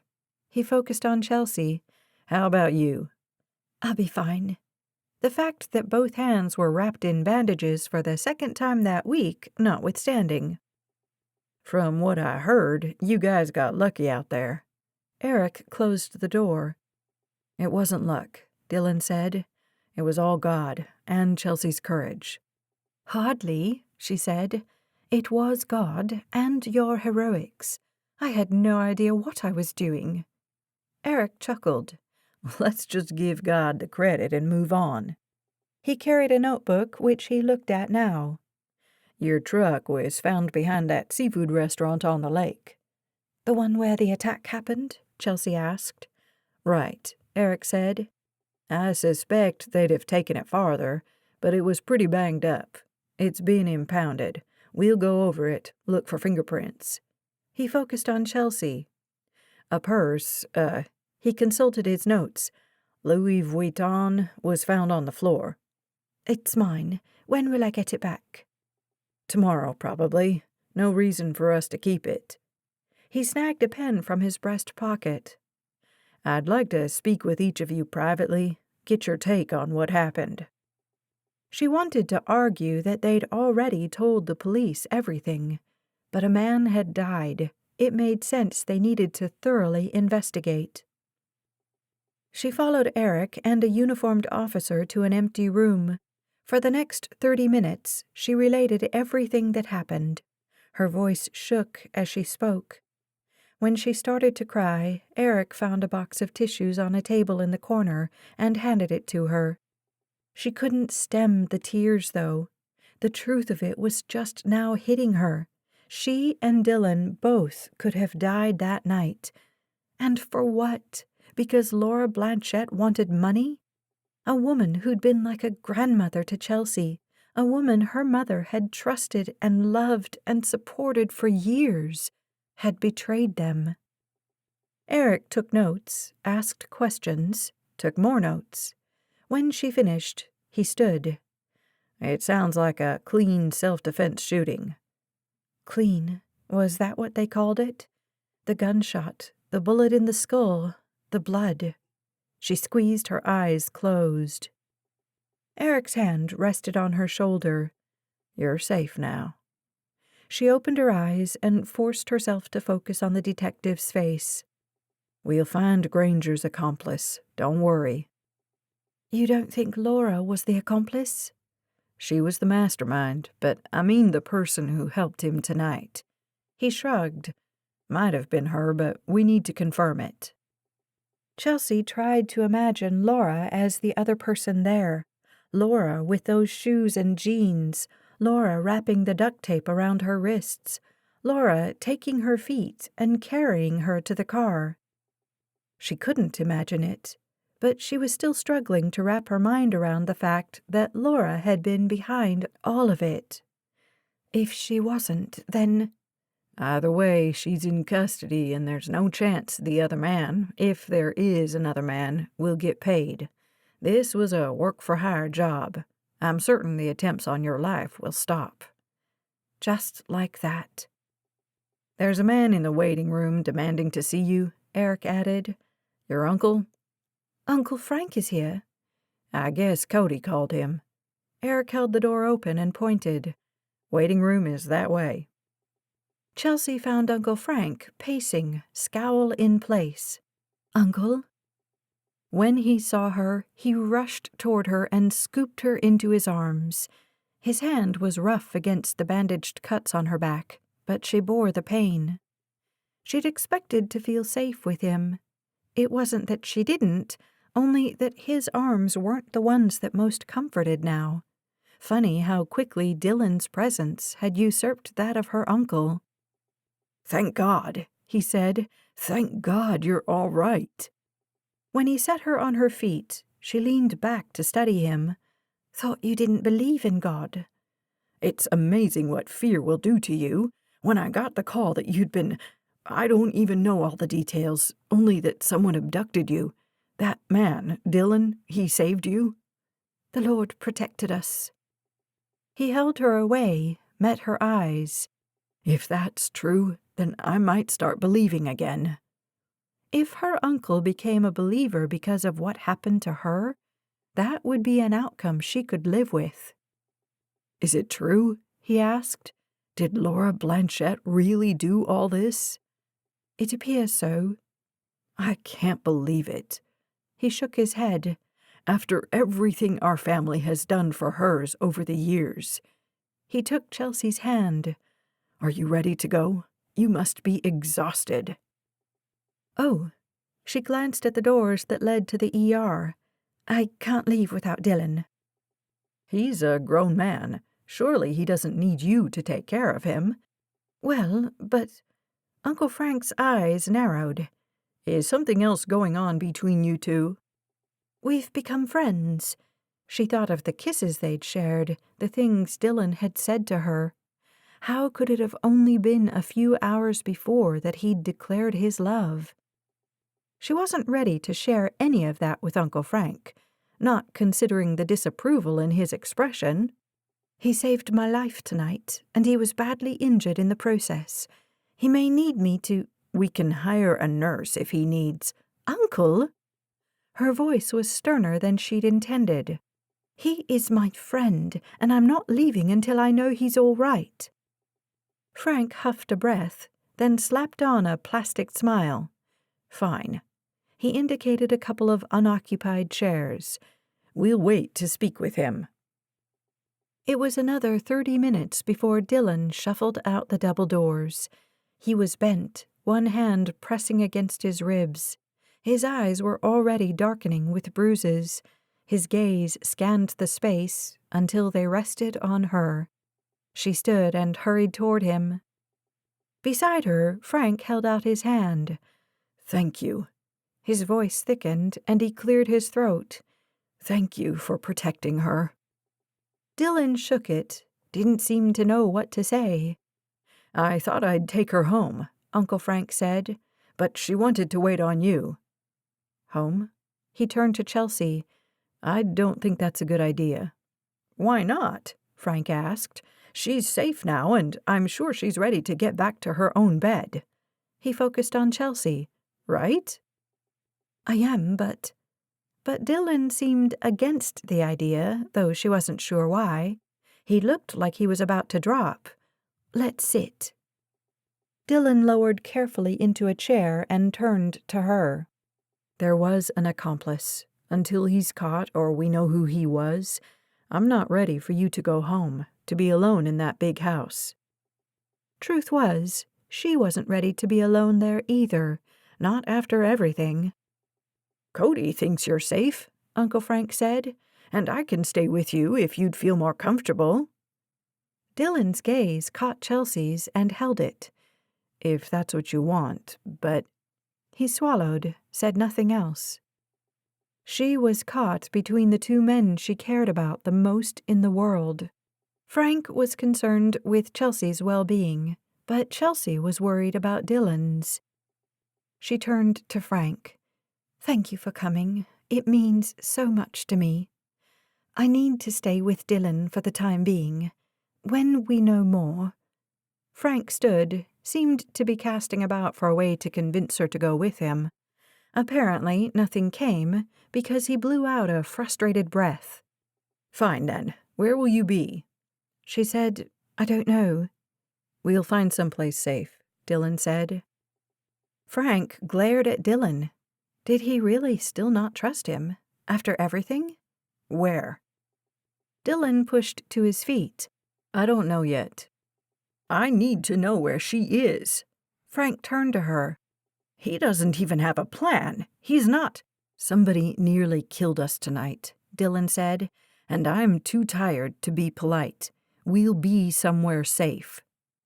Frank's gaze flicked from Dylan to her. "Fine. Figure out where you're going and I'll drive you." "That's okay." The words came from behind them, and she turned to look. "Sorry." Eric stepped closer.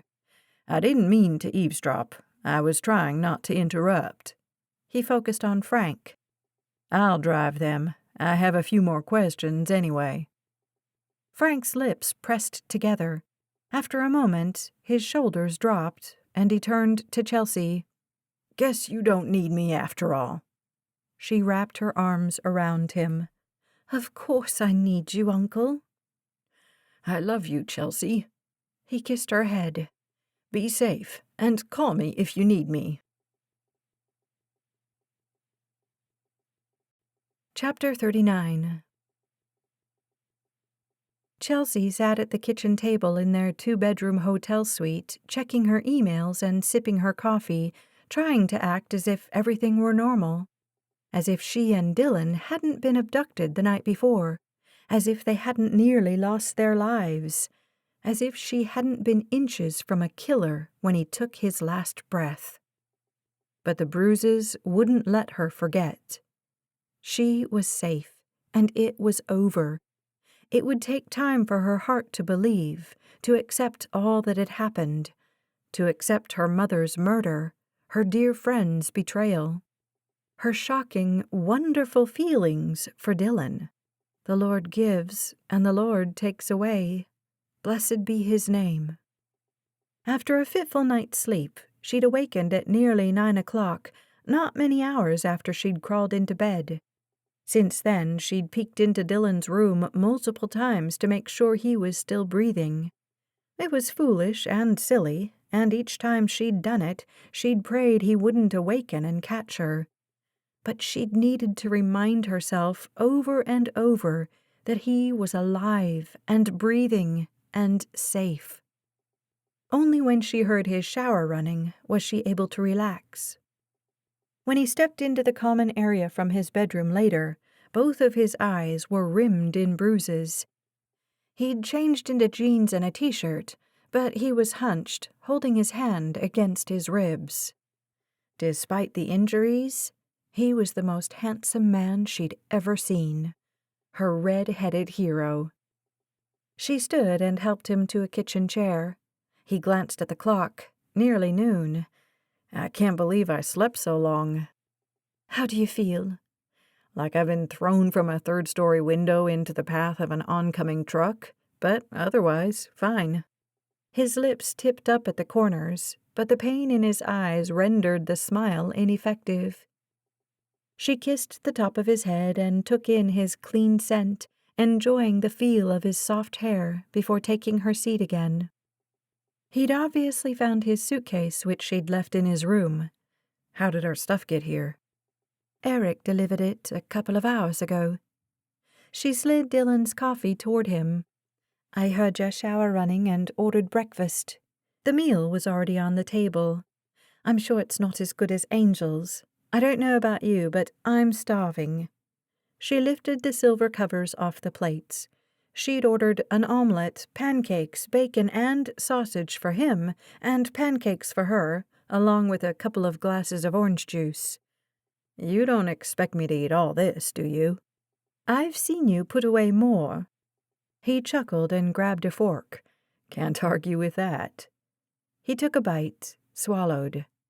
You're right on both counts. Not anywhere near as good as Angel's breakfasts, and I'm starving enough not to care. Another couple of bites in, he asked, What did Eric say? He figured out how Zeke found us. Dylan froze, fork halfway to his mouth. There was a tracker in my purse. In your... He looked beyond her, frowning. Any idea how it got there? Nope. Maybe Laura slipped it in. When could she have? Chelsea shrugged. I suppose she might have found it when she was at the house on Sunday after the funeral, though I'm sure my purse was back in the bedroom, and we had staff who were ensuring nobody explored. Maybe she talked her way back. His eyes narrowed and he shook his head. Then he smiled, though the expression seemed forced. All our efforts to keep your whereabouts hidden, and Zeke knew where you were the whole time. I wonder why he didn't come after you sooner. At some point, the job went from killing me to getting me to give them the evidence. Maybe he needed a plan. Dylan chuckled. If you ever get tired of running your empire, you could come work for me. You've got a good mind for it. I don't think I could handle the drama. Believe me, it's usually much more mundane. That's good to know. Anyway, other than that, there's not much new information. Laura is in custody. She requested an attorney right away. They are waiting to question her further. We do know that she was visiting her daughter in the hospital last night, so she couldn't have been the one helping Zeke. Not surprised. She doesn't seem the type to get her hands dirty. Chelsea swallowed a bite of the pancake. It was too tasteless to be worth the calories. Police are combing through Zeke's phone and interviewing his friends, trying to find out who his accomplice might have been. No luck yet, but Eric seems confident that whoever it was won't try to hurt me again. I should be safe to go home. Dylan squinted. He returned to his meal. I'm safe, Dylan. She pointed her fork his way. You should be happy. Mm-hmm. He shoveled in another bite. It's good news. He swallowed, set the fork down. Maybe, probably, but until we know for sure, you're being paranoid. She hoped. She desperately wanted it to be true. Right? He sipped his coffee. I'll feel better when we know for sure. Perhaps she needed to be cautious, but for the first time in weeks, hope was easing its way into her heart. Mom was gone, and she would never fully recover from that loss, as she'd never fully recovered from Daddy's death. But she'd learned to go on before, and she could again. This time, she wouldn't be sent away. She was home now. She had a purpose, to save her parents' company. No, her company. She was proud to take over at the helm of HCI, but for the first time in her life, she allowed herself to acknowledge that she was more than just the heir to her parents' business. Nearly losing her life had opened her eyes to who she was. Priceless, more precious than any business, no matter what it was worth or how many people it employed. Dylan had been right. She was her parents' legacy, and she would live her life to honor their memories and glorify her Father in heaven. Right now, that meant saving Hamilton Clothiers. She couldn't help the smile tugging at her lips. As difficult as the week had been, she was eager to share what she'd learned in her email. Dylan glanced up. Good news. Employees are already responding to the survey with suggestions. His eyebrows lifted. Useful ones? We don't know yet. We'll have to go through them. But the point is that the employees are engaged, involved. And Tabby's spoken with a number of people today and... Isn't it Saturday? The factory is only closed on Sundays. Tabby said last night's TV interview is all anybody is talking about. The mood was, to use her word, jubilant. That's great. I hope so. It'll take some time to repair the damage the rumors caused, but I believe it can be done. You can do it. Maybe she could. Maybe with the help of the employees, her own knowledge of business, and the Lord, she could pull HCI out of the red and back to profitability.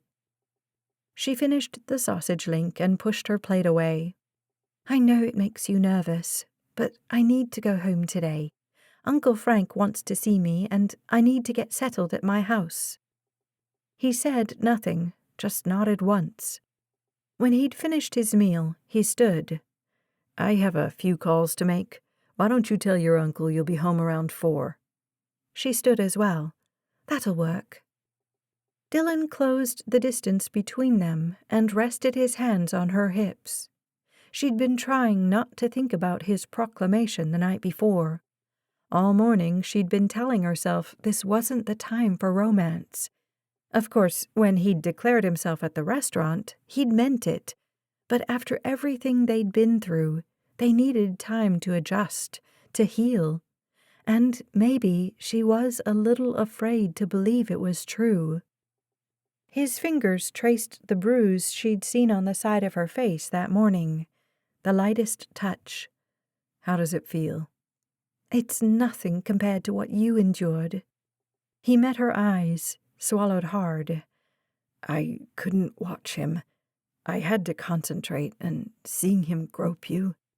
She shuddered at the memory of Zeke's hands on her the night before, of seeking comfort in Dylan's gaze, and seeing only closed eyes. I'm sorry, he said. You saved me. His Adam's apple bobbed. Not in time, though. Yes, in time. I'm alive. You're alive. She slid her hands around his neck, gently, and tipped her head up to face him. An invitation. Because if he still cared for her... His lips met hers. The kiss was tender and sweet, and her heart expanded, exploded at his nearness. This man was everything she'd ever wanted, ever needed. She couldn't imagine her life without him. He ended their kiss, and she backed up to look at him. Dylan, You're grieving. You can't... But I want to... Don't, Chelsea. He pressed his finger to her lips. You can't possibly know with certainty how you feel about me. After the crazy week you've had, after last night, I hope we can take it slowly. Date, hold hands, kiss, and maybe Eventually, when you're feeling back to normal, you'll realize you love me too. If you don't," he shrugged, though the casual movement contrasted with the intensity in his gaze, "I'll figure it out." "I love you too." Those were the words on the tip of her tongue. She wanted to declare them. She was sure it was true. But what he said made sense. Could she really know how she felt after all that had happened? He pulled her close, and she rested her head against his chest, gently, careful of his bruised ribs. "Maybe I'm not ready to make promises," she said, "but I can tell you this. What I'm feeling right now, I've never felt before." His hand slid down her hair. "That's very good to know." He kissed her head and backed up. "Now I've got some calls to make." He disappeared into his room and closed the door. Chapter 40. It was 3:30 when Dylan and Chelsea entered her house in Coventry. She dragged her suitcase, which Dylan hadn't offered to carry. Thanks to his bruised ribs, bruised everything, he hadn't even been able to drive. They'd ridden in the back seat of the bodyguard's car. The bodyguards who were now outside, just in case. As Chelsea headed down the hall toward her bedroom with her suitcase, the doorbell rang. He called, "I'll see who it is." Pulling his handgun from its holster, he made his way to the front door. Chelsea hurried behind him. "You need to rest." She caught sight of his gun, and her eyes rounded. "Just a precaution." He cracked the door and peered outside. Tabby stood beside one of the bodyguards on the front step, wide smile in place. Dylan replaced the gun and swung the door open, nodding to the bodyguard, who stepped back to his post. Chelsea returned her friend's smile. "What are you doing here?" "I heard you were back." "Already? We just got here." Tabby ignored the implicit question. "And I heard what happened last night." She folded Chelsea into a hug. "Thank God you're safe." "God and Dylan." Ignoring that last bit, Dylan hobbled to a chair. Did Captain America ever hobble? Dylan highly doubted it. And anyway, Chelsea had rescued him first. "I made us appointments for manicures," Tabby said, stepping inside. "We need to be in town in 10 minutes. "Oh." Chelsea glanced at him, then at her jagged nails, which were much worse for the wear after their adventure in the woods. "I need to stay here. My uncle is coming and—" "Go." Dylan waved off her words. "He won't be here for a while. I'm sure he has lots of questions about everything I've learned. I'll fill him in while you're gone." Chelsea's gaze flicked between them. "I don't know. I really think—" "Go play with your friend, Chelsea. Do something fun." Dylan loved seeing Chelsea with Tabby, nothing between them but friendship and memories, so different from the worry and fear she'd experienced for too long. "You'll be safe with the bodyguards. I'll hold down the fort here." She wanted to go. He could see the warring desires in her eyes. The woman was too noble for her own good. "Please go," Dylan said. "I'll stretch out on the sofa and rest." He focused on Tabby. "You'll be gone, what, an hour?" "Unless I can talk her into going for coffee." "Yes," Dylan said. "Get the coffee. Frank can wait." "No." Chelsea snatched her purse off the counter. "Just the manicure." Tabby's smile widened. "Excellent. I knew I could talk you into it." The two of them left Dylan seated at the table. 45 minutes passed before the door leading to the garage opened and Frank stepped inside. Without warning, without knocking, just like the last time he'd come in, treating this house like his own. He gazed at Dylan, then beyond him. "Where's my niece?" "She'll be back." Dylan nodded across the table. "Have a seat." Reluctantly, Frank slid into the chair. "Where'd she go?" "You and I need to talk." The older man's eyebrows lifted. "You have more information to share?" Dylan shifted, the pain in his ribs acute. "It's just you and me here, Frank." He nodded as if the information mattered little. "Okay. It's time to lay our cards on the table." Frank crossed his arms. "I have no idea what you're talking about." Dylan nodded toward the hallway. "Go ahead. Have a look around. We're alone." "Why would I care?" Frank's gaze flicked around the room anyway. "I'll wait." Frank huffed a breath, playing irritated, and wandered around the downstairs. Dylan didn't move, just waited until Frank returned. "Satisfied?" "Not that I care," Frank said, "but we do seem to be alone." "I presume you looked for cameras." He said nothing, just sat in the chair opposite Dylan. "I'm not wearing a wire either. Feel free to check." "I have nothing to hide." A note of anxiety rang beneath the gruff words. "Your niece thinks that's true, at least." "Look, I don't know what you think you're doing. Come to think of it." Dylan pushed back in his chair and stood, ignoring the sharp pain in his rib cage. "I think we'll be more comfortable talking outside." Frank regarded Dylan, probably fixating on the two black eyes. Staring pointedly at Dylan's hunched posture, he said, "You won't be comfortable." "But you will." Dylan gestured toward the sliding glass doors, and Frank led the way. He stopped on the back patio. "Wherever you want to go," Dylan said.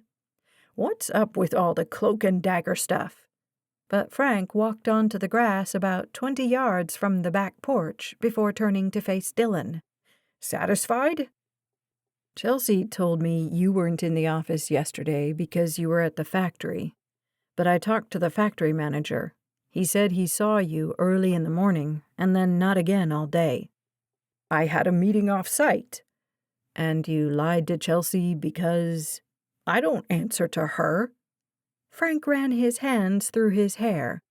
"I'm going to have to get used to it, but taking orders from a girl less than half my age, a girl I used to give piggyback rides to—" When his voice trailed off and he offered nothing else, Dylan asked, "Who was the meeting with?" Frank's mouth tightened at the corners. "I don't answer to you either." "You own a rifle?" Frank blinked at the change in subject. "I hunt." "I just wonder if the ballistics from the shots fired on the mountain yesterday will match your gun." Frank stepped back. "Are you crazy? I would never. Why would I do that?" Dylan said nothing, just waited. "I refuse to listen to your paranoid ramblings." But he didn't walk away. Dylan said, "Besides Chelsea, Detective Cody, and me, you're the only person who knew Dougie Brewster saw Zeke the morning Chelsea was pushed off that cliff." "You don't know that." "We showed the driver's license photo to the other people we interviewed. I talked to your investigators this morning, and Cody, and none of them told anybody about Dougie seeing Zeke Granger on that mountain. But you knew. You saw the sketch." "That crazy Brewster kid could have told anybody what he saw." Frank's raised voice carried across the yard before it faded off the cliff overlooking the lake. "And everyone at the police station probably knew. Secrets carry like dandelion fluff in Coventry." "Maybe." Dylan tried a shrug. Even that brought pain. Laura Blanchette was broke. Cody confirmed that she was deeply in debt. Yet she'd been paying Zeke Granger. How? "How would I know?" "Someone had to be funding her. Zeke thought Laura was behind all of this, but it was somebody else. Somebody with cash." "And you think it was me?" Frank's head moved back and forth slowly, a forced move. "You're crazy. Why would I try to kill my own niece?" "Taking orders from a girl half your age?" "I would never." The words were a shout. "Sure, it's weird having her in charge, but I love that girl as if she were my own child." "Or your brother?" Frank's eyes narrowed. "What does that mean?" He changed tack. The other stuff could be explained away. Maybe it wasn't you who froze all of Chelsea's accounts and turned off her phone.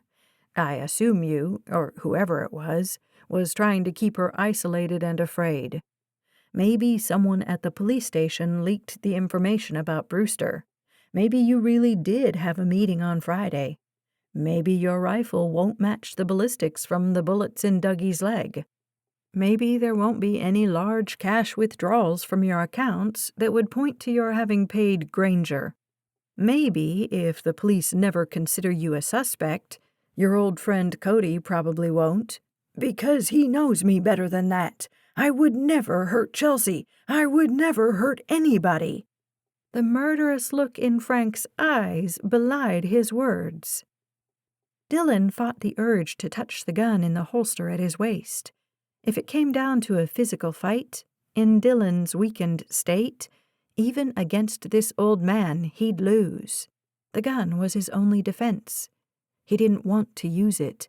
Killing Zeke was one thing. Killing Chelsea's uncle, she'd never forgive him. She might not forgive him for any of this. All of that could be explained away, Dylan said. There's just one problem. Frank's features froze as if he were working very hard not to give away his thoughts. Didn't matter. Dylan was pretty sure he could guess them. The tracker. What tracker? His scoffing tone sounded forced. What are you talking about? It's how Zeke found us. Someone slipped a tracker into her purse. Anybody could have done that. This house was filled with people last Sunday. Anybody could have... but Laura and Zeke thought Chelsea would be killed on Monday. Neither of them had any reason to believe they'd need to track her. You, however, saw her after the murder attempt. You took her to the hospital. You brought her back here. You could have slipped that tracker in her purse at any time. But I didn't, and there's no way you can prove I did. Even if I had done something like that, I'd have done it because I wanted to make sure she was safe. Somebody was trying to kill her. Sure, that makes sense. And you hired a team of investigators and had them investigating, and you were sure the killer was someone who thought the rumors were true, someone who wanted to stop her from moving the company. All the pieces fit together.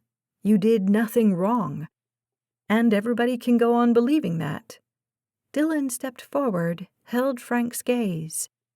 As long as nobody digs too deep. Frank took another step back.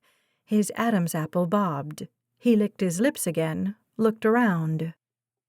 The sky was blue, the sun scorching. The forest that surrounded the house on three sides stood beyond the yard, the pines, maples, oaks, and birches paying them no mind. The drop-off that led down the side of the mountain was another 25 yards beyond.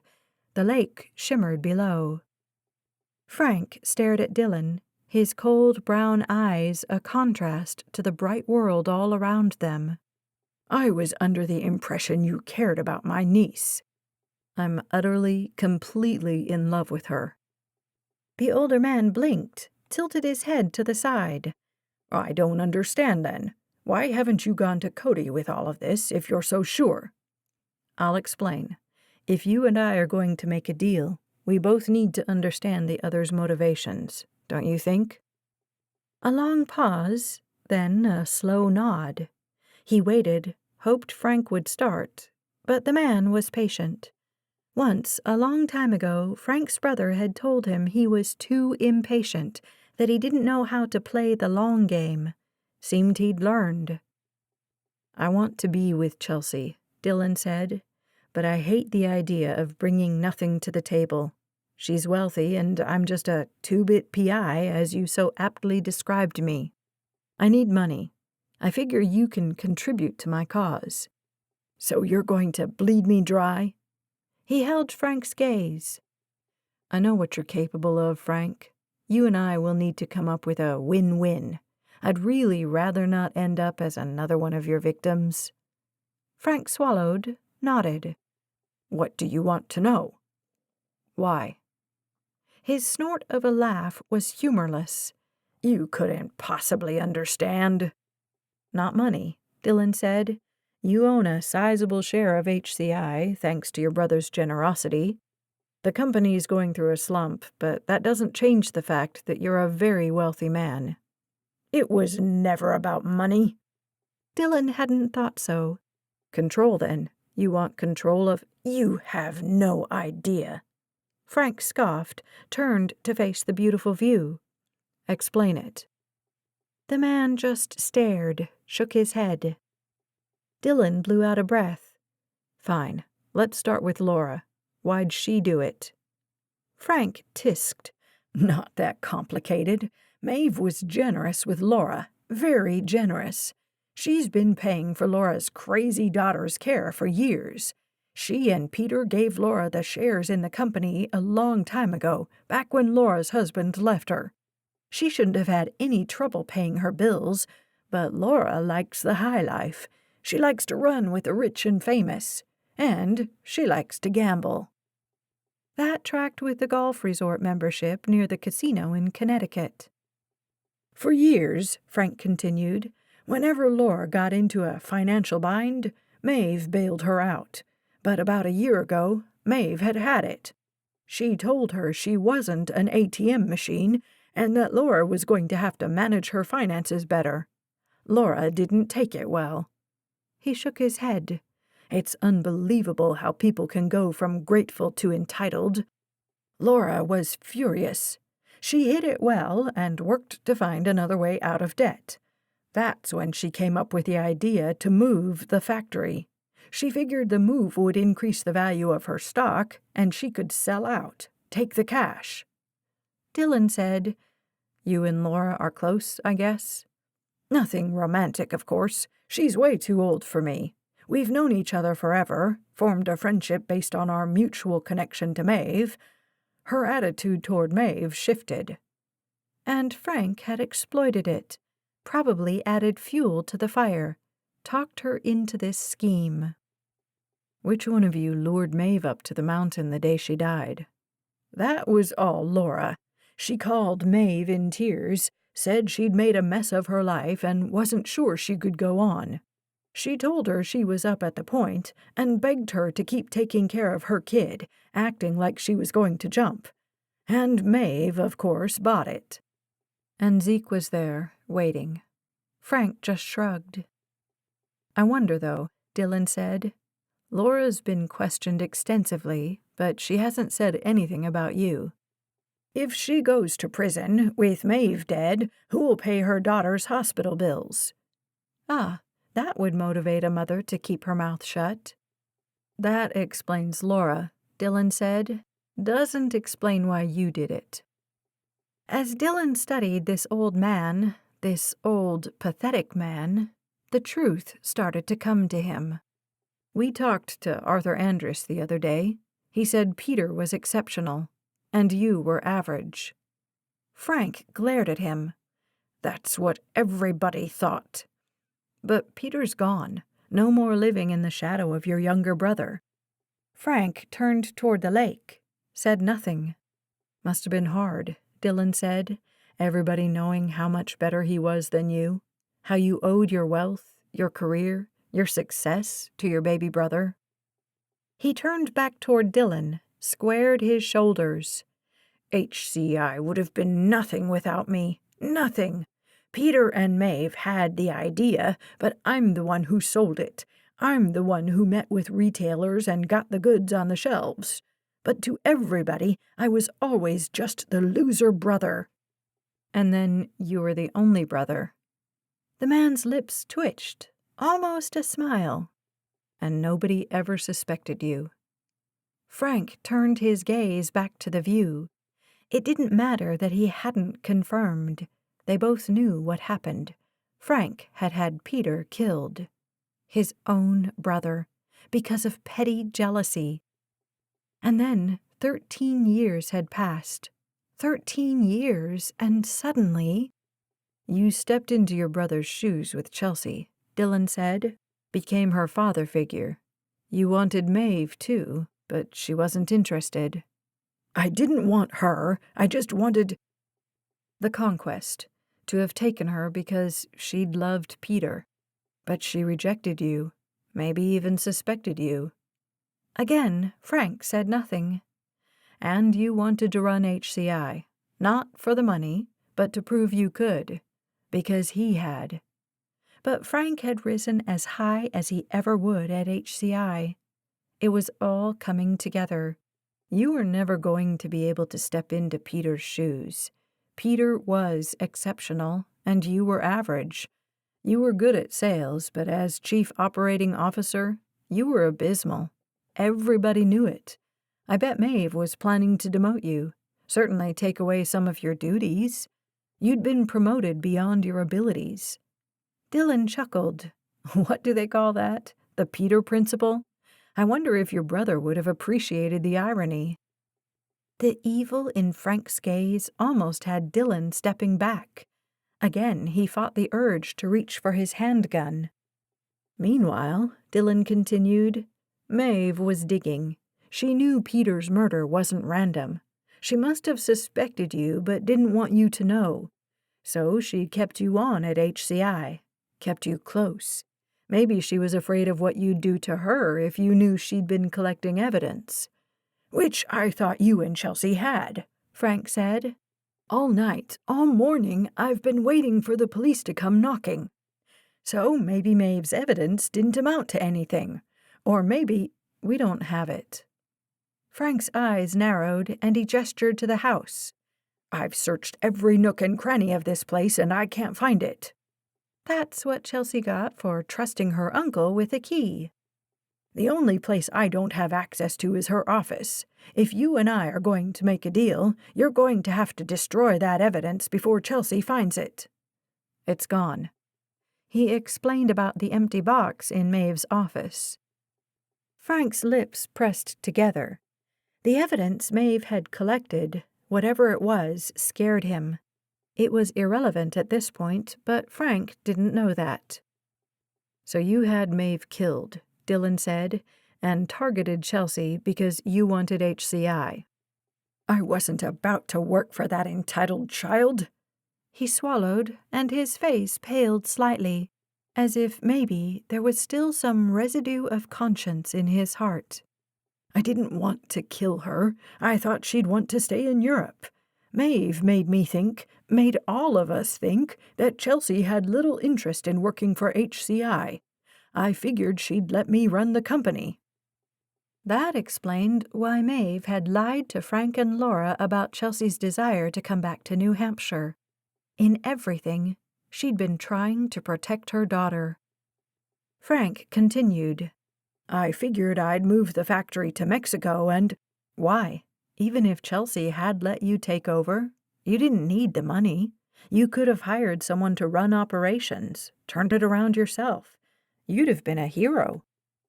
I didn't want to be a hero. I wanted to destroy it. The proclamation was low, savage. Destroy the town that Peter'd worked so hard to save, the town that never respected me, never loved me like it did him. And yeah, if that meant killing his daughter, then so be it. The words were out, and Frank's eyes were bright, excited. It seemed the man was relieved to have finally spoken them. Because this had been about jealousy, but more than that, it had been about proving everybody wrong. Proving to everybody that Peter's accusation when they were kids was wrong. Because Frank was indeed capable of playing the long game. He'd been playing the long game for 13 years, and he'd nearly won it, and nobody knew. That was why Frank had confessed to Dylan, so somebody would understand. After all this time, Frank had proved that, like his brother, he was exceptional. An exceptional liar, an exceptional schemer, an exceptional killer. Frank laughed, an evil, ugly sound. So now you know, and you're not going to tell a soul. You're going to just take my money and live your life. Is that what I'm meant to believe? Doesn't matter what you believe. Dylan inched his hand toward his handgun. I know the truth, and there's nothing you can do about it. Chapter 41. Chelsea knew something was wrong the moment she saw the police cruiser parked 50 yards from her driveway, the officer on the side of the road waving Tabby to the shoulder. Tabby didn't look surprised as she parked on the side of the road. What's going on? The fear Chelsea had been trying to force away all day returned, bringing a chill despite the heat. I don't know. Tabby turned to face her, eyes filled with compassion. Dylan wanted me to get you out of the house for a while. Dylan had planned this? Why didn't you tell me? He asked me not to, asked me to trust him, and since you do... She shrugged. I should have told you the truth, but he promised he'd explain after. After what? Clearly, based on the police presence, this wouldn't be a happy surprise. Chelsea pushed open the car door and walked toward the uniformed man. This is my home. The officer took a few steps toward her. Sorry, Miss Hamilton, but you'll need to wait here. According to whom? It's for your own safety. Her safety? But what about my friend? The word seemed so small considering what Dylan meant to her. He's there. Someone needs to make sure he's all right. The cop nodded. Detective Cody's got it under control. Just sit tight. He nodded toward Tabby's car. The man didn't seem willing to bend, so she turned and made her way back. She was supposed to sit tight where it was safe, while who knew what was going on in her house? Sit tight while Dylan did whatever it was he was doing. Why had he wanted her gone? Chelsea peered through the trees toward the driveway. She could barely make out the glint of red paint. Frank's car was there. Frank and Dylan and... who else? Laura was in custody. Maybe the second man from the night before, the one who'd wrapped her hands in the tape. The accomplice. A shout carried through the trees. Uncle Frank's voice, and he sounded angry. It had come from the backyard. She glanced at the cop, but he was looking at the house. A bodyguard was headed toward her. She ignored him. Tabby joined her. What did you learn? Frank and Dylan are there with somebody, I suppose. Maybe it's some sort of a trap. The words sent her heartbeat racing. Were Dylan and Frank all right? The two men she loved most in the world, had they put themselves in danger to keep her safe? The thought turned her stomach. If she could only get a look. She inched toward the woods, gaze on the cop. He continued to watch the house. What are we doing? Tabby asked. I think they're out back. I just want to have a look. This is a bad idea. Ma'am, the bodyguard stepped toward her. You need to stay here. She faced him. This is my property. I'll go where I choose. It's not safe, he said. I'll be quiet. I just need to hear what they're saying. He moved to block her path to the backyard. I'm sorry, ma'am, but... You work for me. Get out of my way. When he didn't move, she skirted him and stalked into the woods. She waited for him to stop her, but he didn't, though she thought she could hear him behind her. Tabby walked beside her. They picked their way through the bushes. The underbrush scraped against her bare skin below the hem of her capris, caught on her t-shirt, but she paid it little mind. They were maybe 50 feet from the house, forest on all sides. It was quiet. Even the birds seemed to be straining to hear the conversation going on in her backyard. The voices were becoming louder. Uncle Frank's, Dylan's. There should have been a third voice. What was the accomplice doing? Where was he? She was nearly to the edge of the woods that rimmed the backyard when Chelsea realized she couldn't hear her friend or the bodyguard anymore. She turned to check on them, but a hand slid around her mouth and held in her scream. She struggled to get away, but the man held her tightly. It's Detective Cody. His voice was barely a whisper in her ear. You're safe. but you have to be quiet. Can you do that?" She nodded, and he slid the hand away. She spun to face him. He held up his hand as if to stave off her questions, then pointed to the ground. Tabby was already seated, eyes wide, watching them. The bodyguard stood behind her, arms crossed. He'd probably alerted Cody, the traitor. The detective leaned close. "It's under control.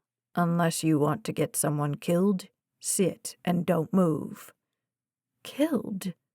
She sat, and Cody made his way closer to the house. Chelsea crawled, silently, until she could see the backyard clearly. She made out 2 figures, Dylan and Uncle Frank. No third man. She strained to hear what they were saying. Most of the words were lost. A few carried on the wind. Her name, her mother's name, even her father's name. And then Uncle Frank's voice rose. "HCI would be nothing without me. Nothing." But he lowered it again. Tabby crawled closer and took her hand. Chelsea looked down, saw the pretty pink polish on her own fingernails. While she'd been enjoying the manicure, what had gone on here? Tabby squeezed, and Chelsea looked at her. She saw only compassion in Tabby's eyes, as if she understood something Chelsea didn't, as if what was happening were obvious. A shout from the yard had Chelsea turning to watch. Frank dove, tackled Dylan. Dylan screamed in pain. Chelsea gasped as her stomach filled with acid. She yanked on her hand, but Tabby held on tighter. They've got it. The bodyguard stood on her other side. She wanted to wrench away, but police were streaming into the yard from the forest, the house, guns drawn, shouting. They pulled Frank off Dylan, threw her uncle on the grass, face down, handcuffed him. No, it couldn't be. Tabby pulled her close, but Chelsea wouldn't be comforted. She wouldn't believe it, wouldn't believe her uncle had done anything wrong. She shook off the arm, ran through the woods, and burst onto the yard. Cops were everywhere. They'd had the place surrounded, and Chelsea hadn't seen any of them. She ran toward her uncle as Cody yanked him to his feet. "Uncle!" Frank turned to her, glared at her. His eyes were filled with pure evil. She froze, stepped back. Then someone stepped between them. She blinked, focused. Dylan. He held his arms outstretched.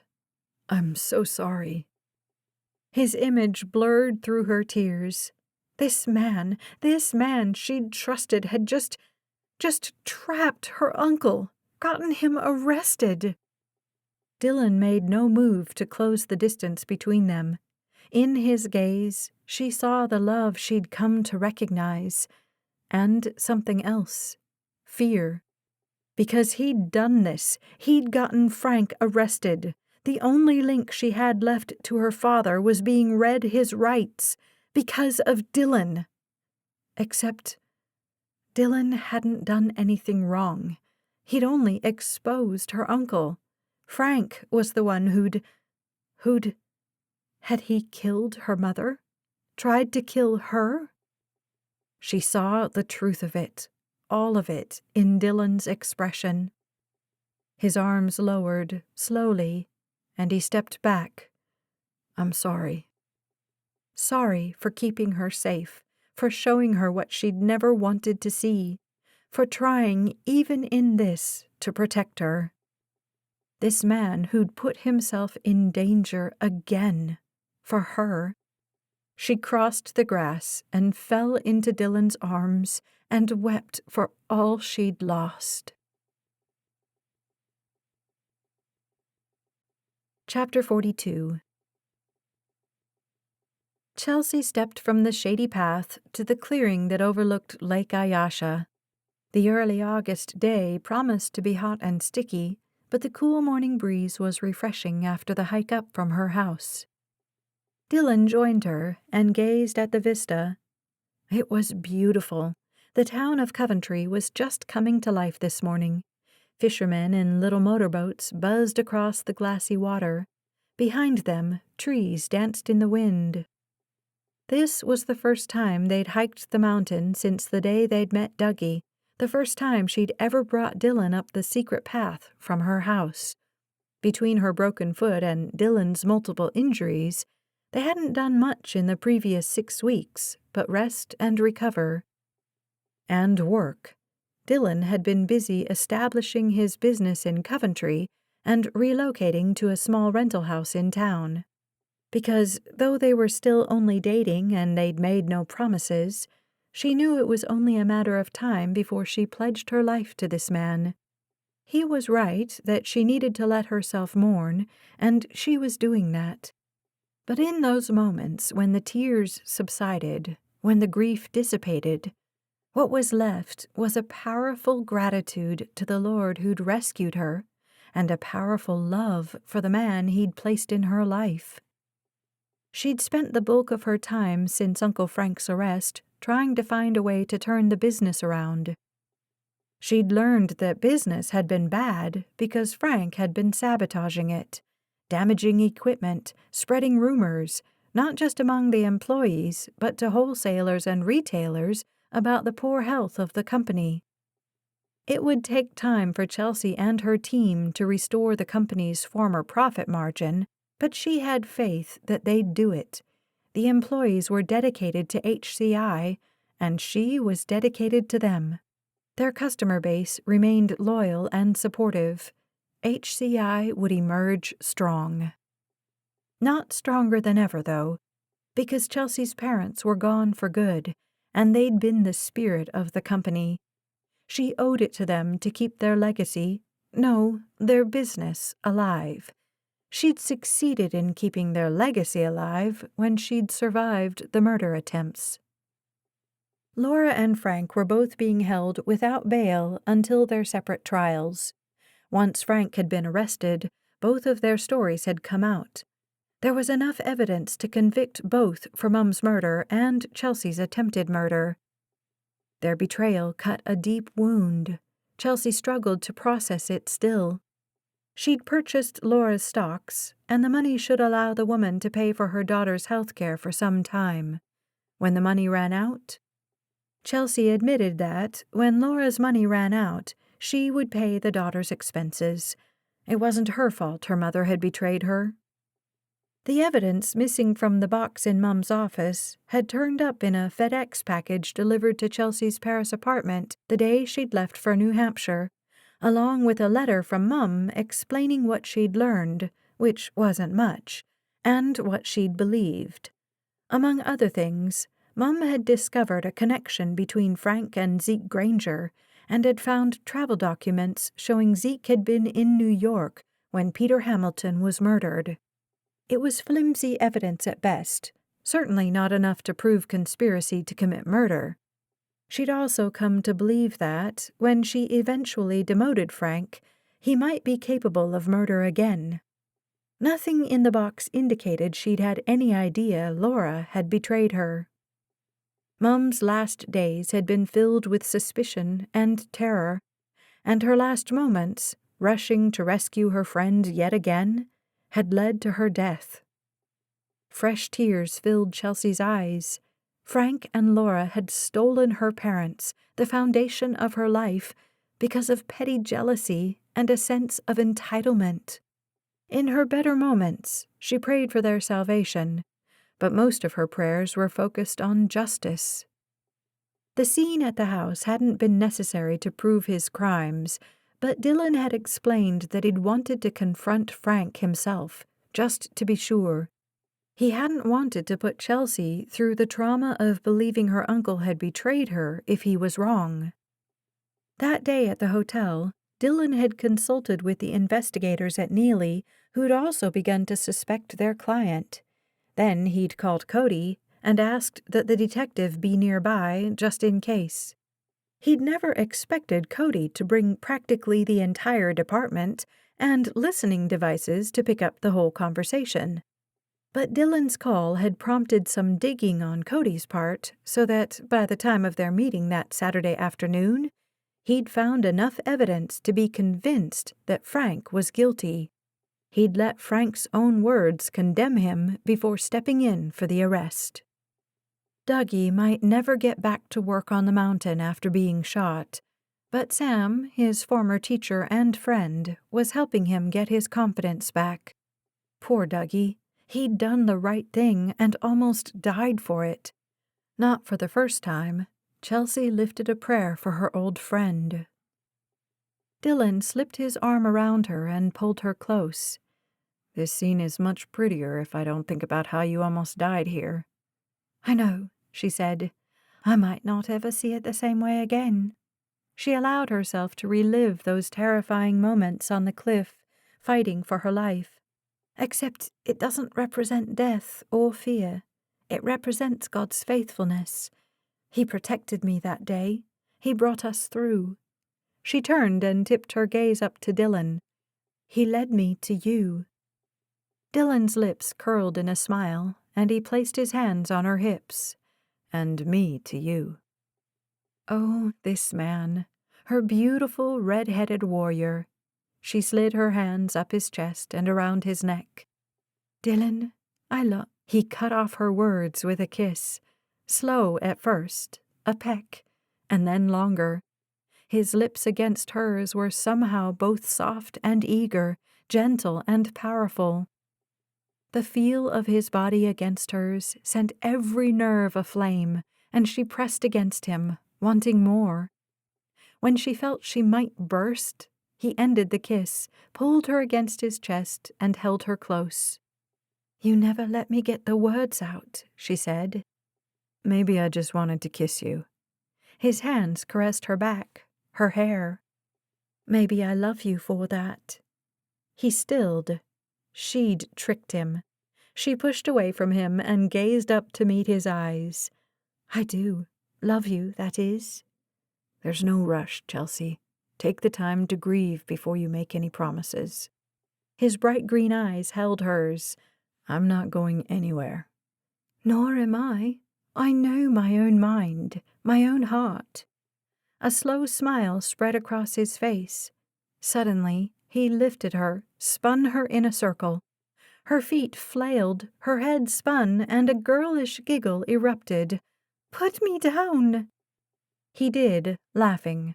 "How can I not celebrate when the most beautiful, most amazing woman in the world declares her love for me?" "How indeed?" She tried for a stern look, but knew she'd failed at the glimmer of amusement dancing in his eyes. But the amusement faded. He took her face in his palms, pressed a kiss to her lips, and rested his forehead against hers. "I don't know how I got so lucky." "I don't believe in luck, my love. I believe in God, and I believe in you." The end.